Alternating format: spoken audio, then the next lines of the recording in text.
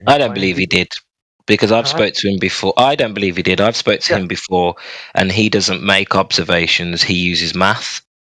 right. Uh, So he's not interested in observation. He's only interested in, do we have the math?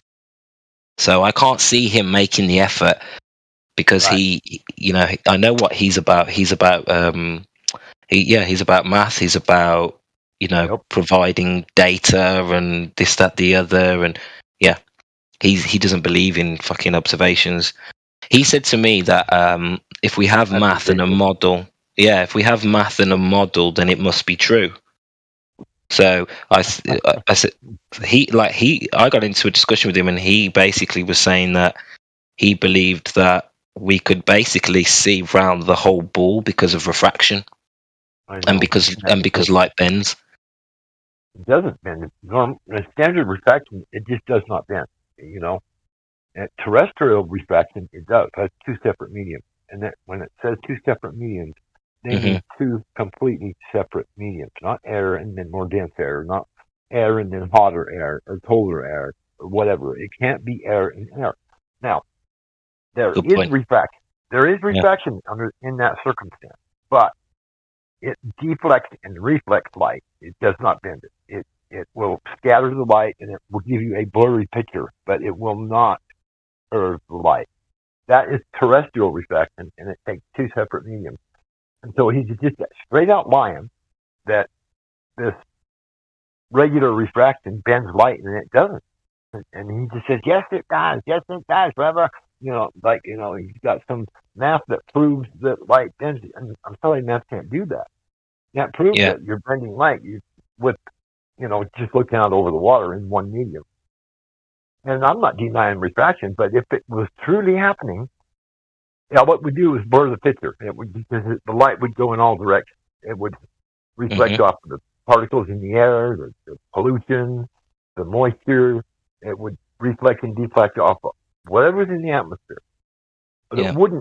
it would not curve it, take that light and send it to your eye so that whatever you're looking at in the distance is a perfect picture with no distortion or, Yep. whatever.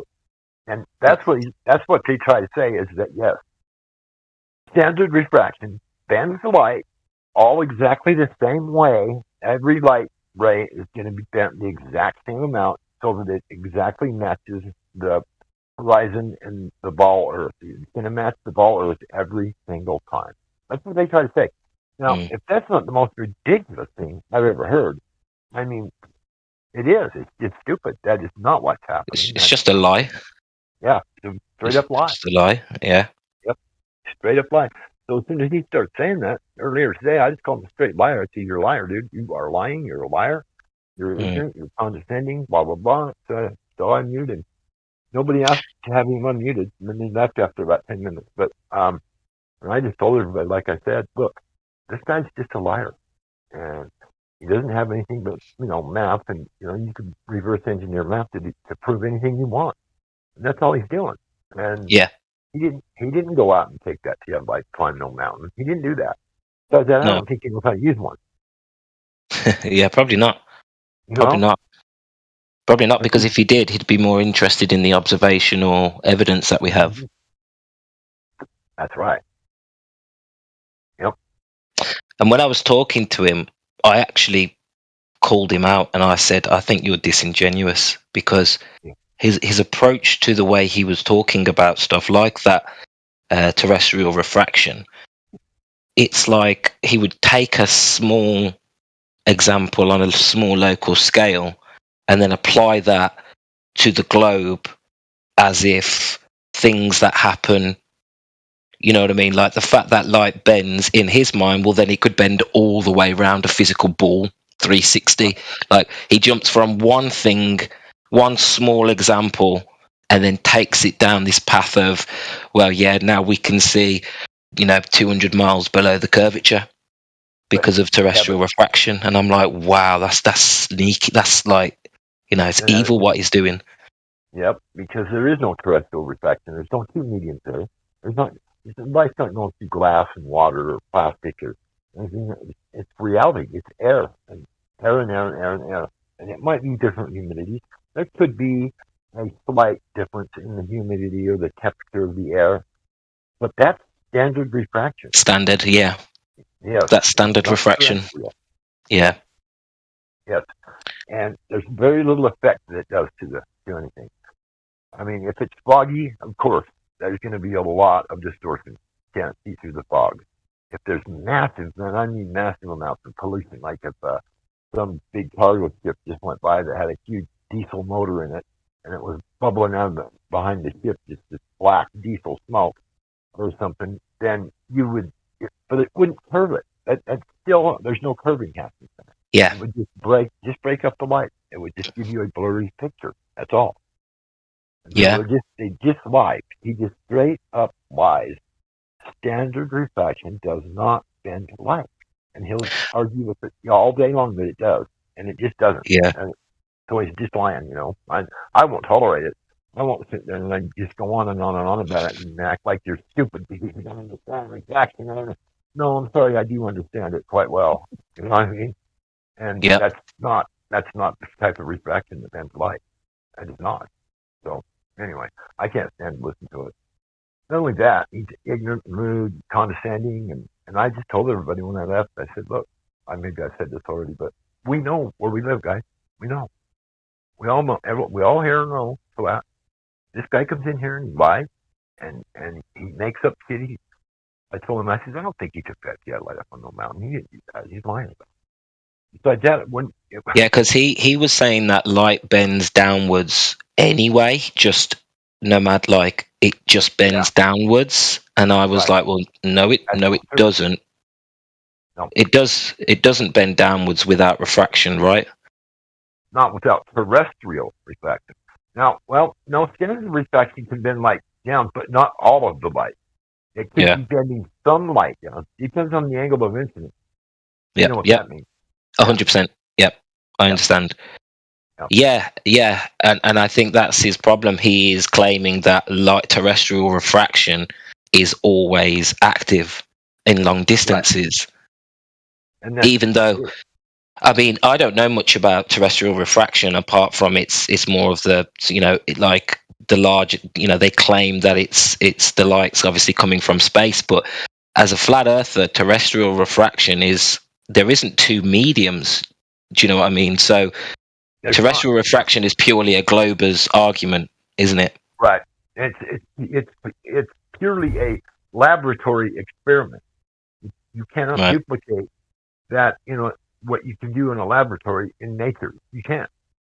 You'd have to have a huge piece of plastic or a big tank of water that you sun the water through. And I think when it goes through water, it just angles and it doesn't curve, but it will reflect off the surface and then head in that straight line downward. But if you use plastic and glass and I mean completely, non-reality mediums, you can actually see the light bend. Yeah. But you don't find those things in nature, so I'm sorry. Well, not with observational tests where you're using lasers and light across long distances. We don't see that. Right. Yep. Right. There is no terrestrial refraction on the Earth that I'm aware of on the surface of the Earth. That's just a straight up lie. You can duplicate it in the lab. You can, get yourself some glass and water and plastic and whatever, and, a little laser pointer, and you can watch the light bend all day long through that stuff. But that's not what we have out over the ocean. And not even close. You know what I mean? You're supplementing plastic and glass and water, like dense water in a cup. You're substituting those things to be in the air rather than just air. You're saying that terrestrial refraction is happening, but for it to actually happen, you have to put those things so the light goes through two separate mediums. Well, you don't find that in nature. Sorry. You just don't. It's not there. So it's just a straight up lie, this refraction thing about bending light. Of course, it bends light. Yeah, it does in the laboratory with, plastic and glass and all that kind of weird shit. But in nature, no.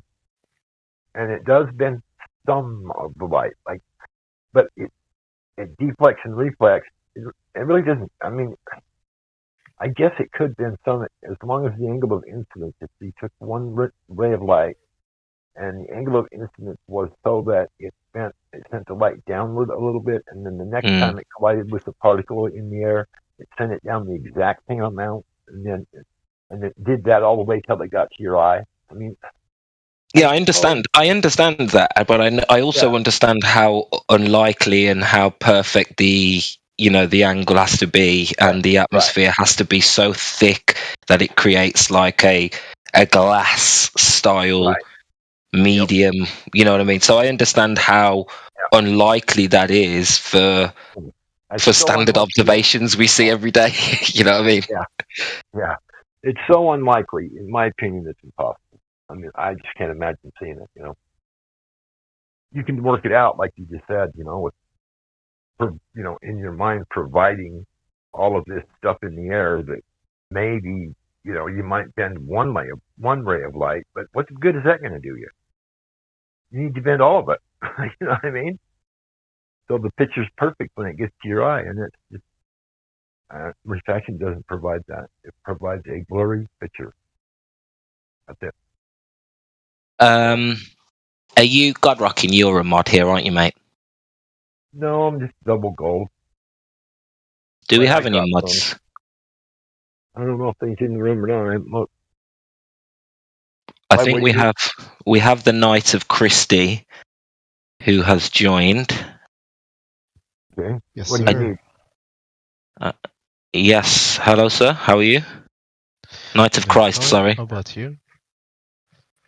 Very good, sir. So you think that flat earthers need to realise the Earth isn't flat, right? And not an object. Correct. What evidence do you have of curvature then? I never made a claim of curvature. You never made a claim of curvature. Earth is not an object. I agree with that, by the way. We all agree with that, yeah. It can't be objectified. Nobody's going to step outside the Earth and take a look at it and say, this is what it is. It looks like this on top, like this on the bottom. Like, you know what I mean? Nobody has been that far away, and nobody's going to get that far away. It's just not going to happen. Mm-hmm. So nobody knows exactly what the Earth looks like. Amen. We know that the surface water is its level. It's flat. We know the that. Earth isn't that's flat. about it. When you say that the Earth is flat, you are ascribing a shape to it, while it's changing every single second. All right, Knight of Christ. We use flat for convenience, but we are aware that it's a topographical plane. Is that what you're getting at? Not even that. Like a plane implies that there's a constant height, Earth, right? If you removed all the water off the Earth, it would be anything but flat. There is no flat. Basically, you might find patches of it, like the salt flats, like the plains, the abyssal plain on the bottom of the ocean are flat. There's a plain by the Nazca mines that is flat, pretty much. So you're going to have pieces of the Earth that are flat, but the entire Earth is not flat. The only thing is that water seeks its level and it's contained. So I don't know what you want to call that. If you want to, but for convenience, like you just said it's flat. You're basically saying that the water seeks its level, and the water's contained, and the Earth just goes all over the fucking place. But I have a few problems with that personally. Like it's loaded with a presupposition that all of the ocean floor is like existent, that it doesn't like go infinitely down. And let me explain. Like for example, like the deepest parts of the waters, like we haven't even measured like the surface of the ocean floor. So how do we know if it's even there? How do we know it's not going down and down and down with water? There's water underneath the Earth, it says in the Bible, and I believe that. Amen. That's what I'm getting at, basically. Yeah. So what it is there's foundation under the Earth. There's pillars that are mounted to the foundation, and they go down into the great deep. underneath the earth. And you know what the Bible says about the great deep? The face of the great deep? You have any idea? Isn't that where hell is? Like where the deep opens No. up and No. It says that the face of the great deep is frozen. It's frozen water. Okay? And that's what the pillars off the foundations go down into is the great deep. And it is frozen, it says in the Bible. The face of the great deep is frozen. With that being the case, those pillars would be mounted in frozen ice. That's why we are not moving. We cannot be moved, and it will not move. Exactly like the Bible says. The earth does not move. It cannot be moved by anyone, and it does not move. So no one's going to move it. It doesn't move on its own, and that's all there is to it. It's firmly placed. It's immovable. It says in the Bible, it says it is immovable. It cannot move, will not move, and no one can move it. It says those things. So that's what I thoroughly believe. And with that being the case, it says the face of the great deep is frozen. I also believe that because it's in the Bible. And I can see perfectly well how the water at that point would be supporting the earth in the form of ice. From the pillars going down into the face of the great deep. Says the face of the great deep frozen. Bingo. There you go. So I don't know for sure, but if I'm gonna believe anything, I'm gonna believe what it says in that book. Amen. Before I'm gonna believe some idiot telling me what's going on. But people around here don't like the Bible that much, so I don't care. I don't care what they don't I know, like. but You know what I mean? it's such No, I a disagree. waste. I disagree, Knight. I think there's Yeah, I think a lot of more people Christians. There's more Christians and Bible believers in here than any other book or religion. Yeah, they just I don't think like the talking majority. about religion. Yeah, they just don't like talking about religion or Bible because it causes arguments. It's off topic, and you don't really talk about the earth.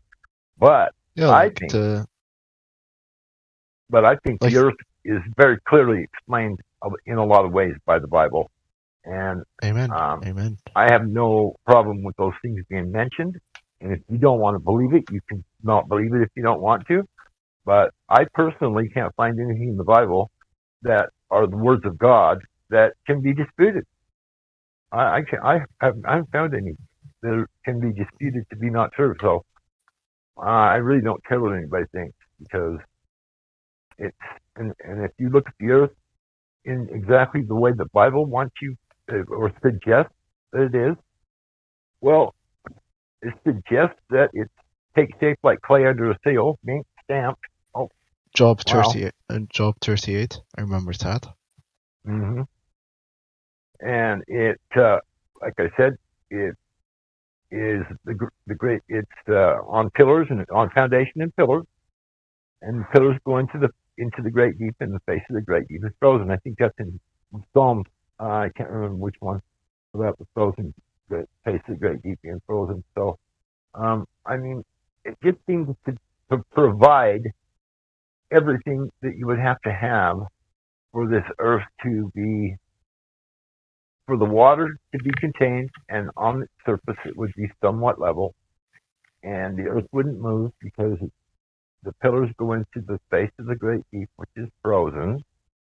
The firmament over the top of us, that provides the atmosphere, that's the container. So the Bible just tells you all these things that they just, for some funny reason, they just seem to work real easily. It's just like, oh, that's simple. Oh, all right. You know, and if you don't want to believe the scriptures, then go ahead and argue about it. But they won't let you do it in this forum here, except on Sunday, speculation Sunday. Sometimes they'll allow it, but So No, there's other rooms. There's other rooms down the bottom. I mean, if you wanna go there, I'm happy to pop down there. Yeah, let's go down there. Oh, by the way, God Rockin', do you remember me? Sure. Yeah, let's go. It's Shin. Where are we going? Which room? Chemo. How are you? Wait, I don't see where he went. Like, the room might be invisible to me. No, let me see. He went to...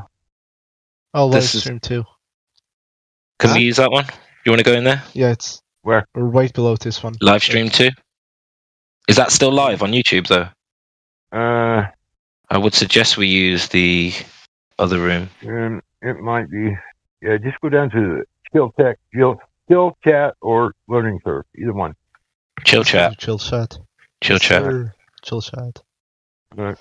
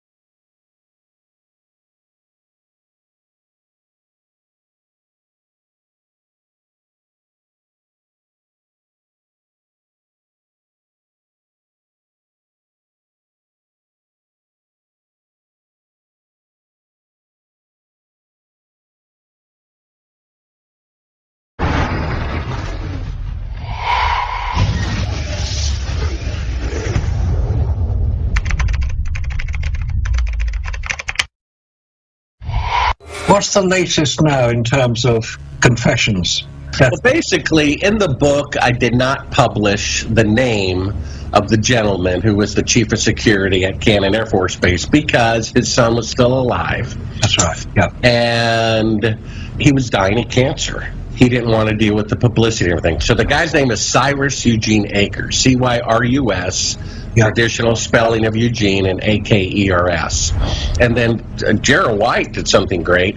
He found a photograph of the guy's tombstone showing that when he was born, when he died, and that he was in the United States Air Force as a sergeant. Now, he was chief of security of the entire base. Now, the interesting thing about Cannon Air Force Base is every military branch has its intelligence division or special ops or whatever they call it. And out of the whole of the United States Air Force, the special ops headquarters is at Cannon Air Force Base, you know. Plus, it's kind of tiny, which is great because it's fewer eyewitnesses, right? And then I remembered an interview that was not broadcast to Bill Casing.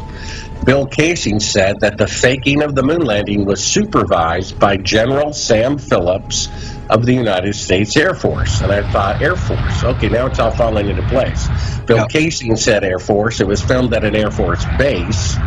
And I have no doubt, in regard to me being allegedly the number one we didn't go to the moon guy, I interpret it this way. I think, my personal opinion of who the number one we didn't go to the moon guy is David Percy, in my opinion. He's done more technical work on it. Now, I may be a better spokesperson, and I may be better at summarizing it, and I may be better at pointing out spiritual and political analogies about what it means. Maybe that's my specialty. But technically, proving the moon landing fraud is, I think David's much better than me. And of course, what's the name of the hangar, the blimp hangars at Cardington? So it's no doubt that the larger landscape lunar landing fakes, Apollo 17, 16, were filmed there, one or both of them or something. But the first one, for security reasons, this is Percy was mistaken. It was shot at Cannon Air Force Base. We have an eyewitness who says so. And that makes sense. They wouldn't want the first one on someone else's territory just in case. They have to control it. And it was done by the Air Force, and it was done at their Special Ops headquarters. It wasn't done at any other. Was it done at Wright-Patterson? Was it done at Edwards? It was done at their Special Ops headquarters for double the security on U.S. territory by the Air Force, and then at their headquarters of Special Ops. So the second and so forth after that, we don't know, but one or more of them, it definitely appears, was shot at Cardington, because you see the same hangar flare of the iron bar structure in the background. Yeah. And it matches perfectly, so that's where it was shot, and it makes sense. Cyrus Eugene Akers said they had two airplane hangars that were already together with a wall between them, and they took down the wall to make it even bigger. It's my personal opinion that Cannon Air Force Base was only for the television images, not the still photography. I think the still photography, as best as I can tell, because there's so much clear. I mean, the networks wanted a live feed, and they wouldn't give it to them. It doesn't make any sense that they don't take the live feed and plug it into every network in the world, but they didn't. And what NASA did is they projected the image on this huge screen. You remember when projection TV first came out, it sucked. And you can imagine the quality of it in 1969, being projected on a screen with a bunch of lights in the room, having a camera film that, have that go to a monitor, and then the TV cameras film the monitor. Yeah. They didn't even film the screen, you see? So it's deliberately fourth generation. And that way the set doesn't really have to be that good. To tell you the truth, I bet I could have done an equal job in someone's backyard at night with a spotlight if you give me a 300-line resolution black and white camera and let me show you my fourth generation copy of a copy of a copy of a copy of it. I mean, you can't tell anything. Now, the interesting picture about Buzz Aldrin with his arm bent, the originals have the soil brown. 69HC284 was the original bearer photographic number, and then they changed it. But in any case, the original prints that I had as a kid, and if you can get a book from the library or eBay or something, all the lunar pictures from Apollo 11, the soil is a caramel brown and the background is grayish blue. Big mistake, because you can see where the real Earth and the fake backgrounds begin. They later corrected that, and everything online, they put a blue filter on the thing, and now the soil is blue. This is why I think the Chinese probes are real, because their soil is caramel brown. Additionally, if you look at every Apollo picture that has rocks on the surface, and they've actually started correcting this since I said the following in interviews, the original Apollo pictures of all, when there's rocks everywhere, like the famous rock with the C on it, the rocks are sitting there, right on top of the surface. The Chinese probes, they're sticking up out of the sand because the sand has been falling on the moon for thousands or millions of years, whatever you want to say. Yeah. So in a real picture, the rocks are not sitting on the surface. It'd be impossible. It wouldn't happen.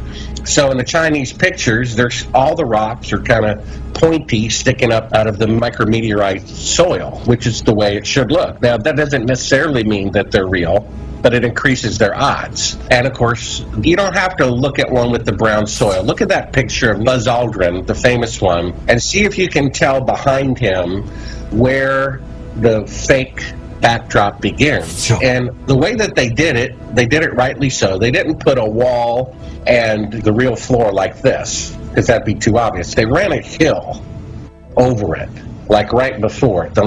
And the hill is kind of uneven, so it kind of blends in better. Now, in my opinion, as a filmmaker, if I wanted to fake it, I would put the subject far away from the wall, which they did not do, which is kind of odd in my opinion. They're really close to the wall in almost every fake moon picture, really close. Yeah. And when I look at that picture, now I've just got the one with the blue soil, so it's a little harder, but sometimes I think the line is here, sometimes I think it's here. I think what they did is the still pictures from Apollo 11 were filmed in a circular set. And that way they could do a 360 and it kind of looks the way, the Earth is a sphere, it's not flat. However, I go up to the 15th floor of my building sometimes and look out. It sure looks like a dome. It has that kind of dome look over the horizon everywhere. Yeah. So if you were to fake a 360 panoramic view, I think it would look better if you used a circular set, which is probably what they did. So because the still pictures were much more detailed, probably used a different set, maybe not. They could have been filmed at Cannon Air Force Base, I don't know. If you look in the visor, Buzz Aldrin in that famous picture, you actually see an area with no shadow. You'll see a large area with a medium shadow, and that's actually the wall behind him. You even see part of the shadow go up, over, making two 90-degree turns like it's the wall behind him. Maybe it wasn't a circular set. Maybe it was a Canon. I don't know. Yeah. But there's at least a 50% chance the still pictures were filmed somewhere else, that they were just concerned about the TV images at that time. So now we know the guy's name. And then here's the other bombshell. It's important to release his name now because that's a big part of the clue to publish that. And the other important and highly tragic thing is what Cyrus Eugene Akers confessed first was something other than the moon landing fraud. He was dying, literally, on his deathbed, and as you know, a deathbed testimony has quadrupled the weight in court. What he confessed was there was a coworker who was going to, I guess, go to a journalist and blab and tell. He had confided in him and said, look, the world should know, and I'm going to tell a newspaper or TV station or somebody. Okay. And Cyrus Eugene Akers murdered him personally. We don't know whether he was ordered to do that or whether he took it as his own initiative as the chief of security. After all, he was the one President Johnson gave the list of the VIP personnel who were allowed in, which is published in the book. Some of those people are still alive. And it was President Johnson who entrusted him with that list as the chief of security at the Air Force's Intelligence Division Air Force Base. So perhaps he took it at his own initiative. Perhaps President Johnson told him to kill him. I don't know. But he killed him. And that was really the more important thing that he confessed, as he realizes he might meet his maker soon and be held accountable. And a little side note, I mean, out of all your years of watching the evening news, have you ever seen a single story in all those decades of a bank robber who was at large, or a murderer at large, or a rapist at large, or a kidnapper at large, who decades later came forward and said, I did this, I'm sorry, I turned myself in?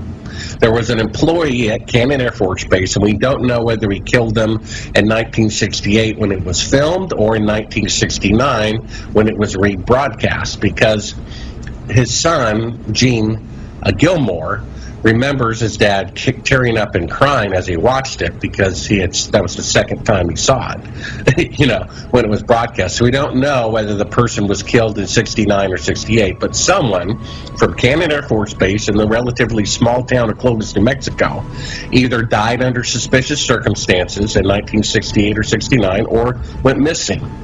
And so there's a decent chance that we can find out, somebody can find out, a real journalist could find out who that person is and give closure to the family.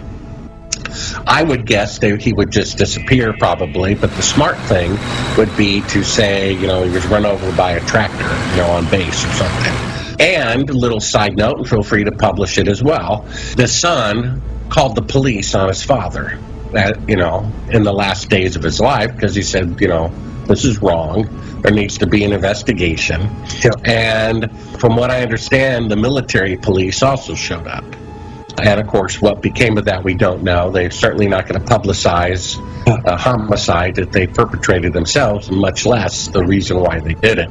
But it caused such a falling out between the father and the son that the son legally changed his name from Akers to Gilmore, and shortened his name. He must have been Eugene II or III. He changed it to Gene.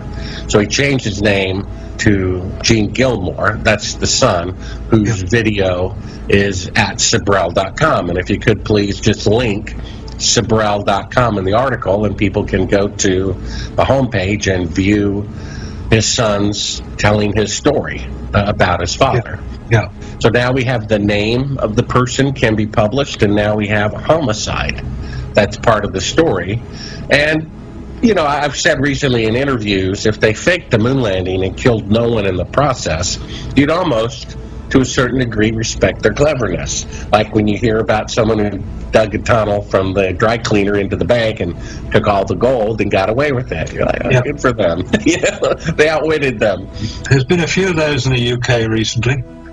The thing is, we know from Betty Grissom, who I interviewed for 4 hours, and her son I interviewed for 3 hours, she told me stuff that she asked me not to put in A Funny Thing Happened on the Way to the Moon, which, because she's dead, I put in the book, and it's the second to the last chapter called NASA's Greatest Fear. Because if the truth of the moon landing fraud comes out, the very next can of worms they're going to be forced to open is the Apollo 1 fire. And seeing how the first document of the citizens of America is the Declaration of Independence, not the Constitution, which says when any government becomes destructive of life, liberty, and the pursuit of happiness, they are to be altered or abolished. Well, life. The federal government took our tax dollars not only to deceive us about the moon landing, put it on coins, stamps, encyclopedia, ticker tape parades, and medals of honor, none of it true. They also used our labor from our bank account to murder our neighbors who tried to expose their crimes. This is why the federal government is so concerned about the moon landing fraud coming out. Whoever shot JFK, whether it was George Bush Sr. or, Oswald, those people are dead. It's a negativity regardless. But the moon landing fraud is a positive, you see? That's why it's harder for people to accept. They'd have to give up something positive.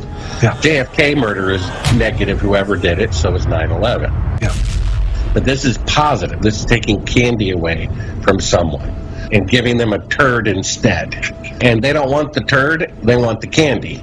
Yeah. And so when a college professor says that a confession from an Apollo astronaut would not convince him that the moon landings are fake, he'd think they were real anyway.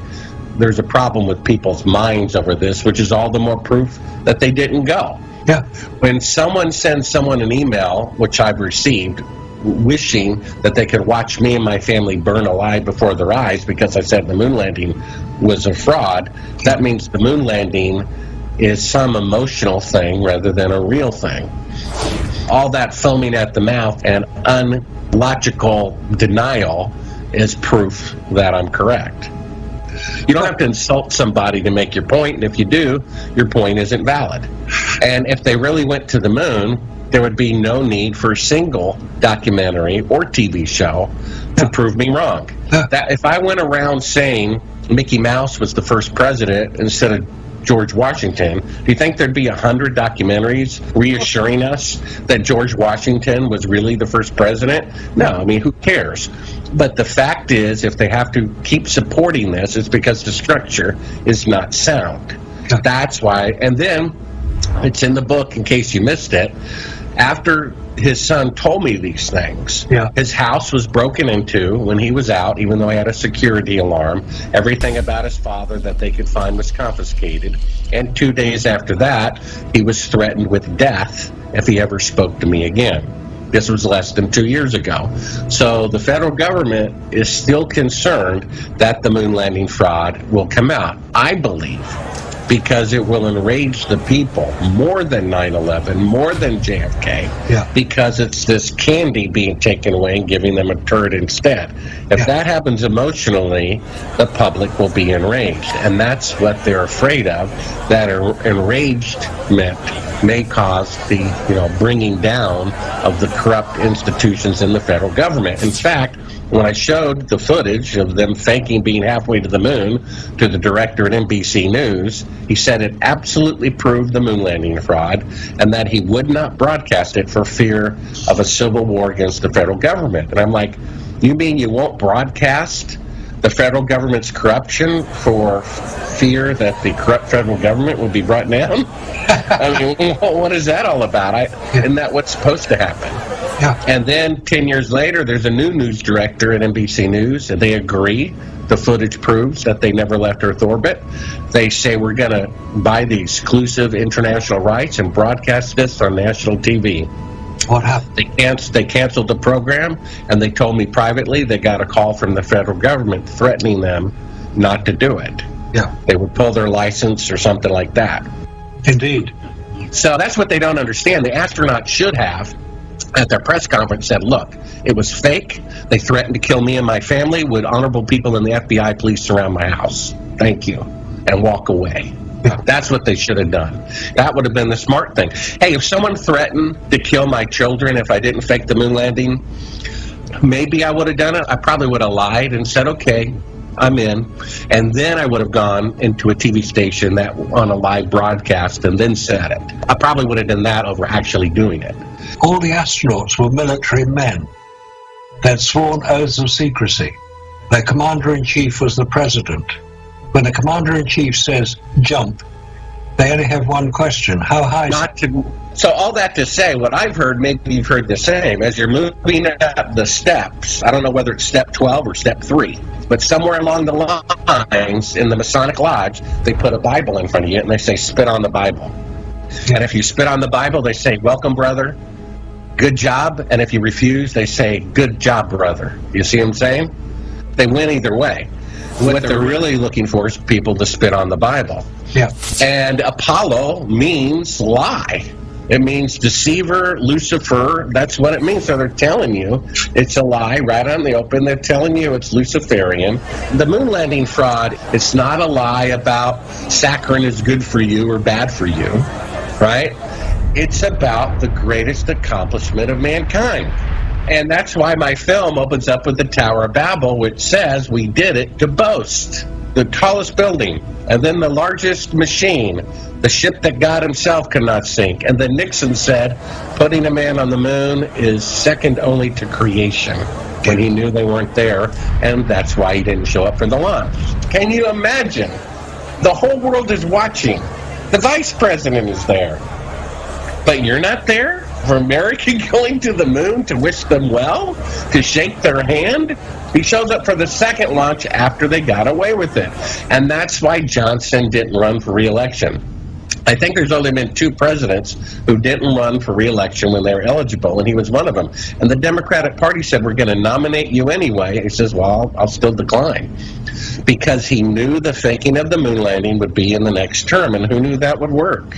Except if he got caught being from Houston, Texas, and all that area. And Nixon did not want a picture of him shaking the astronaut's hand with the big smile before the launch in case they got caught. You know, all the more connected to it. So once they got away with it, once everyone believed it, then he shows up, you know? An interesting thing, I don't know if you've seen the story, which I've recounted a few times, about the vacuum of space and the effect that has. The effect it has on photographic film, specifically that. Now, I was attending a lecture in London, 2018. It was given by the guy who developed the camera system of the Hexagon spy satellite. Now, the Hexagon spy satellite, which was launched 69, 70, somewhere around there, is only one of 2 satellites that had photographic film on board. The other one was the Lunar Orbiter. Now, the Lunar Orbiter orbited the Moon. Hexagon spy satellite orbited Earth. They both had photographic film. And one of the points that the guy who designed the camera system, his name was Phil Pressel, said very specifically, he said we had to keep all the photographic film which we used. There were huge amounts of film in the Hexagon spy satellite. We had to keep it under pressure. A small degree of pressure, about 1 pound per square inch. Not very much. And he showed the nitrogen gas bottle that supplied the gas to keep the pressure. The film was transported in tubes which are pressurized, and the whole thing was encased in a airtight container on the spacecraft.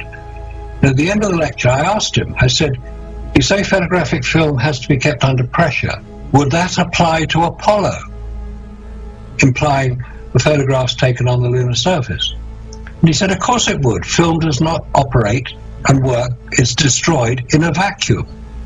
Why is it destroyed in a vacuum? Why? Right. Photographic film is a plastic-backed strip which is coated with emulsion. The emulsion is light sensitive. Now, the emulsion starts life as a liquid. So it would separate without pressure? Yes, it would separate. It would maybe you wouldn't have a picture at all, would you? It basically outgasses in a vacuum.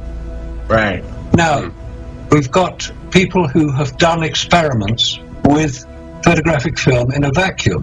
The vacuum is measured in a unit called Torr, T-O-R-R, named after Evangelista Torricelli, who's an Italian scientist in the 17th century who developed the barometer, which is to do with pressure. So the unit is called Torr. On Earth, the level of pressure is 760 torr. That's the same as 760 millimeters of mercury in a barometer. The higher you go, the less pressure there is. Top of Mount Everest, it's 180 torr. You go into space, say at the Kármán line, which is the dividing line between space and the atmosphere, is 10 to the minus 3. You get to the International Space Station, it's torr 10 to the minus 6. You get to the moon, it's torr 10 to the minus 12, i.e. very, very little pressure at all. And the point about that is that you put photographic film into that environment, forget all the radiation, forget the heat, just look at torr, look at vacuum, and it destroys photographic film. We've now been contacted by a professor at a university who has a vacuum chamber that can reduce down to torr 10 to the minus 6, and he's going to be doing the same experiment. Put a photographic film into this vacuum chamber, reduce the vacuum down, torr 10 to the minus 6, that's as far as he can go, put that film into a camera and see what the images look like. We've already proved that it can be damaged by putting it into relatively low levels of vacuum. Now, if that is the case, and I'm pretty sure it will be, because why would Phil Pressel say, of course the same would apply to Apollo, because he was talking about photographic film, the Kodak Ektachrome film that all the photographs on the lunar surface were taken with. If those are not possible to be created because of the vacuum, where else could those photographs have been taken? I think you said it, Canon Air Force Base. Yeah, I mean, you could also take the same camera after you do the vacuum test and put it in 250 degrees and minus 250 degrees, you know, and see what happens there, right? Same sort of thing. You'll get damaged photographic film. I mean, we're told it was a special photographic film. Yes, it had a thin base, it had a thin plastic backing. There was nothing special about the film at all. It was Kodak film. The camera was not pressurized. Camera was not pressurized, because if it was, you could see that it was pressurized. It would have to be totally surrounded with some sort of airtight component, and it wasn't. The Hasselblad cameras on the moon were not pressurized.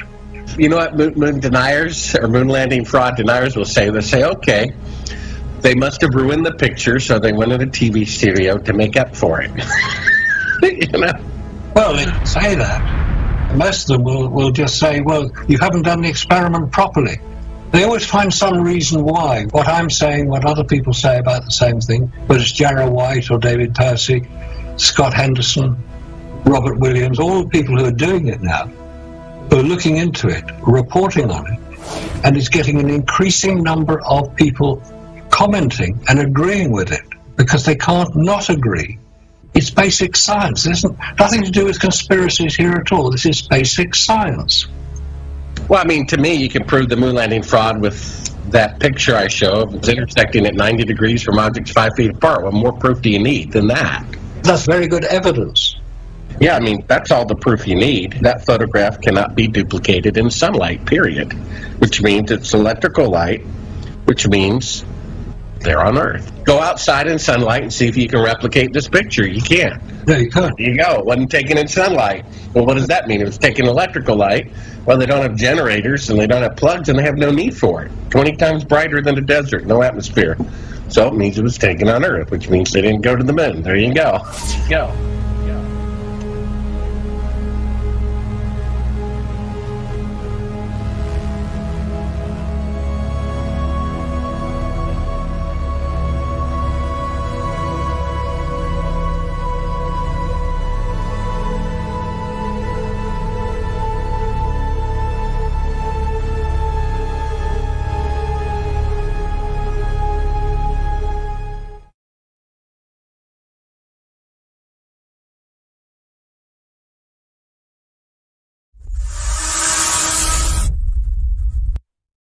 Join discord.gg/flat earth and enter a VC check-in room, and someone will come along to VC verify you to get involved with the conversation about our Earth. Globy McGloberface. Globy McGlobeface, you're on the air. Go ahead.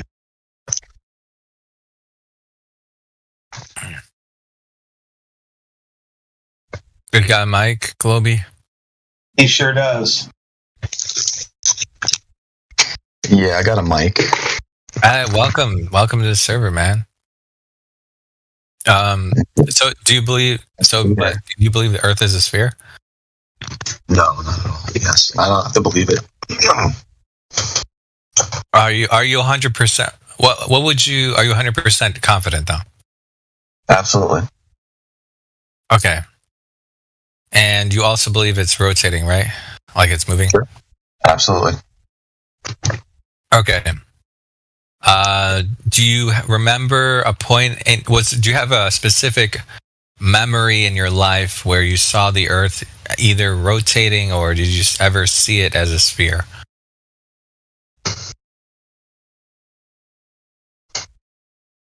I'm sorry. What's it? You just asked me if I've seen it rotate. Like, do you remember a point in your life where you saw something or experienced something, and that experience confirmed to you that it was a sphere? Now that you're looking for things, sure, yeah. If you just walk outside on your back porch and like look at this, look, no, you wouldn't necessarily know. But if you're trying to think about it and actually discover the shape of the planet you live on, yes, you can do that easily. Okay, yeah. Are there any? Do you know if there's any measurements, like specifically like direct measurements or anything? Absolutely. Okay, yeah. What are where was the measurement taken? There's one here that was done at McDonald Observatory. Okay. And that one, is it over land or water? It's over land. Okay. What was the distance? Or I'm sorry, not the distance. What was the expected rate of curvature, the drop rate? It wasn't measuring what you would expect to see. It was a measurement to find out if there's any curvature or not. Can you explain it? Sure. Do you know what reciprocal zenith angles are? Yeah. Okay. Do you know what reciprocal zenith angles are? No, I don't. What was Go for it. Enlighten us. Okay. Do you know what a zenith is? Yeah. Me, I don't actually. Go ahead. What is it? The zenith is essentially a measurement directly over your head, 90 degrees. So it would be like plumb to the earth. Okay. Right.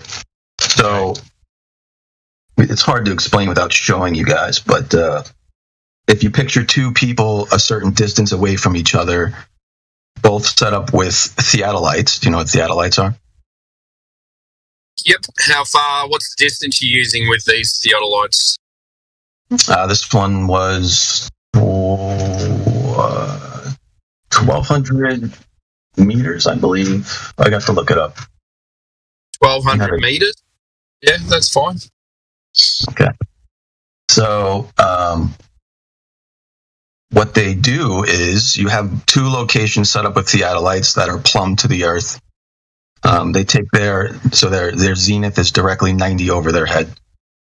Then they observe each other through the theodolites, which are a measuring device to measure angles from eye level. Over 1,200 meters. Yeah. Yeah, So, what's your curvature over 1,200 meters? well, it wasn't measuring curvature per se. It was measuring angles away from each other. So if those two observers were angled away from each other, yeah, it was taking measurements of how much that angle was. Okay, and how much was the angle, and what can you relate it into a measurement instead of an angle? 17 arc minutes. 17 arc minutes. Yep. And height, that relates to height of? That relates to the two observers being angled away from each other by 17 arc minutes. 17 arc seconds, you mean, don't you? Arc seconds, yeah, sorry. Yeah, not arc minutes. Okay. So they're standing on the earth, they are angled away from each other. Is that what you're saying? By 17 arc seconds? 17 arc seconds, yes. All right, what's the error? Theodolites are it's 0.3 arc second margin of error, I believe, for theodolites. Over what distance?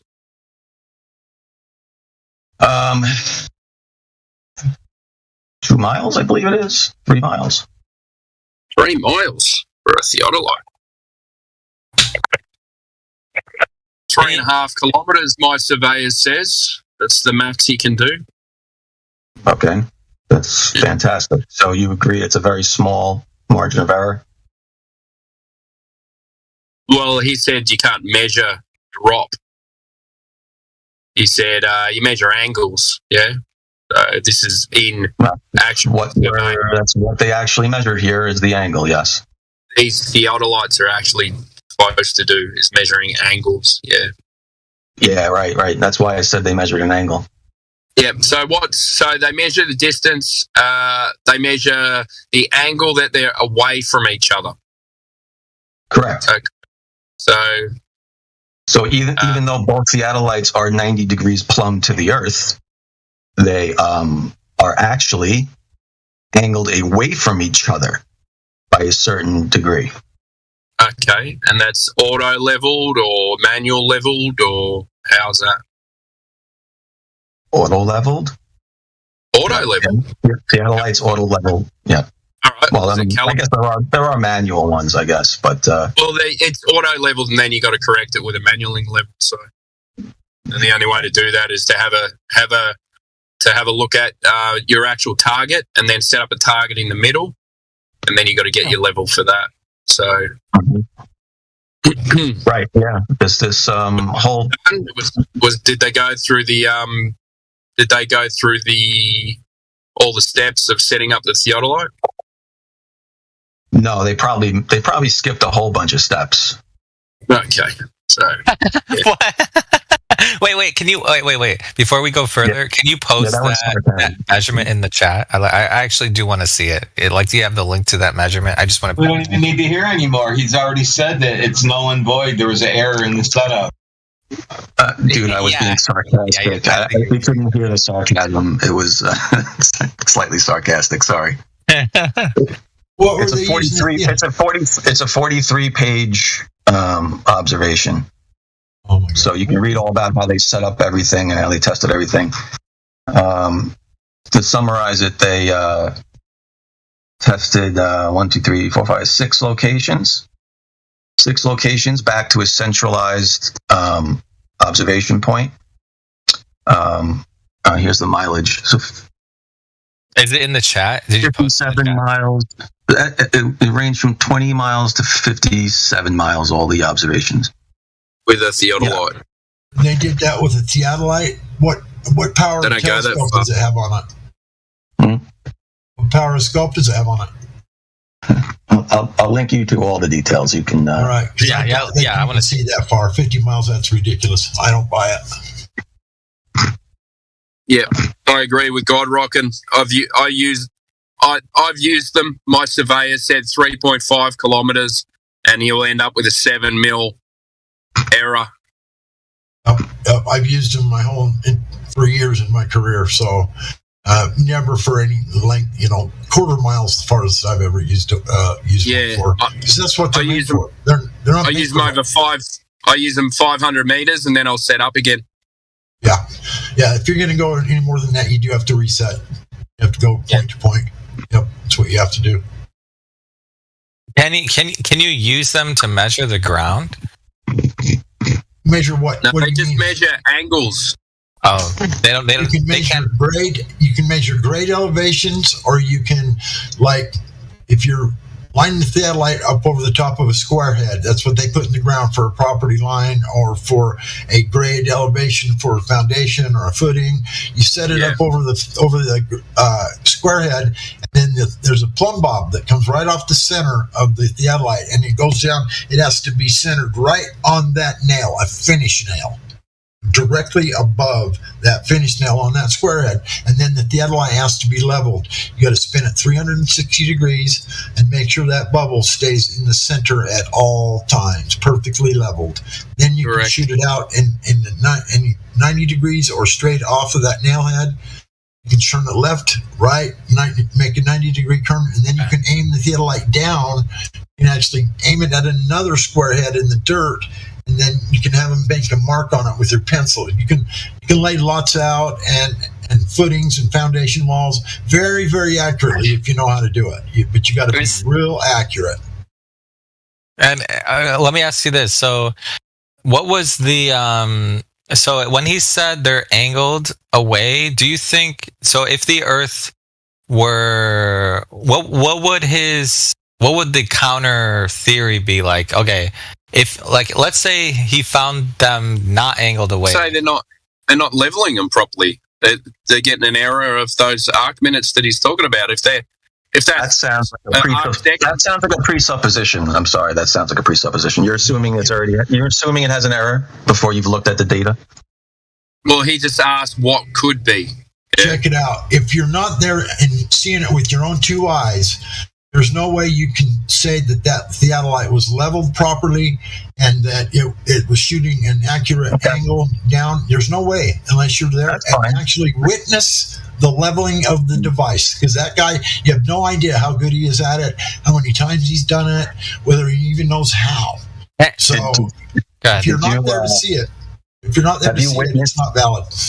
Did you witness the Black Swan picture of the oil rigs? Did you witness FE Corps' laser tests over the lakes? Did you witness all those? But I bet you guys have referenced those before. In videos, but yeah. It's all Oh, okay, documented but in you the believe- videos. They were But you believe that? repeated. They were repeated. So how many times do you want them to repeat them? Theodolite measurements haven't been repeated. So I'm just trying to get at, and I think you understand that you've blatantly accepted some evidence while denying other evidence. Okay. You said I think I get what he's saying. I think what he's saying is. Sorry, go ahead. Just say you accept there being a globe because he saw it on TV and at school and TV documentaries. No, Yeah, that's just like a non-point. But thank you for chiming in. Yeah. Okay, wait. I can't post it in the chat, by the way. I don't have access. You don't have the. Okay. Let me see if I can give him. Can someone give him the link? Yeah. Hey, the guy who's complaining about the black swans. If you want, you can go out to the beach and check it out for yourself. It's a little bit different than you guys who are dragging theodolites into the mountains and then bullshitting about it. Yeah, See exactly. the difference? Why would you wanna, the difference, pal? So if you want to bellyache any further, listen. All I could do is drag the theodolite up into the mountain like you do, bullshit about it, and come here and be an asshole. Well, I can also go to the beach. Which one's different? Do you see the difference? Yeah, the beach isn't a measurement, so thank you. No shit. But the distance markers from the beach are Einstein. Okay. Can you explain the black swan? Hey, listen, if you're so pissed about it, can you explain it? Such an asshole? Is there a reason you're being such an asshole right now? Oh, I'm sorry. Well, I'd rather be an asshole than whole ass. So, you guys who are complaining about the black swan, would you like to explain it to the class? Yeah, sure. You want to cherry pick one day when there's a refraction? Not a cherry pick, Einstein. I said go to the beach yourself. If you've ever been to the beach, you'll find it's not cherry picked. It is, because I can show you pictures of the black swan. I can show you video of the black swan observation where it's not distorted. Do you want to see that? No DR. I've made my own observations. Did I cherry pick those? Yeah, you probably did because you. Oh, really? Well, now we see how desperate you are. Listen, I'm not desperate. You're the one coming in here throwing insults around. So, or you've already lost. Excuse-moi. You're the one. Listen, pal. You're the one acting like all play and honest. You're setting. You guys are running a road game. So you are the one. Hey guys, the Earth's flat. You know why the Earth's flat? Because I saw some wavy, distorted oil rigs in the distance once. Oh, really? Well, guess what, pal? The point of those observations is the horizon behind it, Einstein. So you don't understand it. So stop bellyaching about it. Listen, Copernicus, light bends through the air, doesn't it? So did you measure the refraction that day? Oh, the terrestrial refraction, which uses the R in the first place. You have to assume the globe exists in the first place to start begging. Are you denying that refraction exists? Oh, you mean refraction? And you stay in the fog, you can't see a hand in front of your face. Are you denying refraction exists? Hey, are you denying it exists? You're talking about terrestrial refraction. You're not talking about disturbance in the air. Are you denying it exists? He's definitely right. You're talking about terrestrial refraction. Do you think that's the same thing? Why can't you answer the question? It's a very simple question. Do you deny it exists? I told you, yes. I've been outside. Do you realize there's a difference between terrestrial refraction and refraction? Yes or no? You deny refraction. You just denied refraction exists. No, I don't. Do you acknowledge refraction with globe face? Define it. Define refraction. And terrestrial refraction. Define them both. I'm not going to define anything for someone who denied refraction. Listen to the smart asses. Now they make excuses. You listen, you little punks. If you guys don't like the black swan, go out and make your own observations. Yeah, and it's funny because he also said, but on different days we see the black swan in a different position. So where's your geometric horizon? I'm not claiming that as evidence of the globe or flat Earth. You are. You're cherry picking something with distorted. No, dude, you don't know what the definition. You don't even know what cherry picking means. You don't know what you're denying again that all refraction exists. Listen, you're talking. Hey, Einstein, listen. You're talking about a specific type of refraction. It's so weird that you can't answer a yes or no question. You know why you can't answer it? Because the answer is you do believe refraction exists. And then my next question is going to be, well, what was the refraction? If you listen to me, I know that disturbance exists in the air. It doesn't allow you to see forever. It doesn't allow to see you around a curve. And you didn't see forever. You saw a little bit further in the Black Swan picture, did you? So was you're it telling forever? me a little bit further. It's was it forever? Hey, Zodiac, was it forever? Who's talking? Was it forever? One at a time, guys. One at a time. Okay, let me ask, and I'll shut up because your arrogance has got me. I pity you guys. You came in arrogant. Listen, punk. Are you telling me everything you see in the distance is optical illusion? Is that the delusion that you're gonna like dig in on? I'll tell you what I did do, and you can see it on my. Is everything you see in the distance an optical illusion? An optical illusion? No. Okay, welcome to Flat Earth. You see it because it's there. You guys think chanting refraction means something. It doesn't. Why didn't you calculate the refraction of the Black Swan What refraction? Are you talking about terrestrial refraction? Oh, so refraction doesn't exist. Okay. You got listen, pal. Yes, terrestrial refraction. Yes. Okay, well, You need R for that. So where's the that assumes there's a globe in the first place. All I'm asking is why you ignored the refraction. That's all I'm asking is why you ignored the refraction. Hey, Globy. I posted a picture of your terrestrial refraction. Okay, is that what you're talking about? So it's all wavy in front of you. Does that make the ball appear and disappear? I don't know what you posted, but I'm going to post it again right now. That's exactly what you're talking about. That doesn't make a ball appear and disappear. It means there's distortion going on, and you haven't accounted for that in your observation. Distortion of what? How am I going to account for it from here to there? Every 5 feet? I'm not saying you can. It's very hard to do. Well, you need very hard to do over long distances. Hold on. Hey, asshole. Hold on. Distortion of what? You've lost so hard already, dude. It's so funny. Distortion of what? You're so angry. I love it. Distortion of what? If you look at the Black Swan pictures, they look like you're. It looks like you're looking through a funhouse mirror. Yeah, if you look at the Black Swan what pictures. specifically is distorted in those pictures? Everything. The horizon. No. The Black Everything Swan, is as specific as you can get. So try again. What specifically is distorted in those pictures? The oil rigs, for one.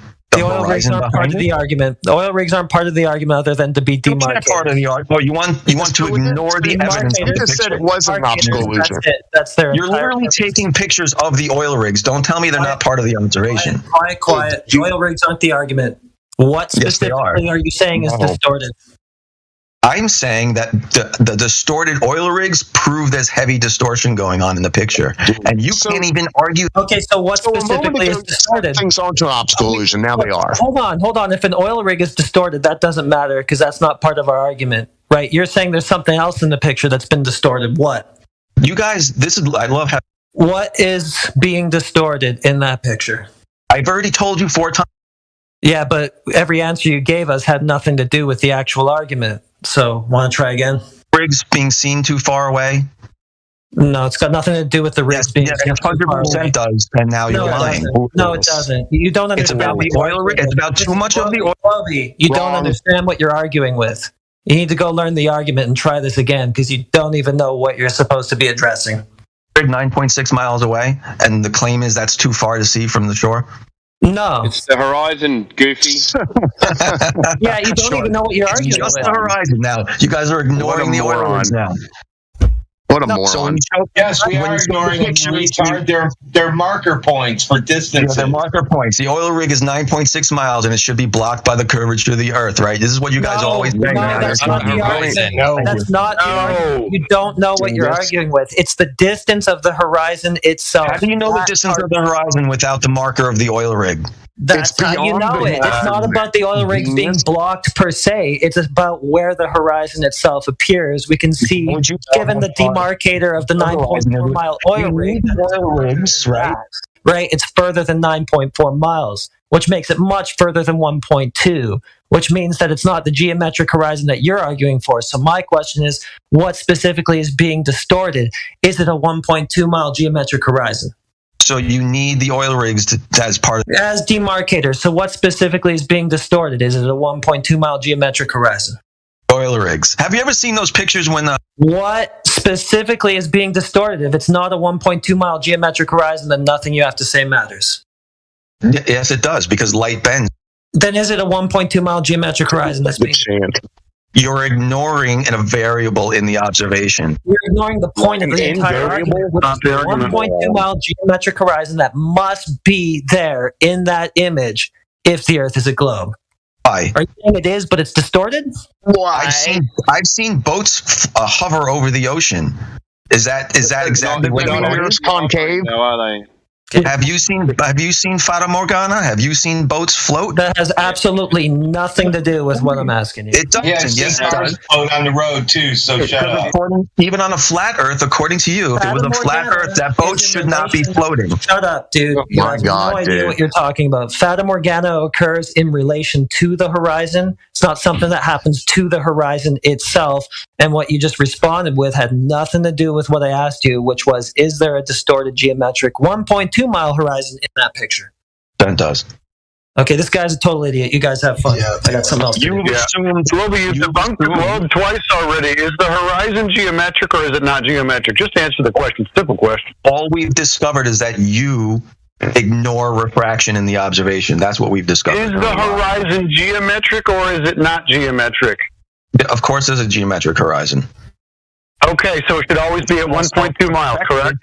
It's also affected by refraction like everything else we see. Okay, cool. All right. So everything is at 1.2 miles. What day is that? Again, you guys ignoring refraction is very disingenuous. Bobby, shut the fuck up. What day is it? I won't shut the fuck up because you tell me to shut the fuck up. Okay, I'll just kick you out then. But you know what you need to do is you need to listen and then respond, and then we'll listen and then respond. But why? If you can, what's the measurement of refraction? What should it be then? Tell us that.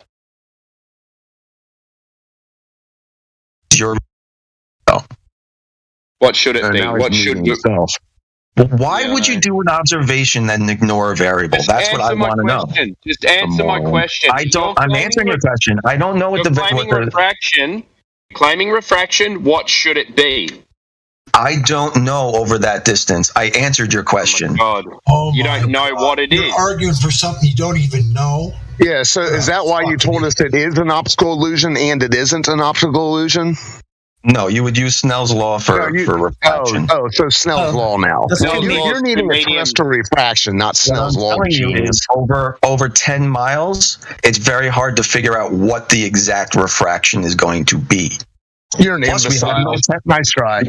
We don't even have temperature readings that day, do we? Do you have temperature readings? Snell's law. You just claimed Snell's law. What's the two mediums it's going through? What's the two mediums? What's the two mediums? I already told you over 10 miles is going to be very difficult. It's going to change mediums several times. You're a fucking idiot. Snell's law. What's the two refraction mediums? from one medium to another medium? Yep. What are the two mediums? Denser and less dense air. So air. Colder and warmer air. Denser and less dense air. Air, and how much? And how much? You're laughing. What about what I said is wrong? Without laughing, what I said was wrong. We don't have temperature readings from that day. Now you're telling us what the temperature was? No, I said there aren't temperature readings that day. So how would we know what the refraction was that day? I was at the beach about an hour ago. It's pretty warm out, and I saw black swans everywhere around me. There wasn't a 1.2. That's your scientific analysis. I'm about 6 foot tall. There wasn't a 3.2 mile geometric horizon in sight.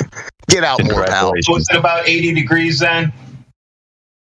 Congratulations, you took temperature readings over that distance. Get out more. Hey, Globy, have you ever been out of the basement?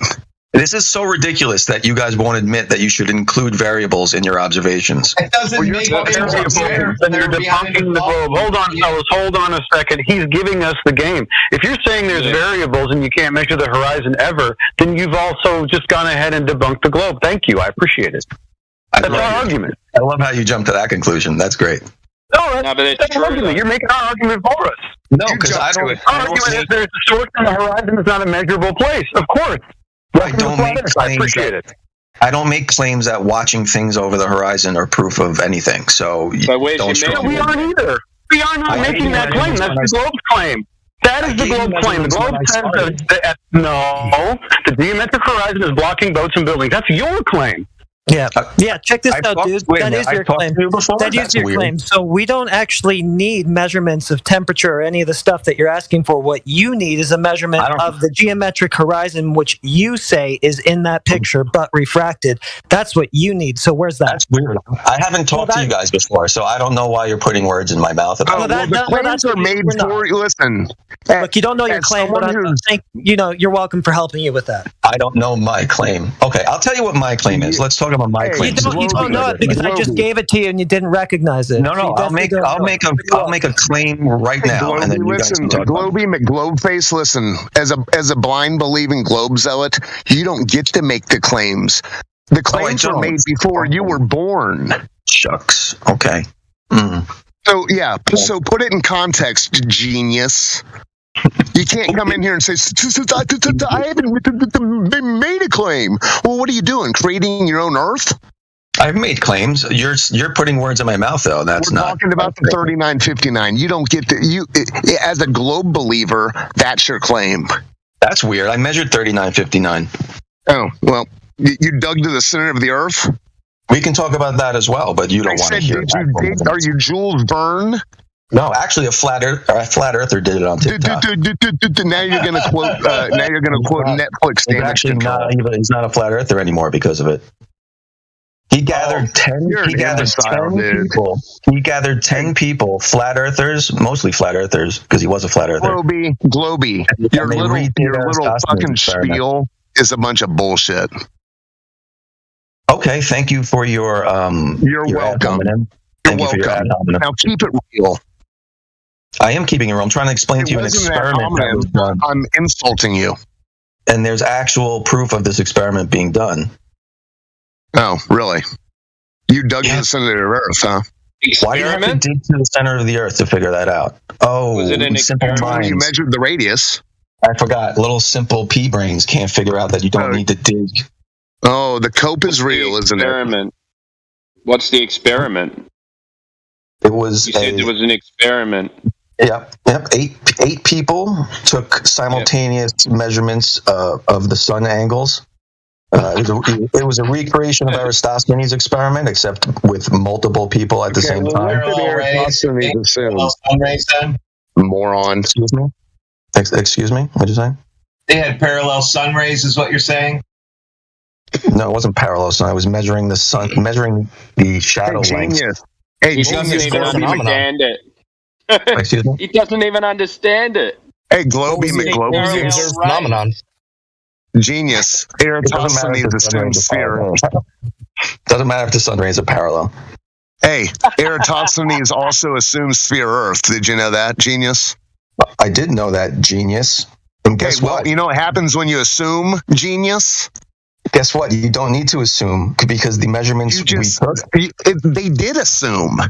The measurements we took, we applied it to a flat Earth as well. Dude, you're a goofball. What flat Earth? Yeah, it was part of it. What? So what flat Earth?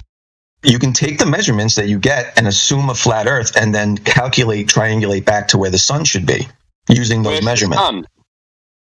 In the sky? What do you mean? Where's the sun? How far away is it? Say triangles. Well, that's what you're calculating. You take the length of the shadow, you take the distance between the observers, and you can triangulate using right triangles where the sun should be. No, you say right triangles. 90 degrees.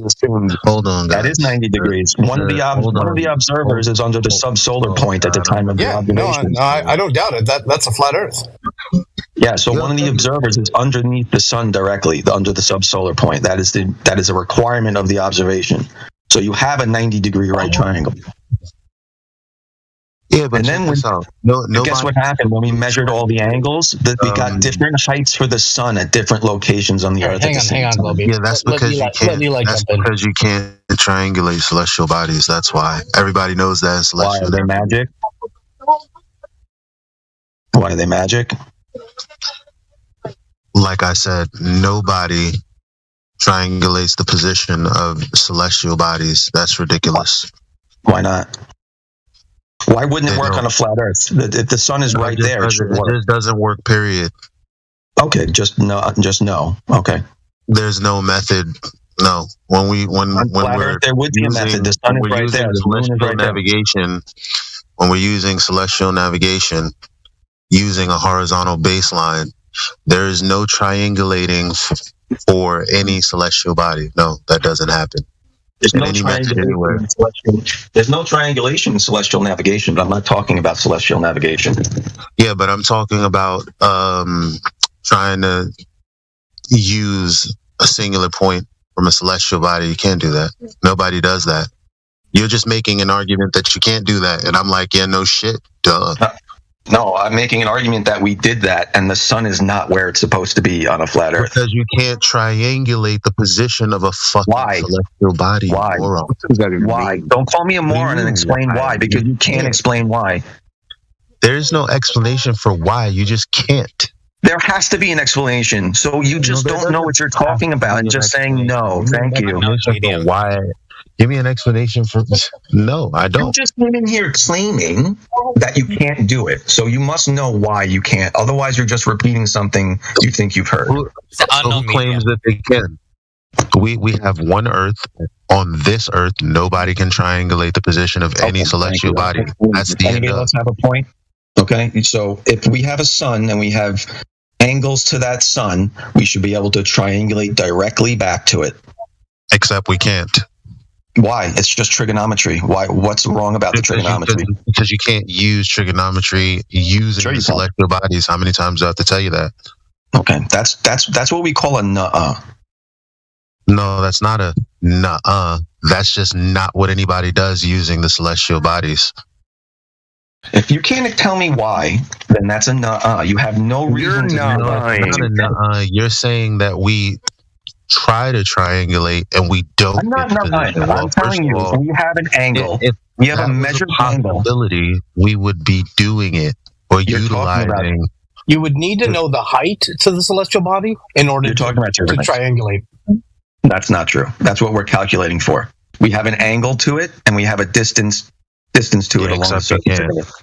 It's not a nuh-uh. That's a ridiculous claim. So what about the tangent? What about the tangent? On me using the words that I use? What fallacy? Yeah, what about the tangent of the angle to the sun? Fallacy? Is that a nuh-uh fallacy or something? Like what ridiculous shit is that? Sure. If you have an angle and a distance, why can't you calculate the other way? Not just a reiteration of what you've already said. You said that I'm just saying nuh-uh. Like what am I committing a fallacy? What fallacy am I committing and what form is it? You're repeating something without verification. You have no idea what you're talking about. No, I'm not. You're saying that why can't we triangulate? I'm like, we just don't. Okay, celestial navigation is talking about triangulating your location. Yeah, what we're doing. That's not what we're talking about. So you're not even talking about the same thing as I'm talking about. Yeah, I am. I'm telling you that you cannot triangulate the position of any celestial body. That is just a point blank, straight up fact. You're asking me why. Why the fuck do I have to tell you that? Why don't mix lie? I don't fucking know. Are you serious? Because you're making that up. The thing we did was exactly not making that up. Please come in tomorrow when I'm actually not, traveling. It was good to see you in here, bro. I would love to have a conversation with you for reals, but you guys can continue. Well, I would too, but you got to come back with reasons for your things you're saying. Go ahead and bring a citation about how you can triangulate celestial bodies. Sure, it's called trigonometry. That's the citation. Well, isn't there a problem with the medium being unknown? Like the medium that the sun is within, that's unknown, right? I mean, it's not. It's you guys claim it's in the air, in the atmosphere of Earth, or outside in the water. Beyond we don't claim a distance. We don't claim a distance. You guys do. I didn't give a distance. The point of this observation was to measure genius. The sun's the sun. You're the one that's convinced it's a 93 million mile distant star. I don't have to be convinced. I measured it. What did you measure 93? Okay, post the measurement in the chat. Post the measurement in the chat. Miles anyway. You're just talking fucking ridiculous. Oh, he doesn't have links. He The doesn't have distance to the sun, kid. I love the way you said it's ridiculous. You know why you say it's ridiculous? Because you all think I have to touch it to measure it. Well, they just changed the distance again. So which distance did you get? The one they just changed it to, or the old one? When did they change it again? Aren't you the expert? Aren't you the one measuring it? Yes. That's why I want you to embarrass yourself and tell me when they changed it. So which one did you get? The one they changed it to, or the old one? Like yesterday? No, actually, I was. What are you, a valley girl? I was actually off a little bit. I calculated. So you don't know. I calculated 100. I measured it myself. To concede that you don't know? I love how you won't let me talk because you know you're going to be embarrassed. You said you measured it and you were wrong. Yeah. So would you like to concede that you were wrong? Oh, so you're just going to lie. Go on. He didn't. It's not that I was wrong. I was a margin of error. How does that make me wrong? I measured he didn't say he measured it. He said he calculated it based on an assumption that he lives in the spinning space ball in the back. No assumptions made. No assumptions made. Level. So good to see you, Globy. Yeah, welcome to the club level. Hey. I tell you what, if you can tell me what a rocket pushes off of in the vacuum of outer space, I would love to hear that, please. Can I finish my sun observations discussion first? And then if you could come back to what a rocket pushes off. Absolutely. Don't let me forget. I'll love it, man. Remind me. Don't let me forget. Remind me. And maybe you could explain moon golf later on. I didn't know you were that. Sure. No, so the measurements to the sun were actually partially actual measurements. So you don't. Okay. Here, DM me the link to the measurement of the sun. I'll post it in the chat for you. I've never heard anything so ridiculous. DM me the measurement of the sun. Link embed roll so he can do it himself. He has it now. He has the roll. Hey, all of you, good stationary flat Earth people, welcome to TikTok Glober. Welcome. It says I don't have permission to view the message history of live stream, but wait here. Give him VC verify. Give him VC verify. Yeah, that's his problem. His attention span is about 4.2 seconds. Okay, you can post it now. Try now. You're so sad. You're such a sad individual. Try now. It's adorable listening to you lose your shit, though. You are projecting yourself. Shut up, moron. You guys are fucking so triggered. Hey, listen, one of us called the other. This is the guy that I banned twice today. He calls us triggered all the time. Mr. Globy McGlobeface, 42-year-old calls himself Globy, is the number one fourth grade debater on TikTok. I've had the privilege of going one-on-one with him twice, December and then a few weeks ago. And he literally debates at the fourth grade level. And I can't go that low. I can't go fourth grade. Because after I got done with Globy on a Saturday, 9 days later, I got to go 2 hours and 15 minutes with Professor Rob Parks, PhD astronomy, Georgia Tech, Georgia State University. And you know what? It is so much more enjoyable to debate a PhD astronomer, Rob Parks, and talk to him than it is to talk to any TikTok glober. When you talk to a TikTok glober, you are literally talking to a fourth grader, and you just will get a fourth grader in here, or Google, or Wikipedia to talk to, because talking to TikTok globers is talking to a fourth grader or to Wikipedia or Google. I promise. Well, I had no idea he had scraped himself off the bottom of the barrel. I guess that makes a little more sense. Would you like to try and explain the whole Black Swan observation again? Because I still want to know how he measured the sun. Yeah, we're waiting for the sun and the link. Yeah, you can post the link. Post the link in the chat if you can still hear us. What is going on here? I can't. Gave him permission. Really? Okay. Just DM it to you. DM it to me. Yes, he can. Yeah, you should be able to now. We give you the roles. We give you roles. I got it. And I also want him to make the measurements to Jupiter, the measurements to Saturn. The measurements to Mars. I want all those measurements. One at a time. I don't care about that right now. I want this distance to the sun. Yeah. What happened, Maybe he used the Theodolite. Did TikTok not update you on the change distance of the sun? Wait, just post it. Where is it? Come on. I'm waiting. Are you able to see live stream voice text now? Yeah, he can. Bobby, you see that? Yeah, I see it. Okay, yeah. Just paste it in there. Just paste it in there. All right, what do you think? I have it copied in my brain? I gotta go get it. Okay, yeah. Take your time. He just did that. Didn't he? He should have all the measurements, all the stats, everything like he claims that we need to have for a photograph. All the stats? You wanted the... Oh, wait, here we go. Refraction for the day, you did it and everything. I will give Globy this. He's the first TikTok Glober since I joined back here with 24/7 Flat Earth that has actually come over from TikTok. So he's the first one, so you got to give him kudos for that. Yeah, I wanted to see if you guys over here were any different from the TikTok Flat Earthers, because those level, literally he said no to everything I showed him. Oh my God. Including that geodetic surveying. It's so hilarious, man. Oh, wow. You guys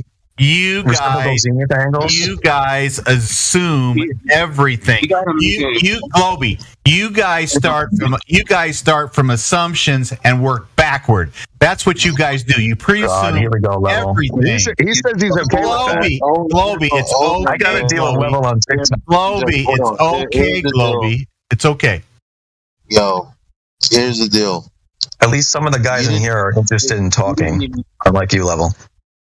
You didn't even make a positive claim for me to go nuh-uh to. I asked you, was I a fallacy of some kind or something like that? You're back on that? Well, you just said people are saying nuh-uh, right? I literally said, there's no, because you can use trigonometry to measure the distance. You just interrupt my complete thought. I don't know how you do it on TikTok or whatever, but this is a different space. I know that you came in when most of the guys aren't actually in. I'm not actually in. I'm actually traveling to AC right now. But the thing is, if you want to have a conversation with us and ask us what our evidence is, that would be a conversation. If you want us to debunk the globe, that's a conversation. I guarantee you it's different from whatever the fuck they got over there on TikTok, because I'm not impressed. Well, so far it hasn't been much different, not gonna lie. Well, I'm all you're doing is not making any claims. I'll tell you that. Excuse me, I gave you a direct measurement of Earth's curvature. Maybe you weren't here when I did that. No, I would, but can you please come back tomorrow, or just frequent, just come back. I'll be back. That's fine. I'll be back. I'm looking for different people to talk to. But I gave a direct measurement of Earth's curvature. I also was trying to explain to you how to measure to the sun yourself. Anybody could do it. You told us you measured to the you got the radius measurement. You went to the core of Earth.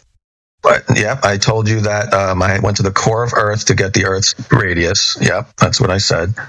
So I actually gave you 3 direct measurements. Oh, you went to Africa? Did he actually say that? I just came in late. No, he said he measured the radius. I asked him if you went to the core of Earth, and he goes, yes. Because like a typical flat earther, he takes me saying I measured something and saying I had to go. You measured the radius? Yeah, and also that doesn't make the assumption that I have to go to the core of the Earth. How did you measure the radius of Earth? Well, if you think I have to go to the core of the Earth to do that, if I'm the ignorant one, enlighten me. No. Clearly, the only way to measure something is to go to the core of the Earth. One, enlighten me how you measured the radius of Earth, please. I told you already. 8 people recreated the Aristotelian. Okay, so you did it by 8 people. Got it. Okay, 8 people. That's the same thing. Got it. 8 simultaneous measurements of the sun length at various locations around the globe or Earth. Doesn't even matter. So you didn't actually measure the radius of Earth. When you look up how to measure the radius of the Earth on Google, you get 40 different answers. He looked up to the sun to measure the radius of the Earth. Thanks for playing, Globy. No, actually, we looked at the ground. Actually, we looked at the ground. The shadow on the ground makes certain lengths. That's what we did.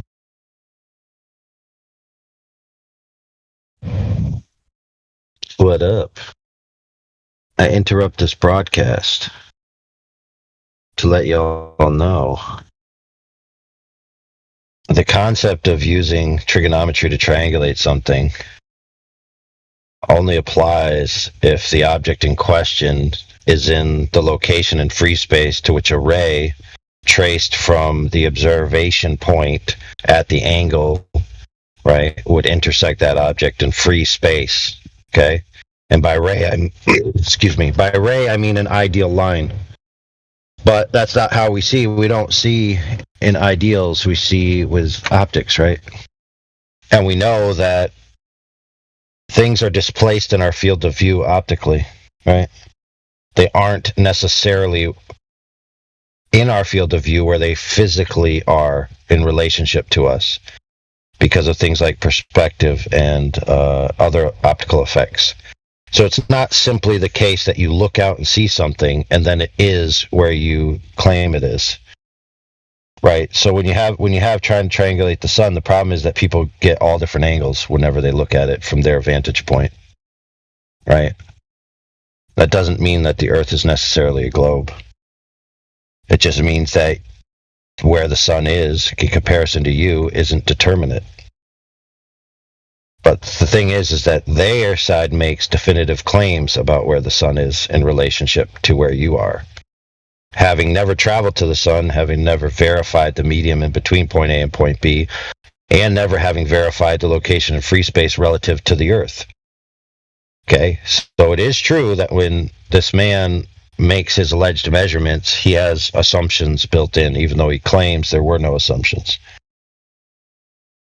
Which is why when he posted that thing of him attempting to measure due to alleged parallax, he was asked what assumptions were necessary for this. Okay, because there are assumptions. Some of which I just laid out, like the location of free space being ideally in that direction that your angle is pointed at. Because rest assured, you could be looking at something and it be in the center of your view, but it actually not be physically directly in line with the ray that would extend out from your eye line towards the object. Right? It could be off to the right a little, it could be off to the left a little. Right? But you just see the apparent position, and it looks to you as if it's coming in at a certain angle. So, yes, that is at least one assumption that he had to make. And there are more. All right, let's continue with the audio.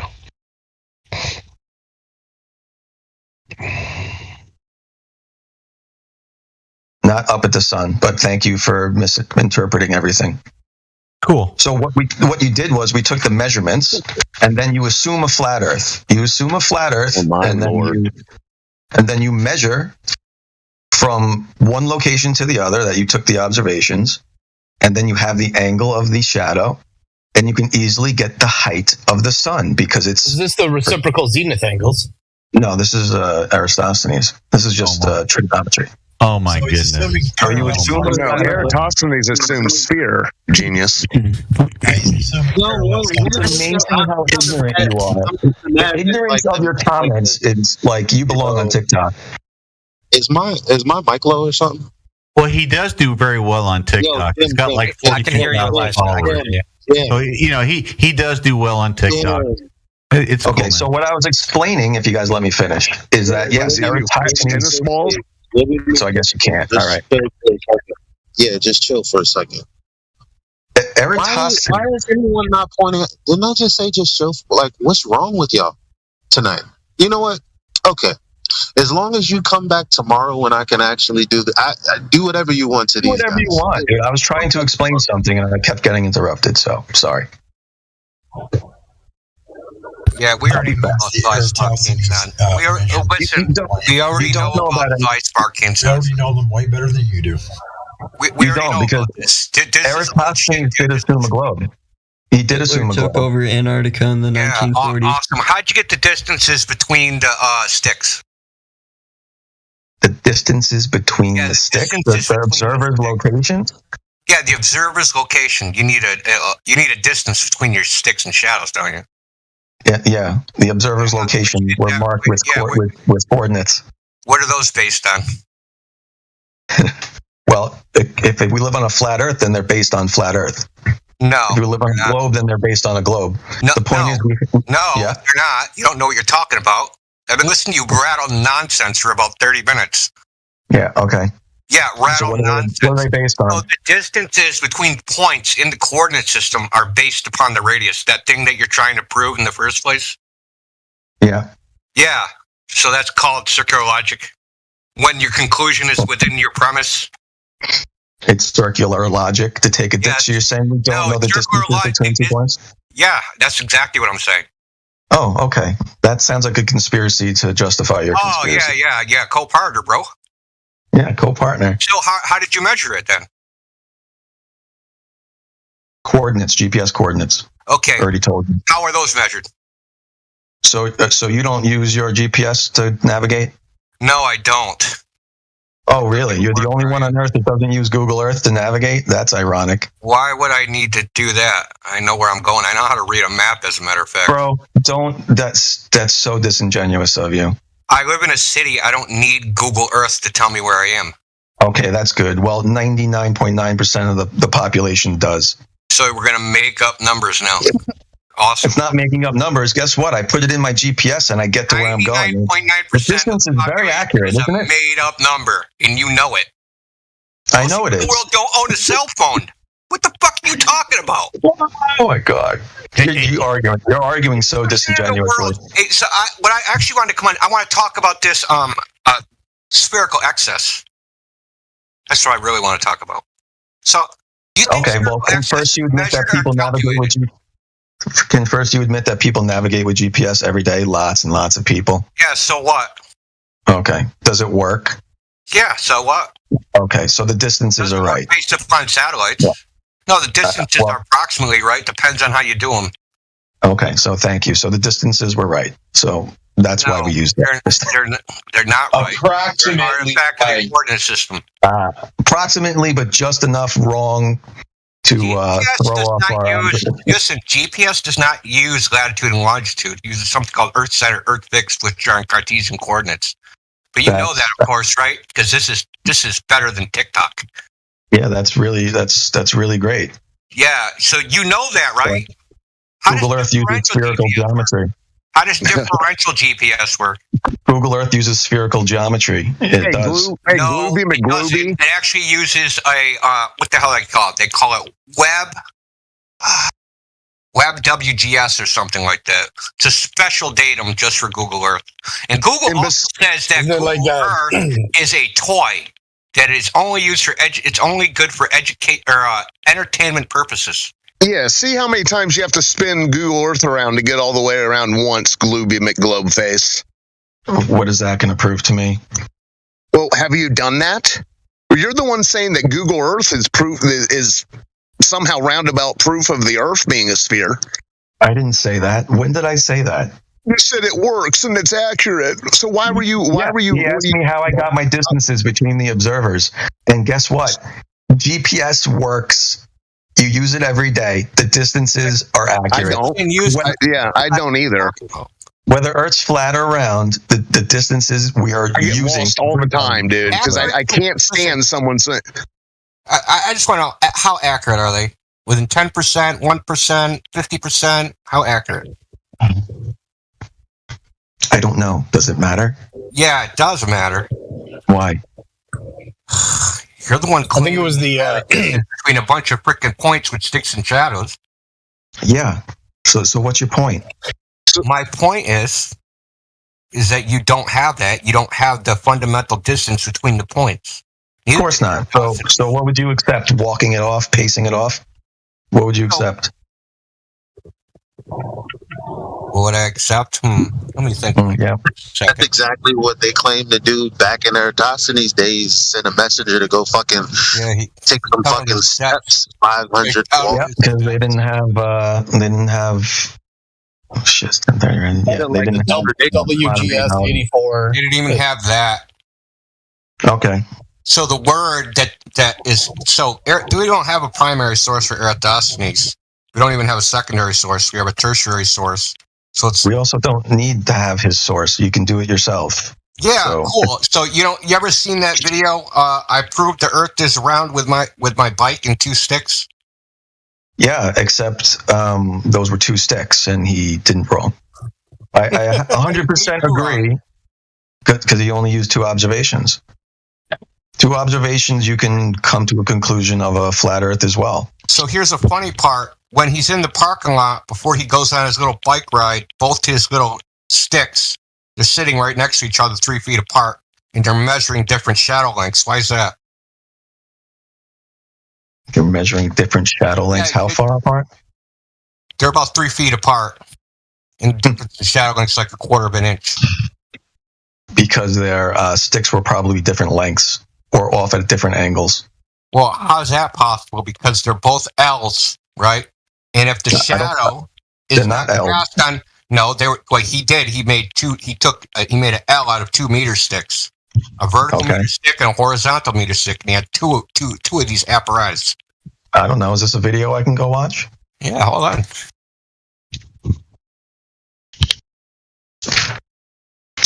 So I agree. Aristophanes assumed a globe. If he had assumed a flat Earth, he would have came up with a number for flat Earth as well. But the Chinese assumed a flat Earth. But you can do that with more than 2. They did the experiment at the same time that Eratosthenes did. The Chinese did. Yeah. Well, my point is, if you do it with more than 2, you don't have any ambiguity. No, well, there's another thing that was mentioned when you said if you use a flat Earth, you can't get the height of the sun. Well, in Eratosthenes' method, they were never bothered with that because they just gave the sun an infinite distance. That's correct. Assumedly. Right. So in our observation that was recreated on TikTok, the Aristophanes experiment, that's why I said we took the data, the raw data, and assumed both models. If you assume a close local sun... You assumed one model. That's where you got your distances from. If you assume a close... We got the distances from the land we live on, whether it's flat Earth or a globe. No, you didn't. Or we're going to go in a circle now, and you're going to tell me that distances are not correct. You don't know what you're talking about. You don't know how the distances on any of that shit is generated. Okay, good for you. They're not measured. They're based upon a claimed radius. Okay. You already said that the distances are mostly accurate. It's a fact, right?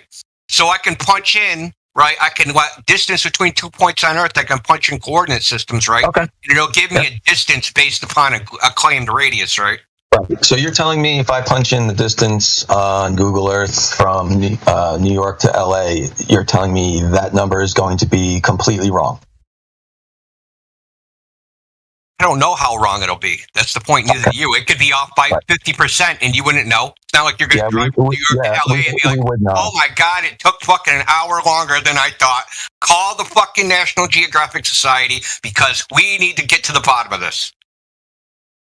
I don't know what you're rambling about, but we would know. We fly those distances every day. We travel those distances every day. We drive. Yeah. We know those distances. There's a margin of error. That they're somehow 50% off. Of course, there's a margin of error. But you're telling me they're 50% off? Stop it. That's childish. So listen, I flew from Boston to Dallas. It took like 2 times longer than what it normally takes. Okay. Okay, so why is that? I don't know. I don't know what your flight was doing. So if I said, "Oh my God," if I take my airspeed and I go, "Oh, it took me this long to get to Dallas," suddenly Dallas is 2 times farther away than what it's supposed to be. Call the National Geographic Society. Oh, what was your airspeed versus your ground speed? I don't fucking know. That's not the point. That is the fucking point, because you could have been hitting a strong headwind that day. That's making it harder to get there. The point is that if your flight takes 2 hours longer, 2 hours less, 3 hours longer, whether your drive takes an extra day, extra half a day, nobody fucking notices because it's within the margin of error and it's good enough for practical purposes. Nice conspiracy you've developed there. It's not a conspiracy. It's reality. It's not reality. We fly those distances every day. We know our ground speed. We know the distance from here to there. Everyone knows these things. To claim they're somehow 50% wrong what's the average flight time from JFK to LAX? What's the average flight time? Everybody knows these things. What is the point right now? There is no point. Yeah, well, the point is he's claiming we don't know the difference between anything on Earth. That's what he's claiming. No, I'm claiming that you assume the globe to prove the globe and disprove the flat Earth. That's what I'm claiming, and that's an actual fact. No, that's not a fact. No, it is a fact because your distances come from the radius, the thing you're trying to prove. Yeah, and it's important to note that the ground distance and the way that's tabulated is obviously not the same way they do it for air or sea travel. So you're being disingenuous to your audience or whoever the fuck you speak to. What are you talking about? Oh, is what I said a conspiracy when it's actually true? Oh my God. Look at I'm on the ropes. I just asked you what you were talking about. I didn't say it was a conspiracy. I just told you the way that ground distance is tabulated versus air and sea travel is different. This is the point that Indio is trying to make, because that's not the point he's trying to make. The distances that we're given is good enough for practical purposes. Maybe you're off by 30 minutes. Maybe you're there sooner. It doesn't really matter. But when you try to put it into an argument, you give us a definitive figure based on the radius of the Earth. Well, but it doesn't matter how long it takes to get somewhere. That's a variable of your velocity. Oh, that's just a hand wave dismissal right there. That's no, it's a fact. Just evidence for your claim about the accuracy of distances. No, it's not. And throwing your own claim under the bus. No, when you drive from one place to another, your car literally tells you how many miles you've traveled, right? Yeah, and there's something called slippage, right? So if you look up the odometer, its accuracy, it's 15% margin of error. Okay, so if your tires are overinflated or they're underinflated, all that matters. It's like gazillions of factors, dude. Yep. You're right. We don't know the difference between any locations on Earth. We know it good enough for practical purposes. Listen, if you took a flight from LAX to frickin' New York City, at what point would the flight time have to be off of what your predicted flight time till you would be like, oh my God, I gotta report this to FAA? It would depend on. You need variables in there. You need what the wind speed was, what direction you were flying. You need airspeed of the aircraft. Hello? Yeah, I'm just saying. You get on the plane at noon and you land at some time. At what time would you it's supposed to be a 12-hour flight and it only took, how many hours would you say? I don't know. I don't know. That's a very subjective question. I'm not sure what that proves. That's our point. Good enough for practical purposes. Nobody knows. Nobody cares. Doesn't matter. You're out of your depth here. Nobody knows distances of things. Got it. All right, so that's right.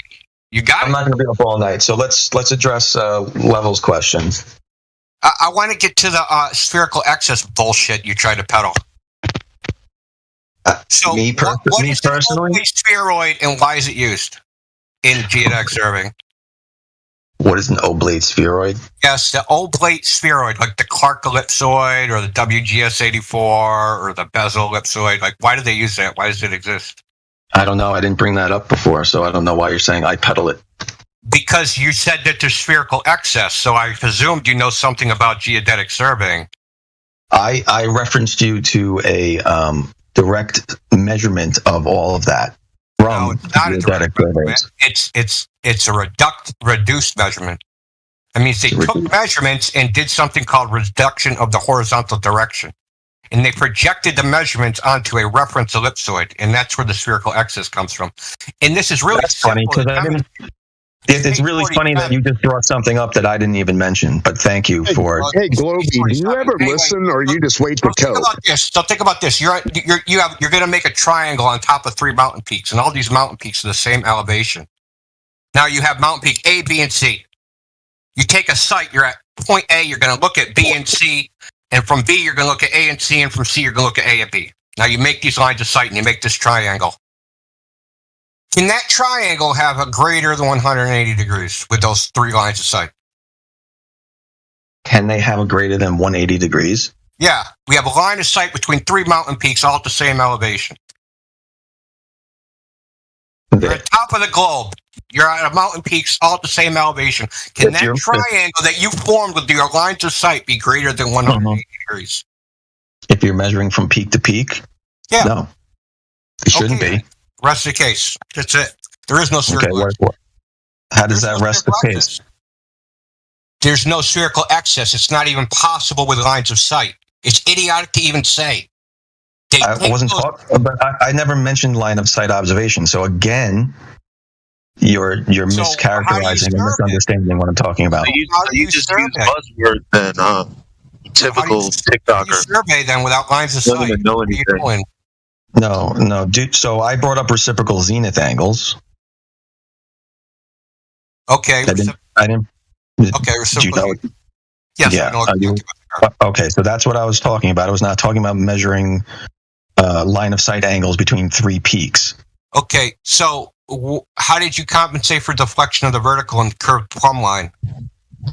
I'd like to know what the correlation. So you are aware that hold on, Elijah. I just want to finish this one thing.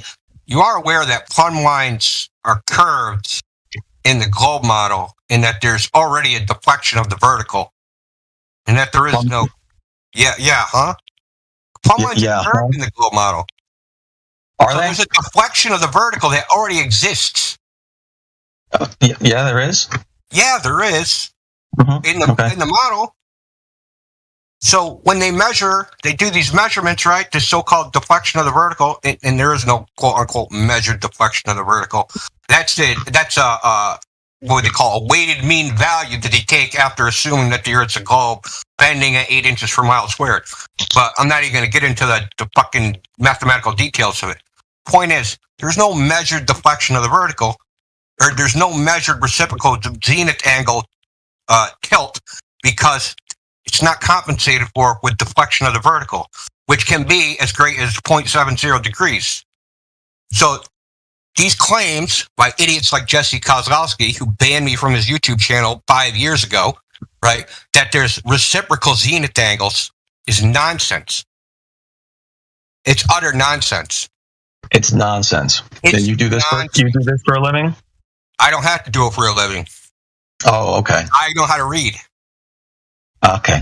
So this measurement that they did here, they took into account that deflection, and they also took into account. No, they didn't even know what it is. They don't even know what it is. I've talked to both Jesse Koskowski and Main Surveyor, and neither one of them knew that deflection of the vertical even existed in geodetic surveying. And yes, they do it for a living. They didn't know it existed.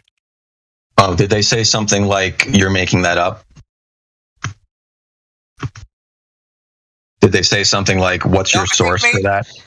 My source is geodetic surveying. There's actually AI posted an image of it image straight from a thing. There's publications on it.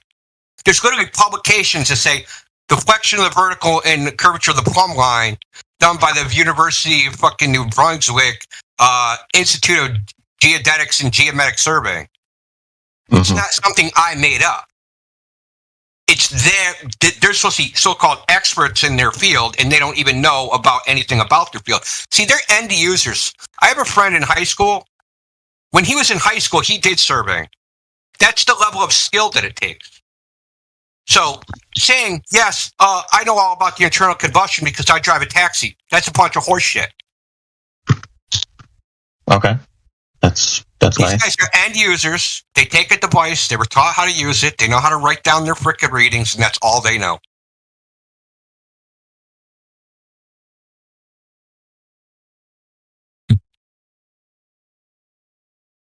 Well, if you say it exists, I'll go look it up and see what it is, and then next time I'm around, we can talk about it. So go on Google Scholar and look at use and abuse of deflection of the vertical, right? And it was written by a guy. He's an Australian guy, because in Australia, they have to have their own custom datum because the globe is all fucked up down there. Nothing matches up. So, this is a guy named Featherstone. It's a freaking peer-reviewed, published paper in their field. It's called use and abuse of a deflection of the vertical. And it has actual examples and measurements and all that shit.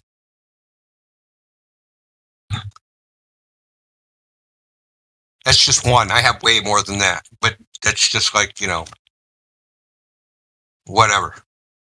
I'm also curious, so why do you think the Black Swan is a one-off? Like that was like the only observation of that.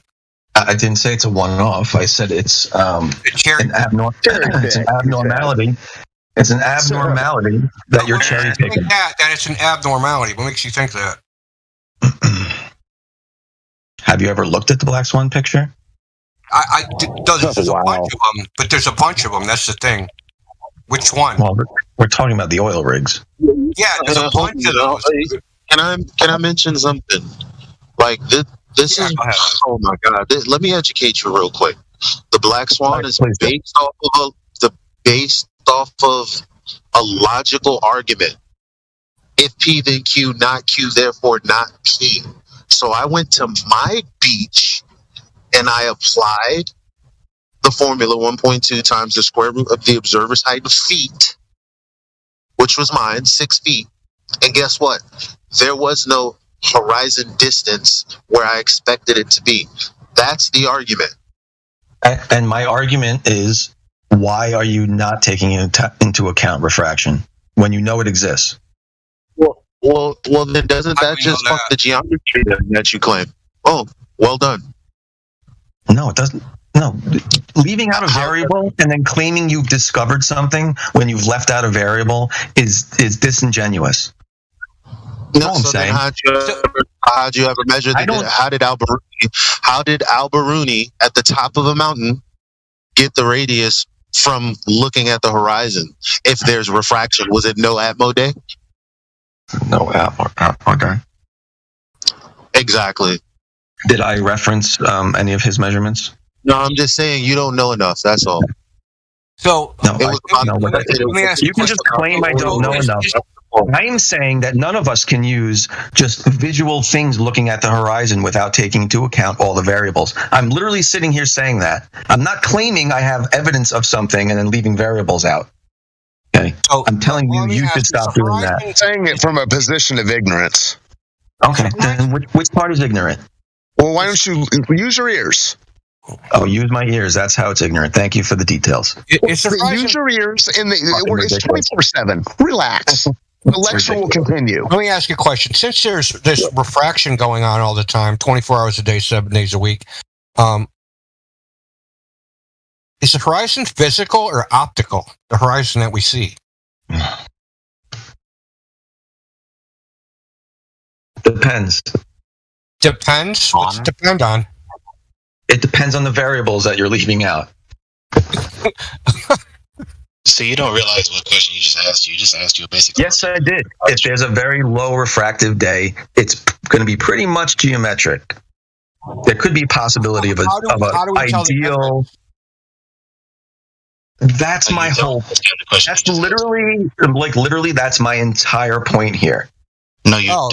How do you tell the difference? How do you tell the difference of what if you're seeing heavy refraction? Don't go over the horizon and suns don't set around the curve of the Earth. Sure, they don't.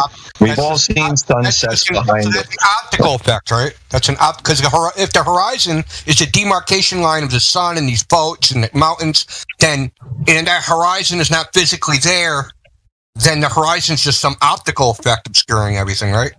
No. Refraction doesn't make objects disappear bottom up as they travel further away from us. That's ridiculous. But the horizon itself is refracted. What are you talking about? Horizon itself is refractive. You're saying that the horizon is refracted in the Black Swan. The horizon has to be refracted to 10 times the distance it's supposed to be. That just makes the horizon appear in a different location than it actually is. A little bit further out, a little bit closer. So if there was a boat, hold on, Elijah. So if there's a boat 10 miles away in the Black Swan and that was disappearing over the horizon, that would be the what horizon? In the Black Swan picture? Because in the Black Swan, the horizon is a mile away, right? Yeah. And the horizon is greater than 10 miles. So if we could see a boat 10 miles away disappearing over that 10-mile optical illusion hologram horizon, would that be the geometric horizon? Yep. No, that's an optical horizon. That's a heavy refraction. That's a heavy refractive day. So if we saw a boat disappearing over that horizon, that would not be the curve of the Earth. Which is evident by the huge distortion we see in the oil rigs in that picture. Okay, so, but just answer the question. So if we saw a boat disappearing over that horizon in the Black Swan, that would not be the curve of the Earth. What? Eventually it would be, yes. Eventually. Yeah, things don't disappear bottom up from refraction. So, yes. That's incorrect. That is 100% correct. That is incorrect. It's been demonstrated, proven, peer-reviewed. No, it hasn't. Yes, it has. Peer-reviewed? Come on, dude. It's in a peer-reviewed paper, sorry. Okay, what's their source for that? Can I look it up? I'll post it right now. Okay, thank you. Love to read this. All right, we're down to 4 minutes. I got to go to bed. So 11 o'clock was my cutoff. You've been asleep. Yeah. Did you answer the question directly once? Yes. I've been answering questions all night. What have you done since you've been here? Is the horizon optical or physical? I've already answered that. I'm not going to keep answering the same questions over and over again. I've already answered that. Your answer is not direct and clear. Okay. You're not listening. Maybe you were asleep. No, your answer is not direct and clear. Everyone in here is irritated listening to you because you don't give direct and clear answers. Just say physical or optical. You're Which one is irritated it? because you can't deflect from the point that you've left a variable out of your observation, and that's fine. No one asked for anything about variables. Which one is it?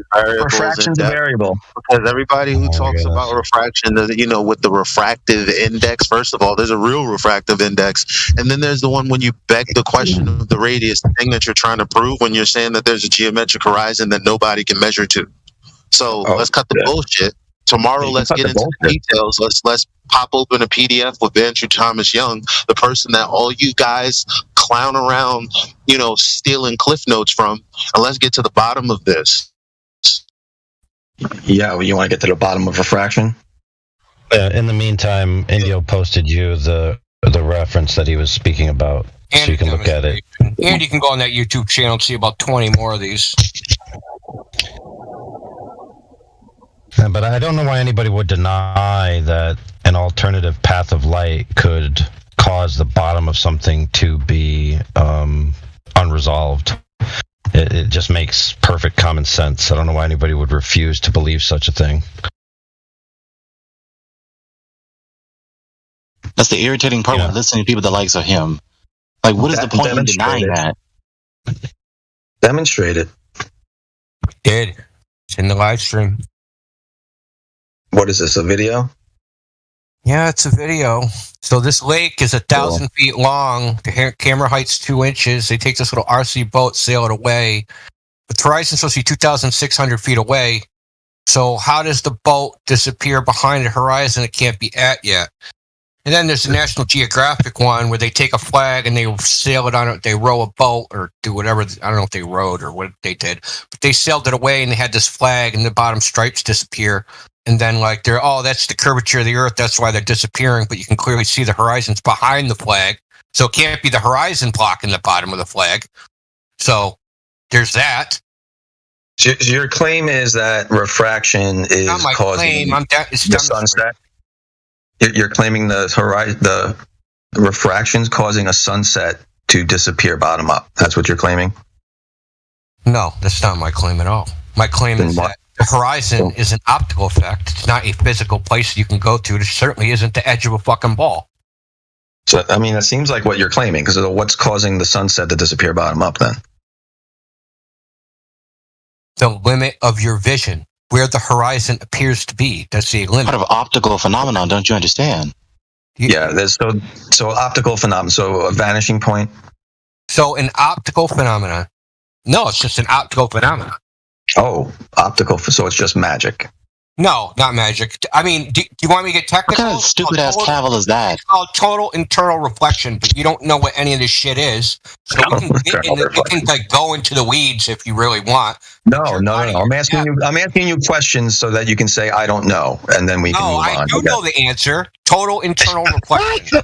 Okay. Explain that to Just demand that the opponent just says I don't know so that you can try and pummel him again. and see how it works. I'm asking for answers. He said, I don't know. And then when I questioned him again, he said, well, if you really want to know, it's internal. No, I did not say I don't know. Reflection. I did not say the word. He never said that. Well, you said it's not reflection, and then you said it's not. I said it's not refraction. And then you said it's not vanishing point. How about you just stop trying to stop insisting that someone is wrong and just actually listen to what the hell they're actually saying to you? He doesn't know how to listen. I'm trying to get. He doesn't know how to process. You listen, then process what you hear. Okay, so I'm going to process what I just heard. 2 seconds ago, you guys said that boats disappearing over the curve are from bending light, from refraction. No. We said that the horizon Dude, you're is not a clueless. physical location that boats disappear behind, and that's your position. Okay. No, but you're trying to maintain two positions. That when I don't see the boat disappear, when I see a boat disappear bottom up, that's Earth curve. But when I don't, there's refraction. Yeah, so let's try this. It's so hard. Someone on here says it's so hard to believe that bending light makes things disappear from the bottom. Yeah, absolutely. So let's talk about it. So I'm sorry let's that I'm rephrase talking to 4 people here at the same time. Yeah, no problem. And you're only talking to 2 productive people. But anyway, are you of the claim that the only thing that can obstruct the bottoms of things or cause the bottoms of things to not be seen is Earth curve obstruction in the way? Is that your position?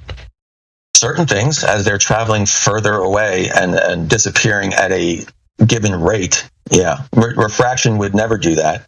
The sun wouldn't set 15 degrees per hour every day from refraction. So you can, but I'm not talking about the sun. I'm talking about in principle, is it possible for you to not see the bottom of something and it not be Earth curve that's responsible for it? Not if the object is the same distance away from me. No. Not if the bottom of the object and the top of the object same distance away from you. Okay, so like a mountain would be wider at the base than the top, right? Yet as we drive towards the mountains, we see the top of the mountains first, then the bottom. Well, hold on, friend. You do realize that? Well, let's be clear. According to the law of triangles, the top of the mountain, if you're on the horizontal and the base of the mountain is on the horizontal, the top of the mountain is further away. Exactly my point. Yet you're seeing it first. But they don't occupy the same angle in your field of view, do they? Yeah, one's a lot closer to you. No, it's not a lot closer, but that's not what I'm talking about. I'm talking about the angle within your field of view. They're both within your field of view. One's just directly in front of you, theoretically, at a 0 degree angle, and one's at a little bit of a higher angle. Yeah, perfect. So you just said 0 degree angle. So I want to ask you a very specific and explicit question. Is it possible to see at 0 degrees? Yes, I see straight ahead of me at all times. Okay, you're wrong, sir. It is impossible to see at 0 degrees. This is known as the angular resolution limits of optics. No optic can resolve 0 degrees, period. No, you're talking about angular resolution. I'm not talking about that. Okay, right, so then let's move that. Let's move that burden. What burden? We're talking about mountains. The peak of the mountain is not any smaller than the base of the mountain in angular resolution. Yet you're seeing the top of the mountain first. You're wrong, further sir. Away. You're wrong. I'm wrong. So you see the bottom of the mountain first when you're traveling towards mountains? The top of the mountain is the same size as the bottom of the mountain? In angular resolution, yes. No, it isn't. That just depends on the distance away. But I won't be able to parse this out with you because I'm being fought by my own team, so I'm going to withdraw. Okay. No, don't. Rather than ban anybody. I mean, goddamn, the top of the mountain is the same size as the bottom of the mountain? No, nobody said that. We're talking about angular resolution is because we're talking about. You misread what was going on. That's not. It was a different thing. It wasn't saying that. That's what you just said. So when you look at a damn mountain in the distance, I had him on a different point about the resolution. It had nothing to do with that. I'm talking about the same point he was talking about. That just was it's like the thing that he said with the angle from the base of the mountain and the floor to the top of the mountain and the floor, not the same thing that you're talking about. Eli, we were talking about the same thing. No, we weren't. As you drive toward, I was talking about.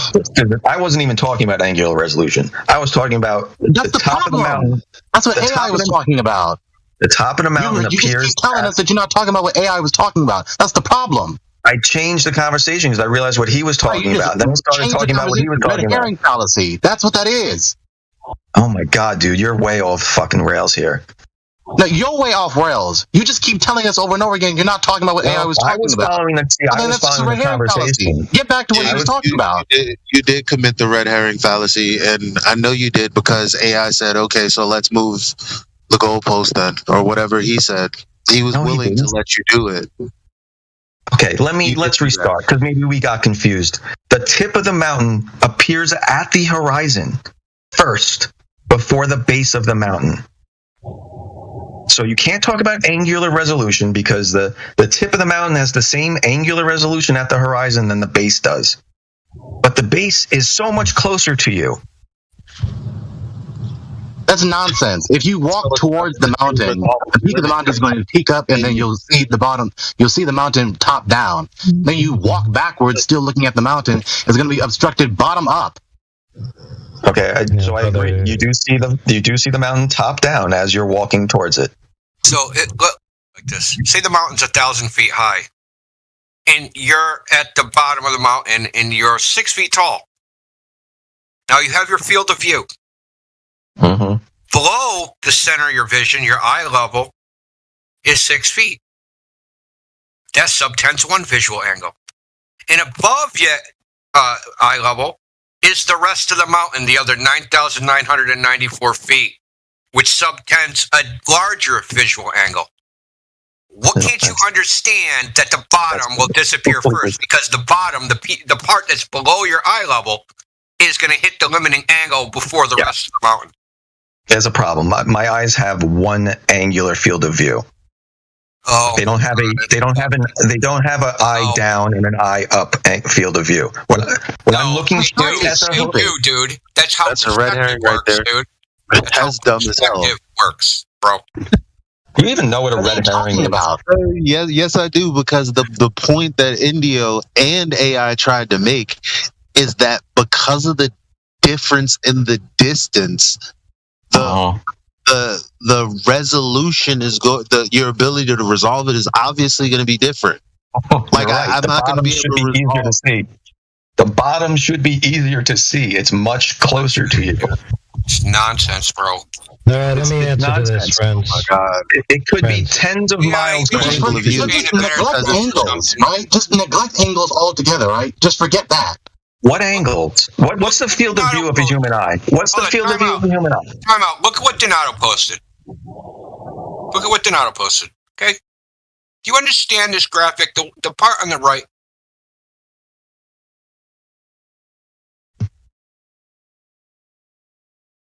Eye level, horizon. Yeah, the part on the right. You see how this little Empire State Building here? Uh-huh. Below the eye level, that's one angle, but the rest of the building, that is sometimes a much larger angle. Now, why can't he see below the fucking ground? I don't know. The ground's in the way. No one's talking about the ground being in the way, sir. What are you talking about? Okay, so his point stands and you haven't refuted it. Oh my God, he's worse than I thought. In the picture you're showing, that's his eye level. That's not the ground. Dude, we get that. You're refuting and saying that. So his total field of view is 62 degrees. If you were to extend within his total, at some point, the angle is going to be too small to solve. While you can still see the much larger angle up above. It's not God! The fifth grader would understand this. Yes, a fifth grader would understand that my eyes aren't divided into two fucking planes. Okay, guys. You see what do you think you're countering? Your eyes see one field of view. What's the field of view of a human eye? Hold on. Here's another example a fifth grader can understand. So if I have a brick in front of me, I can see it. If I move it out 2 miles, I might not be able to resolve that brick. If I build a tower on top of a layer of bricks, then I'll be able to see the tower, but that doesn't mean that all of a sudden I'm going to be able to see the bricks that were unresolvable. Hello, McGloby face. Oh my God. Okay, so the human eye. You have the intellectual high ground here. We are seriously denying that we have various angles of sight. Gregory. Listen. This is very easy. Okay, the eye has 95 degrees of field of view. That was borderline and ad hom. I'd like you to address what I just said. What was borderline and ad hom? Here we go. Not addressing the point that I made. How about you address it? What was your point? A tower, and you're not going to see the bottom. Wow. I'm trying to address your point. It was only related to the graphic that we were just talking about. It was only that. Say it again. No. Okay, then shush. Now, please go, Gregory. This guy is seriously sitting here denying that we have angles of sight. Like, what is so difficult to understand that the further away you are, the more difficult it is to see the object? The closer the damn thing is to the ground, the more difficult it is to see because the angle is tighter. The angle's not What's so tighter. hard? The angle's not tighter. You have a 95-degree field of view in your eye. The angle is not tight. I'm talking about the direct angle, not the field of view. Stop conflating things. Yeah. So if you're looking at like a 100-foot tower, right? The angular resolution of the tower is the total angular field of view from the top of the tower to the bottom. Right, the tower is occupying a lot more of your field of view than a little Lego toy down on the ground. So if the tower is 75 degrees of your field of view, then you can see it because your eye can resolve 75 degrees. That's how angular resolution works. Friend, you're confusing angular size with angular resolution. Your eyes have a limit to its angular resolution, right? Okay, what's the limit of the human eye? Okay, I don't know, but that's okay. I'll give you the answer. 0.02. We can both 0.02. Great. Okay, so now. So let me ask you this question: if an object, or the light, or the propagation angles of the light from the object falls below the reception angle of 0.02, is any of that light resolvable? Yes or no? No. Correct. Now, is an object an all or nothing? For example, if it has a certain angular size, is it one thing or is it actually many angles making up the thing? The light coming off of it is coming to your eye at the same angle. It's literally one thing. Oh, it's the last. No, it isn't. That's impossible. That's impossible. It's not impossible. If the object is too small to see, you won't see it. That's the bottom line. No.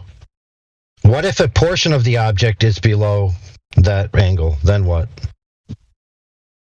How can a portion of You're making the mistake that an object is an entire thing at all times and not a million or a trillion points of individual pieces of light. All of those lights must pass through the propagation angles to reach the target optic, right? So any portion of that light where the propagation angles and the reception angles are lower than 0.02 degrees, that portion will be unresolvable. Sure. And that would happen if you have something that's, say, getting further away from you as it's getting taller, because as you go up, the part that's getting further from you is getting smaller and harder to resolve to a point where maybe you wouldn't see it anymore. Okay, they have to be changing. It's not just about distance. It's not just about distance. It's about the angles of propagation. Unless you're talking about refraction. What? No, listen, friend. Regardless of the distance an object is from you, any light that enters the optic below the angular resolution limit, where the reception angle and the propagation angle are below that limit, all that light is impossible to be resolved. It's below what you can see. Yes, I agree with you. You're also just applying it incorrectly. What is the incorrect application? Because if you're looking at a mountain, the bottom of the mountain isn't harder to resolve because it's closer to the ground. You're making that up. No, listen, friend, pay attention. You already conceded that if the angle is below your angle, then you won't be able to resolve anything. And it just so happens that a portion of a mountain far away from you, the bottom will subtend that angle. The bottom is harder to resolve than the top that's further away. Yeah. And smaller in relation to the bottom. Yes, because it's not below the limit. It's literally further away and harder. But it's not below the limit. Listen. I'm not going to fight my own team. Then the bottom Listen, isn't. friends. I'm not going to fight my own team for the mic. I don't need a cheerleader. Thank you. Weird in here. I know, huh? I could make it a lot less weird real quick. But anyway, friend. So the top is harder to resolve than the bottom. What? No, the opposite. So the closer part is harder to resolve than the further part.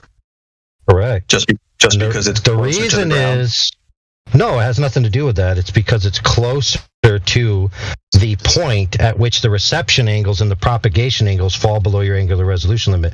So when you have a mountain, right, it's a multitude of things. It's not just one thing. It's the bottom plus the middle, it's the bottom to the top. All of these different packets of light have different angles of propagation to the optic, right? Mm-hmm. And it only matters what angles of reception you have that you can actually resolve something on the sensor. So you have more available angles from the bottom all the way to the top than you do just at the bottom to the bottom. So yes, it is true, according to the law of triangles, right, that it's going to subtend a different angle in your field of view. And if those angles fall below your angular resolution limit, since we already all understand that the reason why it's called the limit is because that's where your resolution fails to be below that number. So if any portion of the mountain falls below that, you won't be able to see it. I would agree with you. And I'm also going to disagree with your pseudoscience explanation. What? How's that pseudoscience? So the law of triangles is pseudoscience?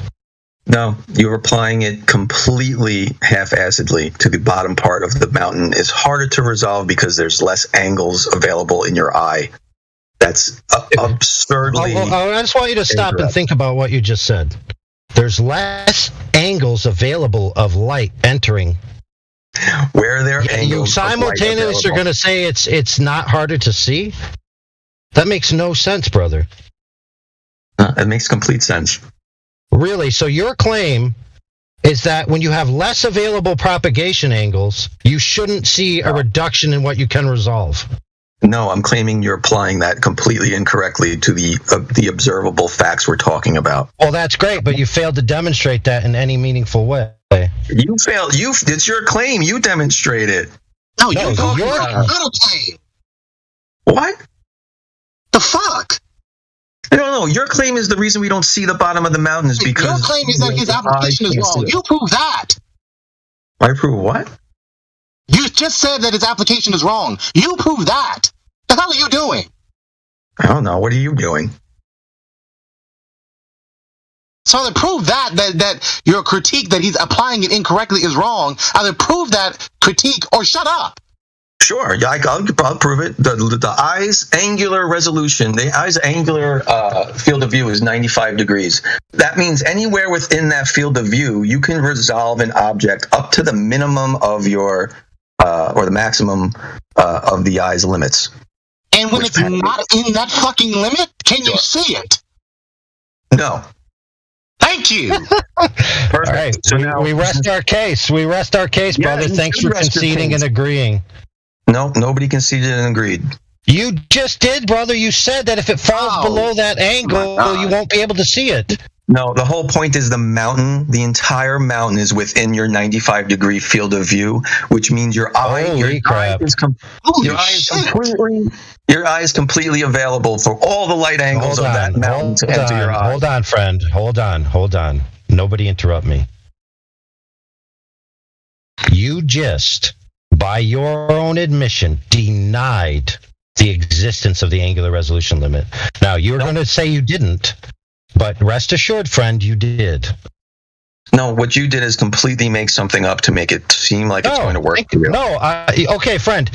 So, Mr. AI invented the Rayleigh criterion, named after Mr. Rayleigh, who's the actual inventor. Mm-hmm. So Mr. AI invented the law of triangles which was actually done by, what's that guy's name? All I know is he came before I was born. So Mr. AI invented all of these things just so that he could make a point that you don't like at some time in the future. No, you made it up. That's your claim? You made it up. Oh, I made it up that if an object falls below your angular resolution limit, you will not be able to resolve it, whether or not it's in your 95, 75, 25, or 10 degree field of view. Nope. I agree with you. You didn't make that part up. The part you made up was that part of an object, especially one that's closer to you, is going to be below that resolution limit, when the part above that's further away is not part of that resolution. Yeah, exactly. So you're making the error of thinking of an object in total rather than in its parts of light. Okay, you're making the error of making things up.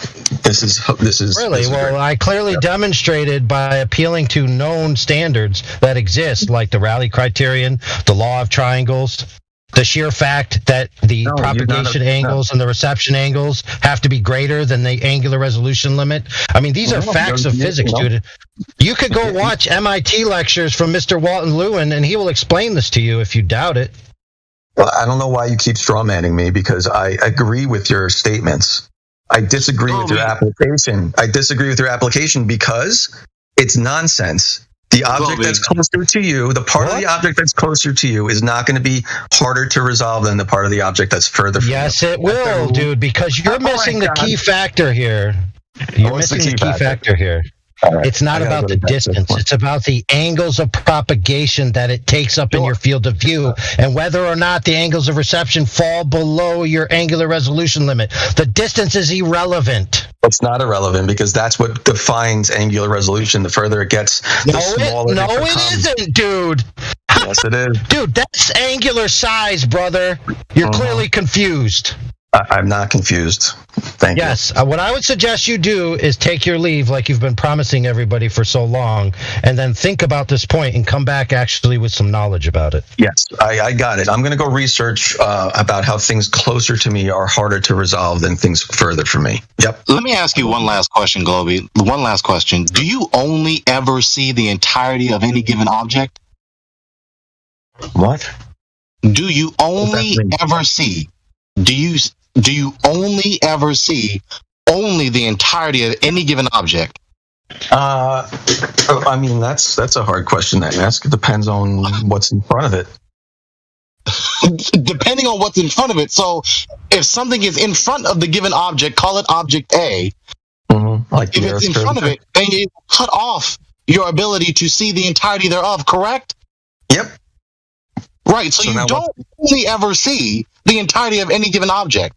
So if you're too far away, right, and if the mountain is below the angle that you can't see, right, if the mountain, the bottom of the mountain, any fraction of the bottom of the mountain below the peak is below the limits of angular resolution, can you fucking see it? No, but you also wouldn't be able to see the top. Thank you. You wouldn't be able to see the top. That's his problem. This man, okay, let's wrap this up. Yep. This man is claiming that if any portion of a mountain is unresolvable, then the whole mountain is unresolvable.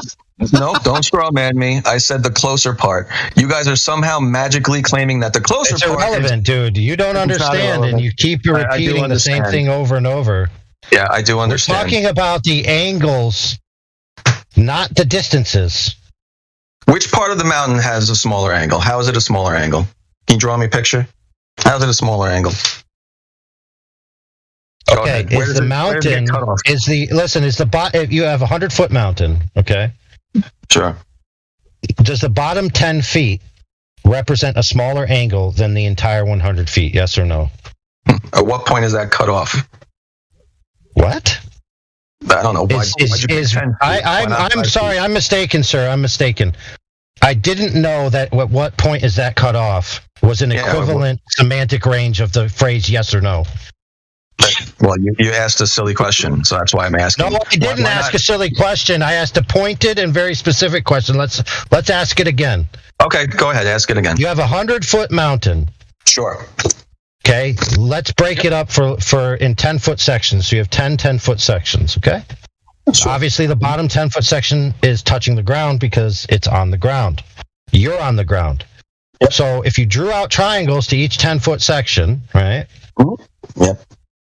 With you. Each one of those triangles from the ground to each 10-foot section would at a different angle, yes or no? Sure. Absolutely. Now, if you then draw those as angles of propagations of light, right? Yep. Right?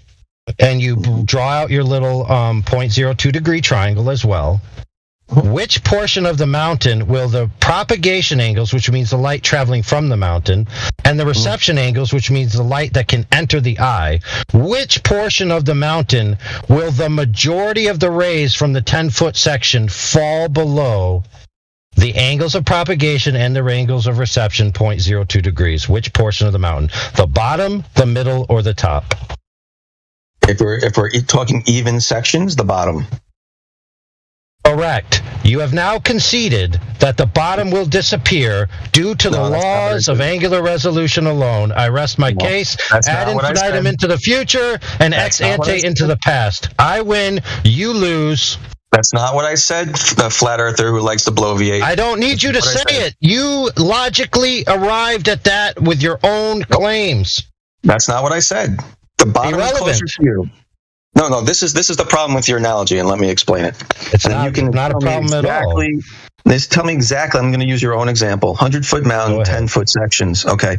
Yep. So the amount of light entering your eye from the bottom 10 feet of mountain, you're saying is harder to see than the other 90 feet, right? Correct. Okay, cool. So what about the top 10 feet? What about it? Well, you're seeing that first. This is my whole point. You're seeing the top 10 feet of that mountain first. And it's further away. Why wouldn't you? Because it has more angles away than the bottom 10 feet. And you just said you wouldn't see the bottom 10 feet. But why? Why did I say you wouldn't see it? Because you're lying. What? This is top 10 retarded. Yeah, it is retarded. The top 10 feet is further away. Not him, you. Oh my goodness. Hold on. All right, we'll make it simple. Is the top 10 feet the same height as the bottom 10 feet? Can you see something within your field of view? You can't answer the question now. I love it. No. I can't answer the question because I'm being cut off. That's why. Okay. AI is making a very simple hypothetical scenario for you. Yes, you said the bottom 90 out of 100 feet of visible of the mountain.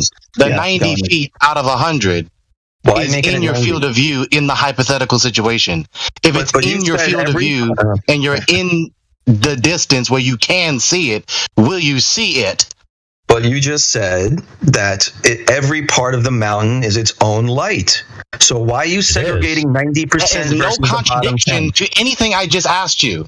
Yes, it is. It's 100% contradiction. There's no contradiction to anything I just asked you. There's several billion, trillion different packets of light that's entering your eye within your field of view. There's 90 out of 100 feet visible within your field of view. You are close enough to the mountain to see it. Can you see it? Okay, so the bottom 10%, the bottom 10 feet is closer to you. So why is that not visible? But it's below your field of view, is it not? Like he just said. No, it's not below your field of view. No, it's not. You only ever see the entirety of the fucking object.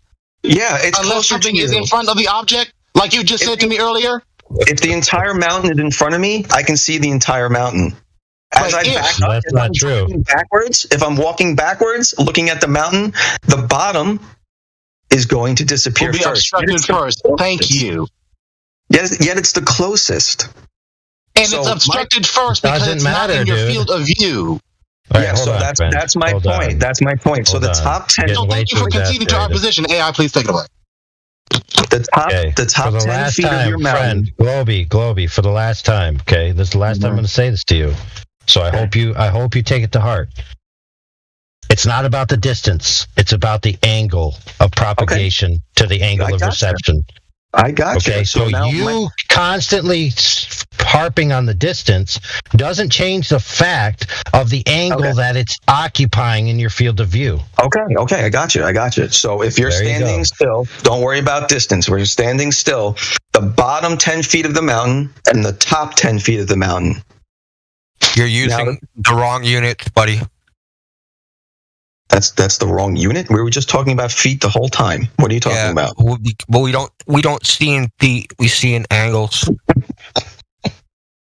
We don't see 10 feet. We don't see 20 feet. We see angles. So this was your example. This was your guy's example. 10 feet of the bottom of the mountain is not visible because the angles aren't available for the light to enter my eye. But the top 10 feet are. But the top 10 feet are. So yes. Even though they're further away. They don't subtend the same angle, bro. They're in your field of view and they're further away than the bottom 10. What is so hard? Thank you guys for the entertainment tonight. That was great. You're welcome. I'm here to serve. In your own example, the bottom 10 feet and the top 10 feet should take up the same amount of angles into my eye because that's not true. Brother. You need to go learn the law of triangles and then come back and try to give that argument, friend. Brother, go learn the laws of logic and then come back. I know the laws of triangles. Thank you. Oh, really? So why don't you draw out the propagation angles from the two different points and then come back and tell us that they're the same angles? Good luck. They are. I actually have a reference for you. It's called trigonometric delights. Okay, Google it. Go read it. There's a specific section on this.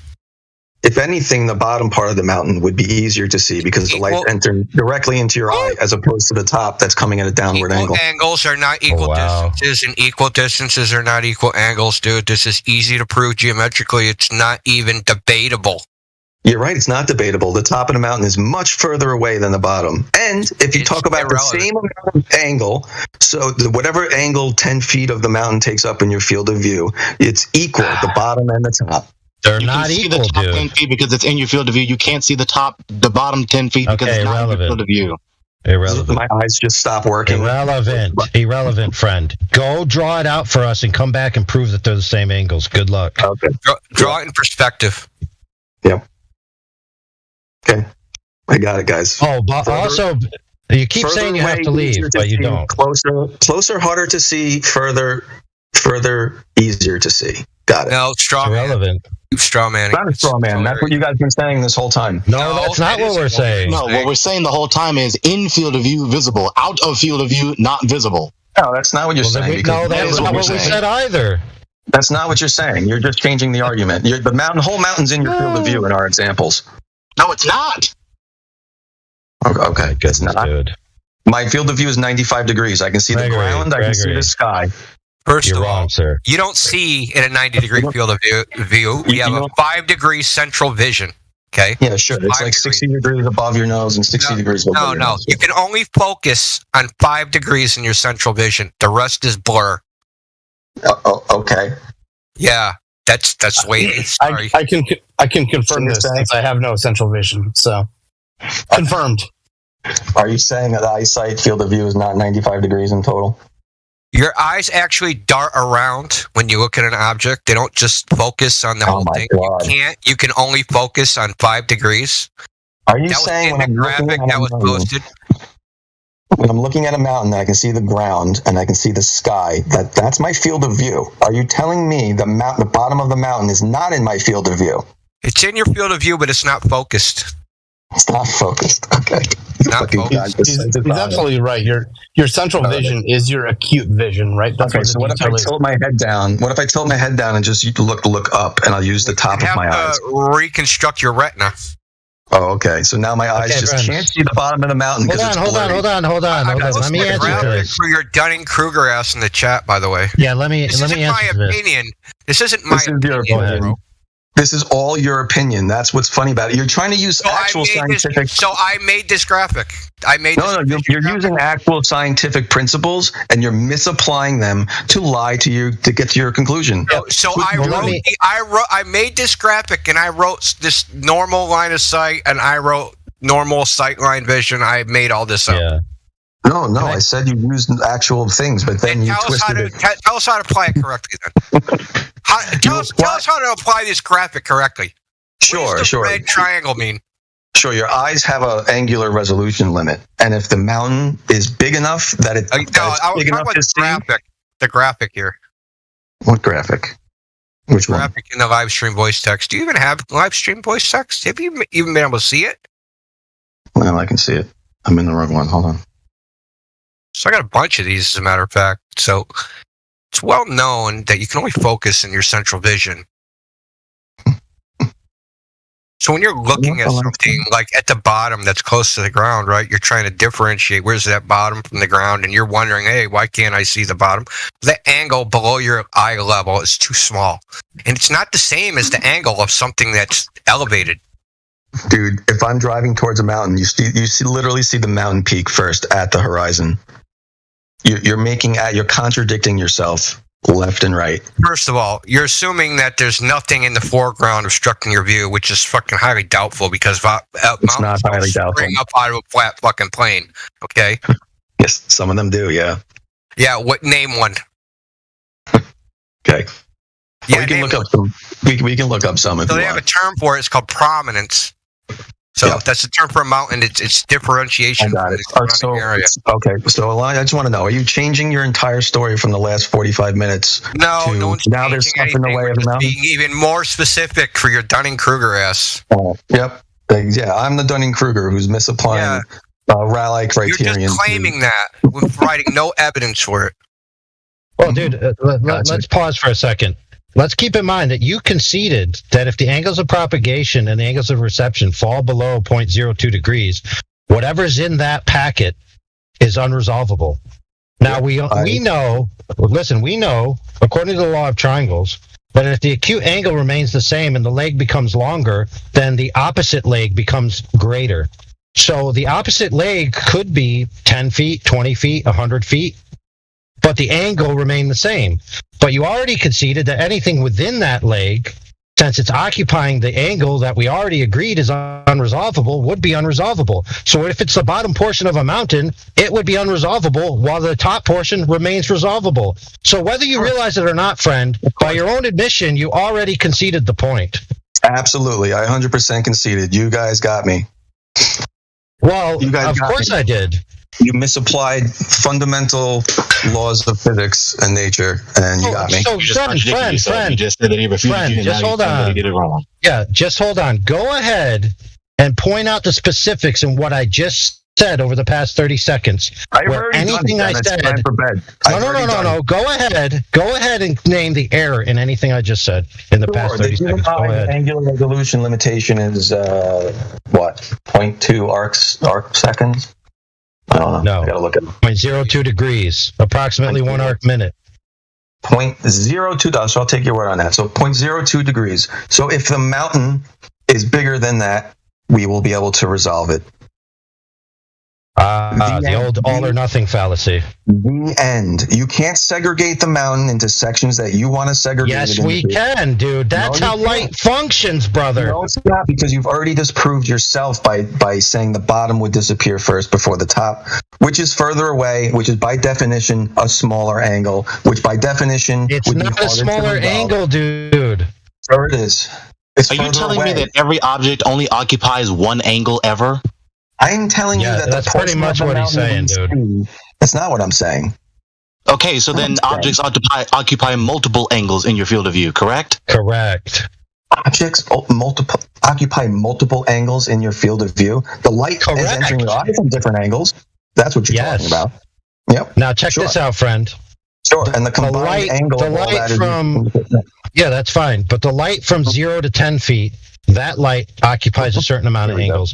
The light from 0 to 20 occupies a certain amount of angles. The light from 0 to 30 occupies a certain amount of angles, and so on and so forth. And it just so happens that the propagation angles and the reception angles fall below 0.02 degrees, the more an object is relatively horizontal to you as it approaches 0 degrees on your z-axis relative to your y-axis. It just so happens that that angle where both of them start to fall below 0.02, almost always is going to occur out horizontally, because that's where the light is traveling most horizontal towards you. The other light, which you already conceded is traveling at an angle, has angle differential. There's more availability. I mean, you can literally just draw triangles out on a piece of paper and you'll find this out to be true very quickly. Yeah, sure I can. Yeah, I can. I drew it out. Too bad I can't turn on my camera. Yep. Well, just screenshot it and post it, brother. Yep. No, I'm going to bed. I've had enough listening to you guys twist science. Oh, that's great. How about you screenshot it and post it and put your money where your mouth is? Fine. I take you made another one tired. Why are you guys always making these guys tired? I know. It's because they think they're going to come in here and wear us out. That's what they're doing. They think they're going to stomp up in here. They think they're going to stomp up in here and wear us out. Lies make us tired. That's why. Yeah, tell us. You're the one going to sleep. You can't even state anything. You say we twist it, lie, ask for specifics. You don't have any. I think the only person. All you do is repeatedly say that we're wrong, we're wrong, we're wrong. You don't ever give any specific objective critique that justifies the critique. Yeah. So there's a saying, it's not a refutation. No, it's just an unjustified negation retort. That's what I call it. Just one unjustified negation retort after another. Bro, you're literally sitting here telling me that science is completely wrong. That's what you're saying. You're saying no, not science is completely wrong. Your doctrine is completely wrong. The various doctrines of the cosmos that you believe are wrong. We've been talking about geometry. When did... What do you mean by science?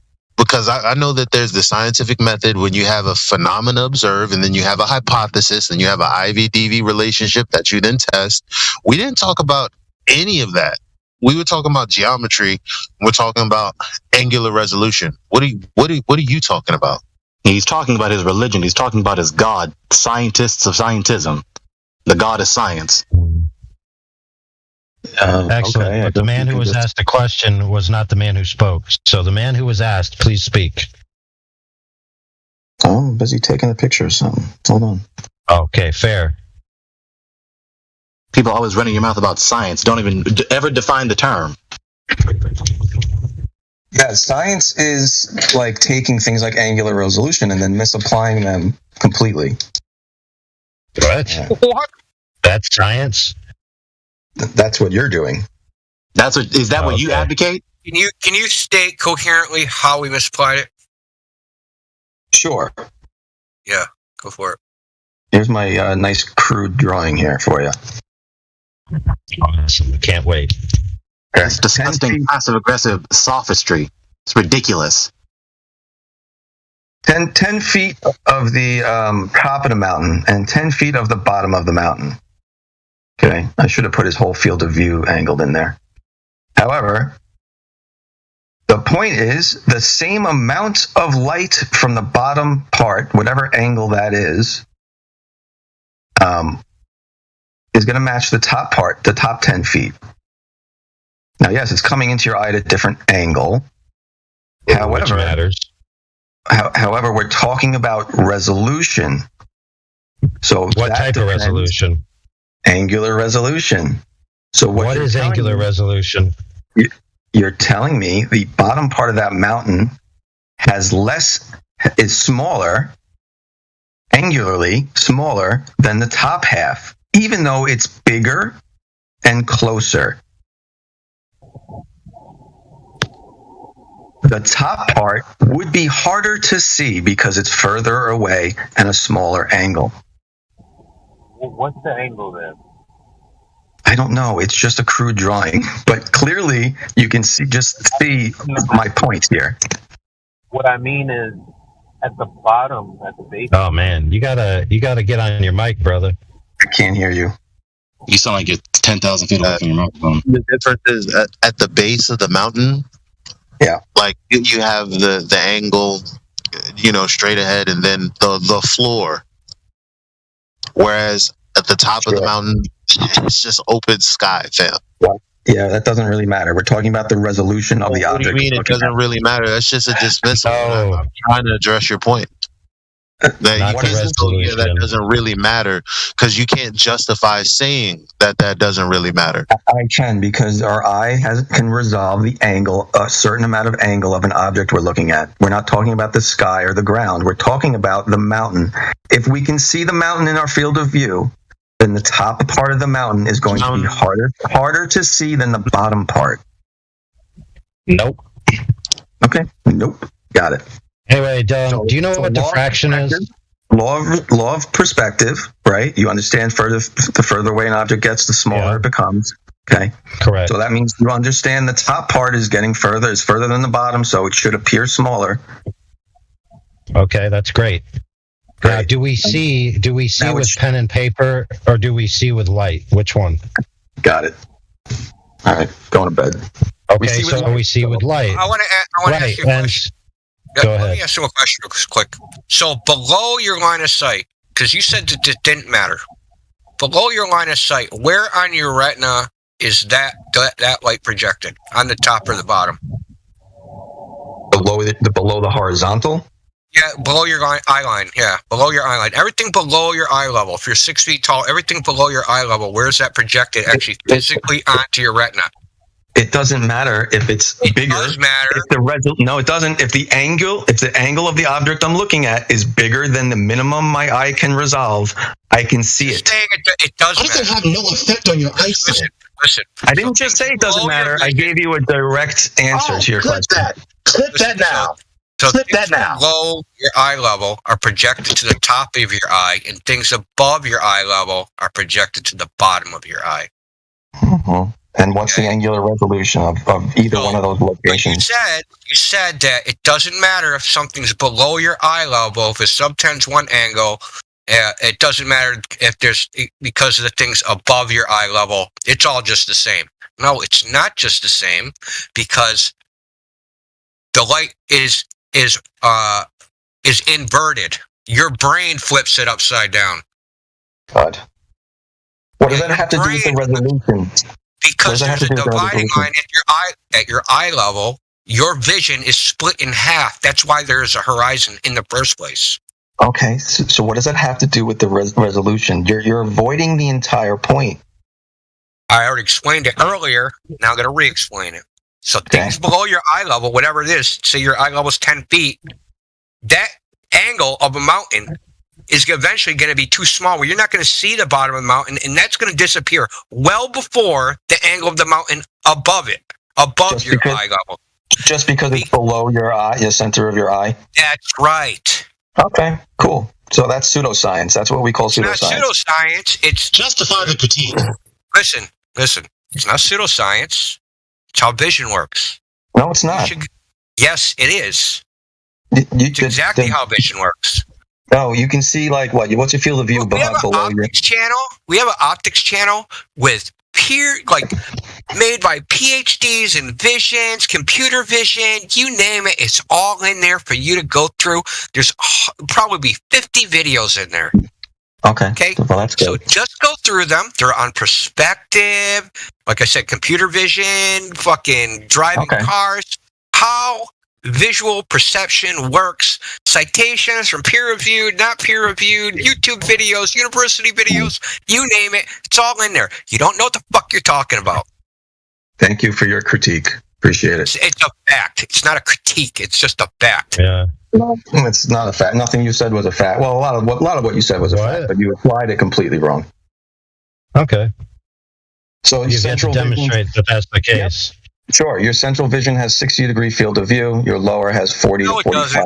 No, it doesn't, dude. I already posted a freaking graphic on this, dude. I'll post it again because obviously you're fucking blind. Graphic. Whoa. Let's not make fun of the blind. That graphic was pointing towards the bottom of the building. Better than this guy. What are you talking about? Well, and it's important to remember too that it's not just the retina, right? The center of the retina is called the macula, and that's what I don't have, or at least mine is scarred, and that's what controls the acute vision, right? So the center of the retina is just the fovea, right? We might as well be blind too. On the retina is just the fovea where the central vision's actually focused. Yeah, and everything outside of that, which is what I have remaining, is utterly. Let me tell you, it is very fuzzy. It is unacute, right? So your field of vision, your acute field of vision is very small. I think that's what India is trying to get across to you anyways. Yeah. Well, let me ask a question for the room. Then the part directly in front of me should be easier to see. No, that shouldn't be. And let me explain it real quick by asking a simple question. Why do optics require an aperture? Why do optics require an aperture? Yes. To let light in. To control the amount of light entering Yeah, that's closer to the correct answer. The logistically correct answer is to restrict the available propagation angles of light, right? So that it's only getting certain angles rather than others. Otherwise, you'd always just have a washed out image. So if you had no aperture and you just exposed film to the ambient conditions, it would always just be washed out. There'd be no detail. Everything would be the same. So the amount of restriction of the angles, where they hit the sensor, and how they are relative to each other based on diffraction limits, because light wavelengths interfere with each other, right? So there's all of this physics going on, and that physics and the optics, right, are known and established.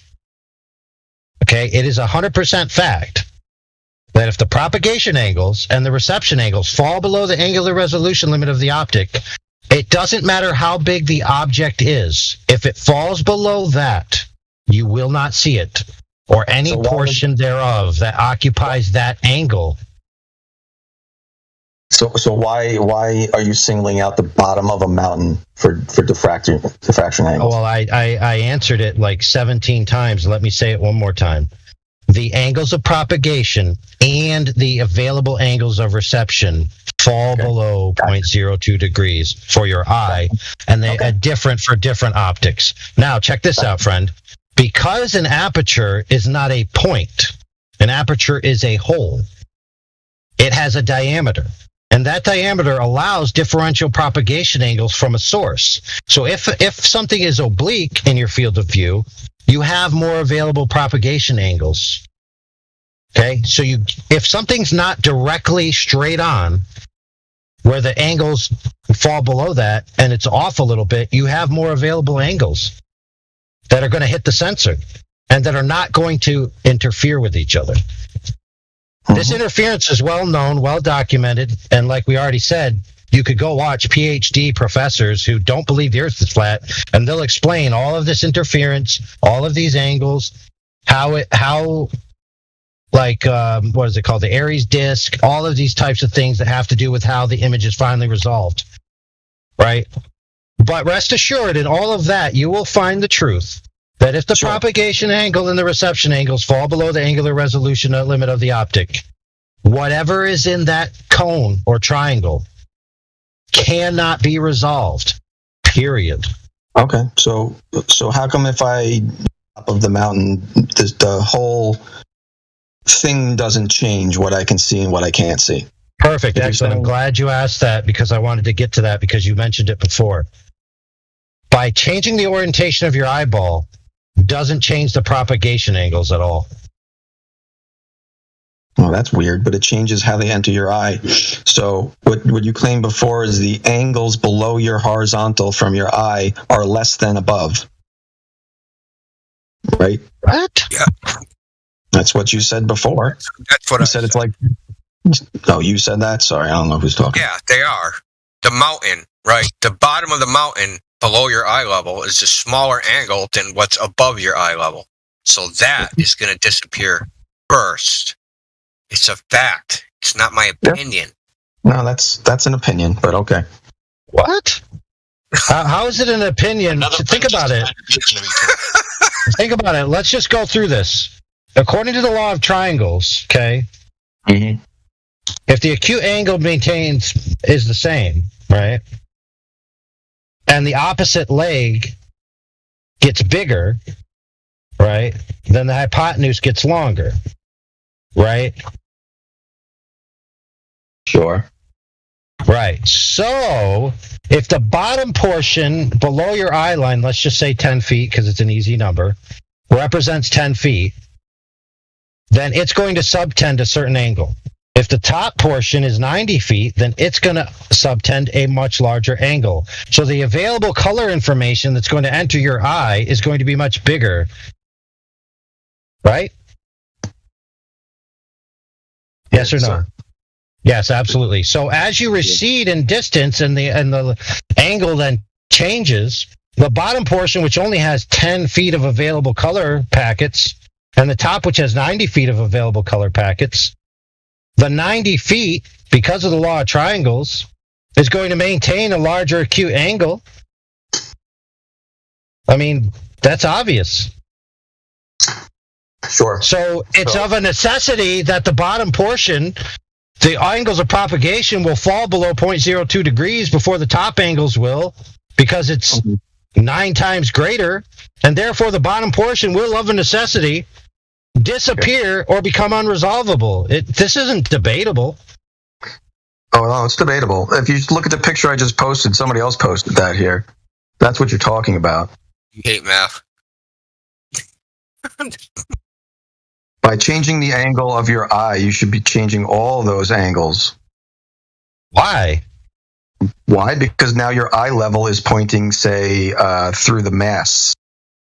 Wow, dude. No, dude, that's not what eye level means. Doesn't mean the direction that your eyeballs face. It certainly does. Direction that the eye. That is painful, bro.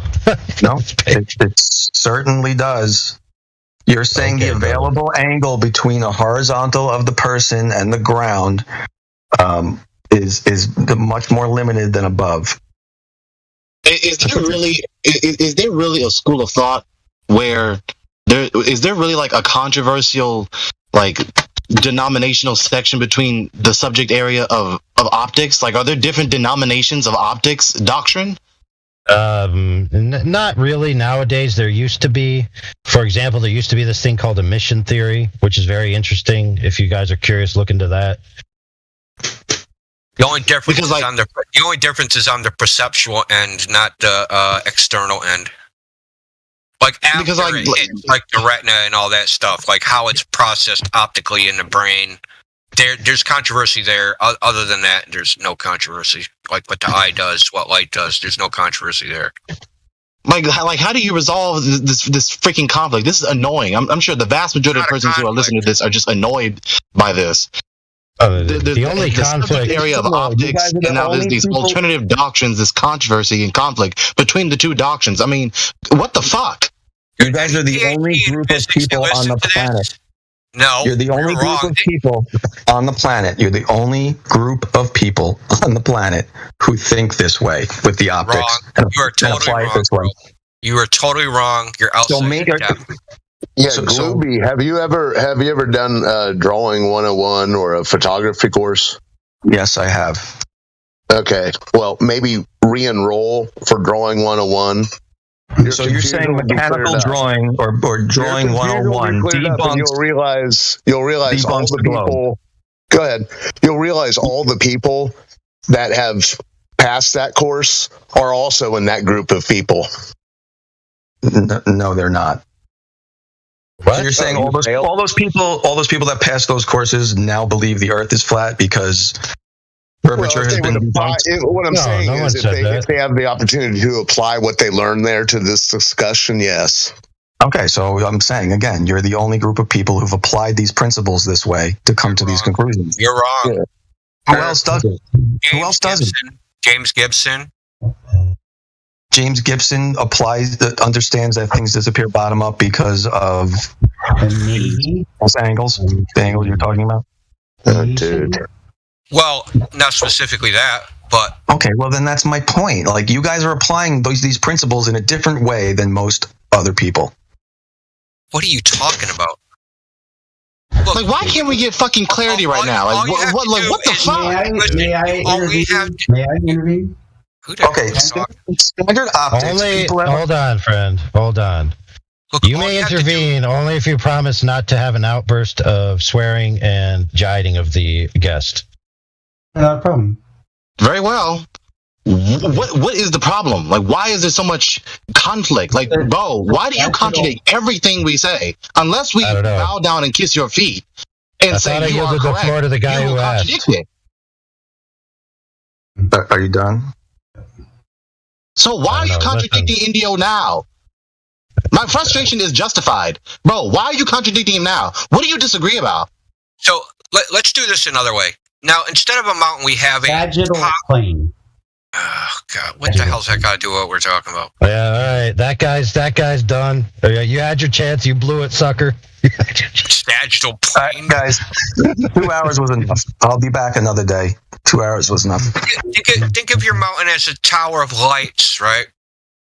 On a flat plane. Sure. Right. So it's a tower. All the lights are separated by they're separated 6 feet apart. They're 1,000 feet high. You have all these lights, and you start moving this tower away from you. When can you stop not differentiate the bottom two lights from the other? At what distance? Are they're attached to this mountain? It's a tower. It's a fucking tower with the lights every 6 feet apart. So we can just quickly do the we can do the calculation based upon the angular resolution of the eye. It's three miles away. You'll no longer be able to resolve the two bottom lights. Sure, and the top ones. So the two bottom lights are going to look like one light. So one light's no longer going to be visible. But and the top lights further away. You're telling me you're still going to be able to differentiate the two lights? No, you won't be able to differentiate the lights, but you're still going to see them. So what? The point is differentiation. Now you're saying there's a point at which differentiation, right? That's you're saying there's a point at which you're looking at the trees, right? You're looking at the fucking squirrels in the trees. It's painful. You're saying there's a point at which you move that tower back where the bottom lights are going to disappear before the top lights, even though the top lights are closer to you or further away. I mean, yes. Okay, that's all I need to know. I understand. Dude, we actually have a very easy demonstration of this. Fact, dude. No, it's definitely not a fact. It's a mathematical fact. No, okay. Well, you can explain. Know what GeoGebra is? Listen, go in GeoGebra. It's a little graphics program. Test it out. You can measure all the angles. You can make a little tree. You can do all the distances. And just test it out. You'll see you're fucking wrong. Yeah, let me add to that. If you ever are so inclined to watch a 5-hour video or the short version, there's a man named Life is Short, right? So he did a video explaining all of these things with the culmination of a demonstration with a light being lowered. So, in a hallway or something, and he's lowering a light down from about, a man's height down towards the ground. And he has two different optics far away from the light that have different angular resolutions and different pixel density, okay? And he demonstrates that as he lowers the light down, the one that has the inferior resolution capability, the light disappears entirely as he lowers it down, while the other optic maintains it, proving that you are wrong, sir. And where does this I can go watch? Well, we have it in here. I'll have to look for it. Someone already posted the link to the channel. Yeah, sweet. Now, hopefully they'll also post you the short version where he does the demonstration. There's look, he does a very long, thought out, very explicit, detailed one that's painfully long, like 5 hours. But then he has a condensed version as well. Hopefully someone can get you that. I appreciate it. Someone can link me to it. I'd like to see it. 5 hours is a bit much, though.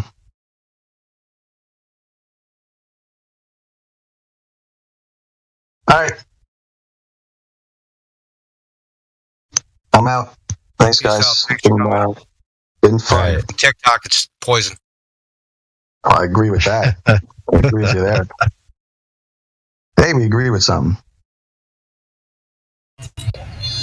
All right. Bye, guys. It's TikTok. What? TikTok, isn't that hoe over there? It's what? Dude, we're supposed to be doing a joint venture out into TikTok, and you're downplaying it. No, TikTok's great, brother. Okay. What is your profession?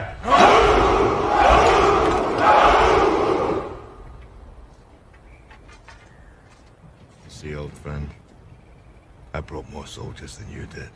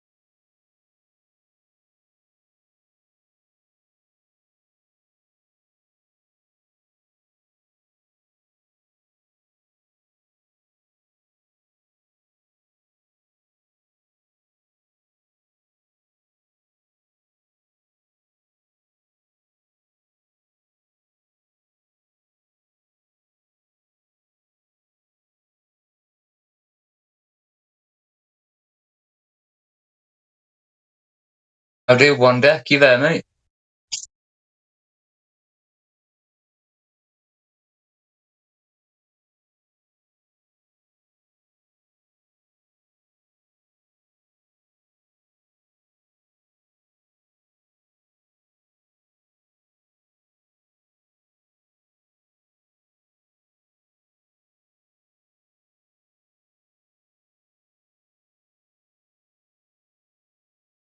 Anyone there?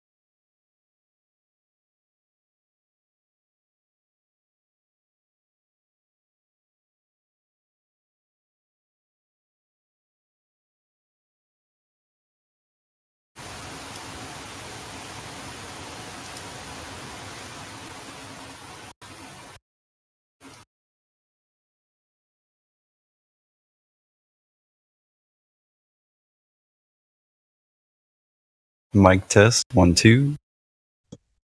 Coming in hot. Thank you, sir. Let me turn that down. How about now? Better? You were fine before, mate. I'm just practicing my American. Ah, nice. How's it going, man? Well, I'm okay. Just finished work. Nathan's finished his show, and no one's there. So I thought I'd come here and see what you lot are up to. The crazy American server. Crazy like a fox. Yeah, glad to hear it, man. It's been a little bit of a low tide. Kind of is like that, at least the past 2 summers I've been here. But, getting stuff done. One of the latest things I think kind of the server's been on board with is getting good flat earth content on TikTok. And I tell you, it was completely new to me. Completely agree that TikTok is an absolute poison. But my goodness, the flat earth poisoning the well is just for days. And, the cleanup crew that we have here, like FE Jedi, is it's already spreading like wildfire. It's going pretty well. So there's the latest anyway. Oh, thank you. But yeah, I think I've seen you talk a couple times, man. It says you're VC verified. Do you have thoughts on the topic, whether it's a globe or flat earth? A flat earther, mate. Of course I am. Who isn't nowadays? Yeah, it's kind of hard not to be. That's true. Apart from the people who have absolutely no idea about it, but they think they do. Yeah. Every time. I mean, even some of the comebacks, you don't know how GPS works, and it's like, dude, come on. It's like one of the first things everybody looked into, like what's with these undersea water internet cables? So that's how Google got rich, like...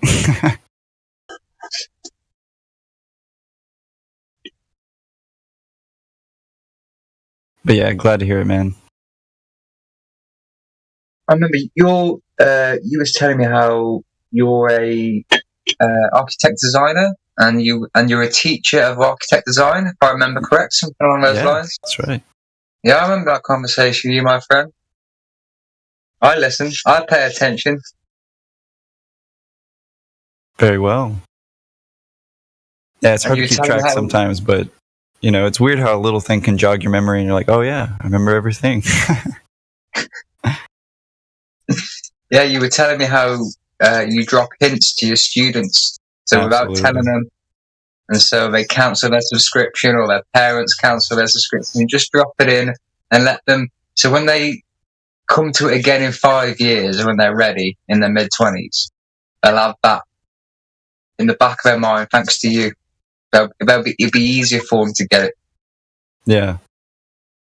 I mean, that's the way I kind of look at it. Like, man, you got to do something, right? I mean, because, I've thought about it too. I remember being sort of even 10 years ago into Flat Earth and was thinking like, man, I'm going to join the Masons. I'm going to put it into this, and it was just such a naive idea, Like, yeah, I'll be a politician. That's kind of the only way is to change it is to be a part of it. And I quickly learned that was definitely not the case. Like there's so much subversion and they make you drink the Kool-Aid and make you think it's right and, all sorts of things. But that's why it's so important that, we kind of take, I would say at least these authoritative positions because some of the people in here they need PhDs, if you will, even though it is just kind of this piece of paper. But the intellectual conversations here surpass many academic lectures.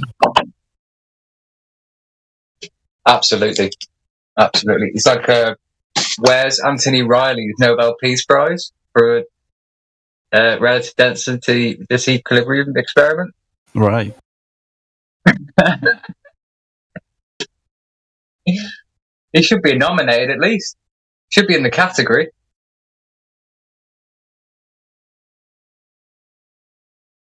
Unfortunately, it's the way humans are. There's always this bit of corruption. It feels like it's when it gets to a certain number, it just folds on itself or something.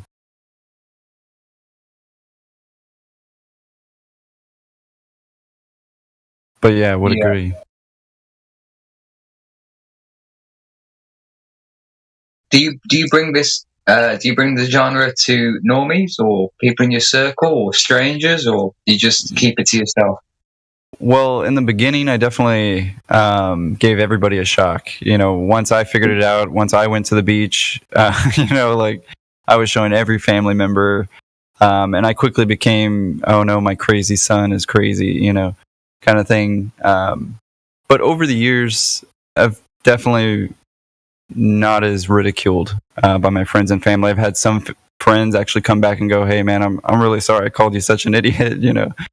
I finally looked into it and I was like, it took you 6 years, but I appreciate it because you're going to find your real friends here. You can tell your friends the truth, and if they don't stick around, well, they're probably not your friend. But it is really hard with family.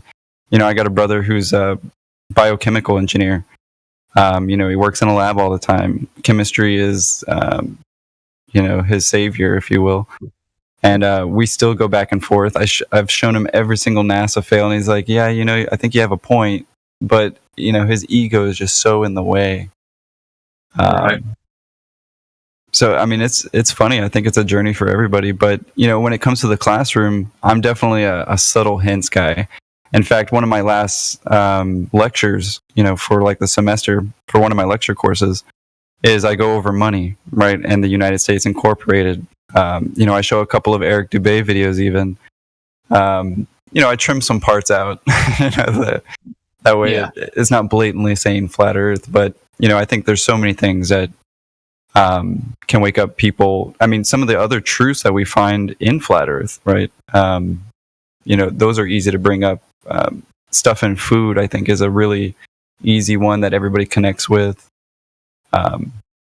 You look kind of weird if you just go, water is always level. But if I explain it while I'm teaching the horizon and I'm teaching how to draw a 2-point, 3-point perspective or 1-point perspective, it's kind of some nice information now. Like, water always remains level, and they remember that. Like, yeah, it does. And then you don't need to mention flat earth. Yeah, I've also made fun of gravity once. People they kind of know, so they're like, "What's on your mind, Professor?" I'm like, "Have you guys ever heard about dinosaurs?" Like, what about these satellites? There's always like a picture of a satellite being taken by somebody outside of the satellite. Am I right? And some are, they're kind of just working in the background, but some are like, wow, keep talking. Yeah, I remember when I was at school. You appreciate a teacher's who talk to you like other people rather than it's a job. And right, yeah, but obviously those lines do have to be there for it to work. But the teachers who can blur those lines do the best. Completely agree, and it is important because it's weird. There's like a deep subconscious thing that we kind of just agree or we look up to our teachers. Even if you don't respect them or not, you kind of know that their authority is kind of stopping you from the system anyway.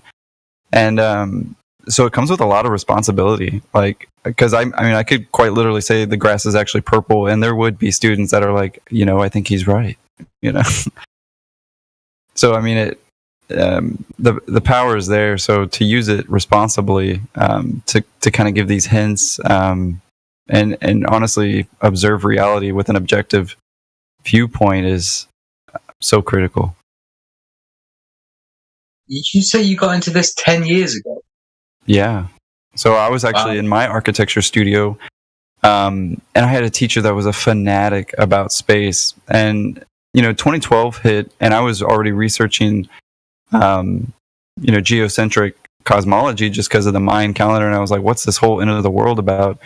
So I was already kind of on the fence by 2012, but 2013 hit, and I had a professor who quite literally said, okay, we're going to study the moon, the sun, specifically at the horizon, right? So it was about this violet hour studio, right, where we had to make a piece of architecture, a home, based on these measurements, these calculations. So we went out in the middle of the desert in Texas and, basically studied the sun, moon, and stars. And when doing that, I found so many questions that eventually led me to that November, Eric Dubay releasing the 200 proofs, and I was just like flabbergasted.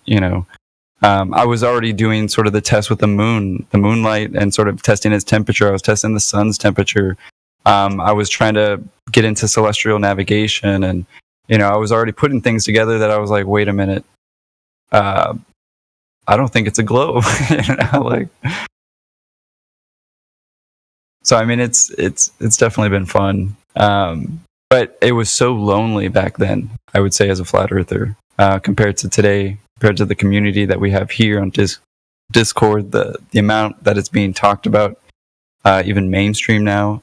So in my perspective, it's kind of crazy how nobody would dare touch it with a 10-foot pole, and now they're openly sort of criticizing it, right, and actually getting people to look into it because they want you to. That way you'll find those first 10 horrible videos on YouTube, right? So it is kind of strange how much of the field has really changed. It's crazy out there, because it was much easier, I'd say, to wake up in 2014 than it really is today, with the amount of disinformation on flat Earth. Anyway, very long-winded. My bad. No, that was cool. Yeah, Brian's Logic said it best. He said, the best that YouTube can do now is to stop people reaching this Discord, Nathan Oakley's server, the relevant places. So that's why all those anti-flat Earth videos are up there. Just to people look at them and think, it's something silly, it's embarrassing, I won't need to look at that again. And the great thing is, I don't know if you listen to Nathan Oakley's live show? Yeah, a couple of his shows, mostly recordings in here, actually, in the mornings. Well, he's been covering this year. He's been covering the videos, the anti-flat Earth videos that are out there. And it's taken the show up to a next level, and it's taken all of us up to a next level, because we haven't got to wait for the borders to come here to present it, or for a flat earther to present the argument as a devil's advocate. Just going through the entire video, listing the fallacies from start to finish, and the assumptions and flaws in logic. It's an awesome way to look at it. My argument is kind of, some people they've never thought logically in their life. I especially meet students all the time that I'm like, how did you get this far? But there's incredible people out there really simplifying the information. Nathan Oakley is definitely one of them too. I think as a drama student, the inflection he gives on his voice is enough to intrigue somebody, and it's pretty incredible. Kind of these subtle, I would say, talents that we all really have in connecting with each other. Because some people are really off put by QE, right? Where others are like, yeah, I kind of need somebody to be that way, so that I actually question my own information, and so I mean, it's super important that all of these aspects are being looked at. I mean, especially like logical fallacy, because some people, like, it bores them to tears, like classical music, whereas I love classical music, like it's the bee's knees, man. It's like listening to math, but yeah, everybody has a different flavor. Can I tell you what I get from QE? Now, I've been in situations where I've been debating with a baller, and then suddenly there's 5 or 6 people there. So it was going debating one person, now I'm debating 5 to 6 people, and they're all staring at me. Yeah, I mean, in between when I'm talking to one. And it can be very intimidating, And so flat earthers in general can feel a bit bullied. And so QE is our bully. Yeah, absolutely. He's the equalizer. So when there's 5 or 6 guys there, well, if someone hands me a 2x4 or a handgun, then we're all equal again. That's QE's. Yeah, I completely agree.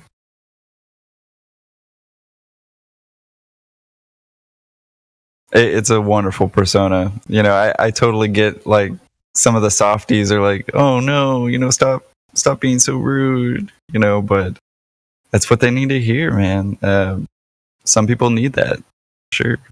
But yeah, absolutely, I'd stick behind QE any day in a bullied situation. In fact, when I do feel at least trapped in a corner, I'll send some of his content, like, here.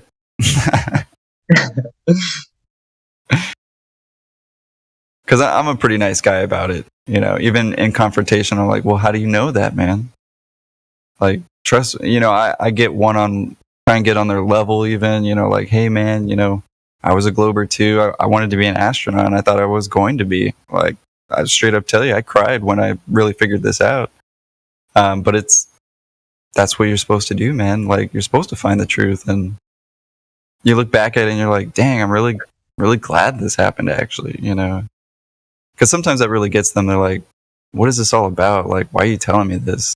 And some people have, like, never had a spiritual feeling in their life. And I don't know. You can be that light for somebody, and you can spark it, and it keeps going.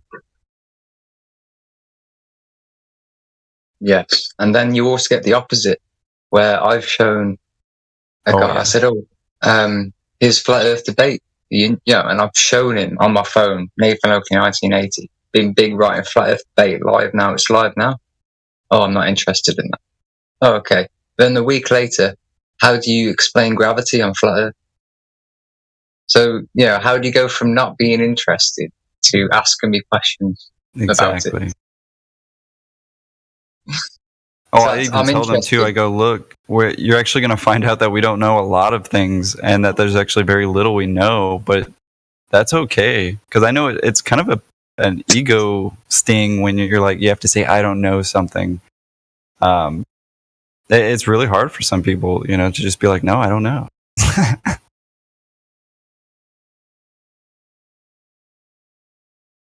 FE Jedi in the house. What's up, mate?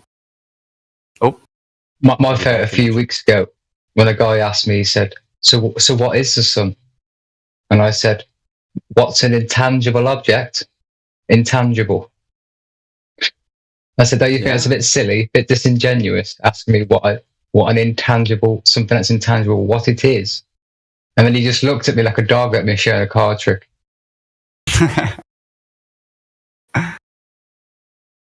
Well, sometimes I'll even tell him, well, I don't know, but I can tell you what I do know it also not is. right? I mean, the 93 million miles away argument, the parallel rays, the fact that, how do you know that it's internal combustion and sort of this, what do they call it? Fusion happening. There's all sorts of claims that mainstream says about the sun, the moon, the stars. And, one of the first things they'll tell them is, destroy those things, right? How do you verify them? Can you verify them, or do you have to take somebody's word for it? However, have you ever looked at Dr. Eric Dillard with the sun, who was an academic, who got his lab taken away? He was saying similar things to Tesla, that, the sun may be electric, right? Which would make a lot of sense why it grows plants, and we use, electric light to grow plants. We've never just lit a candle or anything, as Sonny likes to say, which is totally true. It's very possible that it could be a transformer, of some sort. It's definitely apparent. Even the Flat Earth Discord has found out that when we started testing and basically triangulating it and realizing that it wasn't in one spot. So I mean, there are things we do know, but what it is exactly true. I don't think any of us could claim what it is. Nobody could, not even the globe component.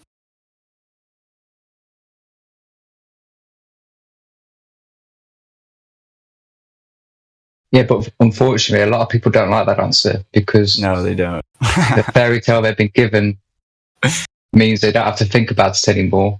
They're like, I need another story. Yes. Please replace my story.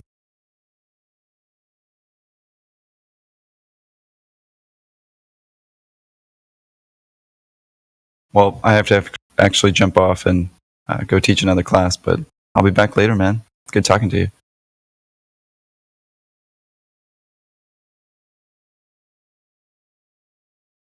Sorry, mate, did you say you're leaving? Yeah, I got to go teach another class, but just saying, good convo. I'll catch you later. Yeah, you too, mate. Best of luck. Catch you next time. Take care.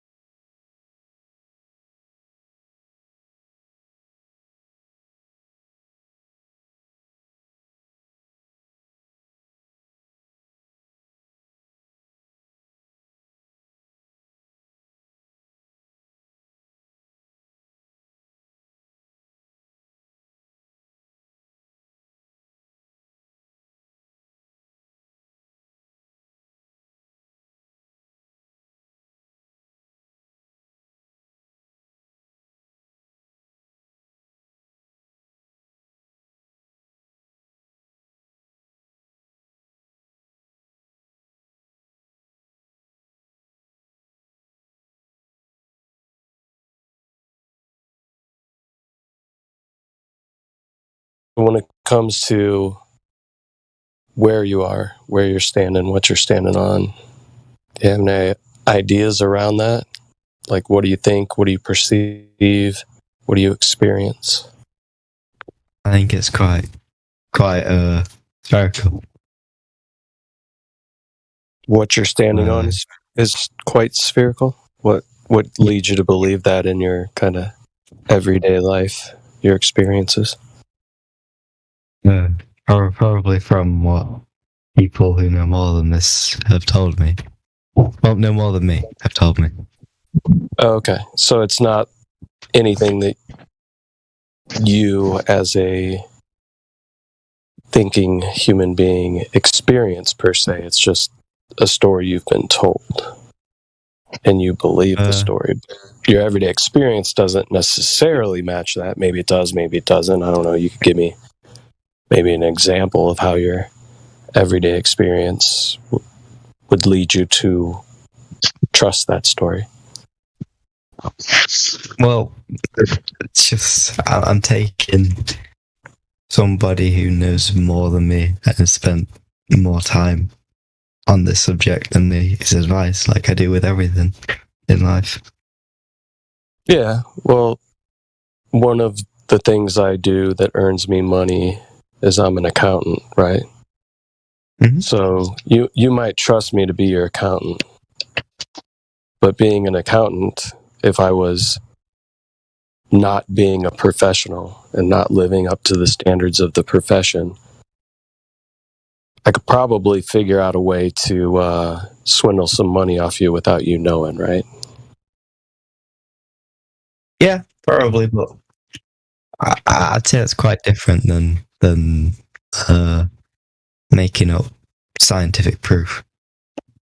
Oh, so you're under the impression there's some scientific proof of what exactly? Because a shape claim isn't really science, that's more measurement, right? Well, I guess more everything kind of fits and works together, which is what a theory is, isn't it? System of belief. So when you say everything fits and works together, are you under the impression that there's some sort of scientific model or some working model of what may be portrayed to you as the Earth and the universe?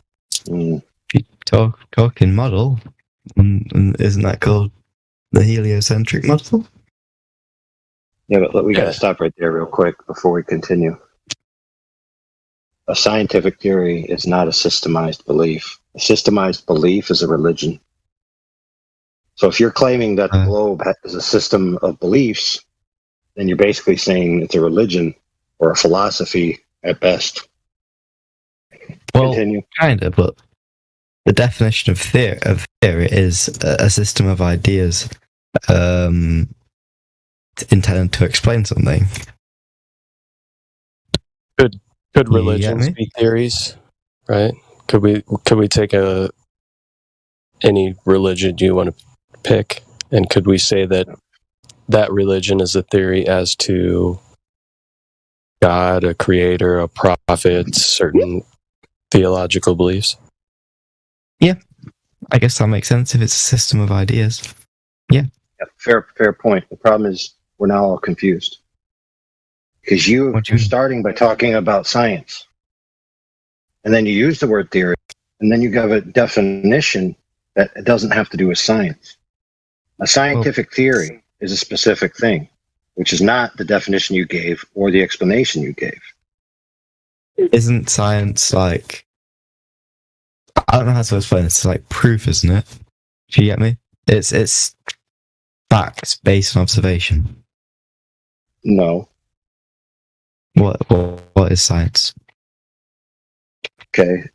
Science in the way in which we're using science in this arena, right? When people say there's scientific evidence of the globe, okay? Scientifically validated evidence is about cause and effect relationships that are validated by experimentation. Okay, so a theory in a scientific theory comes after an observation of the natural world, a phenomena that occurs within it, a hypothesis about if this occurs, then maybe it causes that phenomena, the effect.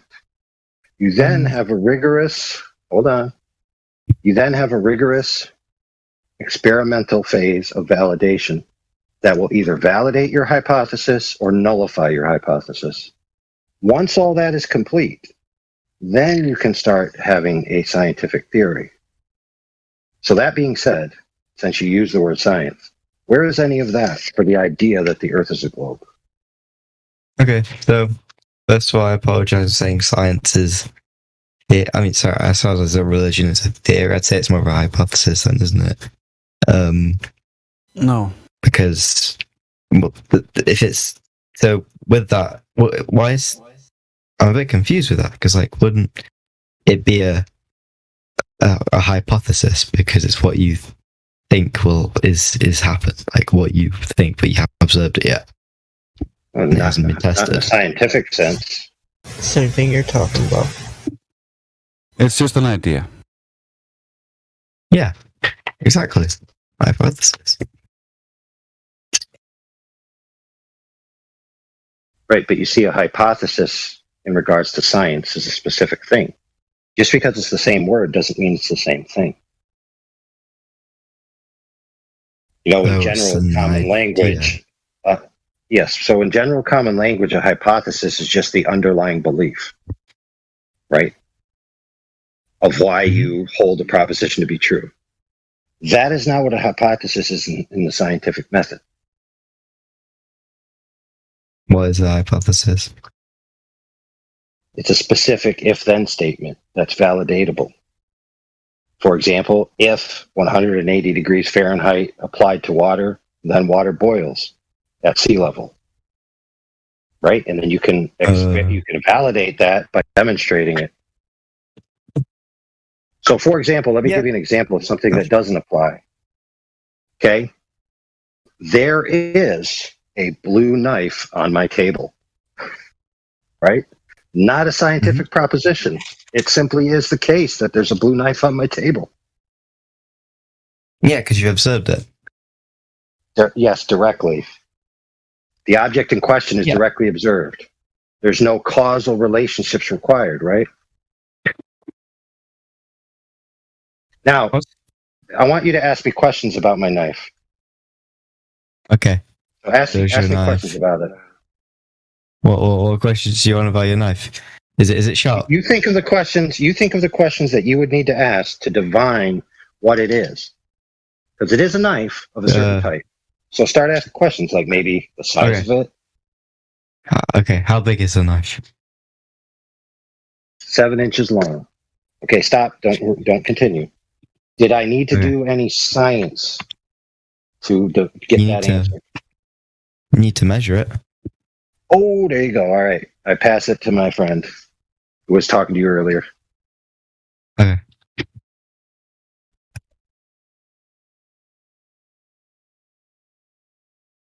Is that my cue?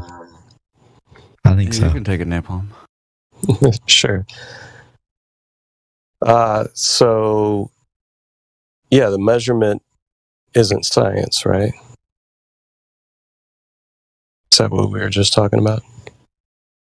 Yeah. I thought it was a part of science. It's not. Measurement can be is just measuring something. Yeah, it can be a tool used in science, but it wouldn't be science itself, right? So, it's to measure. I'm a bit confused. So, it's part of science, but it's not scientific. Yeah, so like AI was saying, in this realm, right, in this arena, we talk about science, natural science, which is the study of the natural world through experimentation, right? So we observed something in nature. We observe an effect, right? So let's go back to when he was talking about water and heat. So you and I are walking along and we come upon a boiling pool of water. And we've never seen this before. We look at it and we're like, oh, wow, this water's boiling. And then we come up upon it and we realize there's steam, and we kind of touch it briefly and we realize, oh man, this is hot. This feels exactly like the fire back where we came from. I'm wondering what's going on here, right? I feel heat within the water and I see it boil. So maybe we could form some sort of hypothesis as to why the water is boiling. Maybe it's because of the heat. So we go back to our campsite and we try this. We take some water, we put it over the fire, and it hits a certain temperature over time, and it starts to boil. So we can do this over and over again, and it's repeatable. So we have a variable that we're manipulating, which is the heat. We're putting the water on top of the heat, taking the water off the heat, stops boiling. So we're manipulating a variable that we think is the cause of the effect that we're seeing, which is the water boiling. So then we come to the scientific theory that heat causes water to boil. And we've demonstrated this through experimentation, right? So the key to all of this. Now, if we saw from a distance, really far off in the distance, a pool of water that seemed to be boiling, but we had no interaction with that pool of water, and we just started coming up with ideas as to what may cause that water to boil. If we don't touch that water, or we don't look at that water, or we don't try to take water ourselves and figure out what can cause this boiling, do any of our stories that we may come up with as to what is causing the water to boil, do you think any of those would be relevant? There would be a hypothesis. So let's say you have a hypothesis. So we're viewing this water that's boiling in a distance. We've never seen anything like this take place before. We're familiar with regular water. We've got some around us. What is your hypothesis as to why that water we see in the distance is boiling? Because it's warm. Let's come up with another hypothesis as to why water is boiling. We have no idea. We've never seen this take place. We would have no inkling or indication as to what may be the cause. Throw out an idea. I have absolutely no idea why water would be boiling. Well, we could maybe we could say that we think that there's some sort of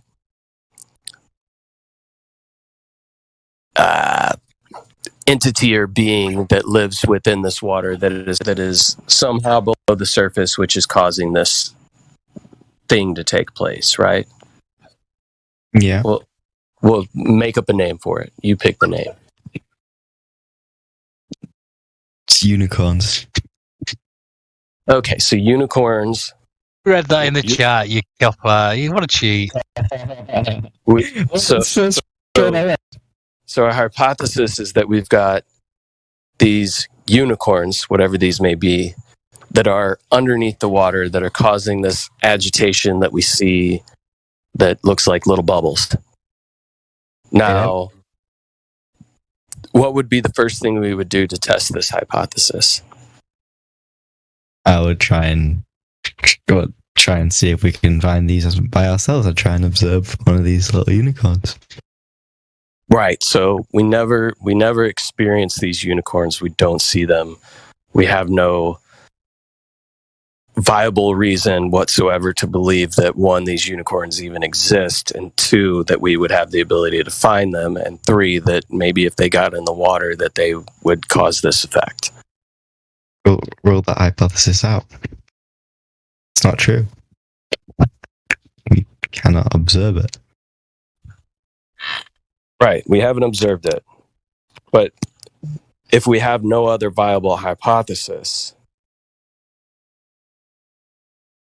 can we just claim that since that's our best hypothesis, that it must be true? Nobody else has come up with another one. You can't think of another one. Nobody has done any experiment with water to figure out what may cause it to do the thing that we're seeing off in the distance. But we have this postulation that it's unicorns. And then everybody starts to catch on to our story. We start talking around town. Yeah, you know, that water off in the distance that we can't get to, but we see it and it boils. Yeah, it's these unicorns. Really? No, yeah. And then we start coming up with more stories about the unicorns, the color of their fur, how they can breathe underwater, all kinds of different things, right? Now, if we tell these stories, tell these stories long enough and nobody ever actually touches the water, goes to the water, tries to do any experimentation whatsoever regarding the water, does that make our theory, because it's the only one that we have, a viable theory? It's the right hypothesis. Well, I mean, it's the wrong opinion, but we haven't proven it. It's the wrong hypothesis, right? Because we haven't done an experiment. That's the whole point. We need to do an experiment in order to come up with a viable hypothesis, right? Or you could observe these unicorns. So let me ask you a question.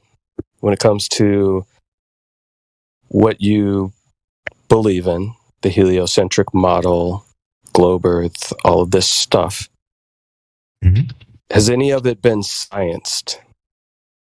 Is any of it been observed? Even a question of science? So it's been observed. It's been observed. Right. So yes. What in particular has been observed? Curvature. Curvature's been observed. Where is this taking place? What do you mean? I don't understand. Where and who has seen curvature? Every person I can't remember the exact place. You know, every person that's ever seen an image or a video from above. Every person that's watched TV. Okay. So we got every person that's seen an image or a video. Well, if you photograph one of these unicorns, you would have proven to see the unicorns there, and you know. Right. So you're under the impression. So you're under the impression that we have a photograph of Earth from space. Seems quite likely to me. Seems quite likely, but the funny thing is, it's 2022, and we still don't have one. Why is that? I'm back. Did you hear me? It's 2022, and we still don't have a photograph of the Earth from space. Why is that?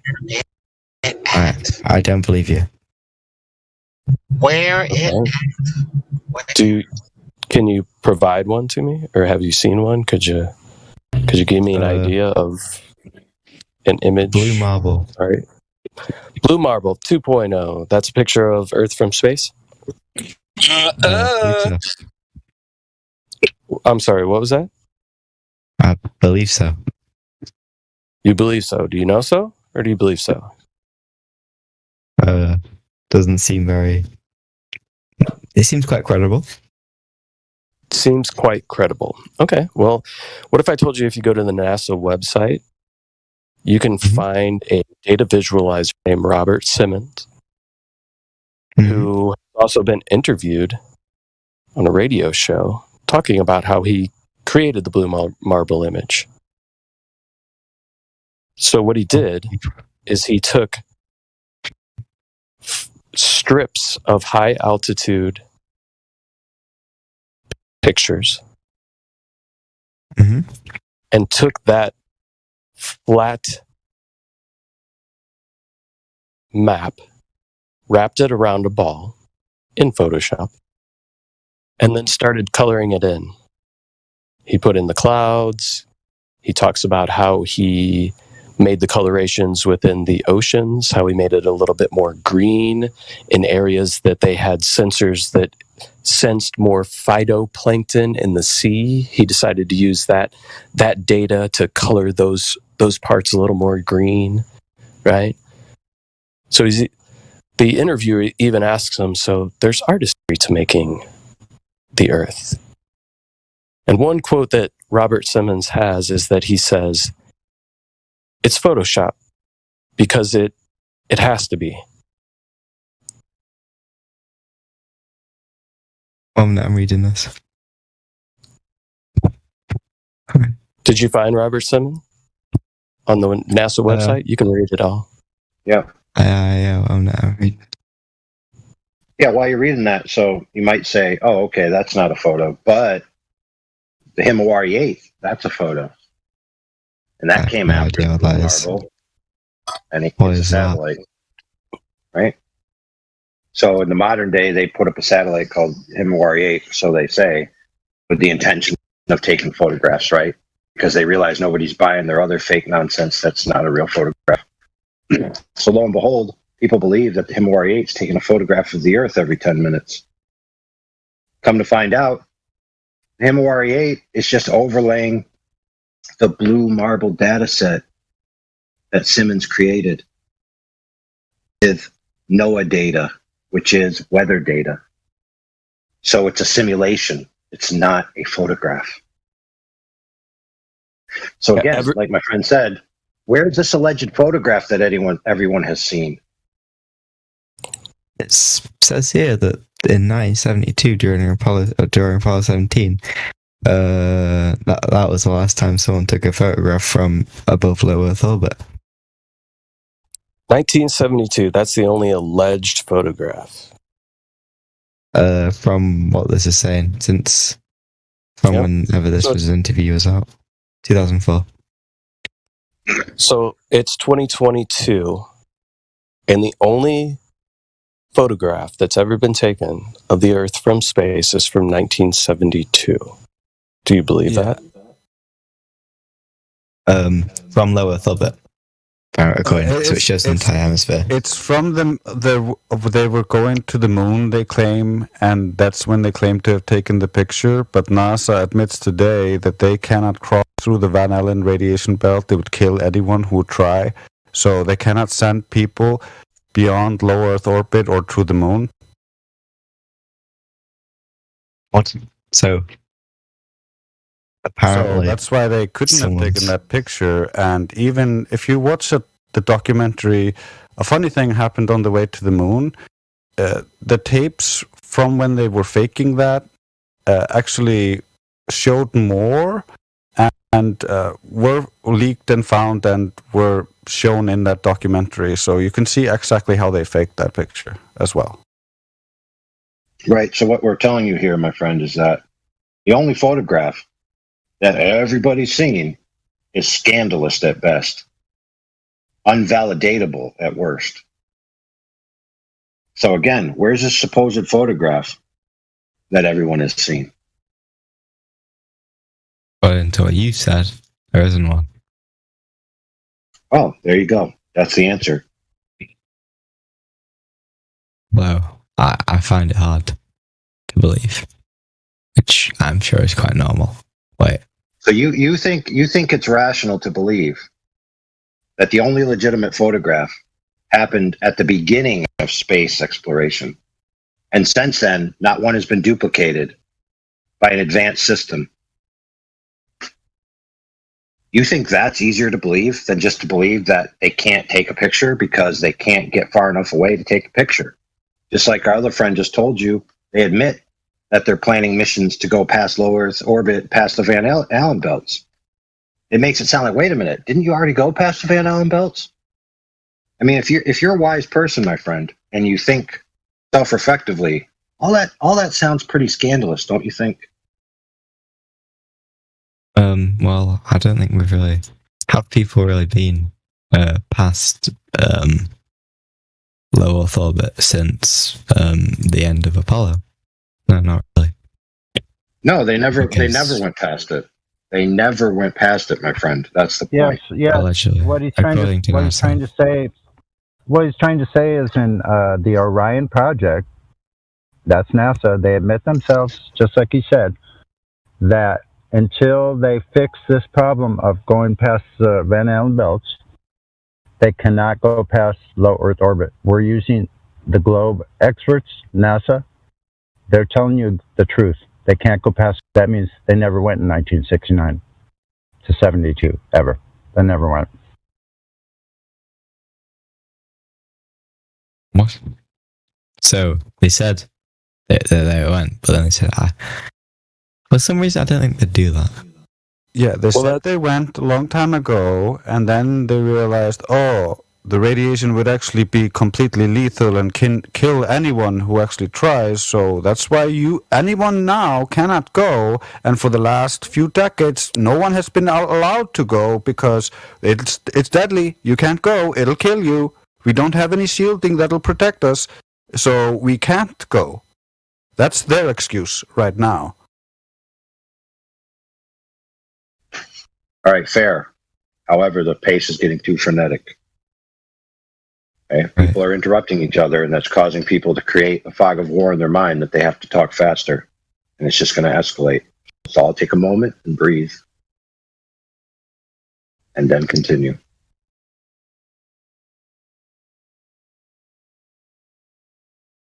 So, Laundry. Yes? Is this new information to you that the Blue Marble 2.0 is not an actual picture, right? The only claimed pictures from 72. And there's certainly some issues around whether any of those missions did or did not take place, certainly because NASA's excuse of not going back is they're trying to figure out a way to get the proper shielding and protection against the radiation so people don't die going past low Earth orbit, right?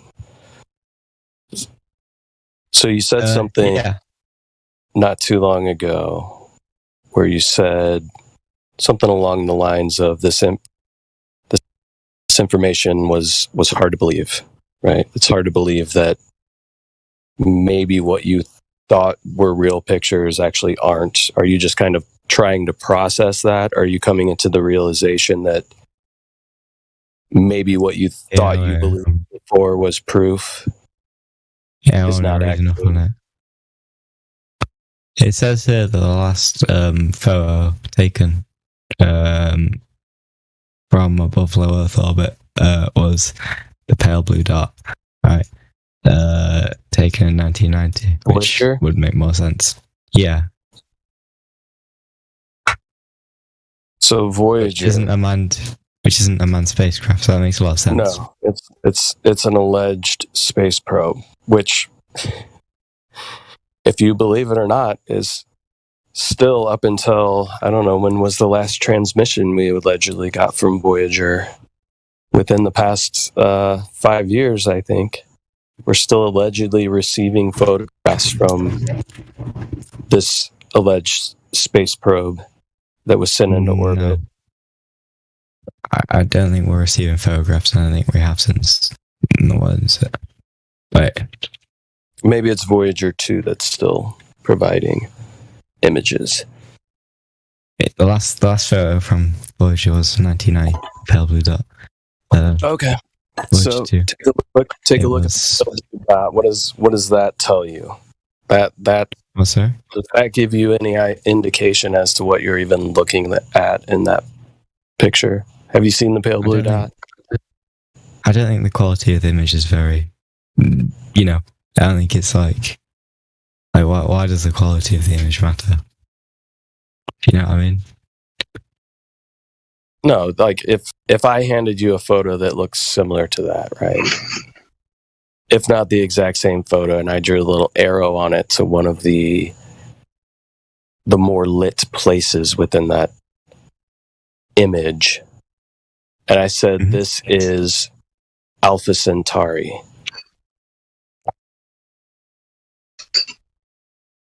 would you just automatically believe that? If I drew the same arrow to the same pale blue dot and I said, this is Alpha Centauri, how would you know or verify, or what would give you any indication, even looking at that photograph, that that's Earth? Well, I wouldn't see a reason for you to say that it's Alpha Centauri. And sure, if you did, you would try and make it a bit more believable by maybe putting some sparkles or something around it. Yeah? I don't know if sparkles would make it more believable. It actually would make it more fake. But either way, man, looking at this pale blue dot image, does that make you think that that's where you live? That that's a picture of where you live? Yeah, I don't see why they wouldn't. So what on earth itself, aside from you believing pictures that are shown to you, which we've already proven, the main one you thought was proof of where you live and the shape of where you live, was a utter fabrication. So what on earth here, the ground that you and I are both currently standing on, indicates that you live on a globe? Because that has no reason. Like what? So, wait a minute. Say that again. Sorry, really, I'm tired. Yeah, so what here on Earth gives you any indication, you personally, any feeling, any observation, or anything that you see in your daily life looking around you would give you any indication that you live on a ball? Well, that's spinning. Nothing, but it's the same for the other way around. There's nothing that gives me an indication that it's flat as well, because it's quite hard to observe that. Sure, I mean, I observe it all the time. I live near water, right? So I see very far. Looks very flat. When I go over, across this very large bridge in my area that's tall enough for cruise ships to get underneath it, and I look around, everything that I see around me indicates flatness. No indication of curvature at all whatsoever. But can you see those ships forever? Like, can you see them go forever? Forever? Do you think you can see forever? Well, I'm sure the higher up you are, the further you can see. Okay, so if I had a penny in my hand and I was standing on that ship, would you be able to see the penny? Ships are quite large, and you can How far away do you think you'd be able to see a penny? Oh, I don't know. About, according to you, forever, right? Forever. What? If I just went straight up in the air, would you be able to see a penny that I was holding in my hand as I continued to increase in elevation forever? If I had a telescope large that could magnify it a significant amount. Okay, so let's even say that the moon is as far away as they claim. Could you see a penny on the moon? If I had a significant enough telescope, probably. There's not a telescope good enough in the world to be able to see that. What? Well, yeah, obviously. So when the ships go off in the horizon, you don't have a telescope, you have your human eyes. With your human eyes, would you be able to see a penny on the moon? Well, no. Right, because you can't see forever, it's different, right? Perspective. You understand that things shrink. Things get smaller with things shrink as they get further away. There's a difference between a ship dipping under the horizon and something shrinking. Yeah, can you explain to me the difference? You can see the ship get lower, and if you go up, you see the ship again. If the penny was at the same distance, if the penny, it doesn't matter how high in elevation you are, you'd still not be able to see the penny. So as the ship moves away on the sea, wouldn't you expect it to get lower because it's getting smaller as it moves further away?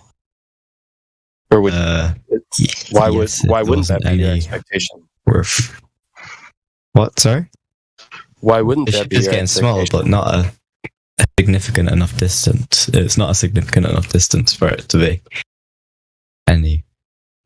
I don't get what you're asking here. Sorry, it's quite late. Okay. Well, you say these ships go over the horizon, right? Yes. Yes. So ships get further away, they get smaller and harder to see. But there's also a ton of different things that take place in the atmosphere. Yeah, so I have a question. Because he's saying if things get lower in your field of view, I guess the insinuation is that they're going over a curve. So I'm in my house and my ceiling is getting lower. Is it going over a curve? What do you mean? Well, I'm looking at my house, and for some strange reason I just can't understand, rather than my ceiling being straight, it seems to be angled down in my field of view, as if it's going downwards. So I can't fathom it. I guess my house is built on a curve. Could be. I don't understand the question. Like, Yes, that's the point, my friend. My friend, the statement's incoherent. I know that my ceiling is straight and flat because I can measure the entire thing. So I know that the effect of it going down is not because of anything physical. It's all to do with optics. So why would you just jump to the assumption that if I can't see something or something is appearing to go down, that it must be because of a curved Earth? But don't you? I mean, I've never seen my ceiling curve, so I don't Right, but you have seen your ceiling recede in your field of view on the y-axis. Yes or no? Can you word that a bit more? Let me give you a visual here visual. Yeah, let me give you a visual you might comprehend. So let's say have you ever been to a hotel? Mm-hmm. Okay. So imagine a hotel with a very long hallway, right? We know it's flat, straight, because they don't build buildings that aren't straight, right? So we're looking down this long hallway and there's lights on the ceiling. Yep. When you look down that hallway, does the floor appear to ramp up towards your eye level? And does the ceiling appear to ramp downwards towards your eye level as it gets further away? Yeah, to a point. Yeah. So in reality, is that ceiling that's above you physically going downward? Or is it just a matter of your perception due to perspective? No, but I don't think that's a large enough scale to see. Like the hallway would have to be quite long, wouldn't it? Wouldn't even have to be that long. I mean, that's what you to see. be able to see it. Well, yeah, because have you ever been in a hallway where you don't see the ceiling appear to come towards your center view and the floor appear to go up towards your center view? That's how you view everything. Always. It's perspective. Well, I don't think there'd be the hallway long enough to show it not. You know what I mean? Like, that's the hallway's like, you know, so if you had a hallway that was from where you are standing to the ship that could be really far. I don't know how far ships are bend across the horizon. I'm not sure about that. Dude, if you had a hallway, so let's talk about that. If you had a hallway, if you look at the live stream voice text, you'll see an image of a hallway that's running as a GIF, and you'll see the effect in question. Okay, so if you had a hallway, the length all the way out to a ship where a ship starts to disappear, you know, which is roughly 3 miles, 3 to 4 for a 6 foot tall observer if he was on the shoreline. If you were looking down that hallway, right, after a short while, the rest of the hallway would be unresolvable. And all you just see is everything converging to a point, and you'd be impossible to see the rest of the hallway. I agree with that. But right. So if you then remove the hallway, does the same angles of light not apply anymore? The ship isn't the same as a hallway because why not? The ship is a point, if you know what I mean. Right. So remember what I just said. You know what I mean. Remember what I just said. The angles of propagation within the hallway and the angles that they enter your eye or the optic, right, are at too small of an angle to be resolvable on the hallway, which is approximately the same height as a person, right? And all of the information from the end of the hallway recedes into a point. So if you then remove the hallway, would not the same thing be happening to the portion of the ship that occupies the same space as the hallway, being approximately 7 to 8 feet tall, standard hallway? So at isn't a ship bigger? 3 miles. I'm talking about the portion that represents the same scale as the hallway, like I just said. 6 to 8 feet. But how am I supposed to see that point from a ship that's far away? I wouldn't be able to see that. You got it. So what you would see by what you just admitted is you wouldn't see the portion of the ship that represents the same scale as the hallway, but you would see the portion of the ship that is much bigger, being the top. So by your own admission, you generally conceded that the bottom of the ship would disappear due to the laws of perspective alone. The point of the ship that faces, you know what I mean? Like the point of the ship that is level with me. Right, that part's going to disappear. Obviously, first. Obviously, the whole length of the ship isn't the same size as but the whole. Think about this. Think Stop about this. there The for a ground. second. Hold on, stop there. Stop there real quick. Because he's saying something that most clippers don't get, and that it's worth noting. Okay, the whole ship represents a certain angular size, but each portion of the ship represents a different angular size. And the smaller portion at the bottom of the ship subtends a different angle than the whole ship. And due to the law of triangles, that angle is going to be smaller. And since we see in angles, once the angle gets too small, we won't be able to resolve the bottom of the ship while still being able to resolve the top. Thank you for being one of the first people to get that without having to go for 2 hours. All right, I yield the floor. Yeah, that was a really good point. Just think about it for a minute. If the floor all the way up to the vanishing point, and at the vanishing point, that's where you can't discern the floor anymore. Of course, his feet or the bottom of the ship at that point cannot also be discerned when it's connected to that point on the floor. Do you get that? Oh, wait, so you're trying to say that it's like a plane? Like, I don't know if so every part,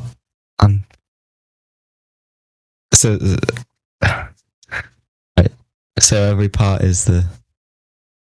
Sorry, I'm a bit,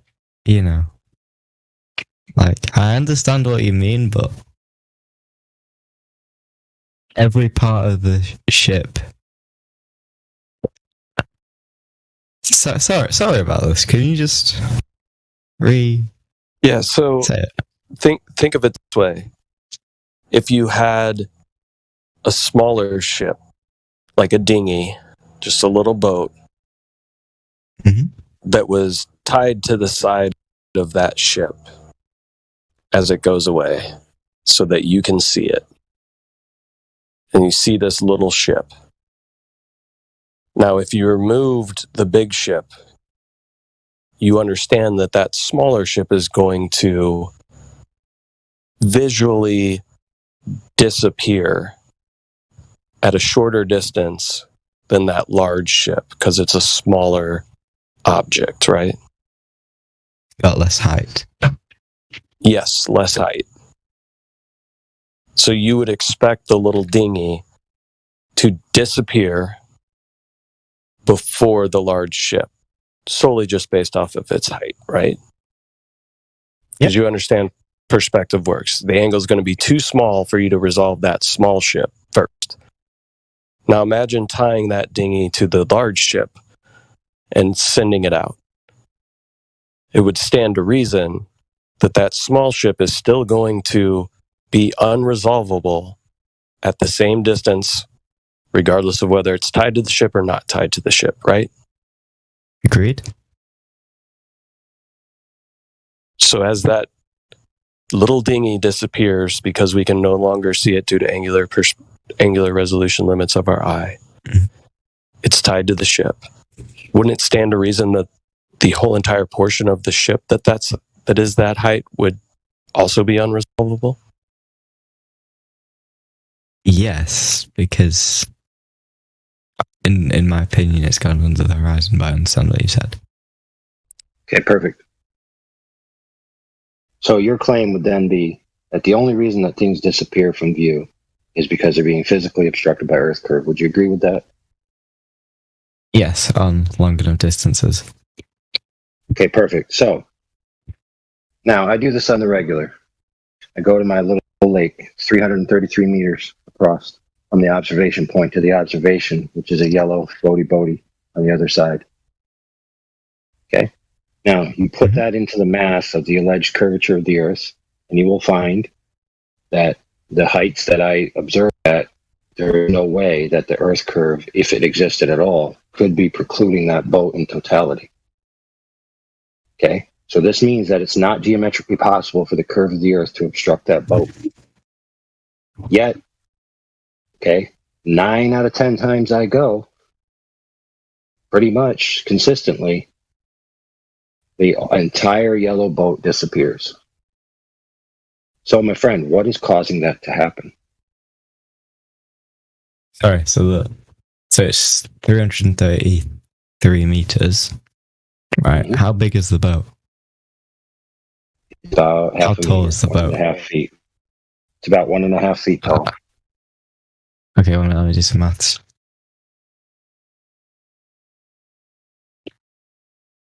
So how many? Yeah.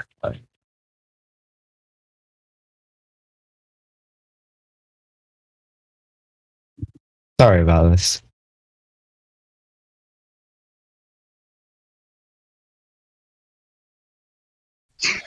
Just doing the math up the top of my head,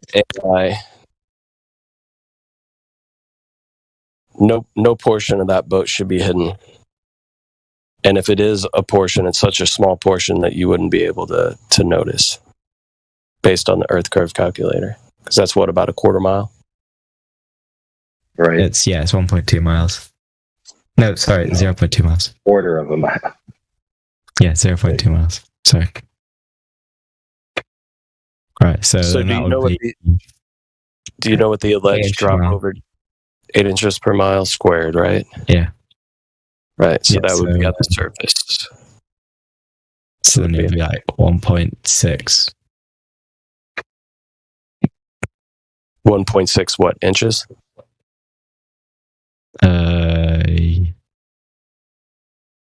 Would be the alleged hidden height due to the curvature of the Earth, allegedly. Mm-hmm. So when AI said he goes out, and 9 times out of 10, the whole entire boat disappears. Why? Is that Earth curvature? Do we have a tiny Earth? Smaller Earth? That'd be funny. Probably not. I'm so glad you said that. There's no reason. Right, so then what must be the reason? Okay, so it looks like it's happening. So what must be the reason? The only other hypothesis you've given is that also about vanishing points. Well, let's just be more broad, just for fairness' sake. Okay, it's not because of geometry, it's because of an optical effect of some kind, whatever that might be. It's no longer in the category of geometry, it's in the category of optics, correct? Yes. Exactly. So now that we've agreed that the bottom of things can be missing, or an entire object itself can be obstructed without the necessity of Earth curvature in the way, we can now make progress.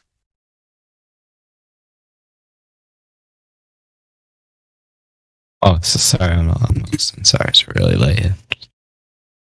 Now, I want you to realize that that's a necessary concession that you made because it's obvious, because it's observable, that it is not true that the only way for things to disappear from the bottom is because of Earth curvature. So that's a false statement. You've proven that to me. Yeah, I just did, and you conceded. So if you retract now, it just means, you're fair, exactly. Now, you might argue that those effects are this or those effects are that, but we know for certain that it falls in the category of optical effects. So now, since we can't do this for real right now, we're going to do this in our minds, right? Okay.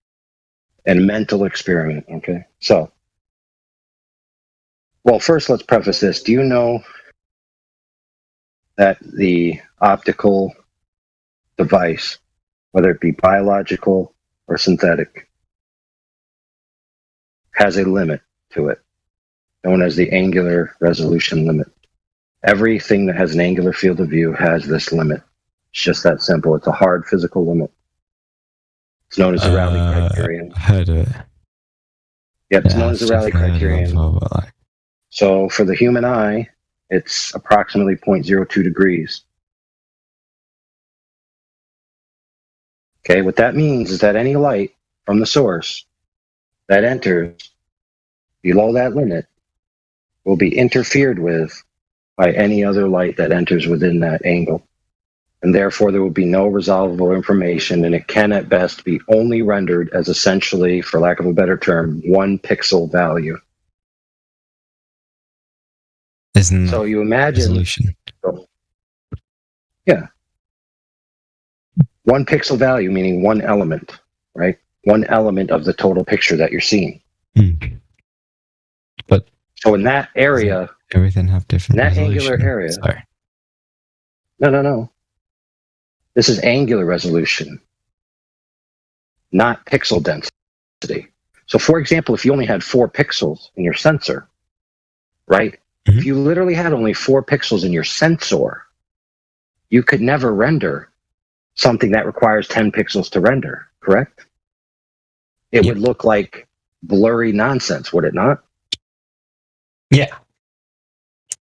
Exactly. So now you fully understand the principle. So, if you imagine a man standing on a line looking out, right, and these radials, right, of angles emanating from his eyeball, you can imagine the 0.02 degree triangle coming out from his eye and going out along the horizontal line in front of him until it intersects the horizontal line.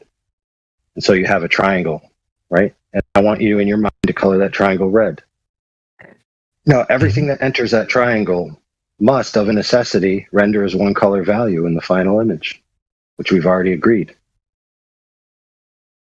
It just so happens that if you take the time right now to map this out, it pretty much coincides with where the alleged horizon is for a 6-foot-tall observer. The triangle hits the horizontal line approximately at the same distance. Very coincidental, don't you think? So principally, we know this to be true. So, for example, let's say that you're standing over water, and then you have a brick. But it's not a solid brick, it's a floaty brick. And let's just make it red, because red is very bright, easy to tell apart from blue. So if you take said brick, and we've already established that this water is horizontal, okay, it's not curving in any way, it's perfectly horizontal. That's the premise. You might even imagine that it's a floor, painted blue, rather than water. Make it easier. So you take said red brick, put it on the floor, and you have your friend start to walk away from you. Now, as he keeps walking away from you, something interesting is going to happen. Eventually, you will not be able to see the color red anymore, because the red and the blue simultaneously will occupy less than 0.02 degrees. And as they approach that towards 0 degrees, the blue and the red will meld together into purple. And then it will meld together to where you only see the air and the blue floor. And you can't even tell the purple anymore. Now, that makes sense. Let's just say, for example, that you call your friend. You say, okay, I can't really see the red thing anymore. So you can stop pulling. And your friend goes, okay. And he stops pulling. Now what your friend does is he calls his other friend who brings over a truck full of red bricks. And he starts stacking the bricks on top of the previous brick that you can't see. He stacks 1. You start to see a very faint purple. He stacks 2. The purple intensifies. He stacks 3. You start to scratch your head and say, I'm starting to see red. He stacks 4. Now you see some more red. He stacks 5, 6, 7, 8, 9, 10. And now you see a line of red. But when your eyes trace down this line, as they get closer and closer to the floor, eventually you cannot see the bottom of the stack. It has become unresolvable. It has disappeared. Rest assured it is there, and it is the bottom portion of the stack. But the stack in total has disappeared from the bottom, has it not? I like that. I do like that, yeah. Now, this is a necessary, yeah, you're right. And this is a necessary consequence of the way our eyes work.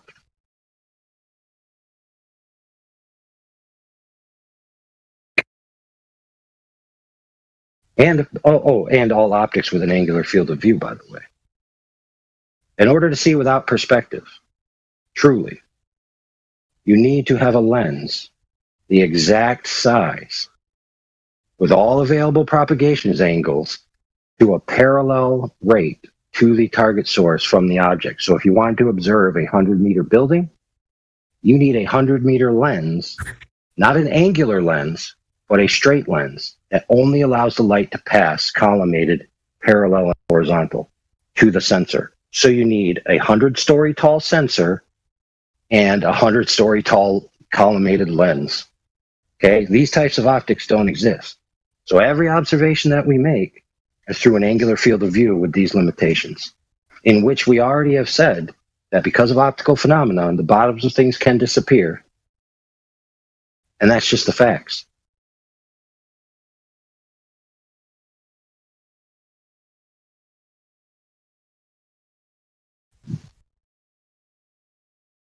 All right, so with that, I rest my case on that, unless you have any questions specifically.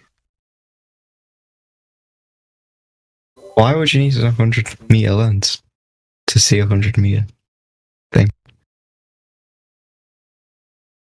You need a 100-meter lens to see a 100-meter tall building without the effective perspective, and it needs to be a collimated lens where the sensor exists parallel to the light coming from the object. Like a mirror. So if you don't have such a lens and you use normal lenses like your eyes, you'd be standing on the ground, right? And the angles of propagation from the top of the building would be at a downward angle towards you, forcing all of the light from the propagation angles to enter at essentially inverse angles after they pass the lens. And that's what creates the effect of perspective. Is that you see imagine like a mirror. Oh, this is right. I'm imagining like a mirror, right? Okay. And this mirror is the same height as something. Yeah, right. So it's like a mirror, if you know what I mean. It would work like a mirror. Yeah, well, the problem is that mirrors suffer from a perspective as well. If you stand in front of a mirror and start to walk away from it, does the image that appears to be you not shrink in size? Of course it does. Yeah, because that's your eyes. It's not the mirror.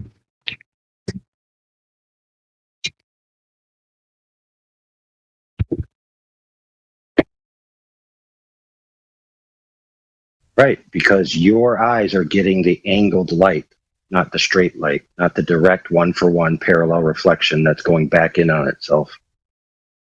So now you get it. Mm-hmm. There's also another way to show it. The ancient Greeks, of course, didn't have any fantastic telescopes or anything. They just looked at the horizon with their eyes, and they drew on a piece of paper and used orthographic view to assume that the horizon was Earth curve. So in orthographic view, things don't get smaller with distance. So the mountain is just as tall angularly in their idea, in their math, but that's not how it is in reality, it's actually tiny in reality. And so when they compare these pictures from reality to their math or orthographic side view, which they got from the Greeks, they're actually just taking perspective and turning it into Earth curve and assuming that the horizon is this start of this Earth curve. But there's no evidence to actually substantiate that.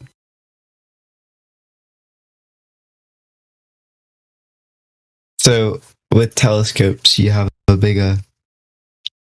more resolute lens. Not lens. You know what I mean? Yeah. With a bigger aperture, you can see further, like in the Black Swan images and other such things. That's why we use telescopes, to see further. And then if you use a very small aperture, like we did with the pond tests and other stuff, such things, we can see that the horizon appears much closer and things disappear over what should be a flat surface. According to the globe mechanics, these bodies of water should not have enough convexity to hide these objects, but it does happen on the smaller aperture cameras. But on the bigger cameras, you can actually see the boat still. So it is optical. There's no Earth curve here. What's Black Swan? I know what a Black Swan is, but what is Black Swan experiment? A Black Swan is not an experiment. It's a reference to the Karl Popper's falsification, and he has a story that goes with it. You can say that all swans are white, and people can just accept that. But if you find a black swan, you know that all swans are white is just wrong. There are black swans. So that's what we find. We find black swans that show that all swans are not white.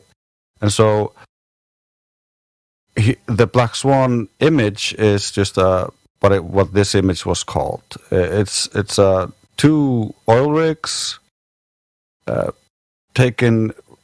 A snapshot taken from a video where he lowers the camera 1 foot off the surface of the water. So the horizon should be only 1.22 miles away on the globe, but we can see the horizon way past the second oil rig. So that's over 10 miles. The size of that globe is completely unsustainable, so it just doesn't work. Black Swan.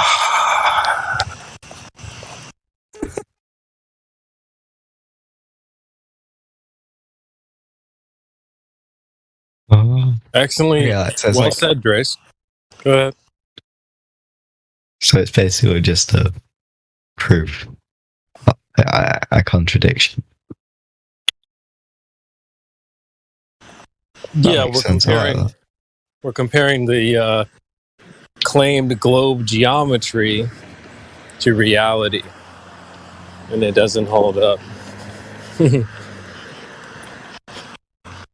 But you can go check it out. You don't have to just believe anybody here. You really should go out and see if you can test some of this stuff on your own. If you have a body of water nearby that's like 5 miles big, maybe bigger, that's a good start. Next time you go on vacation to the beach or something, take an Earth curve calculator with you. See if you can do some long distance observations. This is the kind of stuff you don't want to just leave this Discord and be like, well, these guys on Discord told me it was flat. Like, you want to go out and check for yourself. So, there's plenty of resources for you to be able to go out and do that. And if you need help, we're here. Okay, so let's establish where we've come from so far. We've conceded that the concept that the Earth curve is the only reason why things disappear from the bottom up is false. Right? Now we've been presented with the Black Swan, which is a premise, right? In a sense. That premise is that if you can disprove a certain proposition by providing one counterexample, that negates the proposition, and the proposition isn't true. So the proposition in the idea that we already agreed to isn't true is that the horizon is a hump of Earth curvature between point A and B that's blocking the bottoms of things. Now, we've already agreed together that that's not the case. Now, let's talk about the Black Swan. In the Black Swan photo, the horizon, as you can clearly see by looking at the photo, is beyond the oil rigs. Right? Mm-hmm. The oil rigs are at 9 miles, respectively. Between the other one and the other one, there's approximately 9 to 10 miles from the shore. This means that the horizon is greater than 10 miles. We only know this because we see the boats. Sorry, not the boats, the oil rigs. So we know the horizon is beyond 10 miles. And as he said before, it must be, if the Earth is a globe and if the horizon is a geometric hump of Earth water, right, that's curving and getting in the way. From the observation height that the man observed this, it should have been at 1.225 miles. It's not at 1.225 miles. So the necessary conclusion is that the horizon that you see is an optical phenomenon, not a geometric edge of Earth hump curved water. Now, in summation of all of this that we've already discussed and you conceded to, okay, is that there is no hump of Earth curved water blocking the bottoms of things.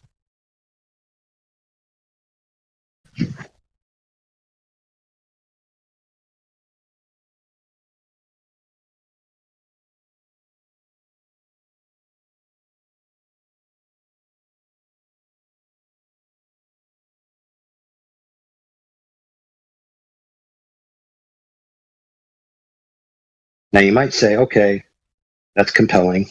How would I know for sure? Well, the correct answer is to directly measure the water. So far, we've been talking about optical defects, right? Mm-hmm. So let's measure the water. How are we going to do it? We can't use a string because of the catenary curve problem, right? Which is a physics problem. Just take my word for it. Can't use a string. Okay. Can't use a solid piece of steel for similar reasons. So the most efficient means to get something at that range, that we need a sufficient sample size, right? So what's a sufficient sample size? Let's say 25 miles. That sounds pretty good, don't you think? 25 miles, you'd see, doing the maths. 25 times 8, 200 inches, which is what? I don't know what that is in feet. 25 miles, it would not be 200 inches. Wait, what? So wouldn't it be 25, then 8 inches per mile, times it by 8? It's squared. Oh, there we go. So would it be 5? If you're doing it your way, it'd be a slope, times... not a curve. Oh, yeah, that makes sense. Sorry. Right, so 5 times... What is it again? What is it? 5 times 8? It's 20. 40. No, 25. 25 times 25. Uh-huh. Times 8. Inches. Right, so that'll give you inches. Sure. 5,000. That's going to give you... Right, that's going to give you the drop. 16 feet. Right, so that's 416 feet drop, right? That doesn't seem very believable to me, I'm going to be honest. Really? Yeah. Why not? I don't think you can see 400 feet of drop between 25 miles. That's like... I mean, that's the mass of the ball. Significant. That's very significant. Yeah, it's very significant. So we have something that's 400 feet, right? 400 feet. I can live with like 400 inches, but I can't live with 400 feet. Well, too bad, because that's the measurements of the ball that they told you exists. Yeah. So I'm going to walk you through it. So this is how it goes. You got 400 feet. It's actually worse than that, but we'll just use 400 for sake of argument. It's easy to divide. So what they did is they went, set up what's known as a laser transit measurement. Laser transit is basically a really long level, right? Because obviously you don't have a 25-mile long level. So you level the laser on the one side of the land, you shoot it over 25 miles of water, and you have a target, right? You set up the laser at 6 feet off the ground. You set up the target at 6 feet off the ground. Right? It's kind of laser be refracted and stuff though. Ding, ding, ding. He said it. He said the word. Oh, what? Hey. Shh. Calm down. Oh, no. We're not getting frenetic here. Yes. The correct answer is lasers can deviate due to refraction. Okay? So, I want to ask you this before we start. You already have heard this is a 400-foot differential, right? Between the drop. Mm-hmm. Now, we're going to measure this. We're going to measure this to see if that drop is there. By setting up a laser transit level. Now, I'm going to continue with how this works, okay? So we'll set a baseline for how this thing is supposed to function. So in construction, let's say you have a foundation, so you have a piece of land. You set up the laser on one side, you set up the storyboard on the other, which is what the laser hits, and it tells you the differential between a level laser and the ground. So for example, if I set up my laser at 4 feet tall, and the storyboard says 6 feet, right? Then that means I have to add some dirt to level the ground, right? And transversely, if it says in the other direction, I have to take some dirt away. So what this tells me is over my foundation that I'm trying to lay, whether or not I'm laying it flat. Because I can go with that storyboard and get 4 feet here, 4 feet here, 4 feet here, 4.5. Uh-oh, I got to change something. Right? Yep. Now, of course, there's tolerances, right? So when, for a client, I want to make a level floor or a level foundation or a level piece of land, there's tolerances that they're willing to accept.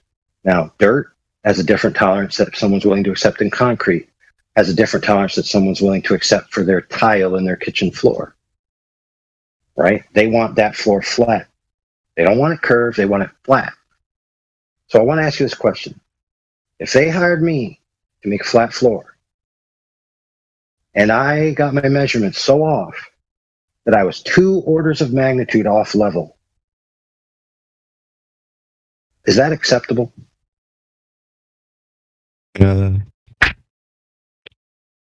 No, it isn't, is it? In fact, 1 order of magnitude is not acceptable. So, for example, if the differential is supposed to be 0.4, and I have 0.40, right? Those are the same, are they not? Yeah. Okay, but what if I have 4? I'm off by 4. Yeah. That is not a flat floor anymore, is it?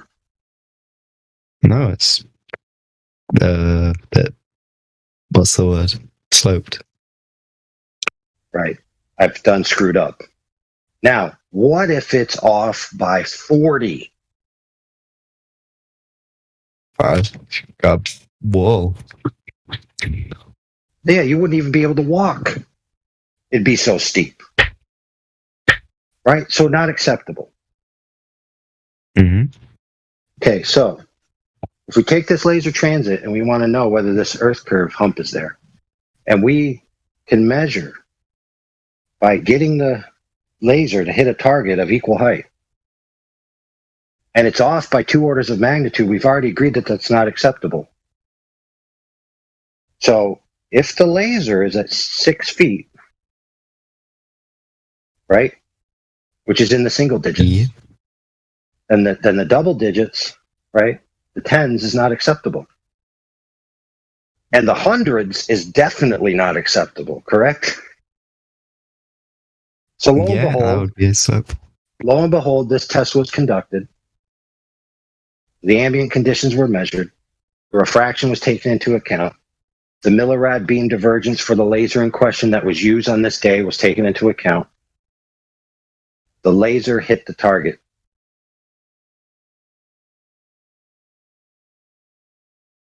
with a maximum differential of approximately 3 feet, still within the single digits. And they're supposed to be 400 feet. So if the Earth was a globe, the laser would have went over the target by hundreds of feet upon hundreds of feet. Yet the laser hit the target. So by the principle of laser transit within the margins of error, that surface is flat.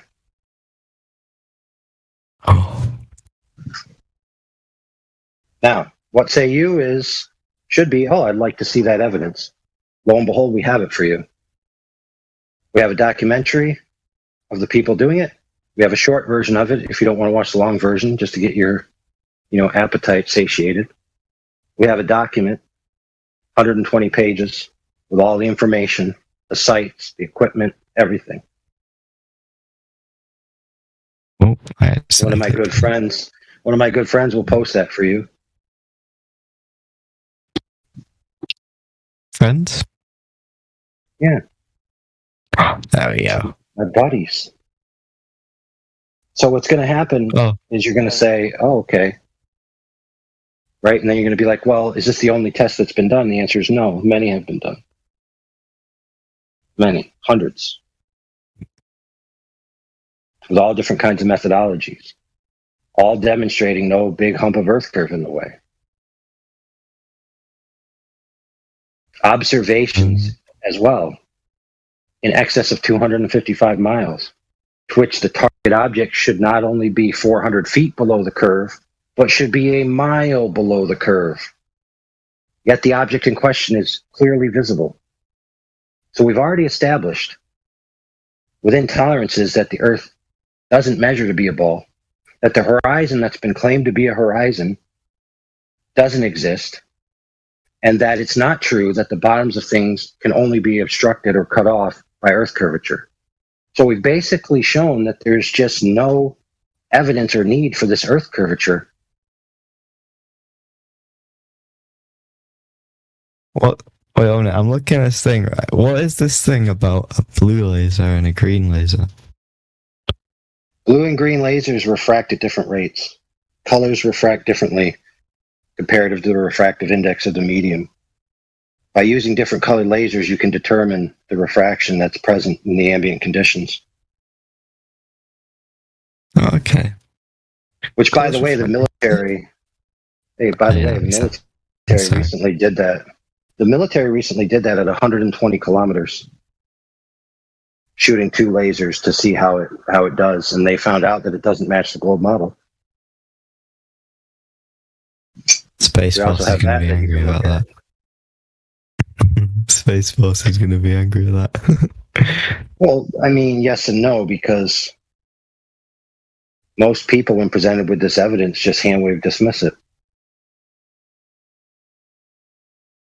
Because they're under the impression, right, that the Earth is a ball. Therefore, what must be happening is that light is curving. Do they have any demonstrable evidence of such a thing? No, it's just an affirming the consequent formal logical fallacy. So now we've established that the rebuttal for all this evidence you've been presented with is a logical fallacy, not actual measurements or demonstration. So again, we just have no need or demonstration of this Earth curve on the ground level.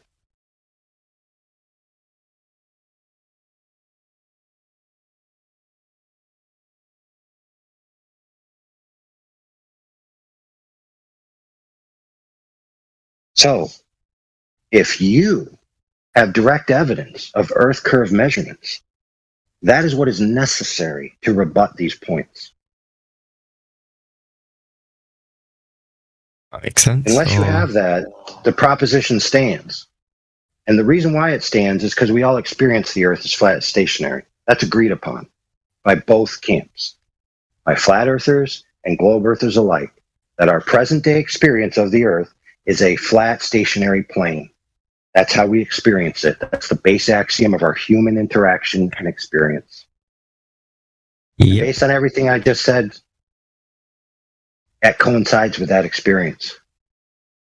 The globe curvature is an extraordinary claim that requires extraordinary evidence. But most people are fooled by the claim that a fuzzy dot on a piece of paper is a picture of the Earth from space.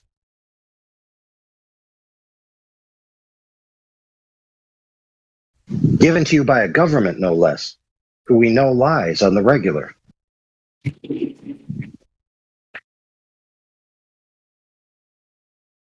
Alright, I'm just interested, right? Why would they lie? 'Cause I know you're gonna have a really good answer to this. Why would they lie?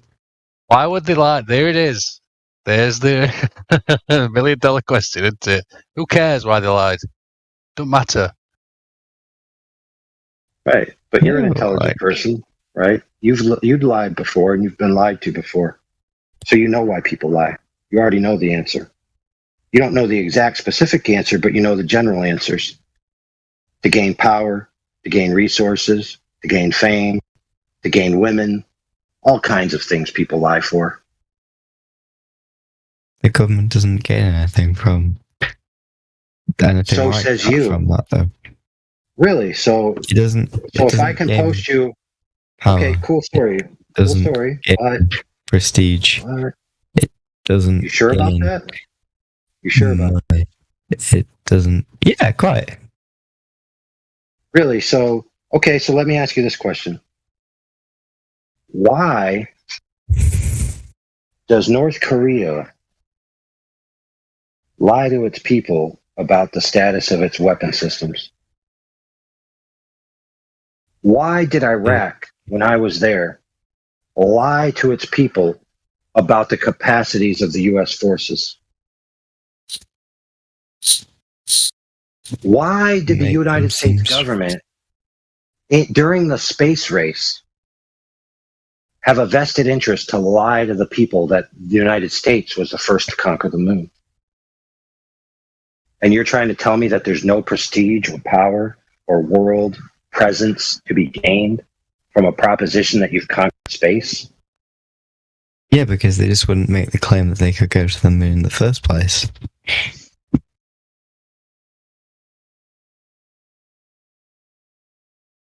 It would be better for them to just not make that claim in the first place. So let's talk about it then, and let's reason with a real tangible reason why they might lie about such a proposition. So, as a student of history, which you are, clearly a scholar, who have been through standard school and have been taught the history of the expansion of the Western world, that people found out that there was more land. And what did they do? They left their states that they were involved with to pioneer the new land. So we've already experienced in our history a time when new land was told to be given and people uprooted themselves from their governments, even had revolutionary wars against their governments in order to create new territories and new civilizations. So if the Earth is not a globe, then that means that the boundaries are unknown. And that means that there possibly could be more land. Now that, my friend, is a very good reason to lie. But aren't they also saying there's more land to go to if you can go to the moon? Yes, but think about this, my friend. To get to new land that's connected by water, you need a boat that you can literally build yourself. To get to space is unreachable. Now you might say, oh no, it's totally reachable. No, it's unreachable. But the elite, the very small percentage of the elite, even alleged to have gone to space.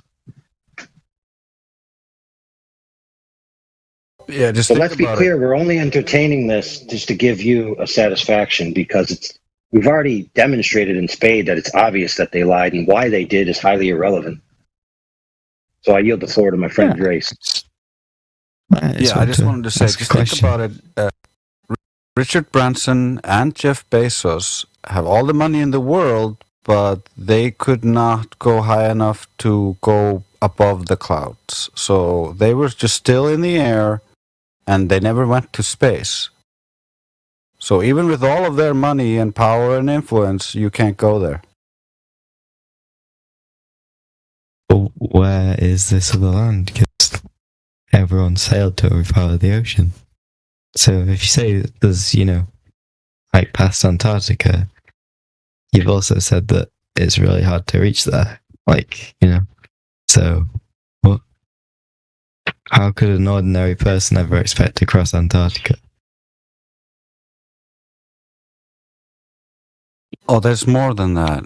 When you think about the globe and you try to unpack it, there could be more lands on and within the area heated up by the sun that is still hidden due to the way they map the globe. So we don't know the full extent of our world, and we're limited how far we can actually explore south due to the Antarctic Treaty. So we can't sail all those seas, and even just sailing willy-nilly, the coast guards of the specific countries will contact you and escort you back if you're sailing somewhere you're not allowed to sail. What? You can sail wherever you want, as long as it isn't in the nation's waters. What are you talking about, dude? You can't go to the middle. You can't go to the edge. That's a fact. You can't go to the middle. You can't go to the extreme edges either. You will be brought back because of ice. So, if your proposition is true, my friend, that you can, then that means that there would never exist a story of a sailor freely roaming who was turned around by any military or shot at, correct? No, because that would probably be in the nation's waters, or they were doing something illegal. Right. So there's a guy called Jarl Anderhoy, right? Who tried to go to Antarctica in different manners. Okay, he lost a crewman being shot at by the government. So it's not the case that you can just go where you want, especially in regards to Antarctica. Not only that, but the logistics of doing so is very hard because of the nature of the temperatures and all of that. But again, keep in mind, we're only entertaining this for your satisfaction because we already understand logically why someone would lie is irrelevant. That they lied is the matter of the day. So you're just to be fair, no disrespect to you. You're trying to think these things through to make peace with it. But the problem is that you've already arrived at the bargaining stage. So your brain is already processing this information. Guilt. Was it the 7 stage, right? Yeah, but... Yep. Yes, for example, my grandfather's is dead. Why would he die? Why would God do such a thing? It's like, he's dead. It's just a simple fact. He's dead. So now you have to go through that process of trying to understand why and come to peace with the reason that you may never know. Once you accept that you may never know, then you can have peace with the fact that the lie is just a lie. I don't think it's possible to patrol that big of an area, though. Perfectly. Can I just say this, though, real quick? Like, have you been living under a rock for the last, 2-3 years, dude? Well, I don't know where people get this idea that you can just go wherever you want. You can't even fly a drone wherever you want. They have perms and rules and stuff like that, man. I mean, you can't even get in a car and just go wherever you want. You can't walk wherever you want. So why can you get in a boat and go wherever you want? Why can you get in a plane? You can't. I just think it's goofy that people have this idea that you have. But then again, look at the last 3 years. You couldn't even go to the grocery store, dude. That's like, dude, I just don't know where people get this idea that, oh no, you could just do whatever you want. Like, no, you can't. Because it's a big place. Okay, and I don't think it'd be possible, even if everyone was on board with it. Go to the grocery store. Everyone knows where that is. Come on, dude. Oh, so you're trying to say that you could do it? You could do it because there's nobody there to monitor you because it's so big they couldn't possibly know what you're doing? Is that it's your like claim? saying I can just do whatever I want on the highway. Who's going to catch me? Yeah, so they don't have radar anymore or anything like that they don't track ships now? If you were on Antarctica, no. It's like saying, like, dude, well, if I'm in the boonies, who's gonna catch me? I'll just do whatever I want. I'll just drive as fast as I want on this highway. No one's gonna get. Who's gonna get me? So guess how they caught Mr. Yarrow? Information that was acquired at land, because you have to plan and do all the logistics at land before you depart. It's like you don't just magically arrive in the middle of an ocean where there's nobody there to catch you. You can get a boat. Like, there's nothing stopping you from getting a boat and then going and sailing. Illegally, as you're saying. And, going there. Like... Dude, you know what, dude? You get me? To be fair, guys make excuses about all the logistics of how their girlfriend isn't cheating on them. Because why would she? There's no way a car can go from here to there with that much gas. Of course, somebody would have noticed she was at the store. And all these excuses upon excuses upon excuses, because they don't want to accept that one of their friends gave them the stone cold brass tacks truth of what their girlfriend was up to the other day. But why would she lie? There's no way she. And you may die. You may die without her ever telling you the reason. Reporting back in after sunset here, great looking sky. You can see the tail end of the Big Dipper. Ooh. And is one of you using some kind of machine tool, like a drill motor, or anything like that?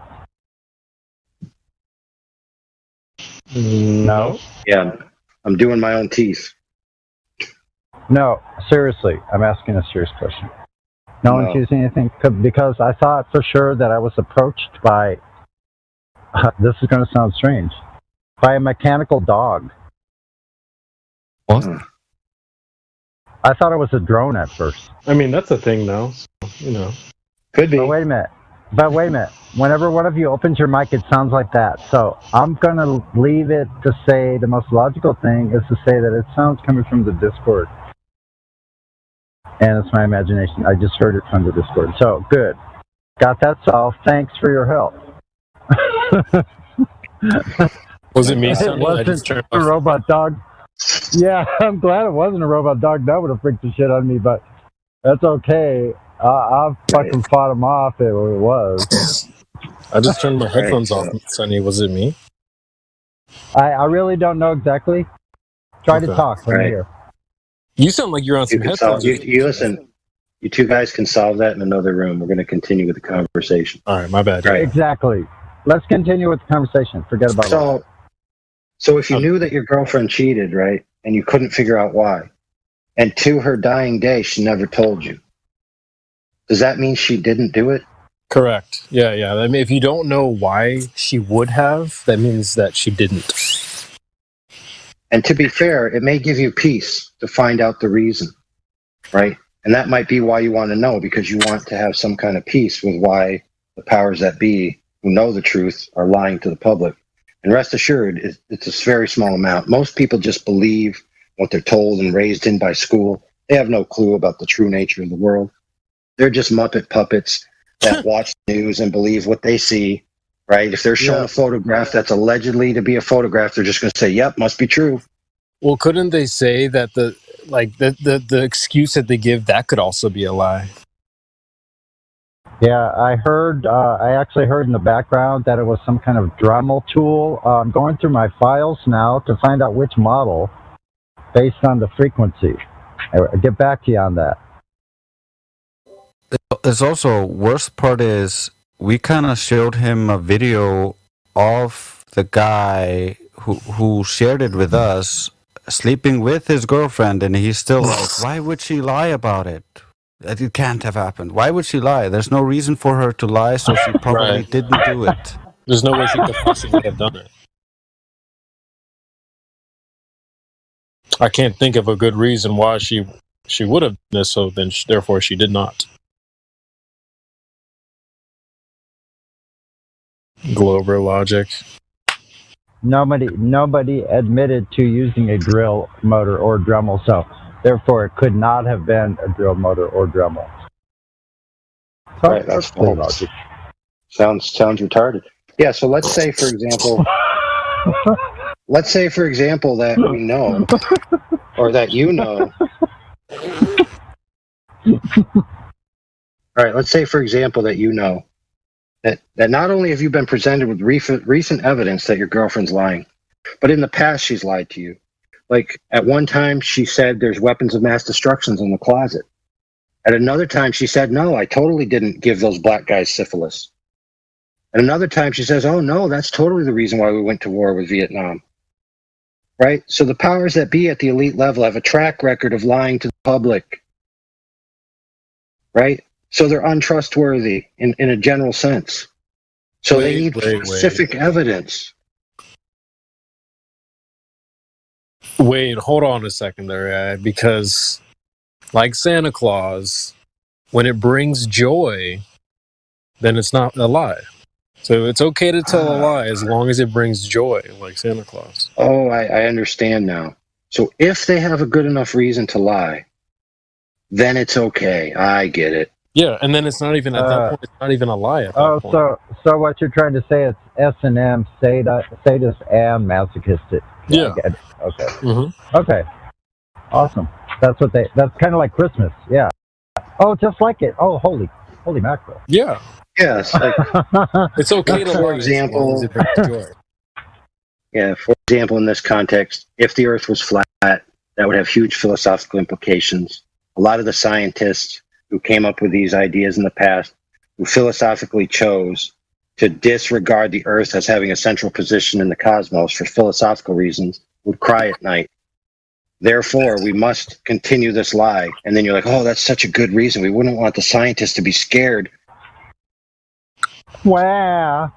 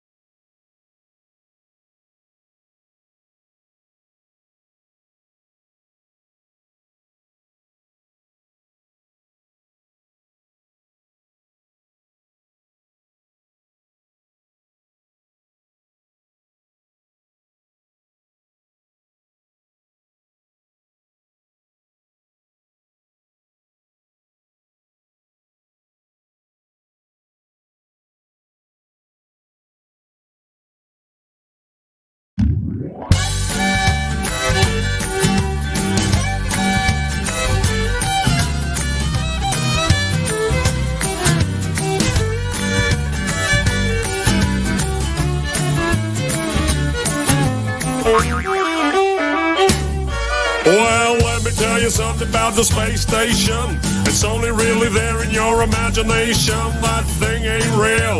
It's science fiction. It's there to feed your space addiction. Those astronauts are not in space. It's written all over their stupid face. See, I can spot a lie from 100 miles, and I can spot a fraud from the way they smile. Didn't you learn nothing from the fake moon missing that puppet show from President Nixon? Well, listen up, they're doing it again, it seems. Check out the harnesses and green screens. I used to work a lot in film and TV. I know a bit about the television trickery to create the illusion that you're somewhere that you're not. A green screen is what you're gonna use a lot. Or if you wear a harness and attach it to the ceiling, the illusion that you're floating is what they'll be believing. All you're watching is a puppet show, yeah, the whole world's a stage. Astronauts, they're actors, of course, and yeah, they all get paid. Look at me, ma, I'm floating in space. No, you're not, you're lying to the human race.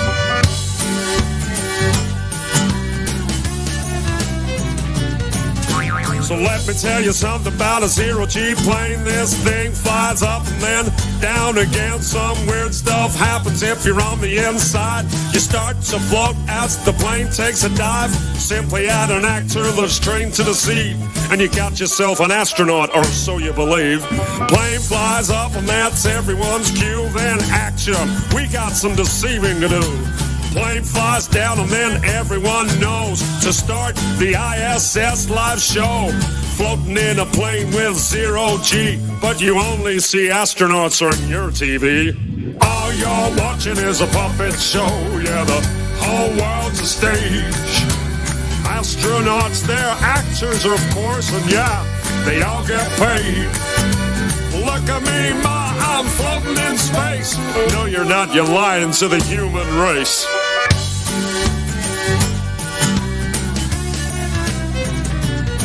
Well, another thing I noticed when I looked at these fools, they're filming spacewalks in buoyancy pools. NASA's gonna tell you that it's just for training, to practice for space station maintaining. Well, I thought about that, but if that's the case, then why the hell can I see bubbles in space? Take a hard look at the next spacewalk, and tell me if you can see bubbles at all.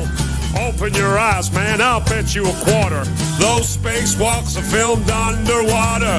I can see space bubbles everywhere. Hey, NASA, how the hell did those get there? All you're watching is a puppet show, yeah, the whole world's a stage. Astronauts, they're actors, of course, and yeah, they all get paid. Look at me, ma, I'm floating in space. No, you're not, you're lying to the human race.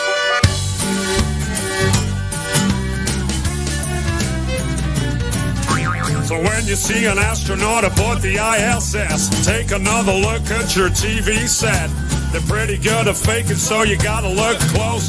Pay some attention to the way the actor floats. If you ask me, that ain't zero gravity, but Hollywood effects that I see on my TV. Take a good look at the whole damn thing. These lying bastards are just puppets on a string. It's all a big science fiction puppet show. The game's up, NASHoles, cause we all know.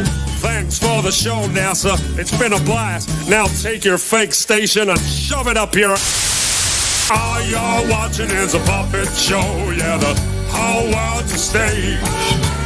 Astronauts, they're actors, of course, and yeah, they all get paid. Look at me, ma, I'm floating in space. No, you're not, you're lying to the whole human race. All you're watching is a puppet show, yeah, the whole world's a stage. Astronauts, they're just actors, of course, and yeah, they all get paid. Look at me, ma, I'm floating in space. No, you're not, you're lying to the whole human race, man. All you're watching is a puppet show, yeah, the whole world's a stage. Astronauts, they're actors, of course, and yeah, they all get paid. Look at me, ma, I'm floating in space. No, you're not, you're lying to the whole human race. All you're watching is a puppet show, yeah, the whole world's a stage. Astronauts, they're just actors, of course, and yeah. yeah, so y'all get paid. Look at me,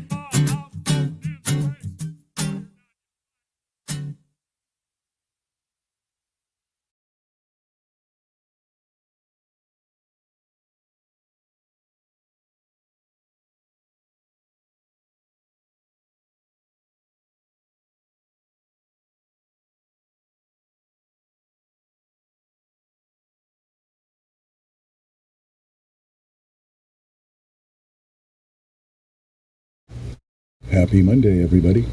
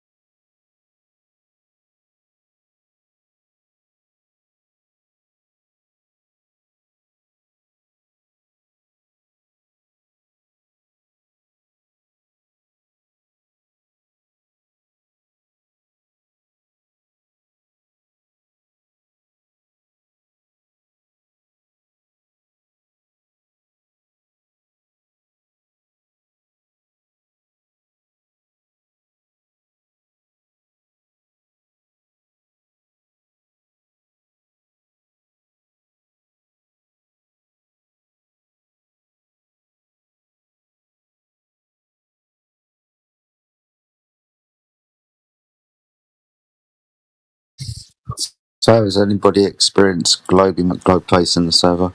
I'm eager to catch up with him. I just looked at him on TikTok. It looks like a right fucking idiot. But apart from that, has anybody had a conversation with him? I've heard he's been around.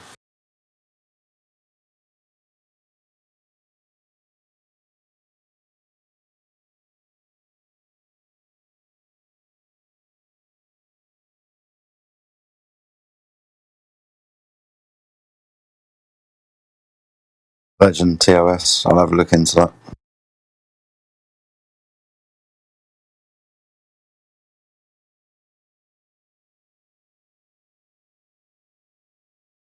Oh wow. Okay. Let's have a look.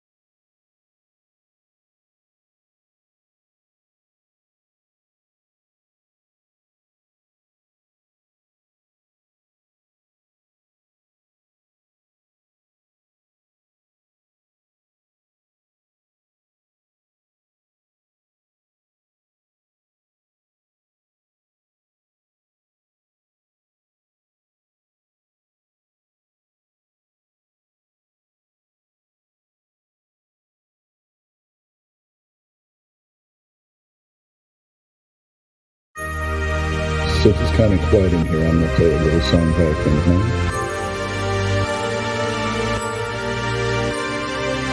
Ashes to ashes, and dust to dust.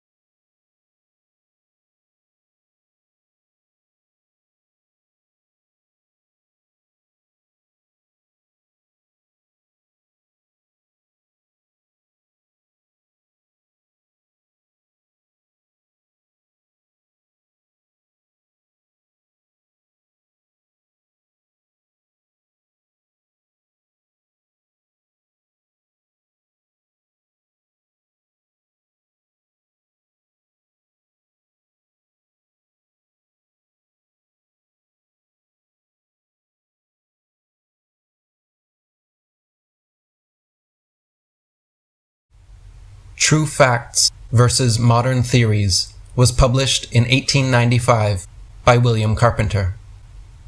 Compare the following startling discrepancies between the true facts and the modern theories, and then say if it is not a national disgrace that we should prefer such baseless superstitions for the mere credit's sake of a few infidel scientists. Modern astronomy and its crafty or most deluded sycophants teach that the sun is stationary and the center of the planetary or celestial bodies, and that it is over 1 million miles larger than the Earth, whereas it is not 1,000th part of its size, is constantly moving in spiral orbits, round and over the face of the motionless Earth, increasing the latitude of those orbits about 10 or 11 miles every day, from June to December, and decreasing them in the same proportion from December to June. The astronomers now teach that the sun's distance from the Earth is from 92 to 93 million miles, whereas it is proved to be under 2,400 miles, and the stars and planets even less than that. So far from the Earth being a planet and, quote, very much inferior in size to all the other planets but Mars, it is no part at all of the celestial system, but is wholly distinct and far superior in size and character to all the planets put together, which exhibit very little variety in size among themselves, and no parallax whatsoever, when viewed under any possible conditions. The astronomers again assert the Earth to be a revolving and rotating globe with an axial speed of over 1,000 miles an hour, and an orbital speed of over 1,000 miles per minute, whereas it is an absolutely motionless plane, surrounded by a barrier of impassable icebergs, extending into unknown regions where day and night come to an end, or in other words, cease to be distinguished, and will only be removed when there shall be no more sea, and a new firmament and a new earth shall replace this sin-stained and misused world. The astronomers teach an atmospheric pressure of 15 pounds on the square inch, whereas it does not amount to half as many grains. Gravitation, central, is the wildest fiction ever invented. All attraction, solar, lunar, central, and magnetic, is purely conjectural and physically impossible. The astronomers further declare that this globe has no material support, but is sustained and controlled in its terrific orbits by solar attractions only, at a distance of nearly 100 million miles, although Sir Isaac Newton himself declares the idea was, quote, grossly preposterous and discreditable to any rational mind, meaning, of course, that the centripetal and centrifugal forces were hypothetical conditions only, and like all the other data on which the Copernican theory was founded, were purely geometrical devices, which no one in their sober senses ever thought could be illustrated by an appeal to facts. But such was the ignorance or bigotry of his professional friends that they would not allow even Sir Isaac Newton himself to publish his repeated disclaimers of being anything more than a mathematical inventor or formulator of a system which was in no degree dependent on the truth of his premises. The rank absurdity and downright impossibility of any one of its most elementary conditions, and the fact that no man of honor or scientific reputation would venture openly to defend it, ought to secure the instant rejection of it by every lover of truth in the world. The whole thing lies in a nutshell. All that is insisted upon is that results or conclusions drawn from conjectural theories of philosophy, however plausible and apparently simple they may be, are wholly worthless and unworthy of any claim to rank as true science, till they have been proved correct by actual experimental demonstration, and can be thus confirmed and illustrated as often as their truth is challenged or denied. Even if a theory be true in the abstract, yet, if incapable of practical demonstration, it is not science, merely to suppose or assert it to be true. Newton himself was too sound a philosopher to attempt to illustrate the truth of the globular theory. He repeatedly discouraged all discussion, and if left to himself, would never have attached his name or sanction to such a bungling absurdity. This is the ground on which the Zetetics take their stand, and all the professors in the kingdom will strive in vain to dislodge them, and what is more, they are too cowardly to attempt it. The above is so startling an exposure that the public press is ashamed to announce it, although the globular theory has been shown to be a pagan superstition, unscriptural, irrational, unscientific, and physically impossible. The true cosmogony of the universe should be the primary subject, and one which ought to take precedence of every other on which the mind of a child can possibly be engaged. Ignorance of its true nature is a gross scandal on all connected with any phase of education, either religious or secular, and the imposition of a fraud which the intelligent child soon learns to detect exerts a positive injury on the mind all through life. At the present moment, there is not a teacher in the kingdom who would venture to prove himself familiar with the most elementary principles of natural science, and yet the writer is abused for declaring the world is full of knaves or dunces. Even savages never boast of being wiser than they are, or teach their children what they know to be untrue. Never before was there such a fuss made about education. Do we really know, or only think we know? Or is it learn, learn, learn, and leave off no wiser than before? If bricks and mortar could make brains, if fine buildings could ensure great thoughts, if learned professors knew all that they profess, Thomas Carlyle would have belied his countrymen when he said we were a nation of mostly fools. What is our standard of true knowledge? An imperfect standard is as misleading as defective weights. If we deal with false analogies, we are only comparing true metal with an ingenious counterfeit. What are we aiming at by these remarks?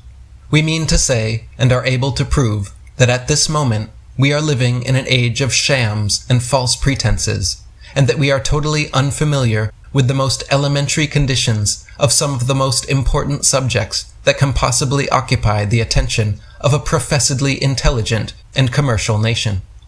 That even our clergy and theological professors do not yet understand the teaching of the Mosaic records. That our schoolmasters, on some subjects, do not understand or know more than their pupils. That even our nautical charts and tables would discredit a nation of savages, and that our geography and astronomy are just where they were left by our university authorities of 200 years ago, and that the most eminent of our educational professors would not now venture to defend what our poor children are compelled to carry with them through life. What shall we say to those quote-unquote scientific journalists and reviewers who persistently discourage any desire for discussion or ventilation of this important subject?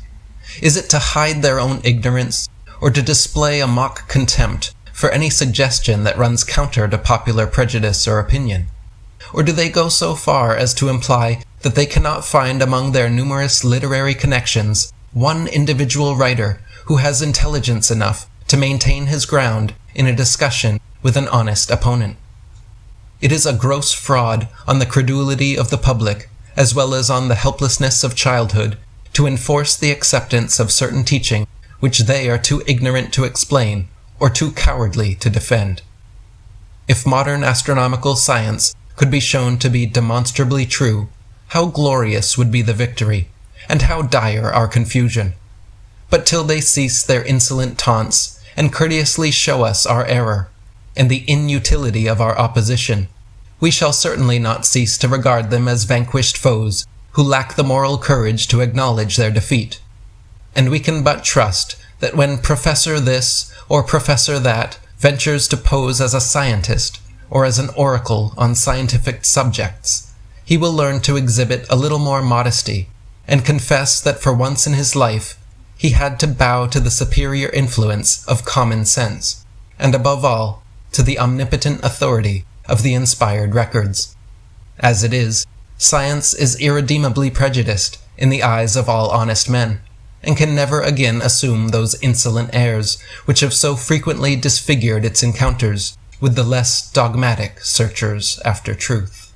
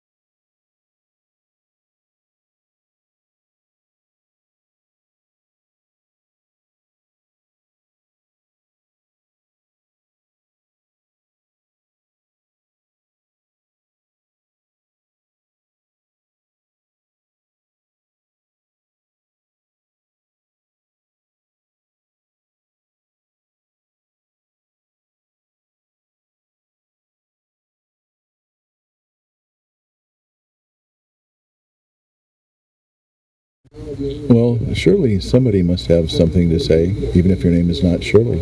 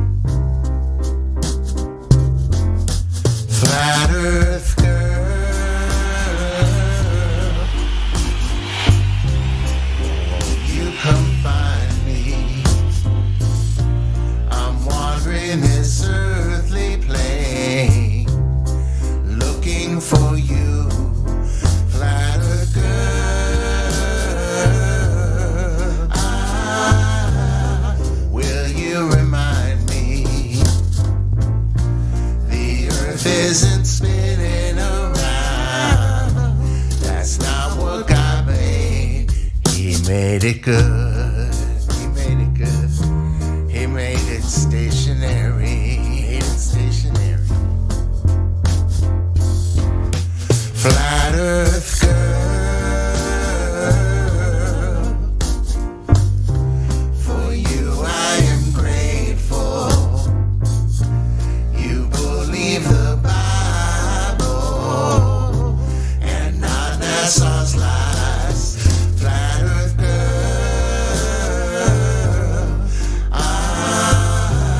your faith is delightful. You believe in God, and that is why I believe in you. I believe in you. I believe in you. And you believe in me. But why should we believe those NASA Nazis? Do they ever really tell the truth?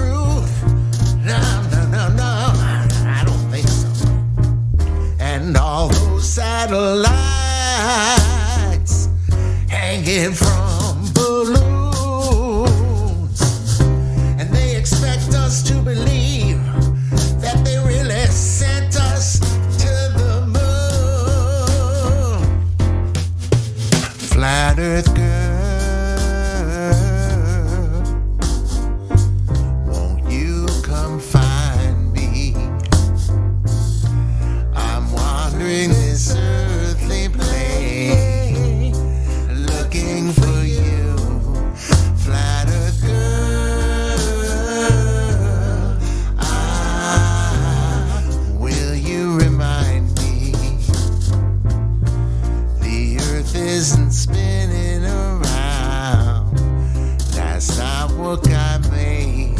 He made it good. He made it stationary. Flat Earth girl,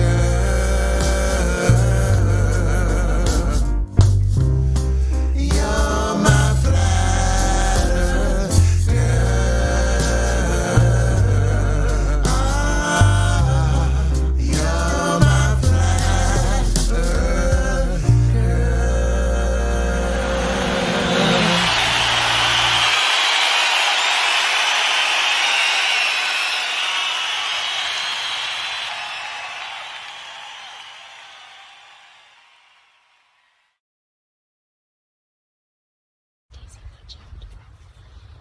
Hello, Daisy. Hello, my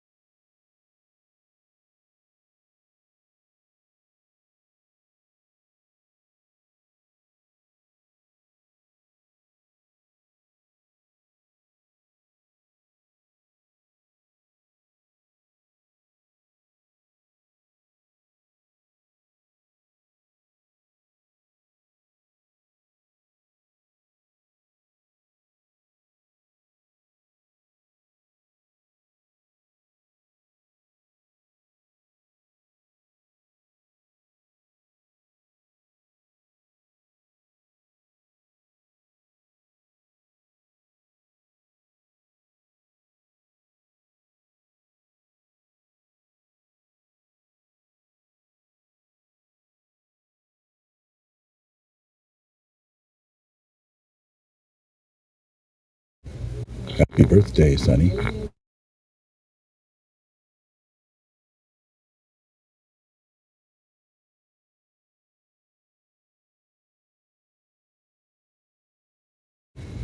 Okay, Sonny. Well, you don't have to acknowledge that it's your birthday, but happy birthday to you. And let me kill a little bit of dead air here.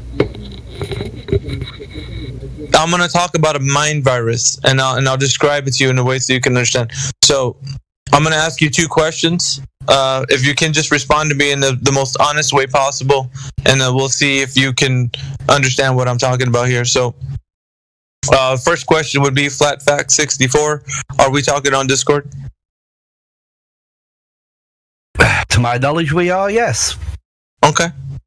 Are you 100% sure we're talking on Discord? With the reality of this world, no, I'm not 100%. We could be talking on flaming goo for all I know. I mean, the reality, I don't know. No, I mean, I cannot, I don't know. I cannot definitively say to anything 100%. Okay, so the mind virus has reached you. Let me explain. I'm gonna, now that you said what you said, you answered honestly, and I appreciate that. But I'll tell you how the mind virus is still latched onto you. This mind virus that you can't know anything to be 100% sure is going to keep you from the truth. It'll stymie your critical thinking. It will stop you from looking into things. Send in the clowns. Like, if I was to ask you, Sirus, right? Go ahead and tell me what you're doing right now. Just, and I don't mean exactly. Generally, what are you doing? Like sitting on my computer chair. Okay, if I was to say you're 100% sure of that, what would you answer? No. You're not 100% sure that you're sitting down? Not 100%. Like 99.99999999999. Okay. Let me get a question in for Riverboat. Hey, welcome to the server, by the way. Can you for 100% guarantee that you're sitting down in a chair talking on Discord? Nothing's 100%, man. Bruh. Oh, okay. That's all I needed to know. What kind of shit is that? So let's go to the second follow-up question, which is only 2. There's nothing really big. Are you 100% sure you're talking on Discord? I know that's redundant, but please answer the question. Am I 100% sure? No. There you go. Audience, that is it. Mr. Sensible, your goose is cooked. What are you doing right now? Just tell me what you're doing. That's as simple as that. What are you doing right now? Be honest. Like, I don't have to know, but I believe I'm sitting down on my chair, and I'd say that's But just, sir, you're not going to tell me, and that's, I believe. Okay. He just said he believes he's sitting in a chair. Yeah, he said that. I mean, Can I defend myself here? Is that okay? Please. So I don't use prediction a lot. So I don't interact with the world in absolute facts. It's all based off assumption. Those assumptions have a degree of probability as to whether they're correct or not. So I assume I'm on Discord talking to you guys right now. I can't 100% say that's a fact because I might not exist at all. I've got, I'm that type of person, but I can pretty much say it's 99.999% sure that I am here talking to you guys.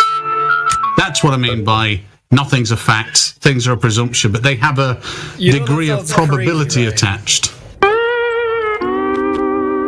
If that makes sense. We get that. You're not 100% sure of anything.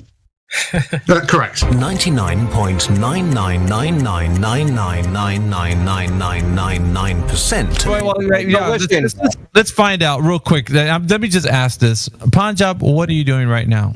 You can tell me. If you're not, we'll use another example. What are you doing right now, Punjab? I assume I'm laying in my bed. Okay. What?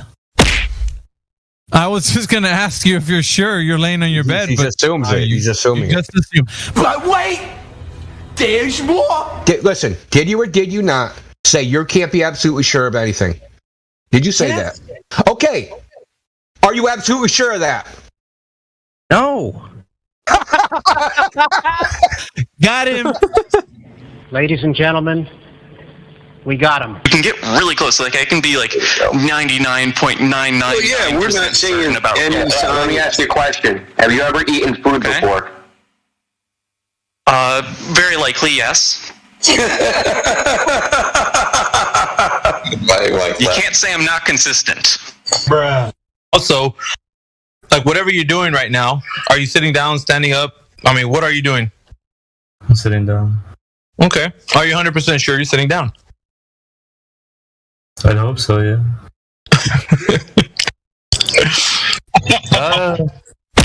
Okay. No further questions, Your Honor. Are you 100% certain that you are speaking with us on Discord right now or not? Oh, fuck. Tough one. No, it's not. It's not tough. So you can say you're talking on Discord, right, Corpuscle?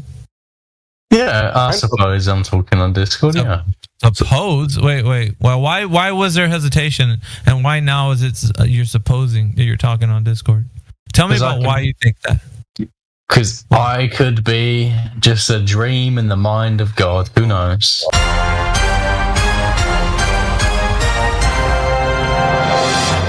You're doing something like if okay. I'll ask you this: what are you doing right now, Corpuscle? Standing up, sitting down, laying down? What is it? I'm sitting down and I'm about to eat some bread. Okay. Can you tell me that you're doing that 100%? With all certainty. No. Hello? What did you say? No. I said no. Why? Because I know that I can't fully trust my senses because I'm somebody who's literally delusional. Okay. I've literally had false memories. So I'm the wrong person to ask that. Shut up, bitch! I'm not 100% on anything. But I am more than 90% sure. Excuse me. You're not 100% that the Earth is a globe. I'll tell you nothing's 100%. Nothing's 100%. What? Nothing's 100%. What are you talking about? Okay, so let me ask you a question. Just because you said that, you need to answer this question. This next one I'm going to ask you. Have you ever eaten anything? Oh yeah. I might have eaten something, right? Okay, and then now I remember eating that. Now, what if there's a very small possibility? There's a very small possibility that my memory has been altered. I'm a schizophrenic. I'm suffering a psychotic episode. Yeah, I can introduce factors that I'm completely unaware and oblivious to. So, if I ate something, there's a high probability that I'm correct that I ate something, but it's not 100%. Nothing's 100%. Oh, what are you talking about, man? But let me finish the point here. Quantum mechanics, the most technical field of science currently, is not 100%. They use probability. Why would I talk to a psychopath? You just finished saying you could be schizophrenic. Why would I want to have a conversation with a schizophrenic? I was making a hypothetical situation. No. You just said I could be schizophrenic. It's not. Yeah. To tell you, are you 100% sure that you're sitting down watching your screen? Well, nobody knows what's outside their perception. No, that's not what I asked. What I'm asking is exactly what you told me. I'm just repeating it back to you as in, are you 100% sure that what you told me is exactly what's going on? No, because you don't know what's going on outside of your taste, your smell, your hearing, your sight. Okay, so this is the issue that we have. Are you swimming in an ocean? Probably not. What? Probably not. Well, that's He's not even sure of that. He's whispering in your ear again. That professor. You would have to define what an ocean is and what. No. You know. No. We don't have to get into semantics. So for the reason of this conversation, we both understand each other in a way we know what we're saying. So you know what I mean when I say ocean, right? Excuse me. You can roast me for saying this, but I don't think I can touch a ball before, so. He probably is. Hey, man, are you talking on Discord right now? Yeah, I think so. I didn't even get the second one. You're already caving. What the hell, bro? I think so. This is madness, man. Yeah, all you guys, you live in your own fantasy. Have you ever eaten before? Bomb has been planted.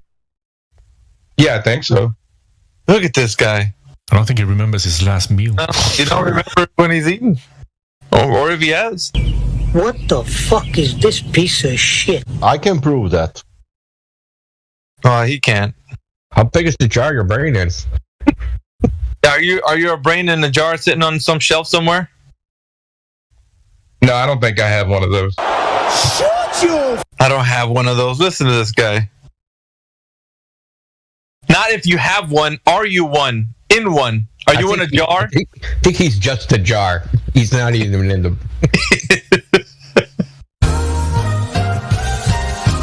Are we? I just said I believe I'm on Discord. Are we talking? I believe so. Yes. Okay. Are you 100% sure that we're talking on Discord? I can't be necessarily. There you go. To be plugged in to a simulation, something like that. There you go. Are you sure about that? How about what are you doing right now? Are you sitting down, standing up, Deck? I'm sitting down right now. How sure are you of that? Are you 100% sure you're doing that? I'm pretty fucking sure. As sure as I can be about anything else. There's damn good evidence, isn't there? Guys, it's not that fucking hard of a jump to understand that if you don't know if the world is real, then you can't know if anything's real. Like, it's not surprising. Stop the cap! Stop the cap right now! Stop the cap! No bullshit, bro! Are you staring at a computer screen or a phone? Computer screen, yeah. Okay. Are you 100% sure that you're sitting down staring at a computer screen?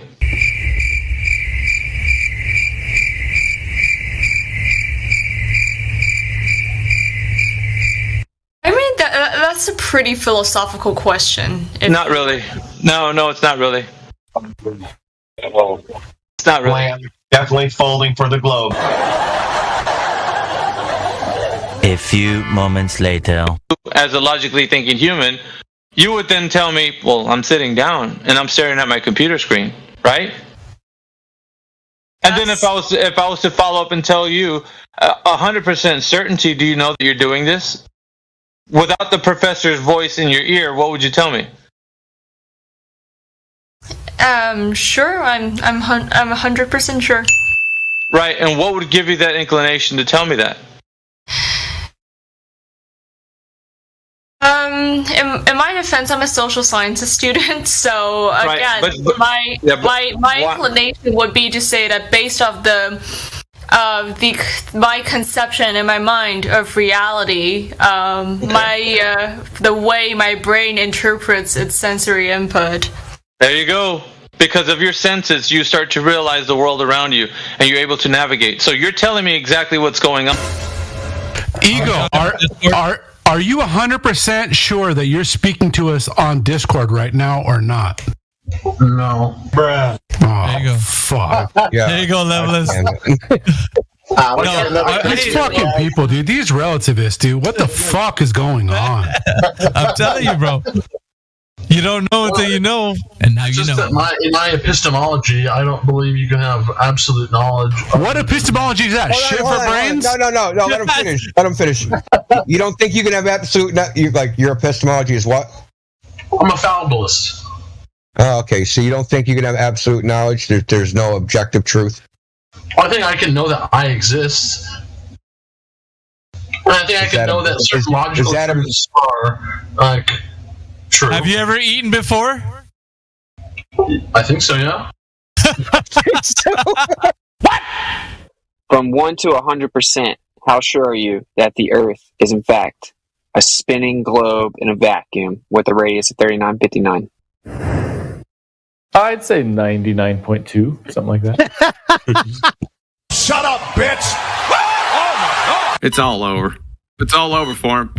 I don't know if you realize it, but it's over. Hold on, not yet. Clear?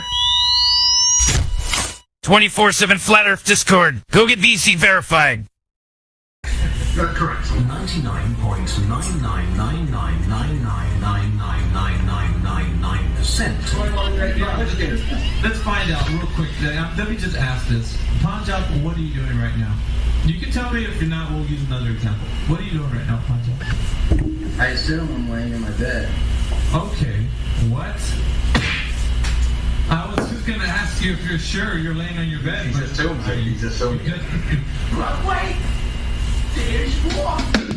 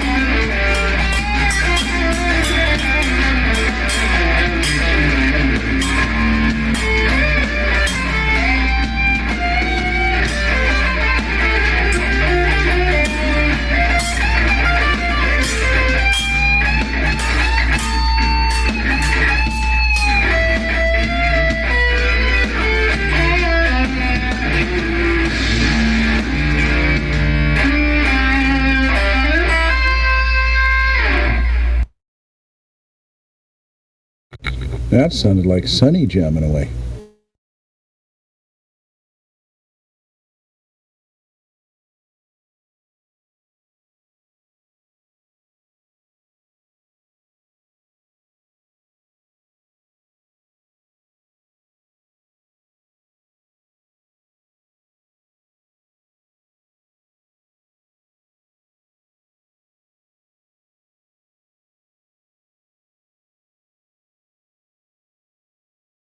I woke up from crazy.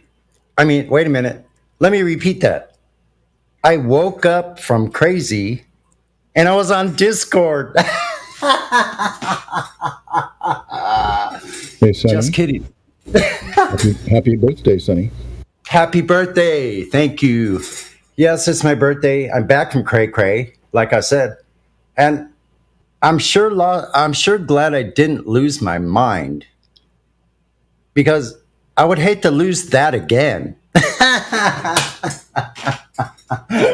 You know, out of all the things in the world that I've lost, I miss my mind the most. What's that?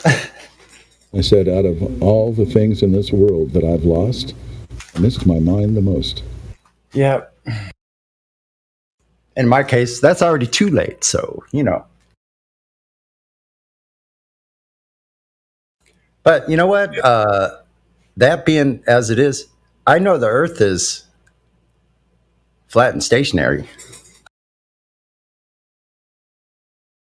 Dinner Dave mic check. Hey, Dave. Have y'all talked to Jim yet? No, but thanks for pointing it out. Hello, Jim Jet. Welcome to the server. Back to you, son. Welcome, Jumja.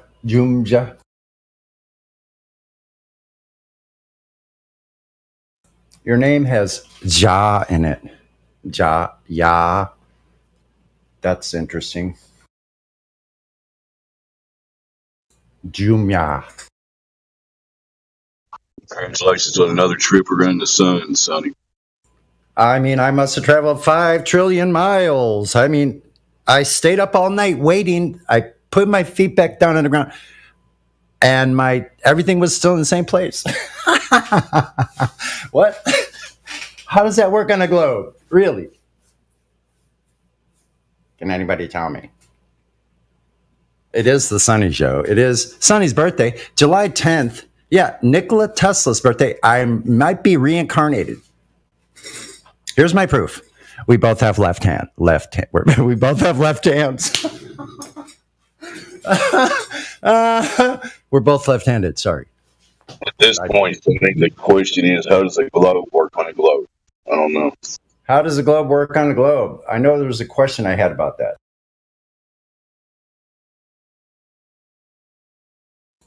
But I can't even remember the question I had about whatever you said.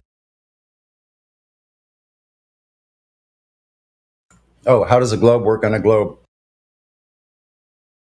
I guess Jim Jet doesn't wish to join the conversation at the moment. Huh? Hello, Jim Jet. Say hi at least. Maybe. Or don't. Your call.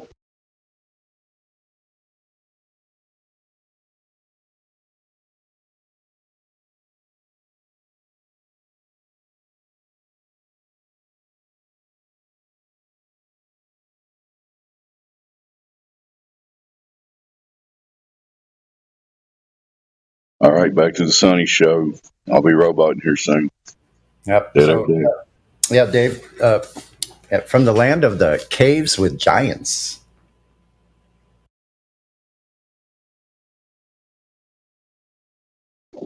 So it'd have to be a big cave to fit giants into it, right? We do have Mammoth Cave here. Mammoth Cave, sure. Pretty close to where Mammoth Cave is there. They found these other caves. They had tombs of freaking giant soldiers. Like 9 foot tall, ironclad, like wearing freaking Celtish, freaking like knights. Citation for that. Yep, let me find it. I'm just kidding. These are actually you have to, that citation. I want to get into that. You have to read all the newspaper reports that were recorded, and even some of them from the Smithsonian Institution, and reporting on the world, like the New York newspapers during the time, reporting on those things, telling you what really happened, what they really found, until everything after that, the Smithsonian would dump the bones because it doesn't fit their paradigm.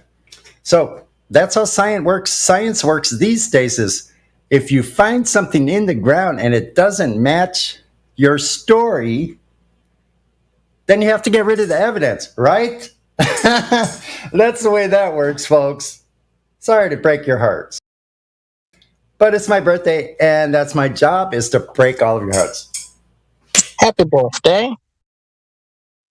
Plus, we're going to laugh and cry together about this globe we all used to believe in. So come on in and join the conversation. We'll laugh and cry together about your fantasy globe that never existed except in the mind of a bunch of men that you didn't know.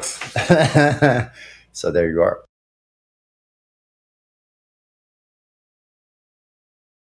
I'm sure I'm just going to get, I think I'm going to garner a lot of freaking attention because of that last statement, don't you? Sonny, you're trying to say that heliocentric theory of our cosmology is not correct? How so, sir? Wait, what? I mean, that's true. Think about it. I mean, think how crazy it would be to think you're a flat world when all you see is flat. And all you measure is flat. Okay. So, yeah, a globe with no curvature ever measured. No motion ever detected. And you surely can't have gas pressure without a physical container or barrier. Yeah. There's that part.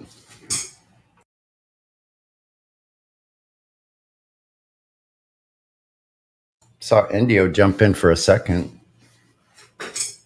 Come on back. Copernicus and all those smart guys were wrong. How can this be? Hey, Jumja, he can't speak because he's not VC verified. He needs to jump into the VC verification and get verified so he can get in VC verified role. I can actually I can unmute him right now. James, do you have control of your mic now? You have control of your mic. Can you please say hi to the 24/7 Flatter Discord panel? You have control of your mic. Okay, well, since you didn't speak up, maybe you're AFK for right now. That's okay. I'll go ahead and server mute you for the safety of the server. And like was said, I saw him light up for a second, but I didn't hear anything. Hello?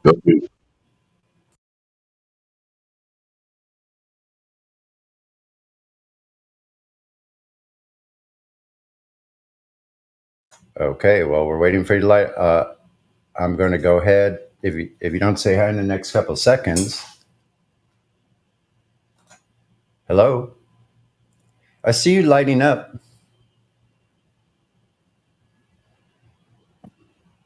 Yeah. That light means your mic is on. So, hello? Do you have control of your mic?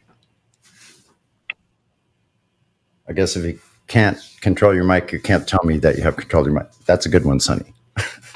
Okay. You'll have to forgive me. I'll settle down in a minute. Don't worry. Okay. So, antipodal Timbo Slice. What's up, Timbo?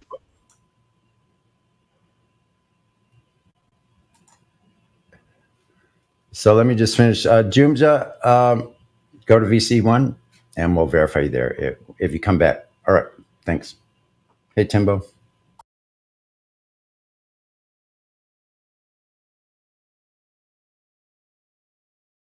You must not be able to talk right now. Go ahead, Sonny. Globe's got his tongue. The globe's got his tongue. Timbo might be working, might be busy. Let's see. What's been up, guys? Anything new? No one has provided any verifiable drop over distance measurements from the globe, or as I know.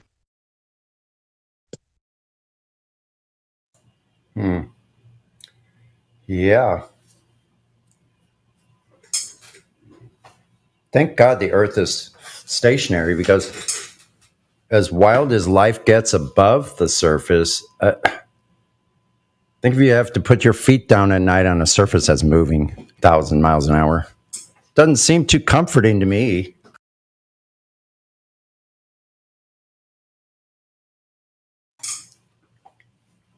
I mean, I lost my my credit card. Like, it's, and I look through everything. And I'm going through all the stuff, and like, I look through these drawers. Then I go back and look at this drawer. It's sitting right on freaking top in the drawer. So anyway, who needs a soundboard?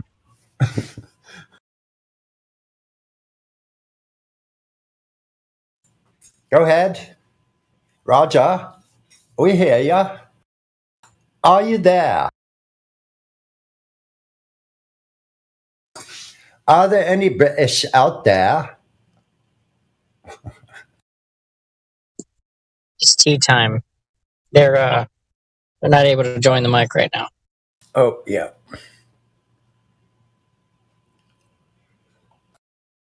What about Timbo? Hey, Timbo, are you working? I saw you typing. Wait a minute. What did you do? Oh, you said, what's up? You're probably working. All right. We don't want to bug you. It's always a pleasure to hear you, though.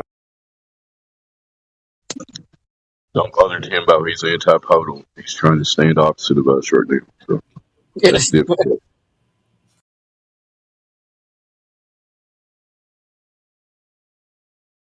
You got to focus really hard to stay on the globe. Focus on the globe. Focus really hard. Come on now. You're not trying hard enough.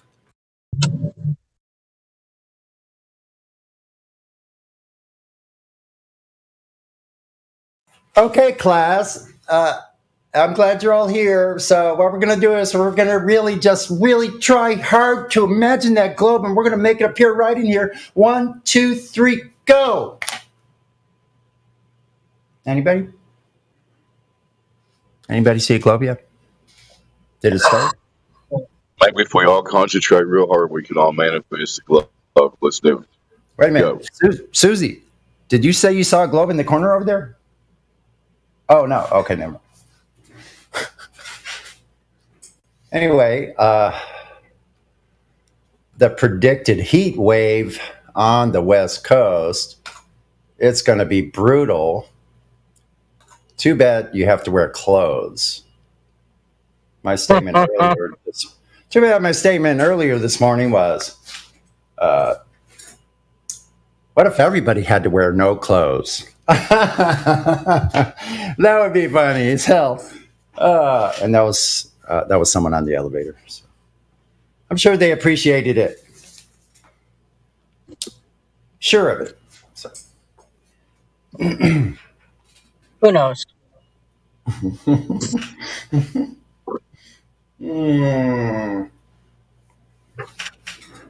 Wow.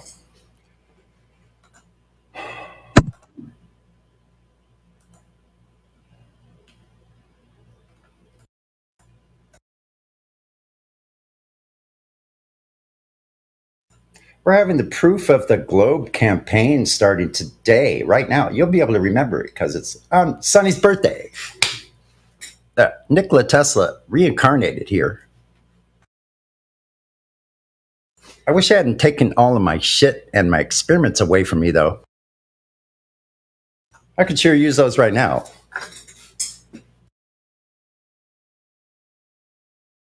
Oh, that's right. That was speculation. Sunday, not Monday. My bad. Well, you know what? Now it can be speculation fun day on Sonny's birthday. Yo. Till somebody comes on and says, shut the fuck up, Sonny. We could call it Make Shit Up Monday. How about that? Well, the thing I got to figure is, look, I can be pretty nutty. I'm sure you guys sense that at times. But at least I know the earth is flat and stationary. That's right.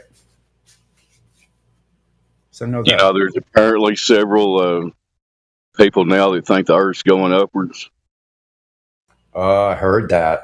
That sounds like a psyop. I've listened out to the arguments, and it makes sense, but he still can't prove anything that's in motion. Yeah. How does that explain the helium balloons going up still? They're being pushed up by the earth coming up? What is this earth, a flat earth? Moving up? Like, who's to say in God's realm that this creator couldn't pick it up, his footstool, and move it to another part of his realm, wherever he is, whatever that is? Like, how would we know? How would we know if the entire system was being moved in some kind of medium that we can't explain, that is fucking supernatural, outside of the boundaries of this earthly realm? How do you like that? Yeah, that's where I'm at too. I mean, if we're in some kind of motion, it's not one that we can sense with our senses. That's where I ended at. Well, I mean, I've sensed like the building wobbling. Also, the whole building. Laying in my room.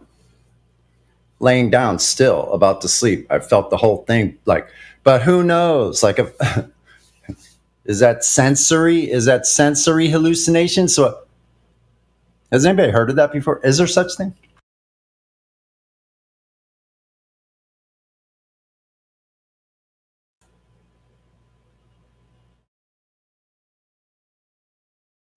Somebody else join in here. I'm getting ready to robot.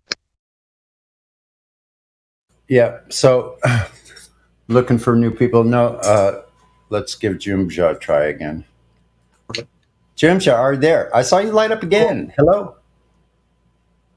Hello? Jumja. Yeah. Hello?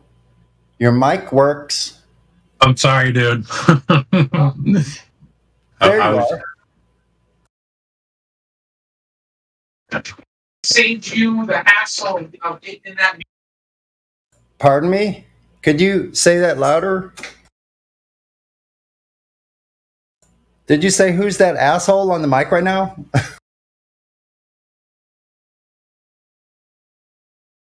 Okay, come on in and talk to Sonny the asshole. I'm here waiting for you patiently. Could you, hello? Am I blowing Jumja out of the water? What's happening? Hey, no, I'm here. I'm sorry. I was just listening in the background. I didn't realize you turned my mic on. Oh, okay. Well, we just wanted to say hi because you're new here, so. Yeah, I appreciate that. All right, good. So what do you think about Earth? What do I think about Earth? I don't know. Look, like I'm actually at work right now, is where I can't chat. I think Earth is flat? No, I this is all very interesting, and my mind has been blown over the last couple weeks trying to figure this stuff out. So that's why I just kind of been lurking and listening and stuff. Okay, well, I tell you what. So I'm in good faith. I'm going to go ahead and give you VC verified, and you can come back. That way, you won't have to go through the check-in process, and you can come in and open your mic when you come back. So we would like to hear more of your story, and Sure. And I want to tell you this, that with Earth, there really is nothing to figure out. That's the good part. You don't have to figure anything out. All you have to do is we just have to go out and look and do a drop over distance test ourselves. So we'll see you when you come back. Have a good day at work. Awesome, man. I appreciate it. Thank you. Yeah, no problem. Hey, Sonny. How are you today, buddy? I'm okay. I made it. You made it on your bike ride? No, I made it. I'm 65 years old today, July 10th. Oh, my gosh. Well, congratulations. Happy birthday. And I didn't die. and I didn't get drunk. Nice. Because I'd either still be dead or I'd still be drunk. Well, I made it to the age of 67 in last May. So we're both making it and still kicking strong. I feel pretty good. And look, I've watched your couple of your TikTok videos. You seem to be you look pretty good to me. So, yeah, hang in there, brother. 65. Yeah, I had a few moments there recently. Yeah, I remember you telling me you were in the hospital. And this is it, man. So, but the good news is I get to wake up and then reawake. So there's something about waking up. We wake up from sleep every day, right? If we sleep. Yeah. If you have the luxury of sleep, then you probably do. But anyway, when we sleep and then we wake up from sleep, there's another awakening. Like, I have a condition called central sleep apnea. You know what that is? Is that like that causes insomnia. Yeah, apnea, right. It's where my brain forgets to tell me to breathe while I'm asleep. And when I went to the hospital and did the sleep test about 10 years ago, I stayed overnight in a sleep study room. They monitored me all night, and I had 260 incidences in one night where I stopped breathing. 260. They said I'm in a very extreme case, and they've got me on this machine. It's not a BiPAP and it's not a CPAP.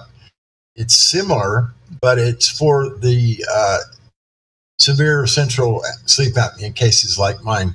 When I stop breathing, the machine recognizes and it revs up real high, and it like blows air down my lungs and makes me start breathing again. And it doesn't even wake me up. Yeah. So I've only missed 2 days in 12 years without sleeping with it. And I really didn't even sleep those 2 nights. I was kind of up all night and then took naps the next day and whatnot. So I never have, not even one time, gone to bed without wearing that device because I'm scared that if I do, I might not wake up, man. Kind of weird. They told me that I'm an extreme case and I have oxygen at night and this machine that detects my breathing patterns, and then it logs it all into the internet. And my doctor, all he's got to do is pull it up online, and it shows every night how many incidences I had, how often I had, how many per hour, and how long I used it, and whatnot. So they keep an eye on it for me, and so and I got a virtual visit I'm doing with that doctor today at some time. He wants to talk to me because I got a new machine.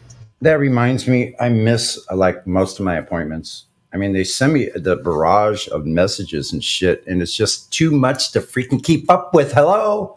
Yeah. Like, do you think I have a secretary that takes all the incoming messages? Then when one gets canceled for whatever reason, then I have to go back to that one, and then I have to sort through freaking 12 freaking text messages streams from different sources. Like, what?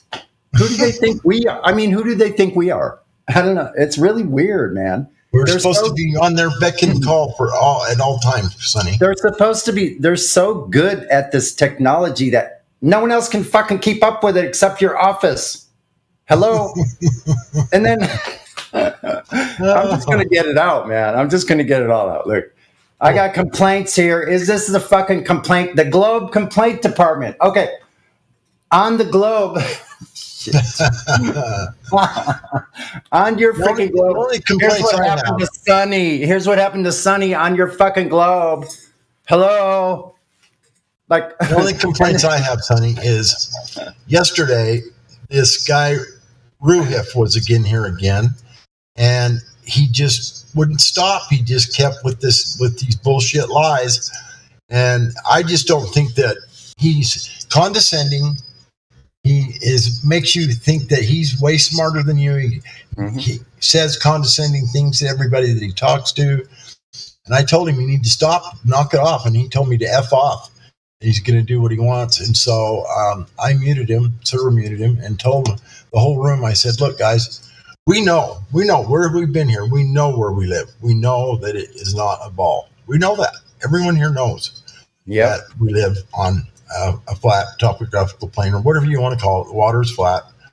And I said, so when these guys come in here and start with their shit and just won't let up, just like, no, you're wrong, it's this, here's my test, here's my calculations, here's this, here's that.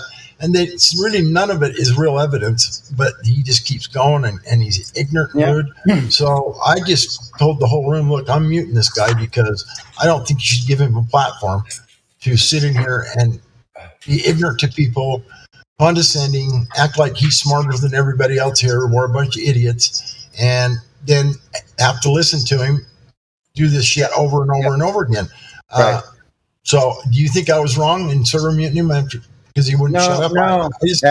No, absolutely not, God Rocket. Right. And so the thing is, I appreciate all of our patience with people like that, because look, those people come in, they're really nothing but liars. Like you said it outright. And it's just like bring in the goons. Like these people are just goons. Now, the interesting part to me, God Rockin', is this.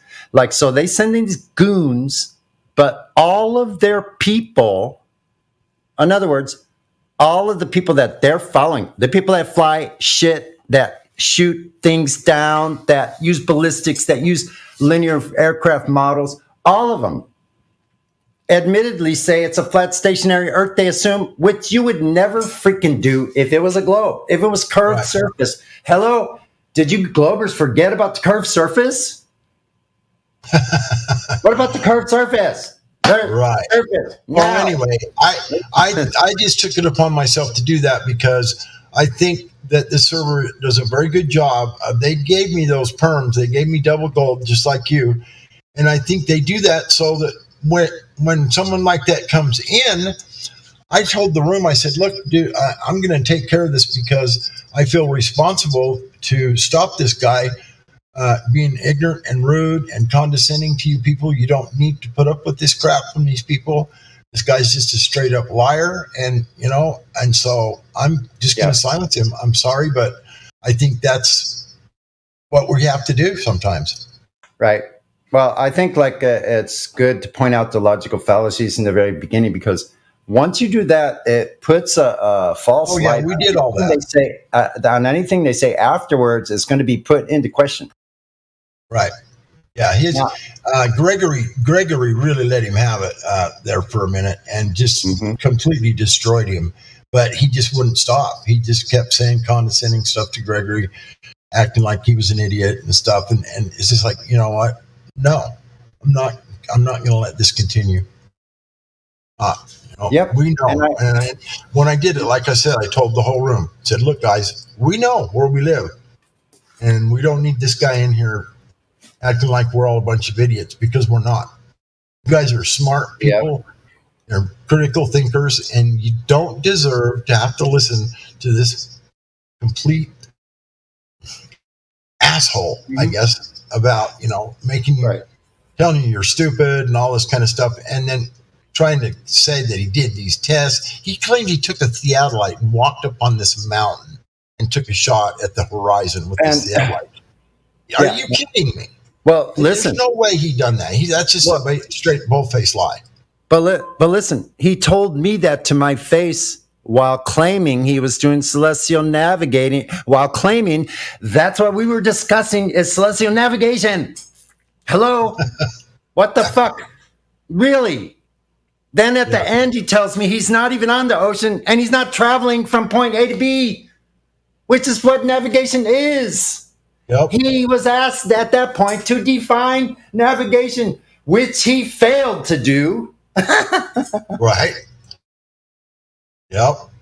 So anyway, I just think that when someone like you or me been given the perms, I'm not a mod by any means, and I really don't want to be a mod. There's plenty of good moderators here, but when the moderators are here, and I don't think there was one here. And if there was, they didn't do anything about it, and they didn't say anything to me like I'd done something wrong. So I just felt like it was the best thing to do. Just shut him up because he was irritating everyone. You know what I mean? Being extremely rude to Gregory. And I've had enough of this. Nobody deserves this because we know where we live. And this guy's not going to sit here and say anything different, So listen. So what these people claim to be are liberals. Now, it's what they're showing their hand is that they're the most racist, the most fascist, the most closed-minded, and the most willing to subjugate others into fucking physical or mental slavery. Thank you. Yeah, and mental abuse. Yep. He abuses everyone he talks to, So the worst. Yeah, they are the worst. So who would put forth these idiot goons to put forth a lie that is just like anybody with any kind of common sense can see? So they're trying to garner the awareness or patronage of like a bunch of zombified sheeple. So that's what they want in this world. They're out here to like appeal to those kind of people. Appeal to people that can't make their own mind up about whether to fucking cross the street or not. Right. So ask him are you sitting here? Are you talking on Discord? Well, I don't know. I can't prove that I am. You're so stupid. Of course you are. You know what I mean? I mean, that's ridiculous. They make these weird claims like, well, we can't really prove anything for real. And yes, we can. We know. So here it is. So here it is. I'm gonna rail against this fucking thing until the wheels come off, like Miggy says, or until I am stopped. They're not gonna stop me. Look, right. I'm gonna be a fucking loud mouthpiece for flat Earth, like against this stupid fucking globe that's destroyed millions of lives and is still doing so. Not yesterday, not 2 weeks ago, fucking today. Today. So you'll have to put a bullet in me and come on. So I'm asking you right now, come and fucking get me. Come right now. Get here right now. You fucking know where I live, right? Yeah. You fucking idiots out there. You all know who we are. Come and get me. Show your fucking ugly face. Let me see it. I demand it. It's my birthday. I fucking deserve it. Who are you? Show your fucking face, you fucking pussy lying mother. Boy. Okay, I'm done. Thanks. Rennie's on one today. It's a good one, though.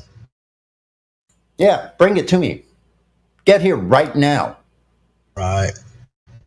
Yep. Show up. When I go outside today on my bicycle, just come over there and say, we know who you are. And yeah, bring your filthy asses into right here. To my face. Right here where I stand on the ground. I don't trust myself with people like the guy we're talking about. If he approached me in real life somewhere and started with that horse shit, I'd probably end up in jail because I'd probably crack him. So I think I need to stay away from people like that because I'm not going to let someone talk to me not like that face to face. I'm just going to tell them like I don't trust myself. I'm going to start filming them. They're going to have to fucking stop me. So listen, the next one of those those numpties that come and talk to you that have this fake badge on. Yeah. If they didn't have the guns, you bunch of fucking pussies. I'd flail fucking 6 of you at one fucking time. Better bring more. Like that's why you wear a gun, because you're a bunch of fucking pussies. You work for a bunch of pirates. That's who you are, as a fucking land pirate.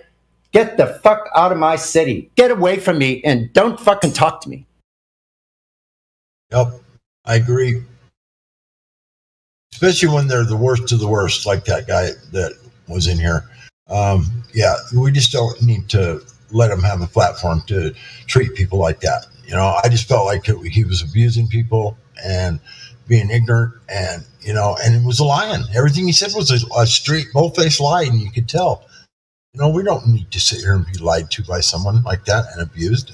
I said, no, that's it. I'm done. This is not going to continue. And I don't mean to get so upset. I told myself I'm not going to get upset today. And so good. I'm going to tone it down. It's going to be calm. It's going to be relaxed. And I'm just going to be like this. Like, good. I just got to breathe. Like I don't mind letting that out sometimes, because I grew up in a culture where it wasn't okay for you to be angry, to be upset, to be sad, to feel anything, to express your feelings. So growing up in a place where that is all shut down in me and was bubbling to the surface in every interaction. So I had to learn for my own survival how to let it out. If I get angry, that's a normal human reaction. Oh yeah, especially when you're being lied to and exactly. And being told that you're stupid, and when you're not, when you're right. And when, like I told everybody in the room, look, guys, we know where we live. This guy is in here lying to everyone here about this, and he's adamant, and he's ignorant, and he's rude, condescending, and no. This is not going to happen. So I'm going to start doing that every time someone like that shows up. If they don't stop with their lies and their condescending words to people, I'm going to silence them. I'm just going to do it. I don't care what anyone says, because the people in this room do not deserve to be treated that way. Yeah. So what I try to do, God Rock, is I try to leave them on as long as I can, as long as it's serving a purpose of showing the audience, the third party listener, right, what these people are like. That's all, right? So it's exactly what happened, Sonny. Yep, you nailed it. And then I told the room, I said, look, this is what happened. You guys are all here witnessing it, so. And nobody complained at all. They all agreed with me. So, I'm just going to, when people like that show up, I'm just not going to give them a platform to sit here and lie to everybody. I'm just not going to do it. Sorry. Yeah. Yep, I agree. And it's great. We have a place that can show these ninnies that they don't know anything. So if you believe you're 100% sure that you're on a globe, come on in and talk with us. Yeah, there shouldn't be any harm in just discussing the globe, right? Right. As long as we can talk about the surface itself, we don't mind. Let's get started, shall we? Yep, let's do. Present your evidence, please. Pure Water is in the chat. Hey, PD, what's up? Pure Water, no rolls. New member, July 10th. Today.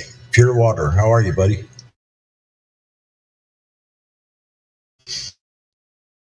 He's Mr. PD. You don't recognize the name? PD? You know who PD is? Yeah. Huh? No. Oh, okay. Hold on. Let me DM you. You only drink pure water, and if you drink out of the tap, you need to repent. He makes like 500 accounts just to come in and get banned again. I know. And again. And again. Wow. Yeah, he's a perma ban, but we've talked with him for a while now. And let me just ask this question. Hey, is Earth curve when you go to the beach and you put you put your foot in the sand? That's Earth curve, right? Pure Water? If I sit with my naked butt in the sand and makes a concave butt shape, is that Earth curvature?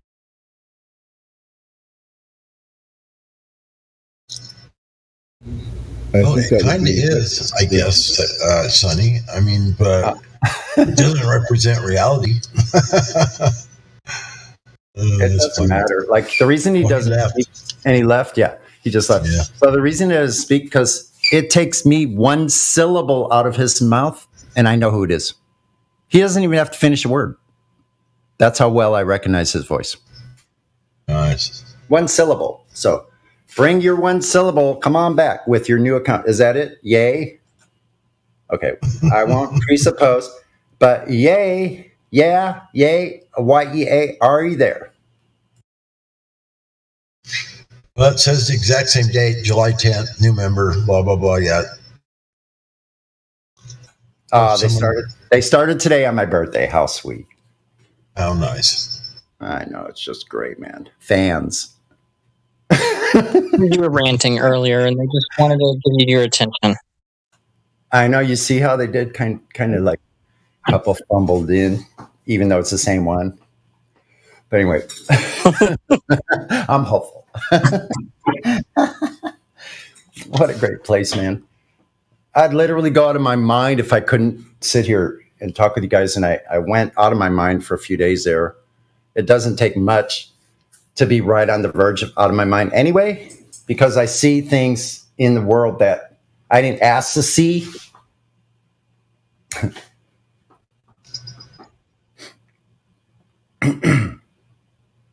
And so that's caused some peculiarities with Sonny's composure.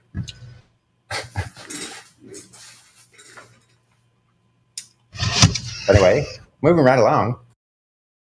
Well, it's your birthday and you got somebody to flat smack, Sonny. Yeah, exactly. And they're out there listening. So come on in and join the discussion. Or, like I said before, come and join me right out on the street here where I live. When I go outside. Come on, right up to my face. I'm not afraid. What if someone decides to lick it instead? Decides to what? Sonny, you may not be afraid. Yeah, is. I mean, someone decides not to bite it, but lick instead. Lick a face. Lick. If someone came up and licked my face, I gotcha. Well, as long I've had a dog do that before. As long as she's pretty, As long as she's pretty, I don't think I'd mind. Yeah, that's probably true. As long as it was a pretty female, yeah, you can lick my face. But if some dude looks like a lady. But if some dude came up, but if some dude came up dressed in a police officer costume and tried to lick my face, I don't think I'd stay in that area very long. I think I'd leave immediately. It would be hilarious. That's what I'm going to ask him next time when the cops come up to me. I'm going to go, "Are you guys like where'd you get the policeman's uniform, the costumes at? I'm at the wrong part. Did you guys come from a party?" Halloween. Must be Halloween coming up.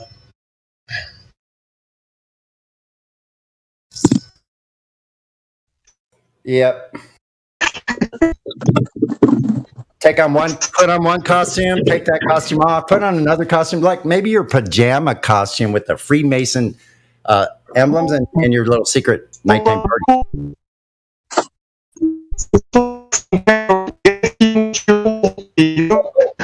Uh-oh, you're roboting.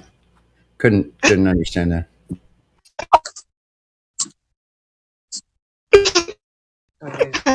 Domo arigato. Sonny's in big trouble. Domo arigato, Mr. Roboto. Yeah. Well, guess if there's not going to be any globe discussion until one of these fine globe gentlemen want to speak up about where they live, then I don't know. Maybe we should. Oh no! I think they're going to show up. You know what? I demand it, and on my birthday, they will submit to my demands. Earth is curving. Earth is curving. Oh, nice. Where? Wait, where? On the surface. On the surface. On the surface. It's curving on the surface? Yay, yay, yay. He spoke. Okay. When did they measure that directly?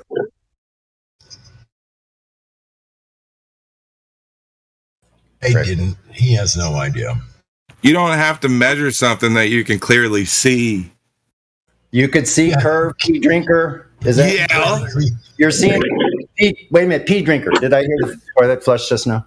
Wait a minute. Are you saying you can see curve on the surface there, pea drinker? I see the curve, man. That's not pea drinker. Yeah, it is. Yes, guaranteed. Yeah, guaranteed. I told you one syllable, bro. Well, you think I was kidding? Well, I thought that dude's name. It is. I was right again.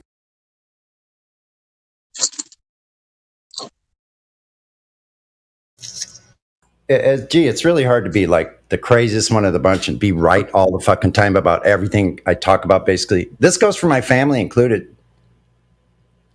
Those thieving bunch of liars.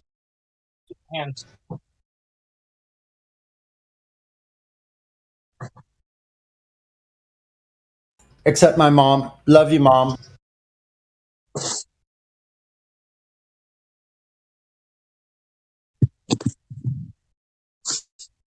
You better tell your mama she was right. Maybe I'll call Mom and record the phone call. That might be good. Do the phone call live on the server here. Gosh damn it. We got these little box upper bugs crawling all over the fucking place or outside. I hate them. Well, could be worse. They think we live on a ball. I think that's what's wrong with them. Yeah, if you think you live on the ball, check yourself for bugs. Check to see if you are a bug. They probably are. Parasites are resplendent on the globe. Right. Parasite. Parasites between your ears. That doesn't sound very nice. Well, it's a globe parasite. It's there. All right. Don't dismiss the globe. Don't dismiss the globe parasites now, God rockin'. All right.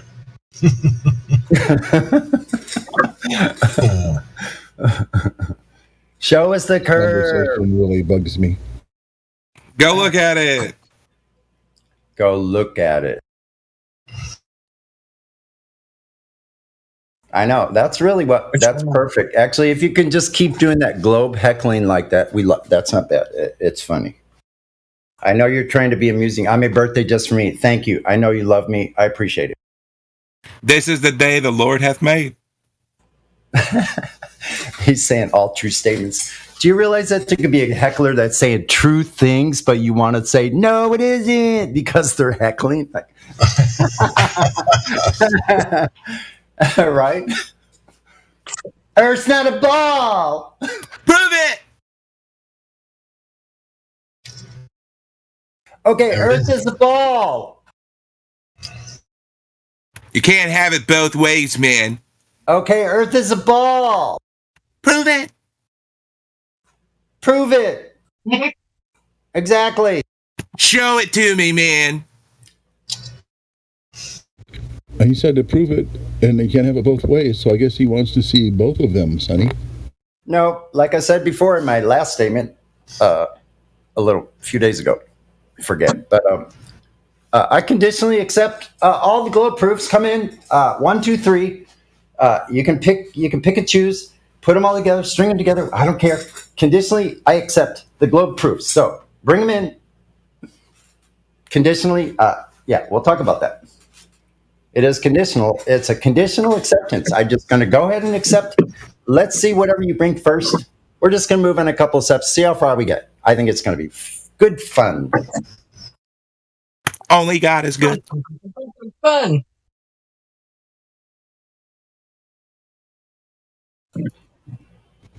I don't know if only God is good. I'm kind of partial to chocolate cake myself. I think that's really good. I'm just telling you what his son said, man. Okay. Maybe that is Drinker. How you doing, buddy? It's been a long time since we talked. Praise God. Praise God. That's right.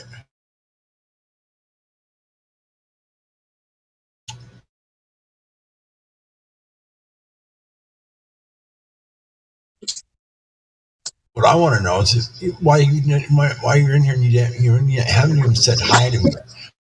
Just put some earth in a glass, okay? You'll be able to see it clearly. Mm-hmm. What? Clearly. Well, yeah. Put some earth in a glass, and you'll be able to see it clearly. Right on the sides of the glass that are curved. What are you talking about, man? He's talking about Earth curve in a glass. Is the glass curving? Yes or no? Yes. Thank you. Bro, what are you talking about, man? This is a flat Earth server, sir. Are you unfamiliar? Is the world round? Yes, it's a globe. Globe car.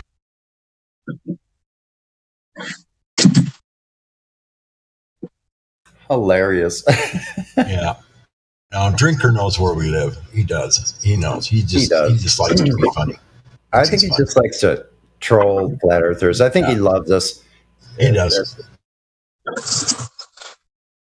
He's just got it. I think he's misunderstood. I don't think so. I think he understands. I do.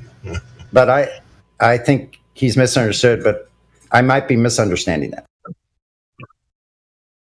I think he's taking the piss. Yeah, in a glass so we can drink it. Yeah. Is that Earth? Is that piss round or curved? Happy birthday, Sonny. Yeah, it's a nice birthday present. Glass full of piss. Drink up, my friend. Drink up.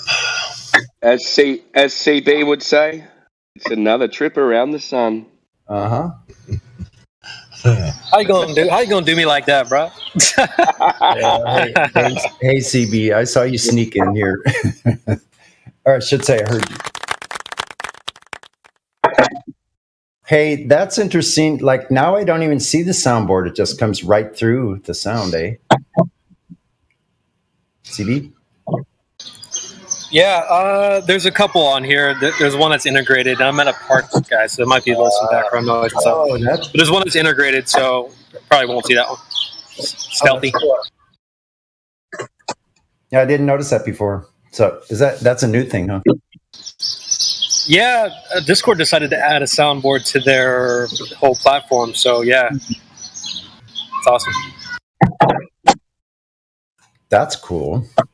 I should learn how to use that and like do my whole catalog of guitar sounds for expressions. That way, once you get the code, I'll send out the code so that way Sonny won't have to talk anymore. I'll just use my guitar expressions. I'll just be talking through my guitar. And then that's actually kind of funny. You're gonna be like that guy that was stuck in a wheelchair. I just was thinking of that. I couldn't think of his name, and you thought of it for me. Oh crap! Yeah, Stephen Hawking. Hawkins, yes. Stephen Hawking. Hawkins. Yeah. So when I become a sock puppet like Stephen Hawkins, and I got a truth chicken, I won't be able to talk her. She don't have to play my guitar because she won't understand this shit. You know, that technology that he supposedly uses to speak, little Stephen Hawking, I don't think that's real. Why doesn't other people have it? No one else has ever had that technology that they can speak with their eyes. He says he does. I think it's just pre-recorded stuff. We used to have that technology. That's a real conspiracy theory. And it's a hard technology to get back. Well, yeah, that's a real conspiracy theory right there. I like that. Getting deep. Yeah, they just roll some guy out in a wheelchair and just have a script going for him. Doesn't seem that hard to do. So check it out. He's really underneath, like his head's the only thing showing, right? So underneath that, he's a freaking He-Man. He's like a muscle builder. He's like buff, you know. He like can lift like 420 pounds. Deadlift. Have you seen pictures of when he was younger, when he could walk and talk and stuff? There's a documentary on that guy. When he was younger, he was still kind of weird, but he used to be able to walk and talk and interact and all that kind of stuff. But his disease got worse and worse and worse to where he couldn't do that anymore. But I got the rest of the story. So Stephen Hawking, he was young and virile, and since then, he went into hiding, became a He-Man. Now he appears underneath the blanket as a sock puppet, knowing everything about time and space bending and warping freaking galaxies at 20 trillion light years away. He can tell us what's happening out there. He-Man Hawking. Sorry.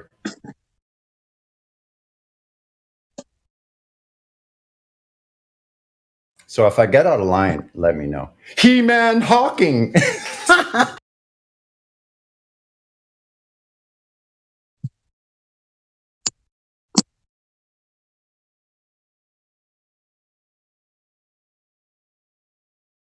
That's funny as hell, man. We need a freaking meme for that. It's like he's hiding underneath the blanket. He's really He-Man, shriveled all down with just his head popping. Oh, shoot. Shoot me. Shoot me already. Take me out of my misery. Just kidding.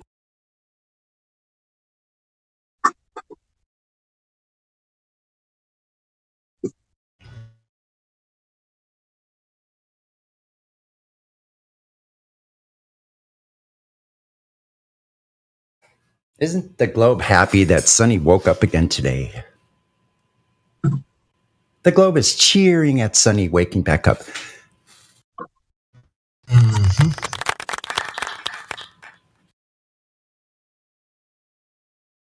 How did you wake up on your birthday and then all of a sudden you were 65 years old? I don't know.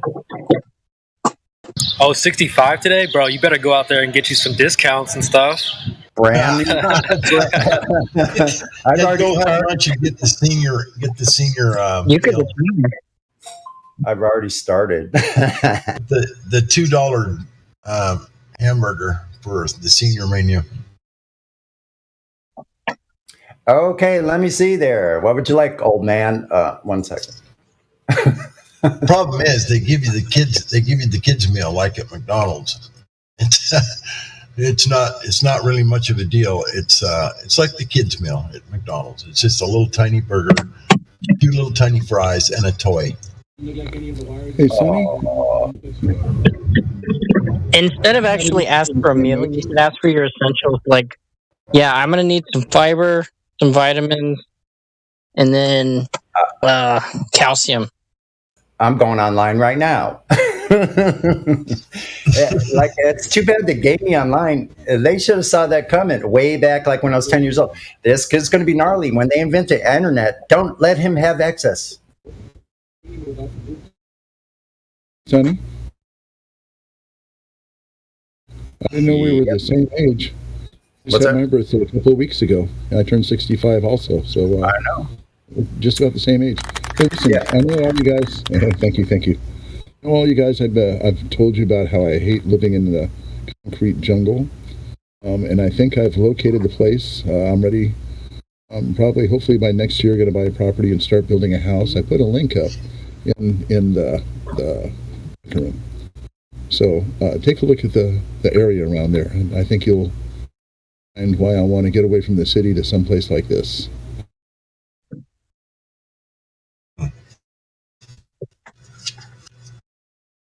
All right. Happy belated birthday. Knew your birthday was coming up. There's a couple of 58 children in here. People born in 58. Yep.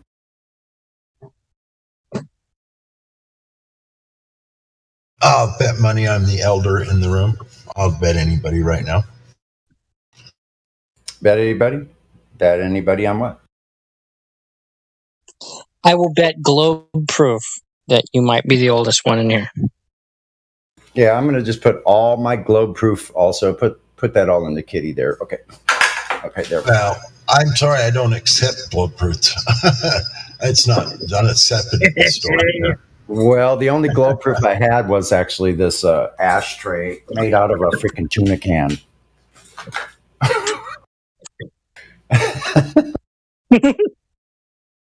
Hey, it's curved on the side. LOL. Yep. I got an idea to make a fuzz box, like pedal, and I'm giving away my secrets here. And like the kind Hendrix used, fuzz face, and put the little circuit inside a tuna can with the inputs, outputs mounted to it, So all you see is a tuna can, and I'm going to call it a tuna fuzz.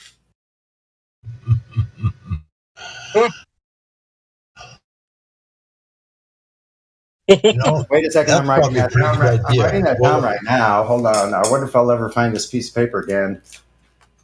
Tuna. You know what they say? You can tune a guitar, but you can't tune a fish. But you can tune a fuzz. Stay tuned. The last thing I want to see when I open up a can of tuna is a fuzz.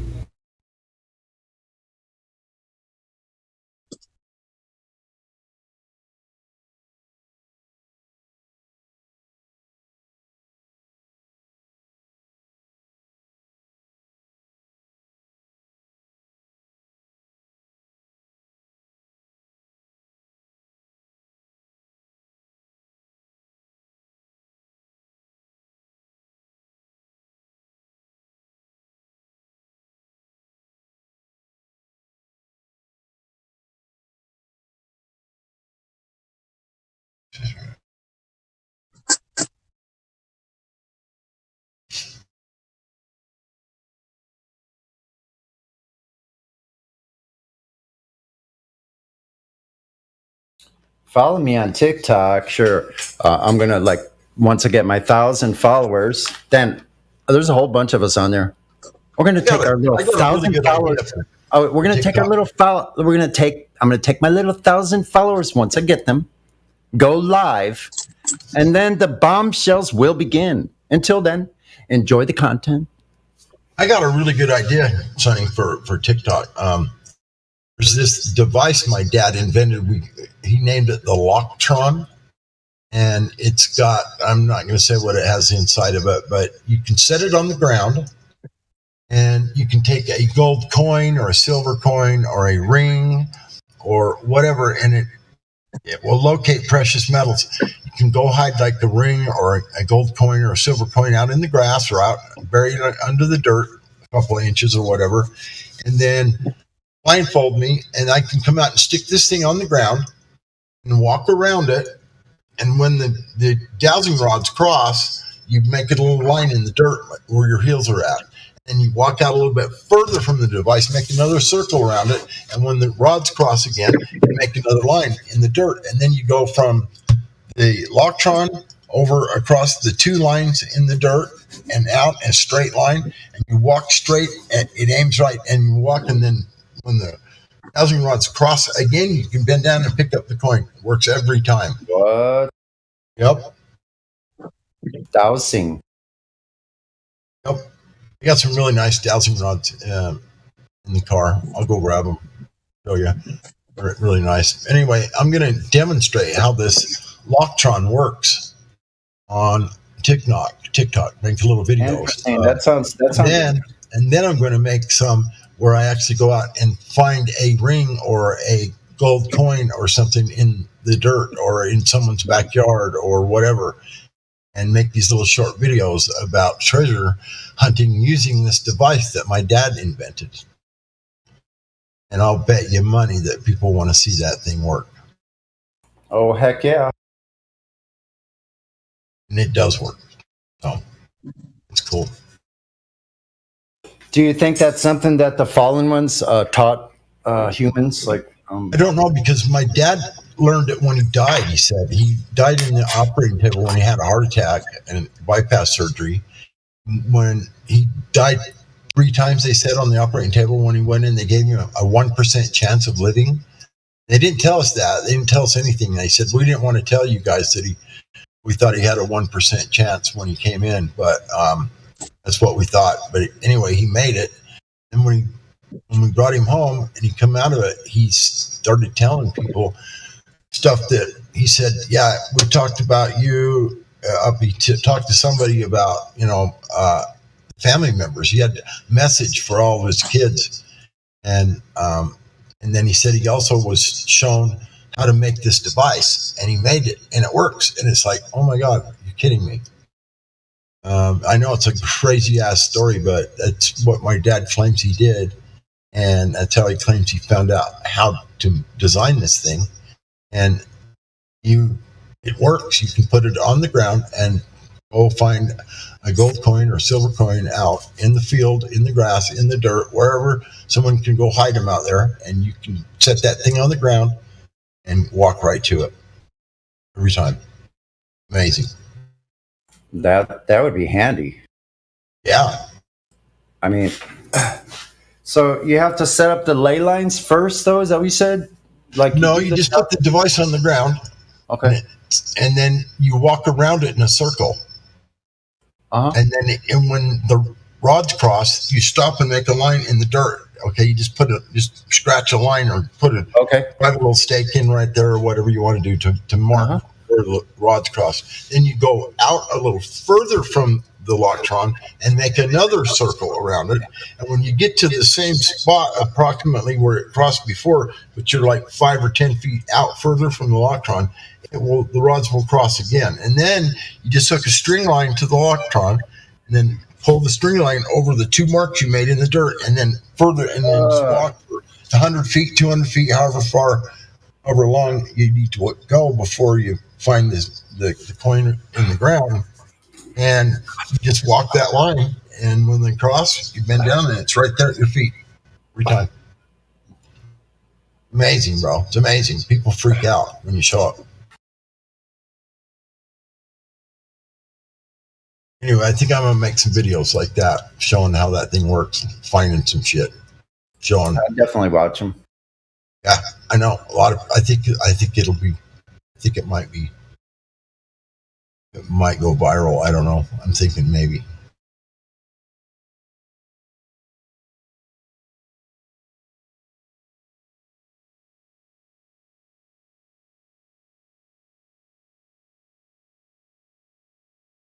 Right now, my friend Bill has it.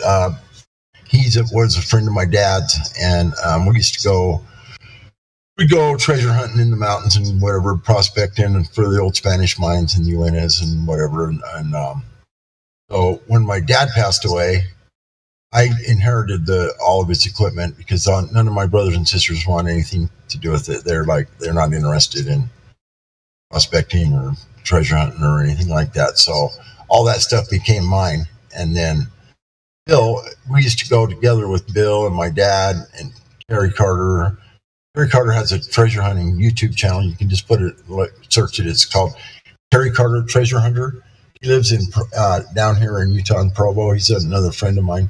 He's got 100 videos at least of different stories and different things about treasure hunting and people that have found Spanish treasures and various different things, stories people tell.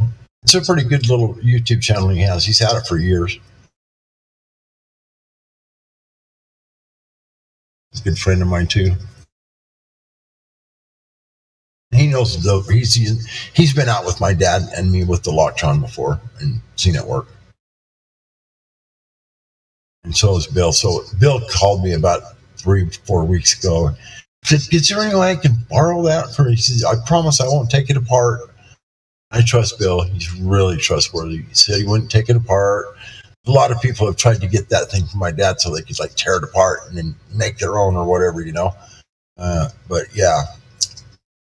So Bill has it right now, and he's going to bring it back here in another week or so. He's out trying to locate some stuff with some friends in the mountains. He's been practicing with it in his yard. He's got some silver ingots and some gold ingots that he's basically a millionaire. He owns a bunch of properties and stuff in California, Florida, here in Utah. Anyway, so he's been practicing with this thing. He says he's getting pretty good at it. So, anyway, we'll see. Because he's got a place where some guys claim they have an area they need to go search for some Spanish treasure or what, I don't know. Old coins from there's coin heists that happened in the U.S. When the trains got robbed and stuff like that for the payment in these mines and these mining towns and stuff. And Butch Cassidy and the Sundance Kid robbers like that robbed these trains all the time back in the day. And then they stashed their gold. And these coins, these treasures have been found, a few of them around in the United States. They buried it, and then they got shot or killed or whatever back in the Wild Wild West. And there's stories about treasures that these bandits robbed the train and took it, and it's never been found. They got killed shortly after they did the robbery or whatever, but they didn't have the coins, the gold that they stole, so they hid it somewhere. There's a few stories like that. You can find them. They've actually been found, and they've made a documentary on it where these old coins got found from this train robbery back in the day when they were on their way to make a mining town to pay the miners. And these bandits found out about it and robbed the train before it got there. So they got their payday got robbed. And then they get guys that did it got killed, and other stories. There's a handful of stories like that happened across the United States in the 1800s and shit.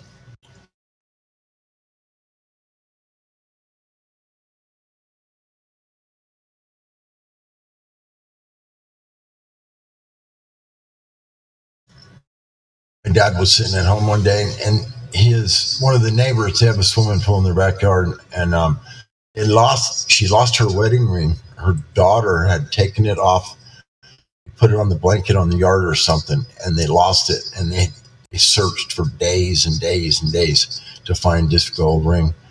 And told my dad about it, and he says, "Well, I'll be over here in about 20 minutes, and I'll go out and find that thing for you."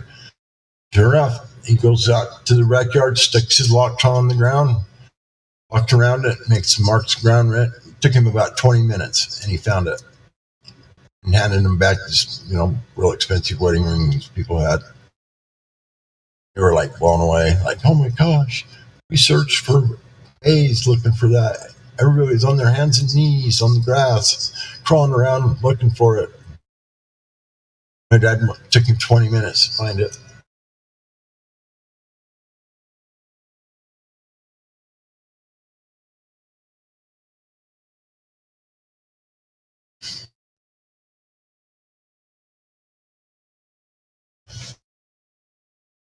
When I get it back to Bill, I'll show you a picture of this, honey.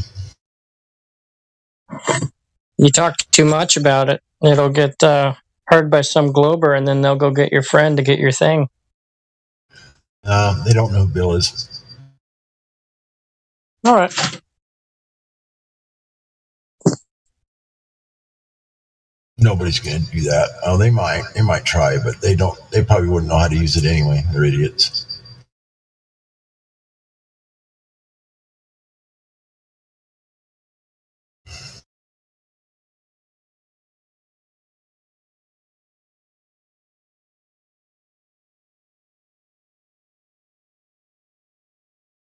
Right now, there's a treasure hunt going on here in Utah. It's the Utah treasure hunt. There's like I think it's $25,000 or something hidden somewhere. You can go online and get the clues to the map. It's like a little poem, and then every year they show the people that found it and do a little interview with them and stuff. Can't remember who found it last year. A couple guys, college kids or 18, 19-year-old, something like that. A couple of kids followed the clues on the map that's posted online. You can pull it up right now. It's a Utah treasure hunt. You can just pull it up right now and look at it if you want. And it talks about a tree with no bark and a grain bin. And when you get to the certain spot, look for this and look for that or whatever. Someone will find it here in the next probably week or two. They do this every year here. Some people do this treasure hunt. Somehow someone donates a lot of money to do this, and I don't know whether they're making money online with all the clicks, people looking for it, or looking at the map and the clues. I don't really know who's doing this, but they've been doing it for a few years, so.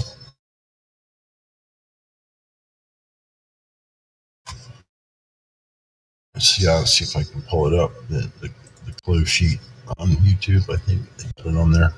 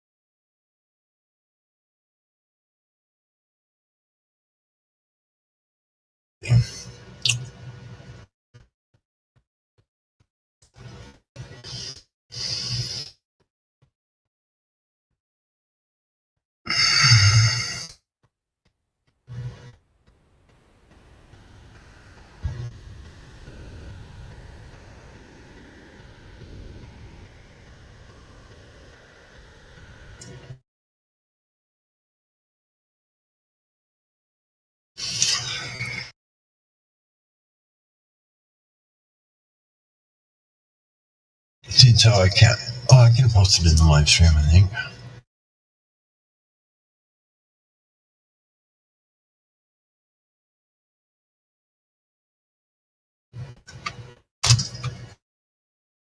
There it is.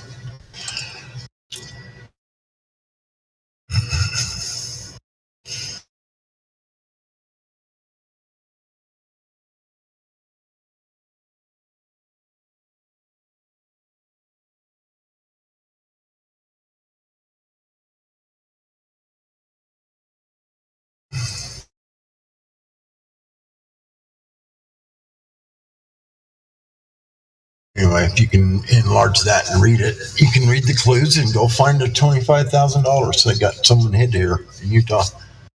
Find it. Make yourself rich.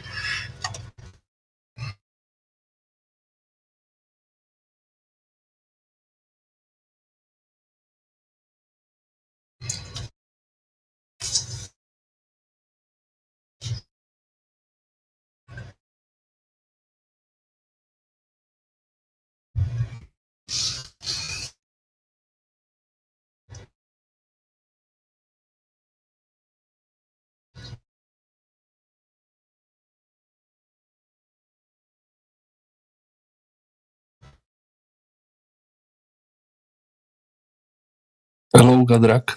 Can I ask you a question?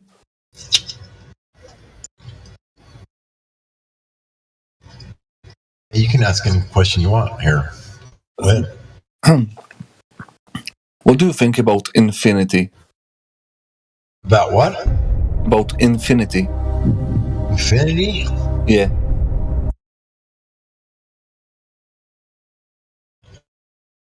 Well, I don't know. It's pretty, like something goes on forever or whatever, and like continues on, never stops. That would be like maybe life, spirit. After you die, you enter into the spirit world and supposed to live forever, ever and ever. And I guess that's maybe infinity. I don't know. I don't know if it really exists or not, but it's, how would you ever know? You can never get there. It would take forever and you still wouldn't be there. The infinity goes on and on and on and on and on. So I don't know how you ever prove something like that. Concept, I guess. What do you think about it? Well, I think that you said it the best because you said you will go forever and you will never reach it. So I think it's more of a philosophical topic than mathematical topic. So I don't understand how can mathematicians seriously use infinity in their calculations. It's like you could start counting numbers, and then once you got to 500 sextillion, and I don't know when the numbers stop. I don't know if they've just got more names and names for the next rack of numbers that come up. You could supposedly you could just continue counting for an infinity amount of time.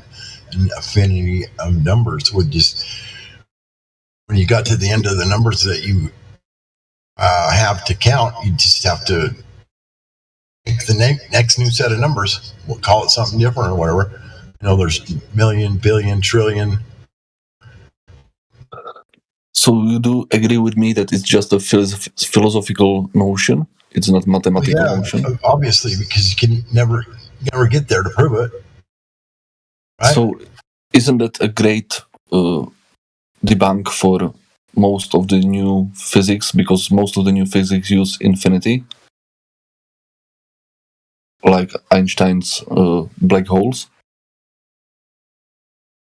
If the black hole is infinitely dense, it must have infinity. Black hole is an infinity thing of infinity or not. When you go, you can keep going inside. All you got to do is cut it in half again, cut it in half again, cut it in half again. Go in, go smaller. Apparently, the theory is that you can never find. You're always going to be able to cut whatever piece you have in half again. But I don't know. I mean, there's got to probably be a point in time where atom, if there's such a thing as an atom or a molecule or a subatomic particle, so to speak, if those are real, I have no idea if subatomic particles are real. We've never seen them.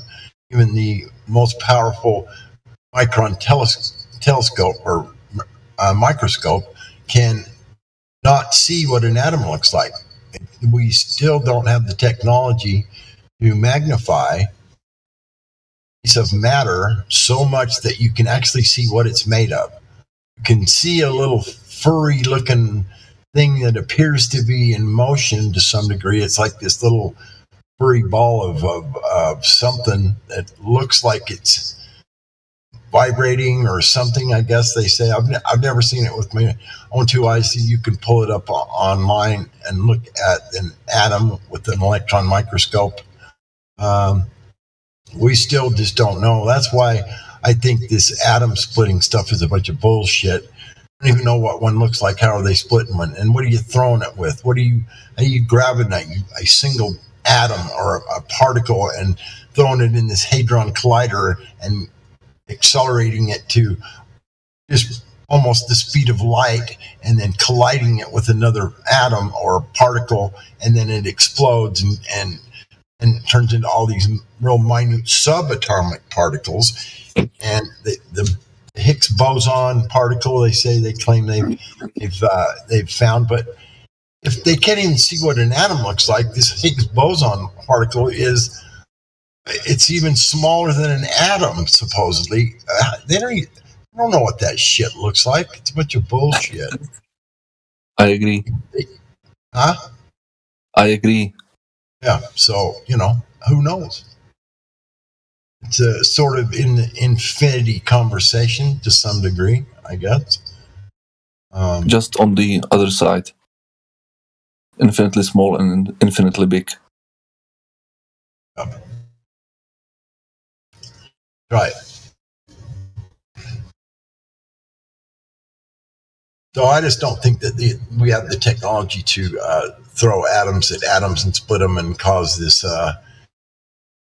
nuclear chain reaction of particles expanding and exploding, and then they finally get to a point to where they exasperate all their particles no longer are splitting other particles. I supposedly they aim this atom at a piece of, I don't know what, is it plutonium or something for an atom bomb? So they aim a particle and then they crash it into this plutonium at the speed of light, and then it causes a chain reaction. I don't think that's real. How are they taking something they can't even see, throwing it at another thing and aiming it and accelerating it at near the speed of light, supposedly? What are they throwing? What do they got? How are they doing that? What are they shooting it with? What are they accelerating it with? How are they controlling its position? And what do these things look like? They don't even know. How in the frick are they throwing them around and crashing them and causing these chain reactions? They don't even know what the frick they look like. I don't know what an atom looks like. I've tried. I have no idea. Yeah, I have no idea either. That's why I have. I'm just saying I'm not going to buy into that yet because show it to me. They can't show you an atom. They can't show you what the particle they're throwing at this blob of plutonium or what. I don't even know if that's real. I seriously doubt that nukes are real. Well, I always thought that What's that?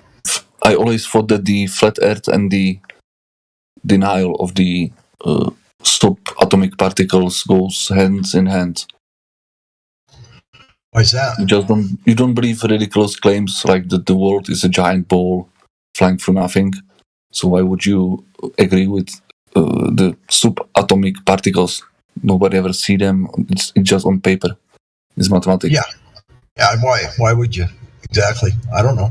I personally don't. I haven't spent a whole lot of time with it. I've thought about it enough to know that I'm not going to get answers, and I'm not going to have anybody show me what this stuff looks like. no one's going to explain to me anything more about it than you can read about it online and it's a dead end road. There's no real answers there. I don't think. Calculations, this and that, whatever. It's on paper. It's not real. It's not. I don't think it's reality. I think it's just on paper. It's mathematics. Huh? It's mathematics. Yeah. Obviously, math is a tool that can be used for valuable stuff. I mean, you can use it to measure moles and chemistry. When you do chemistry and chemical reactions, sometimes you need exact amount of moles, which are molecules, not atoms. A mole is a molecule of a certain element or a chemical that you put in with a reaction, and then it bonds with another particle or chemical of some sort. And that's chemistry. That's how they make pharmaceuticals and stuff like that. So would you agree with me that it's more alchemy than chemistry? What's that? Would you agree with me that it's more alchemy than chemistry? I think some of it is actual chemistry. I think that some of it is because you can definitely measure certain substances, put them in a beaker, cause a reaction to have them combine to make another element or another, like a medicine. That's how they make methamphetamine, dude. That's these meth labs. They put phenylacetic acid and acetic anhydride, and then do a reaction, and then they boil methylamine through it, and it does an exothermic reaction where it bonds to the amphetamine, turns it to methamphetamine. I mean, it's chemistry. Yeah, it's real. That part of it's real. So alchemical, or what did you say? There's more alchemy than chemistry. Alchemy, yeah.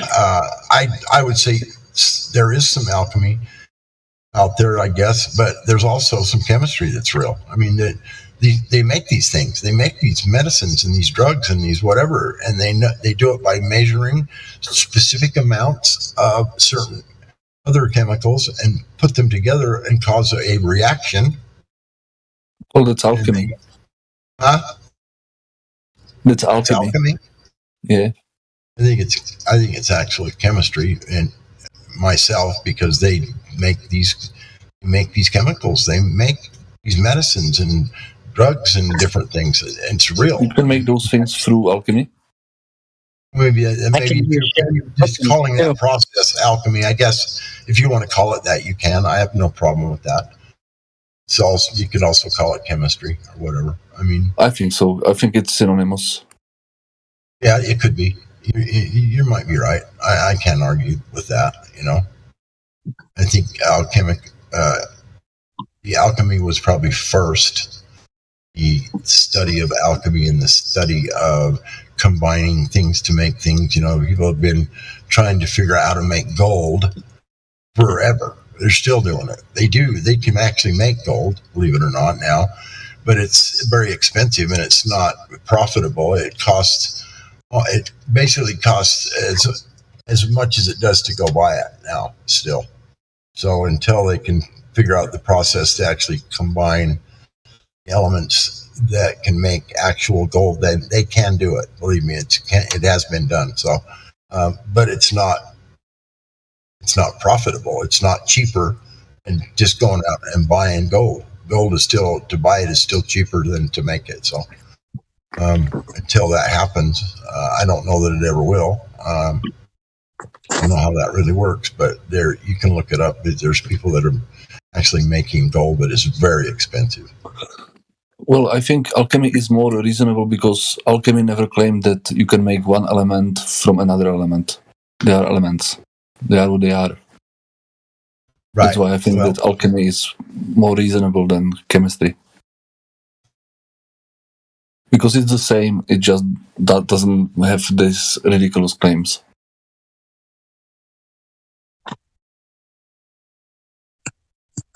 Like I say, I don't know enough about it, to be honest with you. I mean, I know a little bit, obviously. I mean, but,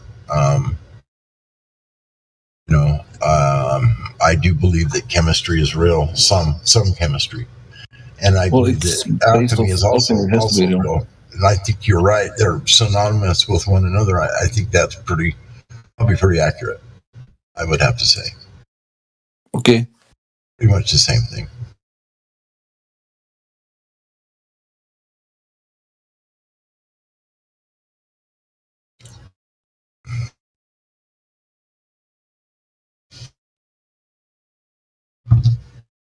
Would you call cooking a form of alchemy?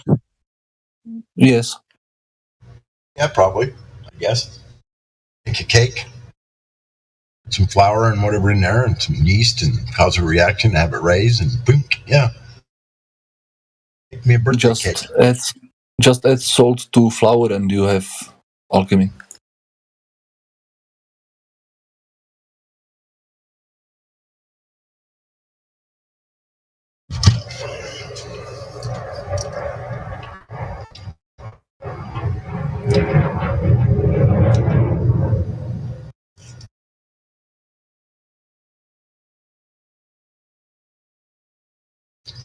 Thought I heard Elijah on here. No? Okay.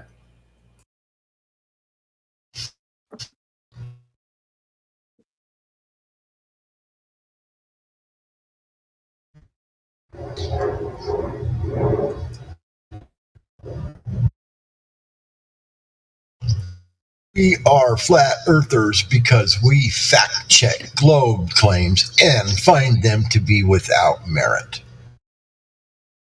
Yay! How could you? How could you what? How could you falsify the globe? By going out and doing looking for drop over distance over the water. If it's truly a ball, the water has to be curving and dropping and going around and down and around to the bottom of the globe. It's never been measured to be found. They'll go out there and measure shoot a laser beam over the water, use a mirror and reflect the sunlight over the water to a location across the top of the water. And the drop over distance has never been located, to my opinion. They claim they've used theodolites, and whatever else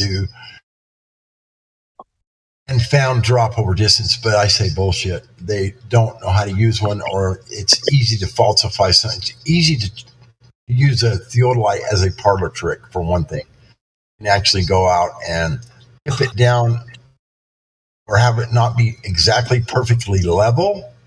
Just a minute amount of being unlevel. I mean, just to the most, like a 100th of an inch or less. And then when you aim it out 20, 30 miles out over the water, it's going to give you a false reading. You could make it look like it's detecting drop over distance, and it's not. Because that's what they're doing when they take these theodolites out. They are rigging the claim, or that they've leveled the device property. Not only that, there's geodetic surveyors. I've used the theodolite many times. I'm a builder. I've built the conference center in Salt Lake for the Mormon Church. I built the skating rink for the Olympics in Salt Lake. I did the cold storage unit in Corinne for Sam's Club and Walmart, and used the theodolite on every one of those jobs to distribute grades for the footings, for the foundations, for the roof, the walls, the footings, everything. And the 90-degree corners, you set it up over the top of a square head, and the ground that you put in there, you marked it exact 90 degrees off another square head in the ground. You put the plumb bob down off the center of the theodolite, right down to where it stops, right over the top of a finish nail in a 2-inch square stake. And that finish nail is exactly the corner of the building. Okay. And then you turn it 90 degrees one direction, and then you can make a corner. And then you can aim the theodolite out, and then aim it down until you see another stake in the ground, or they'll have a stake in their hand, and you tell them, okay, right, left, whatever, okay, drive it in the ground right there, drive it down. Then You have them put a pencil on top of the stake, and then you tip the theodolite down until the crosshairs, and you tell them, no, move it to the right 1/4 of an inch. 1 more 1/16 of an inch. Okay, right, perfect. And then you look at your theodolite, make sure it's set on exactly 90 degrees, and you just made a corner. It's easy to do. I've done it many times. But they're not made to shoot out over the water great distances. Even they say a total station is the most expensive theodolite you can buy. They cost $50,000. And they say they are only accurate up to, I think, 300 meters. And then you have to go out and reset. You can't shoot them out at over 300 meters. Even the geodetic surveyors, if they're honest, will tell you, no, it's only accurate up to 300 meters. And this is a $50,000 one. So these little theodolites that you have that are, $1,200 or whatever, like the one I've used, probably it costs like $2,500 or something like that. But, it works perfect for shooting grades for footings and foundations and locating corners or creating corners on a building right to within a finish nail of a distance. A finish nail is a very small nail. And you drive it in the top of a square stake. And you tell them to move it right or left, and there's one right underneath your theodolite. The plumb bob goes down and is 1/16 of an inch above the finish nail, and it's right on the finish nail, and that is centered. That is hanging right off center of the theodolite. Then you can turn it left or right 90 degrees and then shoot it out, aim it down at the ground at another stake they drive in, like I just said earlier, and drive a finish nail in there right where you have them mark that stake with a pencil, and that's exactly 90 degrees. You're going to make a square building, a square footing, the foundations, whatever, by doing this process, and it might be a 1/16 of an inch out of square. But if you're talking about a building that is 200 feet long and it's only a 1/16 of an inch out of square, that's pretty much perfect. Nobody's going to complain. No one's going to say, oh, you fucked this building up. It's a 1/16 of an inch out of square. Go blow it out your butt, dude. That's perfect. It's close enough. You'll never notice it. You'll never see it. When you build on it, 1/16 of an inch, different. I mean, come on. It's stupid. It's perfect.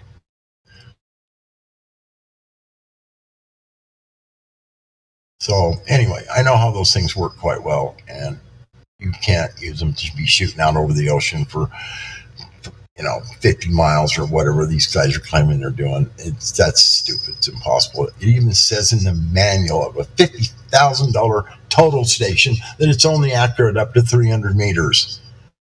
And they're saying I shot it 50 miles and detected Earth curve.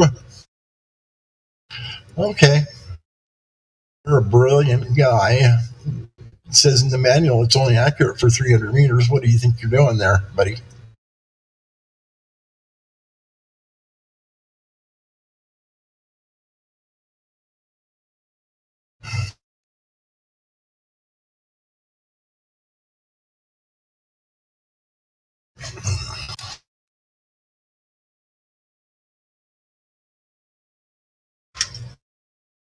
And if you've ever used one and built buildings with it, $100 million buildings that are 300 feet long, tall, 10 stories high, you got to shoot every floor, every grade. It's got to be perfect. We're within a 1/16 of an inch or so.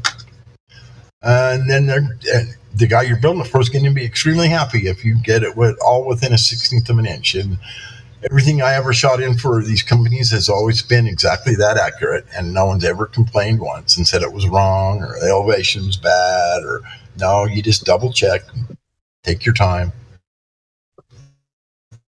lay it out, and shoot your elevations. It's very easy. It's not complicated. You've done it a few times. It's pretty easy to do. But those things, that's what they're made to be used for. Not made to be like shooting out over the water for 50 miles. I mean, oh, look, the Earth dropped.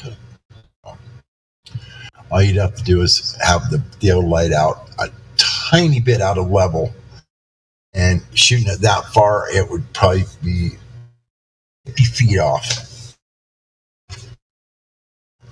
High speed, low drag. Huh?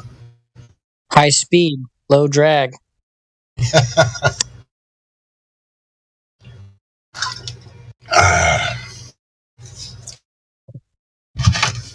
And if you've never actually used one, like I have many, many, many times, and built buildings with one of these things, then I really don't want to have a conversation with anybody that hasn't done that. Someone that's never actually been paid by a company to go out and use the Theodolite to lay out their building and their property lines and their grades for their building and all that kind of stuff. You haven't done that and been paid to do it, and you're good at it, and actually someone paid you good money to go out and do that for you, I don't think I want to have a conversation with you at all. You don't have hands-on experience with these things. You've actually been paid to do it by somebody, then obviously you know what you're doing. Till then, the conversation's not going to happen with me. Not these Globers that claim they've taken a Theodolite out and done all these ridiculous things. No. Has anybody ever paid you to use one of those things? And I bet you money they're going to say, well, no, but I know how to use one. No, you don't. Shut up. You're an idiot.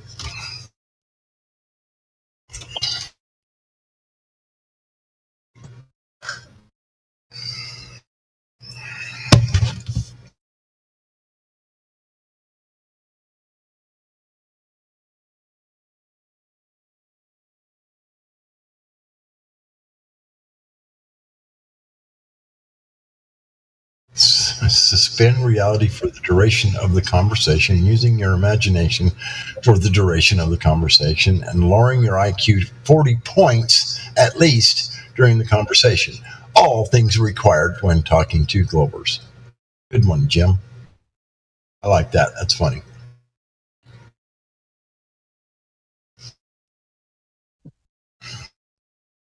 Don't forget the D20 roll for charisma.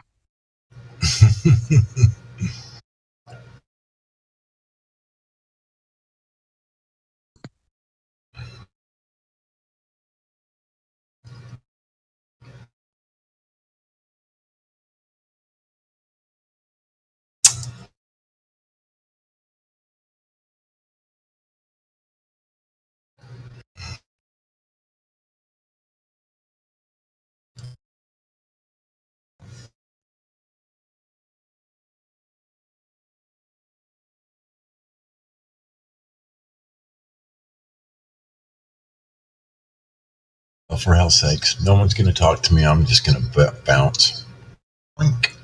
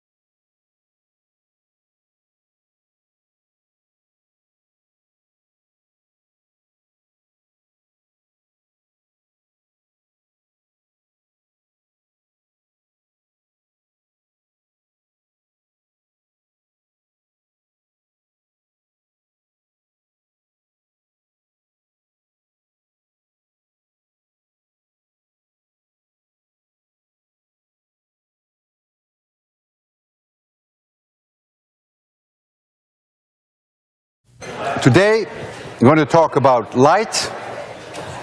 Light is an electromagnetic phenomenon. And already in the 16th century, way before Maxwell, a lot of studies were done of the interaction of light with water and with glass. And the kind of experiments that were done as follows. Say this is air. I call that medium 1. And this is water. Call that medium 2. And I have a light beam that strikes this surface. Light comes in like so. And I define this angle as the angle of incidence, and I call that theta 1. This is the normal to the surface, and we call that the angle of incidence. I will see now that some of that light is reflected with an L as in lion, and some of that light goes into the water, and we call that refracted with an R as in Richard, and this angle we'll call theta 2. And it was a Dutchman, Willebord Snellius, who in the 17th century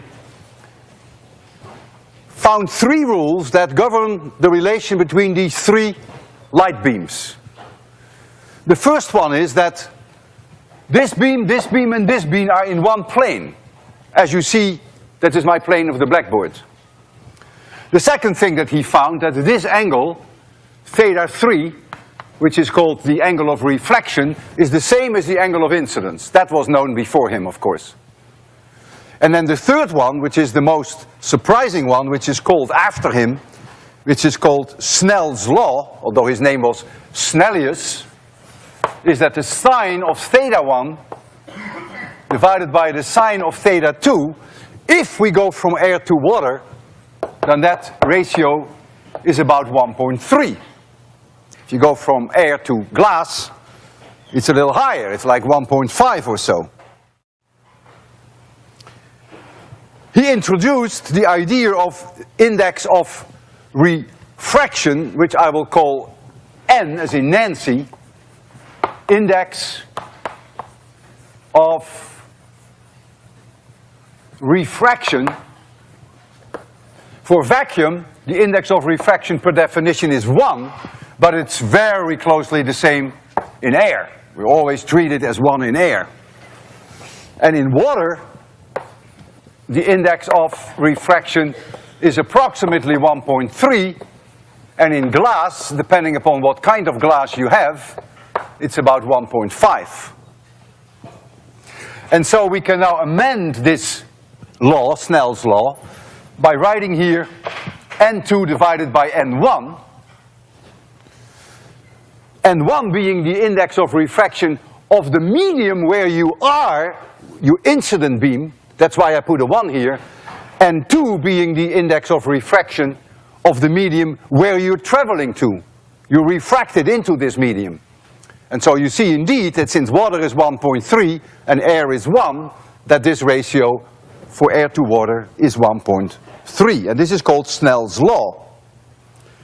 And it is immediately obvious that if you go from air to water, or you go from air to glass, that angle theta 2 is always smaller than the angle theta 1, because this number is larger than 1. But if you go from water to air, then the situation is reversed. And that's what I want to address now. That's actually quite interesting. So now, my medium 1 is now water, and my medium 2 is now air. And so now, I go from here to here, and so here I have my angle of incidence, theta 1, and here I have my angle of reflection, that is this theta 3, and now here I have my angle theta 2. And so if I write down now Snell's law, then I get the sine of theta 1 divided by the sine of theta 2 is now n2 divided by n1, but n2 is 1 divided by 1.3 if we go from water to air. And what is so special here is that theta 2 can obviously never be larger than 90 degrees. And so if you substitute in here theta 2 is 90 degrees, then you will find that theta 1 then is about 50 degrees. And if you apply this equation and you substitute for theta 1 an angle larger than 50 degrees, you're going to find the sine of theta 2 being larger than 1, which is nonsense. It cannot happen. And so nature ignores Snell's law, and nature says, sorry, I can't do it. And what nature now does, if the angle of theta 1 is too large, in this case with water larger than 50 degrees, this is not there anymore, and all the light is now being reflected off that surface. And we call that total reflection.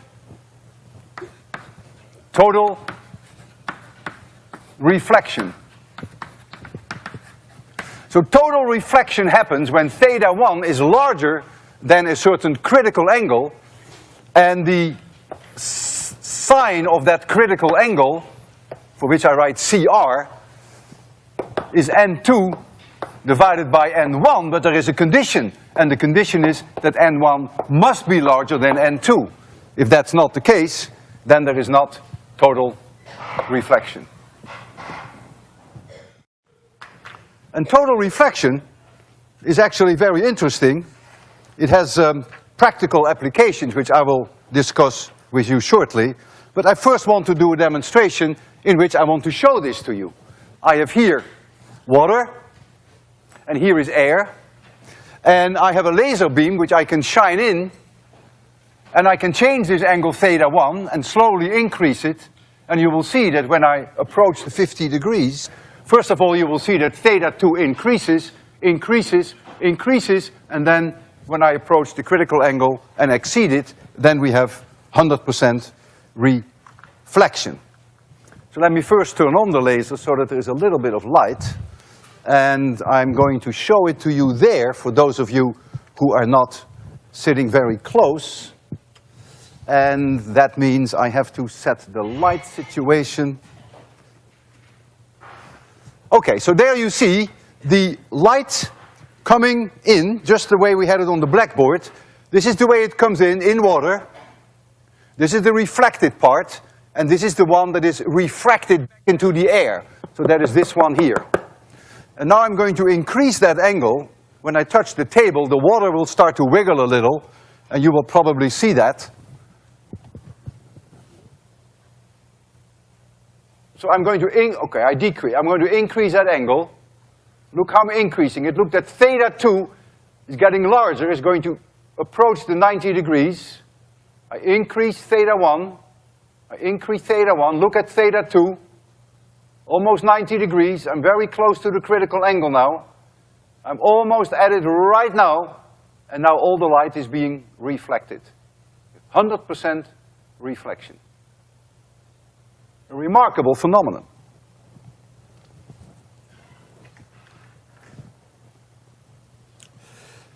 And this has practical applications. And we're going to show you some of these practical applications too. The most important practical application is fiber optics. If I have a fiber and it is properly designed, so this is a fiber,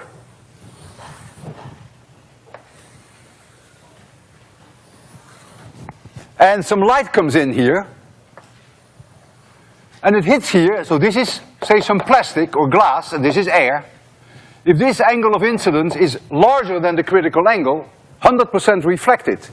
And so nothing comes out in the air, 100% reflected. Here, again, the critical angle is exceeded, and so 100% is reflected, and you can go through this whole thing for miles on end. You can put even knots in there. As long as you never exceed the critical angle, that light will propagate, and there will never be any loss of light. And that's why people are very much interested in it. You can transport even images, as I will show you, through fiber optics. I have here a fiber optics which has 4,000 fibers in it, 50 microns in diameter each. And we have a laser beam here. And the laser light will come out. I will show you the laser light shortly there. And it doesn't matter what I do with the fibers. I can even go 180 degrees and shine them there. As long as inside the fiber, I always exceed the critical angle.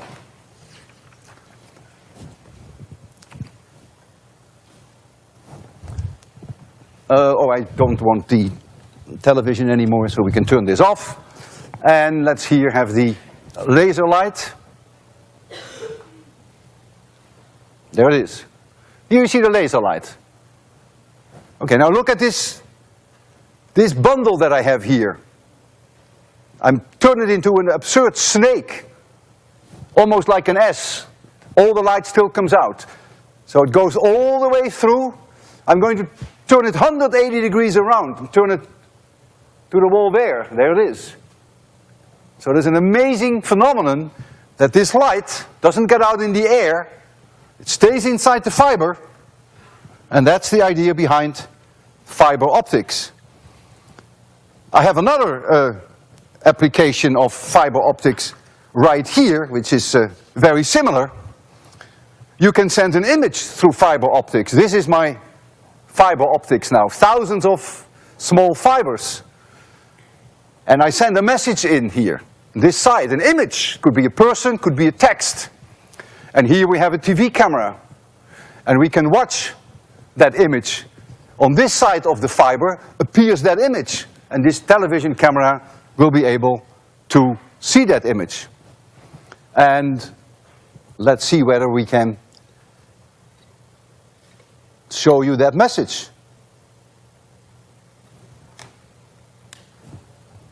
Okay, I have to do something here again. I think you're going to, there it is. So you actually can see the individual fibers. You see them? How interesting? Each one, these are individual fibers. And their diameter is probably not much more than 50 or 100 microns. Let's see what message there is for you. Oh man, exam 3. You don't want to hear about that, do you? Well, that depends on what the message says. Problem? No. No. Problem 1. Problem 1. The figure, below. I must have, that's the wrong message. I couldn't possibly meant to give you away the exam, of course. So I apologize for that I showed you the wrong message. But at least it demonstrated to you that you can send an image through fiber optics, even secret messages. Newton had an interesting explanation for Snell's law. Newton was the man of planets. He was the man of particles, masses, accelerations, F equals ma. And so his explanation came with particles. He says light are particles. So if this is the surface between, let's say, air and water, Newton argued as follows. If light comes in, it has a certain speed, v1. And therefore it has a horizontal component. And it has a certain vertical component. And he says if this light ends up in water, at the moment that it reaches the surface, it gets an acceleration perpendicular to the surface. Why? He didn't tell us. But he said it gets an acceleration perpendicular to the surface. In other words, this horizontal component does not change. That remains what it was. But this component changes. This becomes substantially larger, depending upon the index of refraction, of course. And so the new velocity is now in this direction. And so you see that indeed the angle theta 1 is larger than the angle theta 2. But Snell's law immediately follows from this. The sine of theta 1 this angle is theta 1. So this angle is theta 1. So that's this velocity divided by this vector. And the sine of theta 2 is this velocity divided by this vector. But these two velocities are the same. And so you immediately find that this ratio is V2 divided by V1. A great victory for Mr. Newton. Except there was one problem, maybe, that it means that V2 is larger than V1. And so Newton argued that the speed of light in water is larger than the speed of light in air. And in glass, of course, it would be even larger. Now there was a Dutchman, and the name of Dutchman was Christian Huygens. Huygens.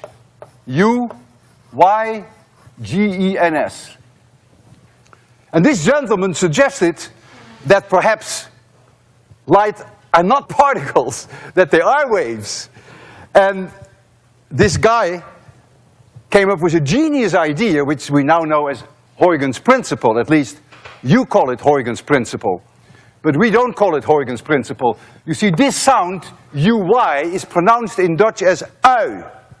None of you can say ui unless you're Dutch. To make it worse, this sound you don't have either in English. That's a ch. None of you can say a ch unless you're Dutch.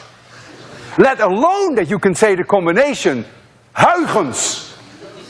Anyone who comes forward to me after this lecture and who knows how to pronounce the word Huygens has to be Dutch.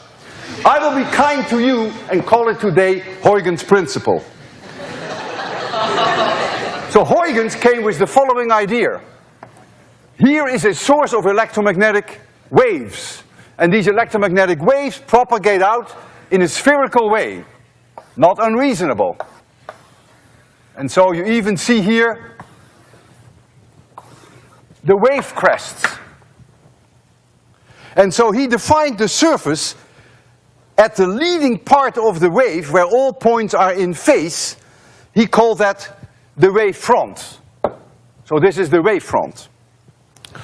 And he now postulated that each point of the wave front individually oscillates at the same frequency as the source and produces spherical waves. We call them secondary waves, often also called wavelets. And that the envelope of the wave front of these secondary waves is now the new wave front.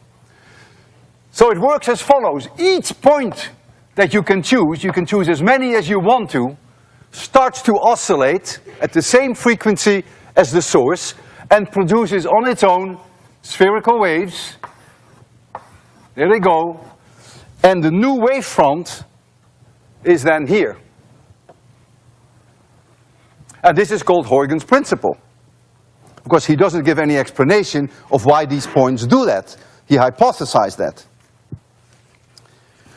And this principle can explain Snell's law in a very easy way. I want you to read up on that in your book. And you will see that it is very easy to explain Snell's law with this principle. Except that now you will conclude that the sine of theta 1 divided by the sine of theta 2 is V1 divided by V2. And therefore, Huygens predicted that the speed of light in water is lower than the speed of light in air, whereas Newton predicted that the speed of light in water would be higher than the speed of light in air. So the question now was, who was right? Are lights particles or are they waves? Well, the wave-particle idea of light has been a very long-standing issue in physics, and I will show you, I think next week, or maybe after the exam, how Young in 1801 conclusively demonstrated that light are waves. So it looked like Huygens was going to be the winner. On the other hand, I showed you last lecture that light can behave like particles, photons, bullets, tomatoes, radiation pressure. That's particles, the whole thing, the whole ball of wax. And so maybe Newton was right, maybe they are particles.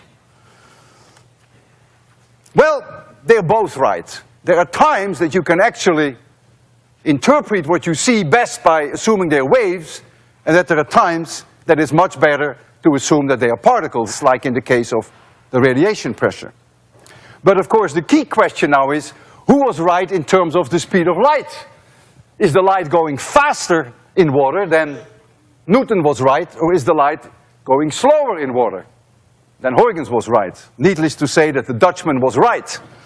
The speed of light in water is lower than the speed of light in air. When we derived the speed of light in vacuum, we used Maxwell's equations. And they allowed us to conclude that the speed of light, much to everyone's surprise, depends on epsilon zero and mu zero in a very simple way. I will call it for now V. That was 1 over the square root of epsilon zero mu zero, and we call that C.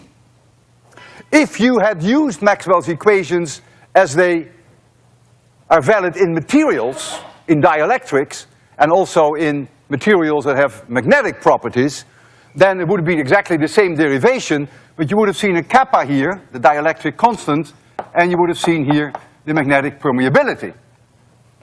Kappa, if you're not in air, but in glass and water, it's always larger than 1. So you see in front of you that the speed of light in water is lower than the speed of light in air. This can also be written as C divided by the square root of kappa divided by kappa m, and we would nowadays simply write that as C divided by n. So the index of refraction is really the square root of the product of the dielectric constant and the magnetic permeability.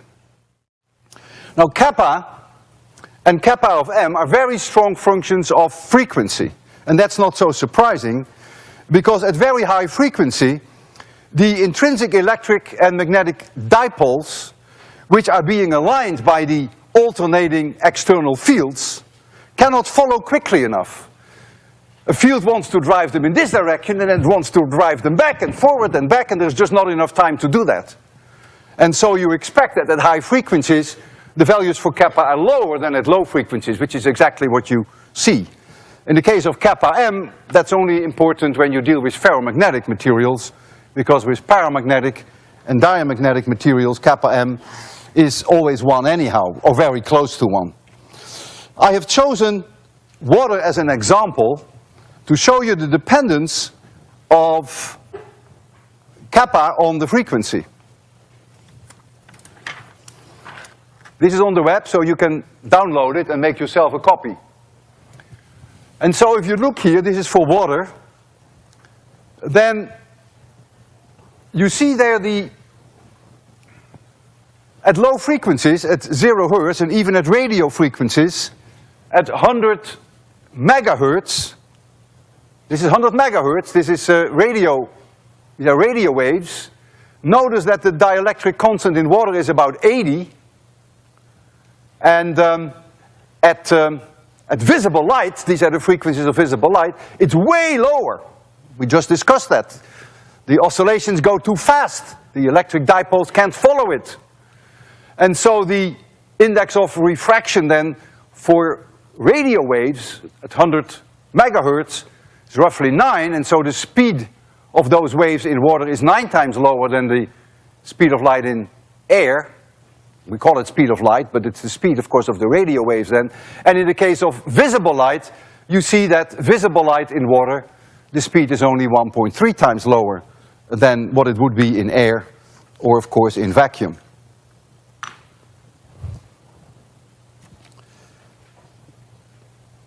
The frequency effect is very noticeable.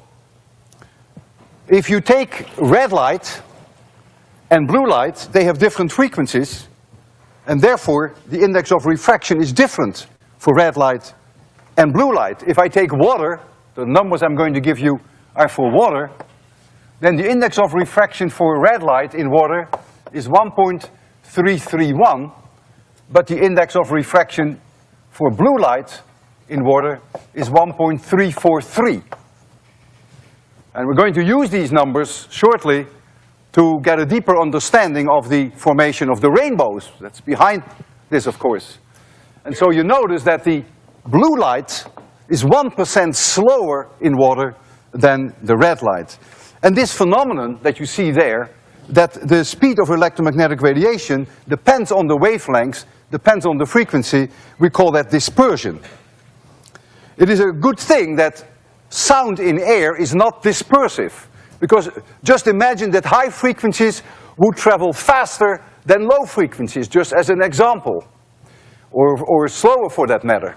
It would mean then that if you go to a concert and you would listen to the violins and the bass, that the violins would reach you first, and then the sound of the bass would reach you later. And the farther you are away from the orchestra, the worse that would be. If the effect were very strong, here in 26100, someone sitting in the back row could not even understand my words, because the high frequencies would reach that person at a different time than the low frequencies. So sound in air is non-dispersive. But glass and water are dispersive for light, and it's very noticeable. If I take a piece of glass and I give it this shape, the shape of a prism, and I shine some light on here, light from these light bulbs, or light from the sun for that matter, then I can apply Snell's law here. I know the angle of incidence, θ1. I know the index of refraction. This is for water, but you can look them up for glass, of course.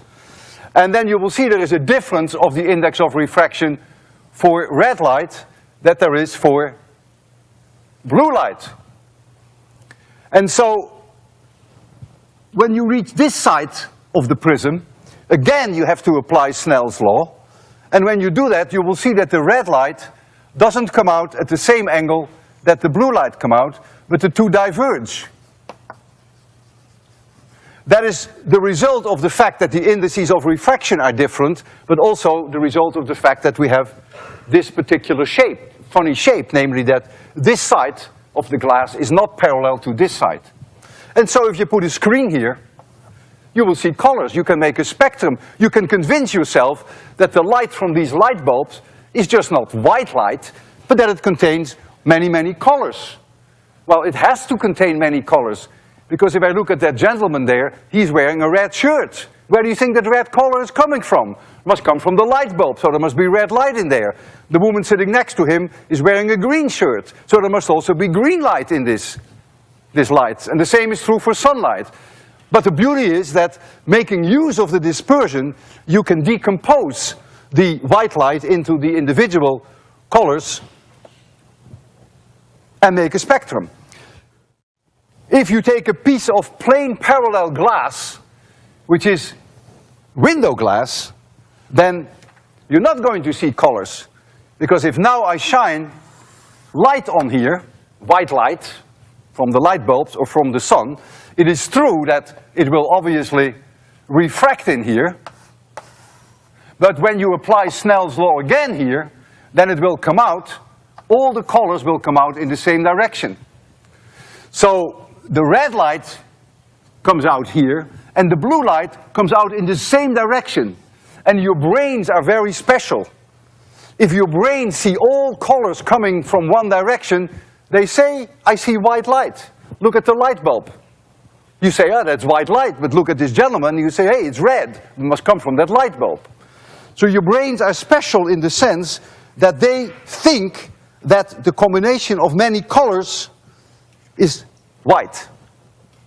And I can show that to you in a rather convincing way. You see here a disk, and I would assume that you see colors on that disk. If not, you have a problem. And I can fool your brains. What I can do, I can rotate that disk so fast that your brains get so mixed up that they're going to say to you, yeah, that's white light. So let me first give you some ideal light on that disk, and we're going to spin it up a little. So you agree with me, right? You still see colors, yeah? You still see colors, right? Okay. You still see colors, right? Yeah. Yeah. It's as white as it can be for me. Not too surprising, right? The same situation when I look at a light bulb. All these colors are processed by my brains in such a way that they think, or they actually make you see white light. It's as real as you can have it. And so this raises the subject of the illusion of colors, which is what I want to discuss with you for the remaining part of this lecture. If you ask a physicist, when do you see certain colors? When do you see red? When do you see blue or green? Then chances are that he would give you a standard answer, and he would say, well, that depends on the wavelength in air. If you tell me what wavelength you're on, then I will tell you what colors you will see. And I have here a transparency which makes the connection between wavelength and these colors. It's also on the web, so you can also download this. And so if the wavelength of light in air is about, in this range, 1 angstrom is 10 to the minus 10 meters, yeah, you will probably say that's red light. When the wavelengths get shorter, in this range, you would say, yeah, that's green light. And when the wavelengths gets even shorter, you would say, yeah, that's blue light. You can't see any wavelength shorter than this. You get into the ultraviolet here, and you can't see any wavelengths longer than this. That's infrared, and our eyes are not sensitive for those wavelengths. So this is all nice and dandy, but we still have the problem of the fact that if you mix all the colors together, like the rotating disc, and like looking at the light bulb, that our brains still tell us that we are seeing white light. So maybe matters are not really as simple as we think. And this scheme about colors has been worked out in quite some detail already in the 17th and in the 18th century, when it was discovered that there is such a thing as primary colors. Maxwell did some research on that. And Helmholtz, even the poet Goethe, did work on this. They discovered that there are primary colors, and when you mix light, we call this additive mixing. The 3 primary colors are green, violet, and red. And when you mix paint, the 3 primary colors are yellow, blue, and red. And the idea behind this is that if you mix the 3 primary colors in the right proportion, that you can make many colors. I want to show you a color triangle, which is the recipe that tells you how you have to mix these colors. And in order to do that, we're going to make it dark, but not all the way dark. So here you see the color triangle. And the color triangle has in the 3 colors, the 3 corners, the colors red, 1 primary color, and then here it has violet, and then up there it has green. And now I'll tell you how this recipe has to be used. And so I'm going to draw here a color triangle. And we have red here. And we have green there. And we have here violet. And if you look at this color triangle, you see all the colors that you can imagine, sort of. You see yellow, and you see here purple, and you see orange. You even see white. So how do we make these colors now? Well, suppose I want to make this color here. So that's this color, say. Then you draw 3 lines. 1, 2, 3. From the 3 corners. And this is the amount of red that you have to put in. And this is the amount of green that you have to put in the light. And this is the amount of violet light. And if you do that in that ratio, you would get the color which is here. If you want to make very nice yellow, Oh, let's see, let's make some very nice yellow, which is all the way here at the edge. You don't need any violet. You can do that exclusively with green and with red. So let's go to this point here, which is yellow. It would mean then that I have to put in this much red, and I have to put in this much green. And if I add more and more red, I go along this line, then I end up here and I get orange. So I could make orange here by simply increasing the amount of red. Oh, this should not be violet, right? This is green. Oh, you should have yelled at me. So this is green. And so if I want to make orange here, then I simply have to give it more red and less green. And if you go to an extreme and you want to make white light, and you go bingo right there in the middle, well, then you have to give it this much red, this much green, and this much violet. And that's the idea that we just saw. You mix all the colors, and we mix up your brains as well, and your brains then say, gee, yeah, that is white light. So the idea behind the three primary color theory is that our eye cells, the cells that we have in the retina, respond differently to the three primary colors. And that color sensation, which is of course what the brains are telling you, those are the messages that are being sent to the brains and they are processed here, that they are the result of the mixing of these three responses. And this theory is quite successful. I'm going to try to make for you the color yellow by mixing these three colors, green and violet. And if I want to make yellow, then we already argued, all I need is green and I need red. I don't even need violet. And I'm going to do that with this nice little box here. I will raise the screen because we don't need the screen anymore. And I don't think I need the slide anymore, John. And this box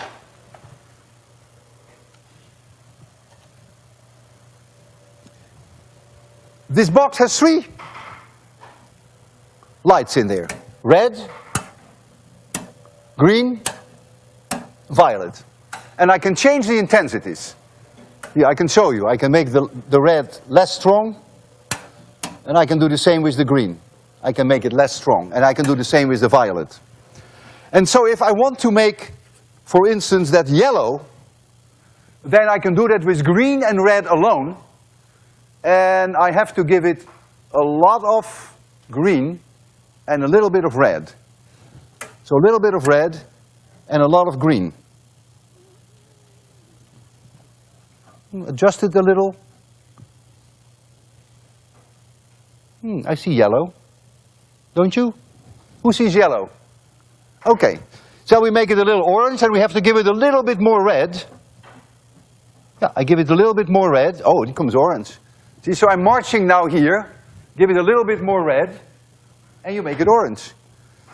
And what I can even do, I can give them all three the maximum strength, and I can turn it to white. So we'll fool the brains again. All these colors, like the rotating disc, like the light from the sun, like the light from the lights here.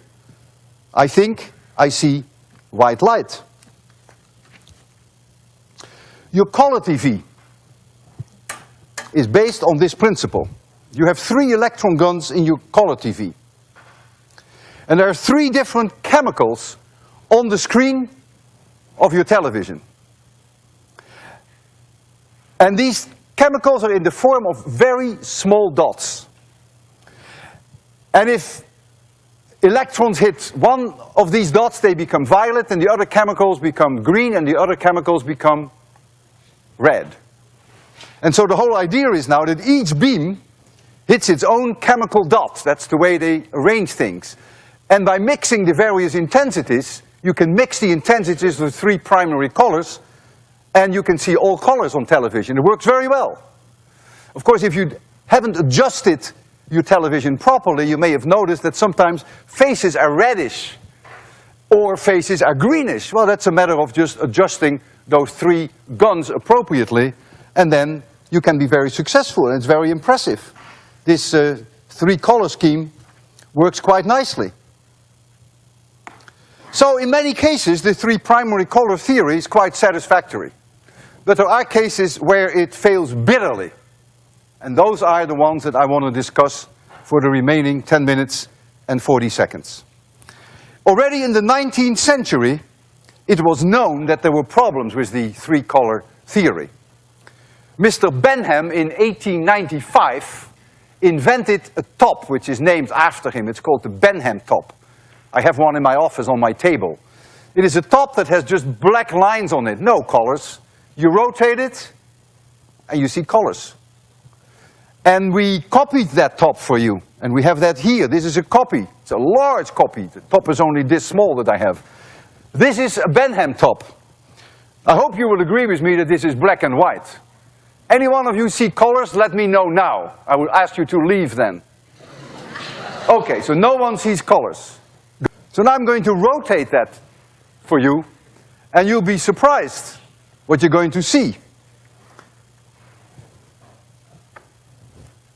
So there is the Benham top, and I'm going to rotate it somewhere in the ballpark of about 7 hertz, 5 to 7 hertz. Let's take a look. Black and white. Hey, Popule, what am I seeing? I'm seeing colors, not very bright, but I am seeing colors. I see some rusty brown right there in the middle, and then I see something grayish green maybe, and dark blue further out. Who sees colors? Who doesn't? Oh, you're colorblind then, that happens. Well, you see colors just with black and white rotating. And to make it even worse, I can reverse the disc. I first have to stop it, otherwise we burn out the motor. And I can reverse it. And remember, the rusty brown was in the center. Now we're going to rotate it the other way around. And look again what you see.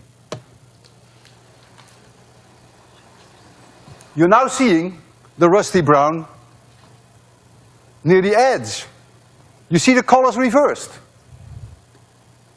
A lot of research was done in this area, but a complete neurophysiological explanation is still not available yet, even though there are several very successful models that can predict what our brains will see. Now, when your color cells are stimulated with flicker light, there are phase delays between the incident light and the response, the messages that are sent to your brains, which are currents, of course. And the phase delay is different for different colors. So what we're doing here, we're fooling the brains. We're sending flicker light to the brains with different phase delays. The phase delays in the center are different from the phase delays further out. And so the brains then process that in the usual way, and they say, well, I'm sorry, but you're going to see colors. And that's what you're seeing.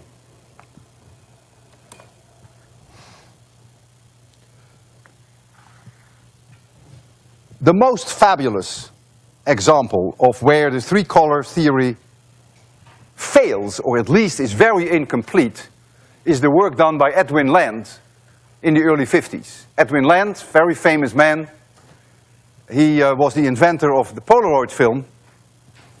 He pioneered color theories and became very famous for a particular demonstration that I will do for you here.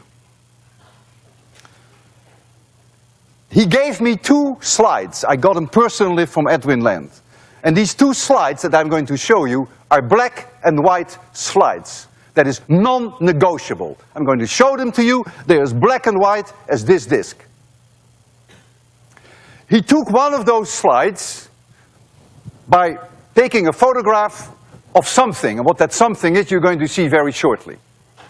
And the other black and white slide, he also took, again, black and white film, but he put a red filter in front of his camera. But believe me, it is a black and white slide. So you're going to see 2 black and white slides. And then I'm going to do something special with those slides, and therefore I rather go there now and then explain things to you as they come along. And so I have to make it very dark. Oh, the screen has to come down, of course. We're going to need the screen because we're going to see slides.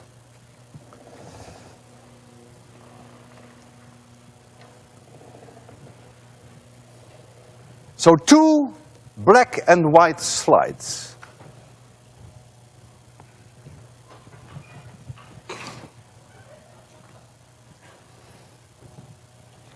So the first black and white slide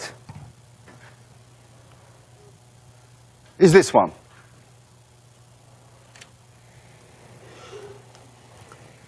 I hope we will all agree that this is a black and white slide. And the second black and white slide is of the same scene. This, by the way, was taken through a red filter.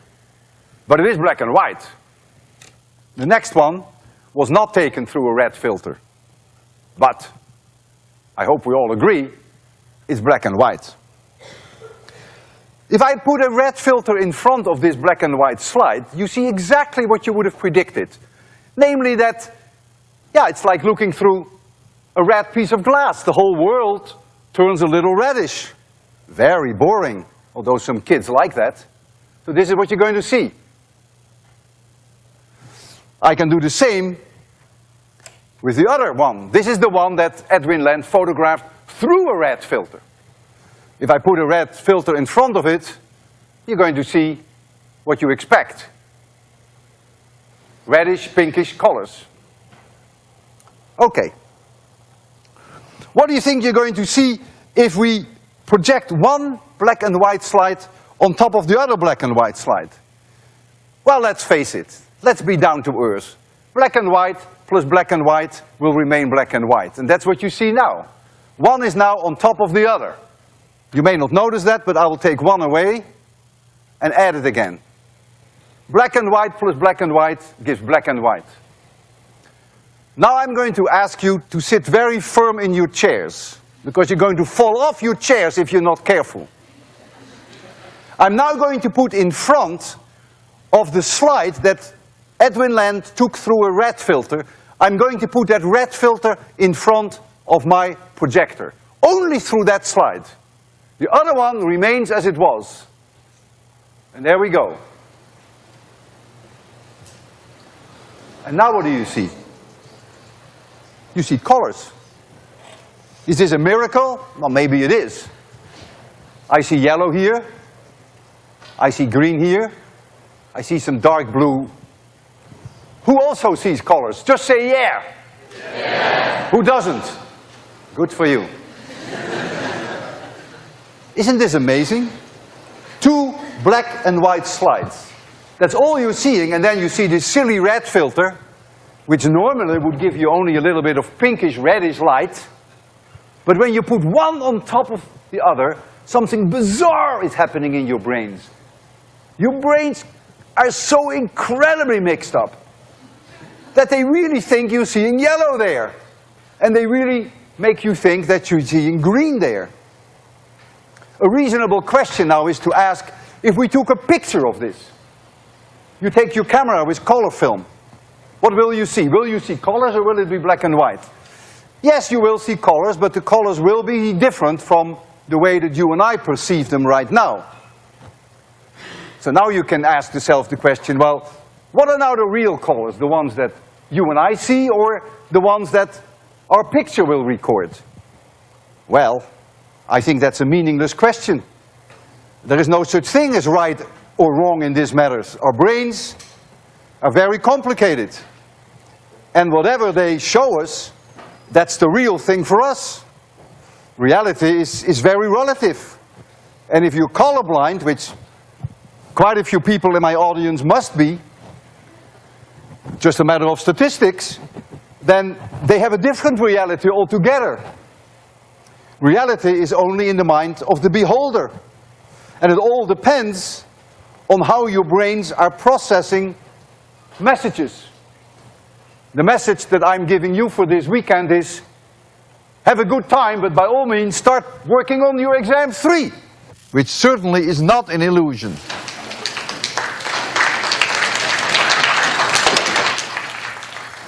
The earth is not an illusion. It is real. You can objectively know this. Just go ahead and check for yourself and don't listen to buffoons that are appearing on your black screen. Thank you. This has been a public service announcement from Sunny Flat Earth Discord live.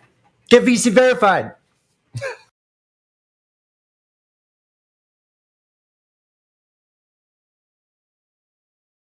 Yeah, public service announcement not paid for by your tax dollars. I know.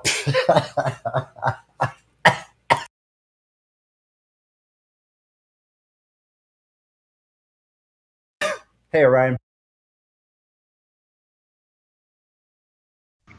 Hey, Sonny. Yeah, so think about that. That's a really good point you brought up. I appreciate the comment, actually, that for there to be a message for the benefit of humankind that isn't paid for by your tax dollars. That's us. That's paid for by the goodness of your heart.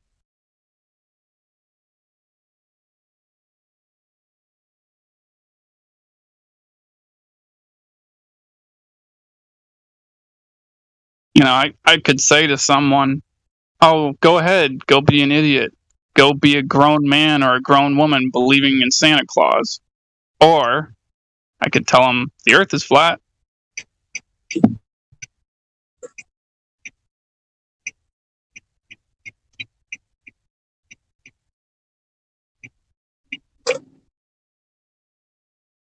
Paid for by my phone bill.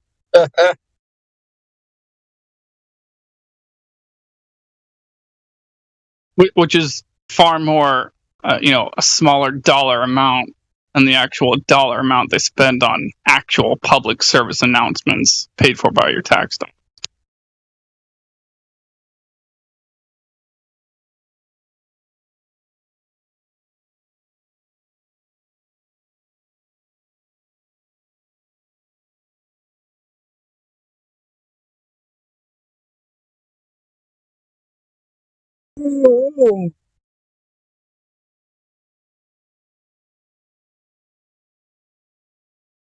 It's kind of a funny thing how things change when certain things become more efficient.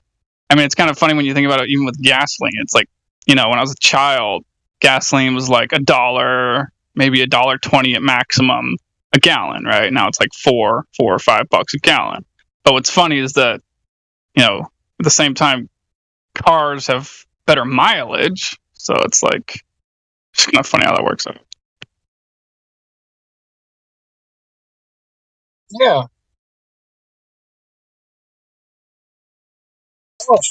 But nonetheless, the point still stands. When things become more efficient, they are better.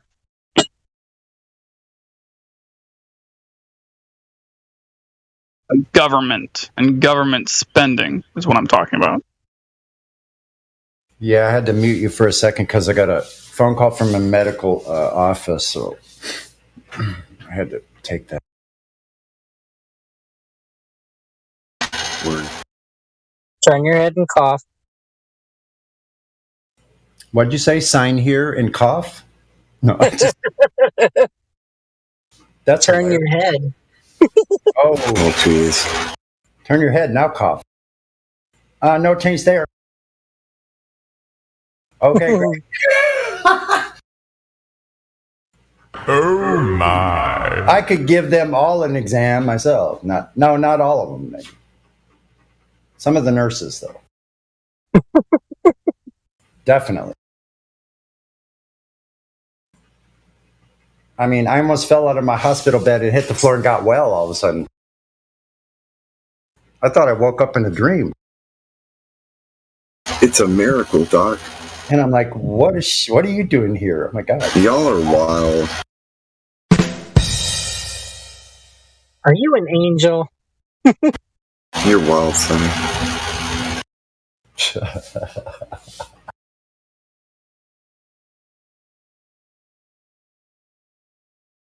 Sonny's like, they can't tame me. That drum roll was precise. I'm sorry, what did you say, Ethergrass?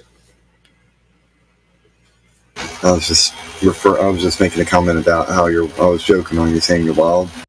And then somebody said, they can't tame me.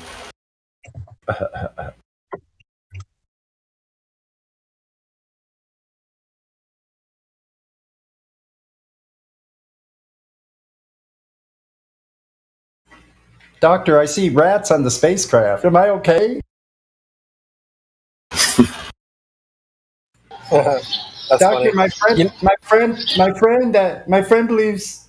He said he went out and measured the Earth and said it's flat. I went out and checked myself. Do you know anything about Earth curvature, Doctor? I better not talk like that when I'm there.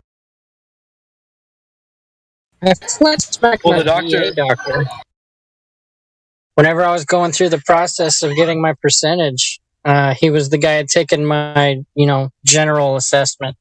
I started talking to him about flat Earth, and he shook my hand at the end of it. So there are people that can think in a logical sequence. That's freaking amazing. Right. Rare. Isn't that all it takes, actually, right? Is if you think in a logical sequence, when you get to a place that makes no logical sense, you hit a brick wall. You got to turn around and start back at the previous step, right? So with the ball Earth, if you just follow a logical sequence of thinking, I don't care how batshit crazy you are. If you can follow a logical sequence, the globe Earth will never pass one step. So easy. No curvature, not a ball. We can talk about all the rest from there. Like, we have years to talk about it yet. So let's do that. It's Sunny's birthday, logical sequence day. Happy birthday, man. For the batshit crazy thing. I'm just kidding. Or maybe not.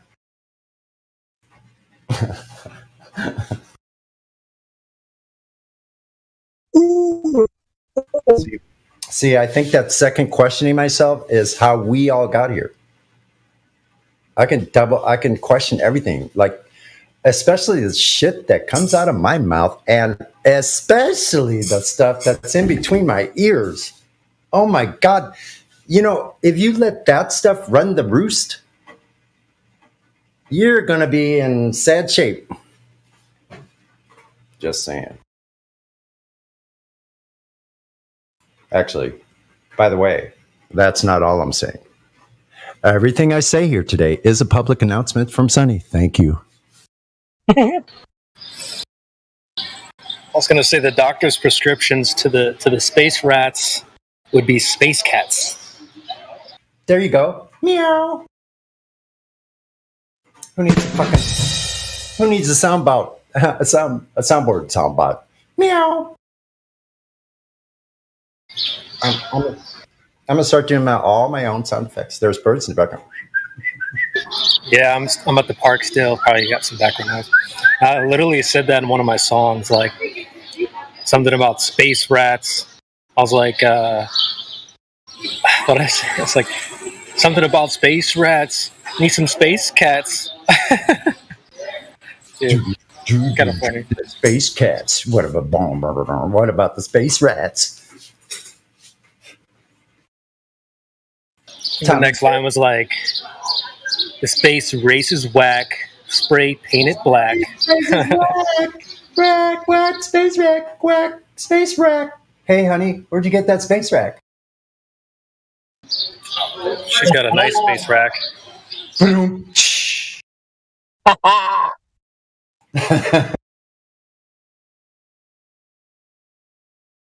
I think I'm going to go down to the beach and get some sun on my balls.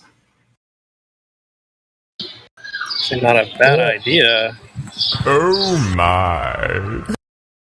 Isn't that what the beaches are for? That's a hidden gem, folks. The sun your balls. Is there like a women's version of that? No. Sunny might just can't say anything online. You should go to that beach you went to the other day and you had the two friends come up. Do it there. Just don't pitch a tent this time. Wait, was I imagining that online? Just kidding. Oh, I know what you're talking. Yeah. Thanks for the reference, though.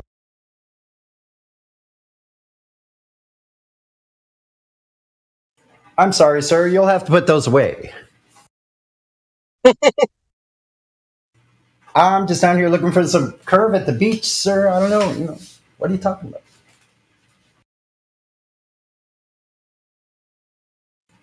So I think today should be, this is the sunny birthday wish. Everybody could imagine that. Everybody had to be naked today. Hilarious. I'm in my birthday suit right now.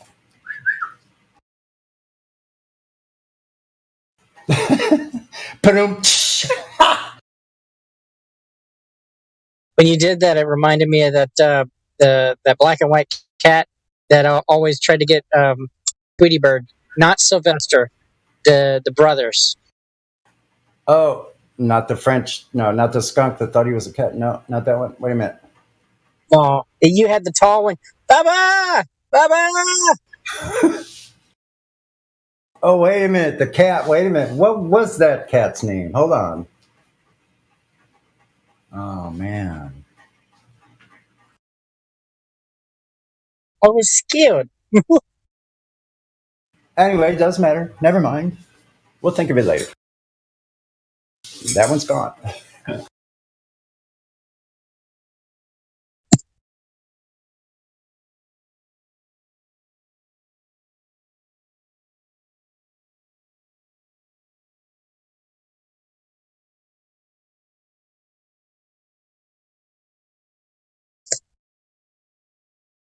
Dude, this is crazy. I'm in the debate text. I told Guy, he asked, like, where's the edge? And I'm like, dude, well, I'm hesitant to answer that question. So I said, well, it's not a flat object in outer space. And he goes, well, what is it then? Which kind of shows like that's what they were thinking. And so he says, I've always heard that the flat Earth is a flat floating Earth. Yeah. And it's like, you got there's so many issues with that. It's like maybe we should be a little bit more, lenient to people who come in and are like, it's definitely not flat. It's like what I typically tell those types of people is like, you're right, it's not flat the way you're thinking. Yeah. So let's analyze the way you're presenting it is incorrect. So. Yeah, that's a super good point, and I think that's worth like just pointing out every time, just giving the person the benefit of the doubt. Even if we think, well, they know kind of what we got. No, they don't. And they usually come in with this straw man, right? So I think that's good. Like, what do you come in like, welcome to the server. And like, once they get in situated, then we're like, so what do you think the flat Earth is? Or what do you think the concept or whatever you want to call it? What do flat Earthers think or know what the Earth is? Yeah, get that out of the way. But a good way of good wording.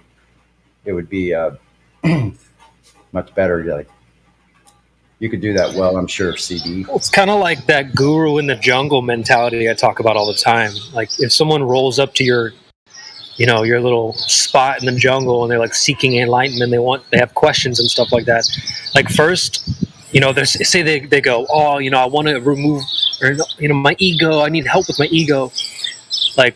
First, you kind of have to identify what their ego is first. Right. Then you can strip it away from them. You know what I'm saying? So like there's a delicate process in like kind of finding out what they think first. Then you diagnose the issue from there. Yeah. So yeah, exactly. So it'd be like the person that is just from another tribe and comes into your tribe and goes like, this person goes to one person, I'm trying to find out what ego is. The other one goes, sorry, we know not what ego is. Is that a tree? The name of the cats are Babbitt and Pillow. You better sort that out first, man. Like, okay, you come in, like, I don't know, like one's looking for a dog and you're talking about a fucking boat.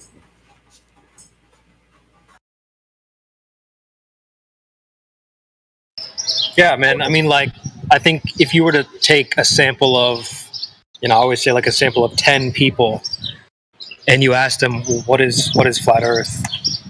I don't think. I mean, how many of those people do you guys think would know what it is? I would be shocked if there was even one.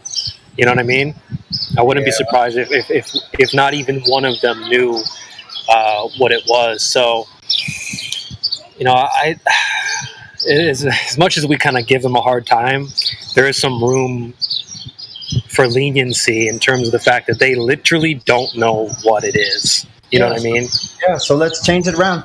So, Babbitt and Costello, thanks, Jimmy Will. I couldn't freaking remember for the life of me. Anyway, so, yeah, that being said, I'll make this the day, since it is Sonny's birthday, and I can make whatever the fuck I want, whenever, on my birthday. So, only get the one day, though.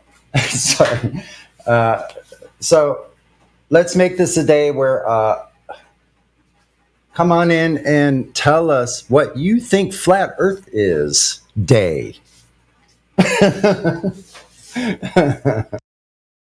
Okay, I thereby claim it dubbed. Thank you very much.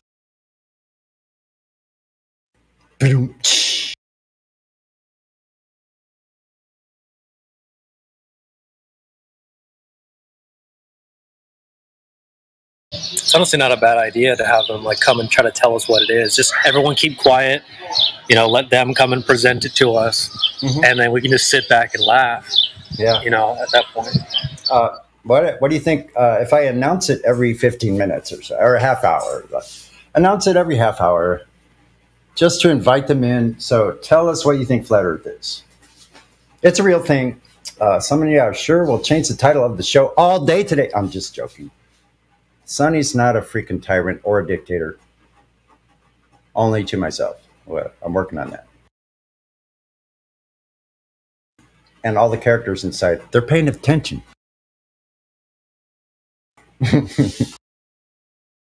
Like, holy shit, who is this guy?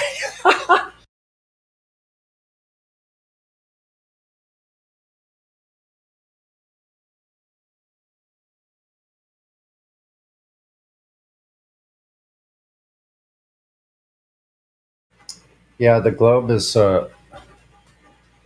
comedy gold. I actually plan on talking to these people's kids and grandkids. I don't know. Or have them laughing, even after I'm gone. Laughing for hours and hours. You know what, Daddy? Sonny was right.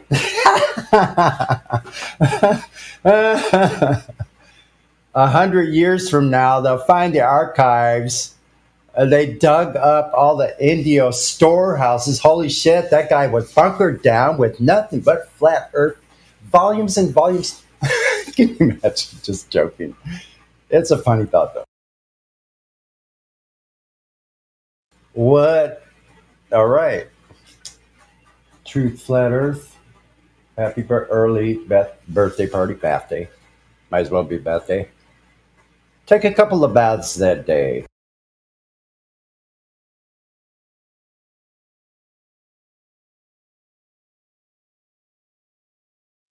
Coke cancers, yeah.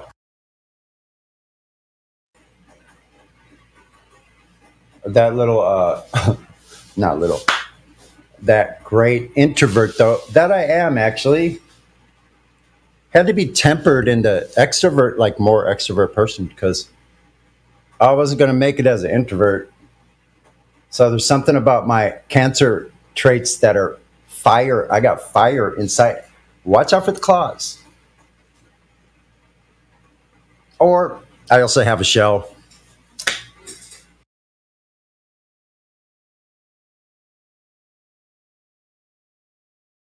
It's interesting how some of those things do fit us.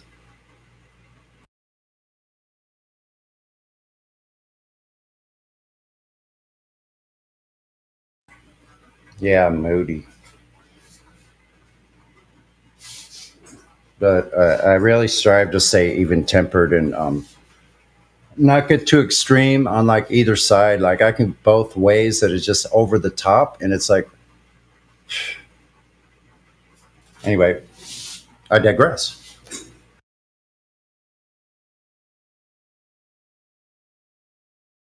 Good thing I don't have to do everything I think, though. That's a plus. And thank you, God, that I'm not everything I think I am, and I may be more, whatever. You know, you get the idea.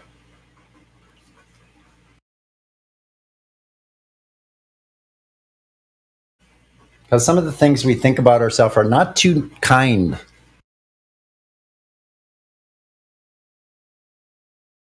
That's the start. Besides coming in and tell us what you think flat Earth is, tell us what's on your mind about Earth.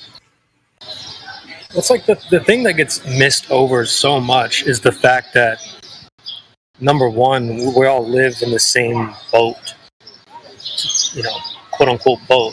We're all in the same boat here. And it's like they try to, like, they don't realize that we're simply just going outside and pointing a finger at the Earth and saying that is the flat Earth. For some weird reason, they think we've like got together in a huddle, closed our eyes, and then imagined something. You know what I mean? So that's what they don't understand. They haven't realized that we're just talking about the Earth. They're like, but what about mountains? Like, yeah, what about them, dude? Like, you see what I mean? Like, they'll ask, like, well, what's underneath? What are you talking about? Like, underneath what? Right. Like, so. Yeah, they have some really weird ideas of what they think flat Earth is. So, yeah, it's like probably one of their biggest trip ups, in my opinion. And it's got to make you wonder, like, where they're getting that information from, because it's not really like, well, it's only a flat Earth society, you know. Well, we know that, Sonny. It's the media has heavily gassed people up into thinking it's a floating pizza. There's a mashed potatoes on the. I mean, we've heard all these crazy ideas, right? So, yeah.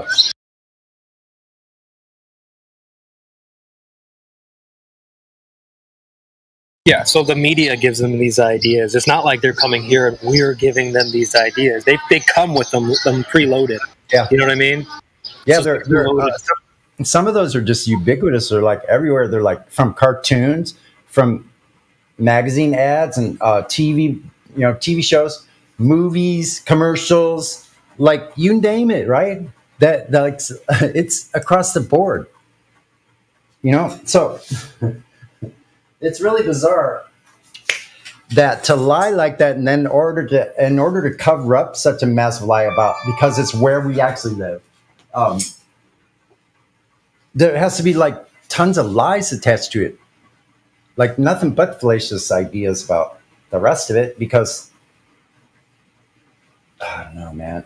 So it's interesting that they'll just put it that's one of the methods they put it out there in front of your face, and then they lie about it on TV or lie on, like, tell the truth in movies, and lie nothing but lies in the media. Like they told it, they're telling us right in our faces that's one of the tactics they're using, which is really strange, because you like later on you go like, if you took a second look at that, you go, that's a stupid way. Like, what? That I have to keep continuing with the logistics to tell this lie on every media platform, like spend all the time censoring us, have congressional meetings. I laugh. It's like laughable. It really is. It's pathetic that anyone could think or believe anything this stupid fucking ball. But that's not the only problem, folks. The problem is they've taught you how to like have this mind virus where you don't even know what's real. You don't know nothing. You don't know if you're upside down, you're topsy-turvy, you're on a fucking carnival ride. Like, really. And I'm the crazy one. When I can speak to you like this, even in my worst fucking moments, I can put together a couple sentences. I don't think I'm all that, but I'm pretty good. And but these other people with these ideas from who knows where, like I just said before, It's because it would have that right there would have to make you think, okay, if it's something that's not real, why would they have to put a fake flat earth in front of our face fucking 20 times a month? Good point, Sonny. That's a good point, man. Yeah, and see that those are the deeper things that we don't really even get it. We don't really get into that, and we don't explain that to new people. It's like those are the deeper implications that go completely unmissed. Why are they presenting you with such fakeness, fake, ridiculous stuff? Well, they're not really have the capacity to understand why they're being presented with straw men and things like that. It's going way over their head. So, but that is a great point, though, that you should step back and consider, why am I being presented with such fakery? If it's such a stupid idea, we shouldn't believe in it, and all these things. Why is it so heavily being promoted as propaganda, number one? Number two, it's being presented as such a ridiculous thing. That should make you raise a few red flags. Right. Because they're like saying like, oh, it's propaganda. Like we're gonna go into these truther domains, and I don't know what, like that's just imagination, but it's pretty strange though.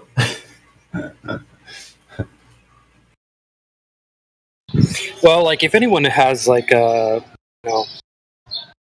an inkling of,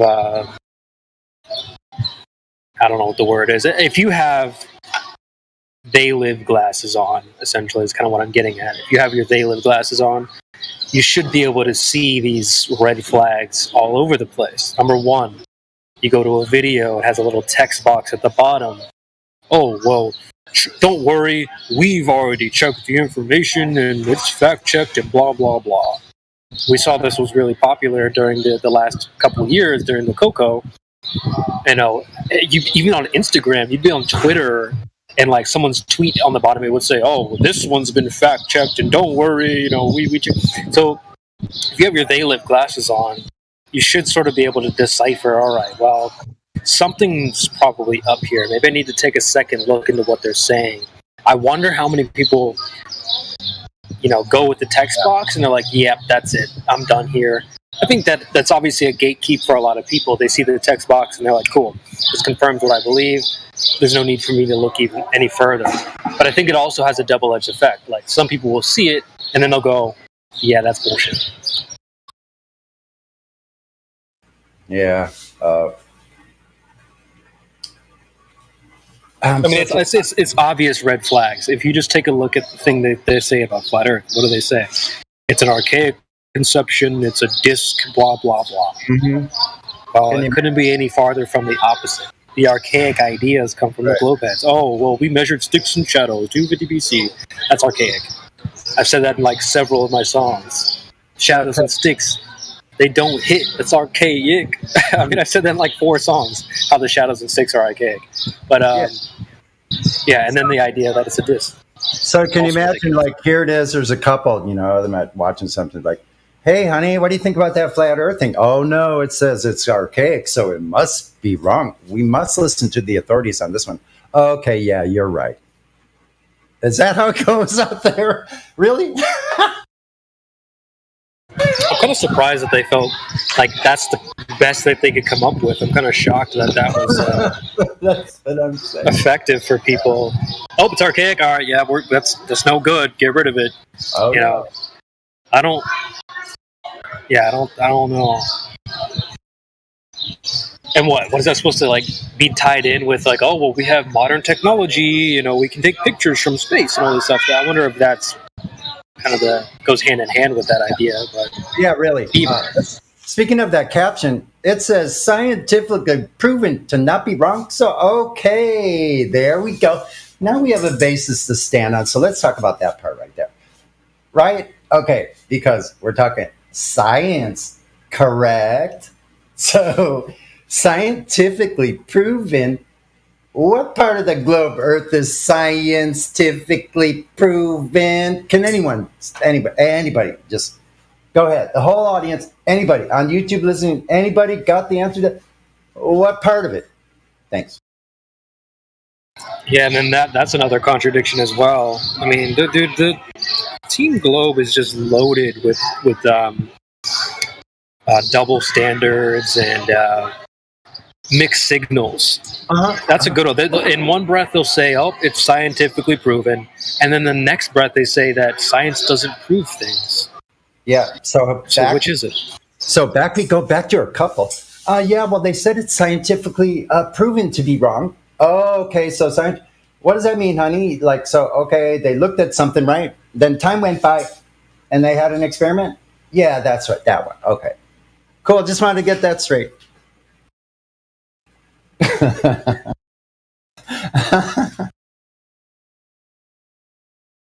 Question: how do these conversations out there go? Like, what do they sound like? If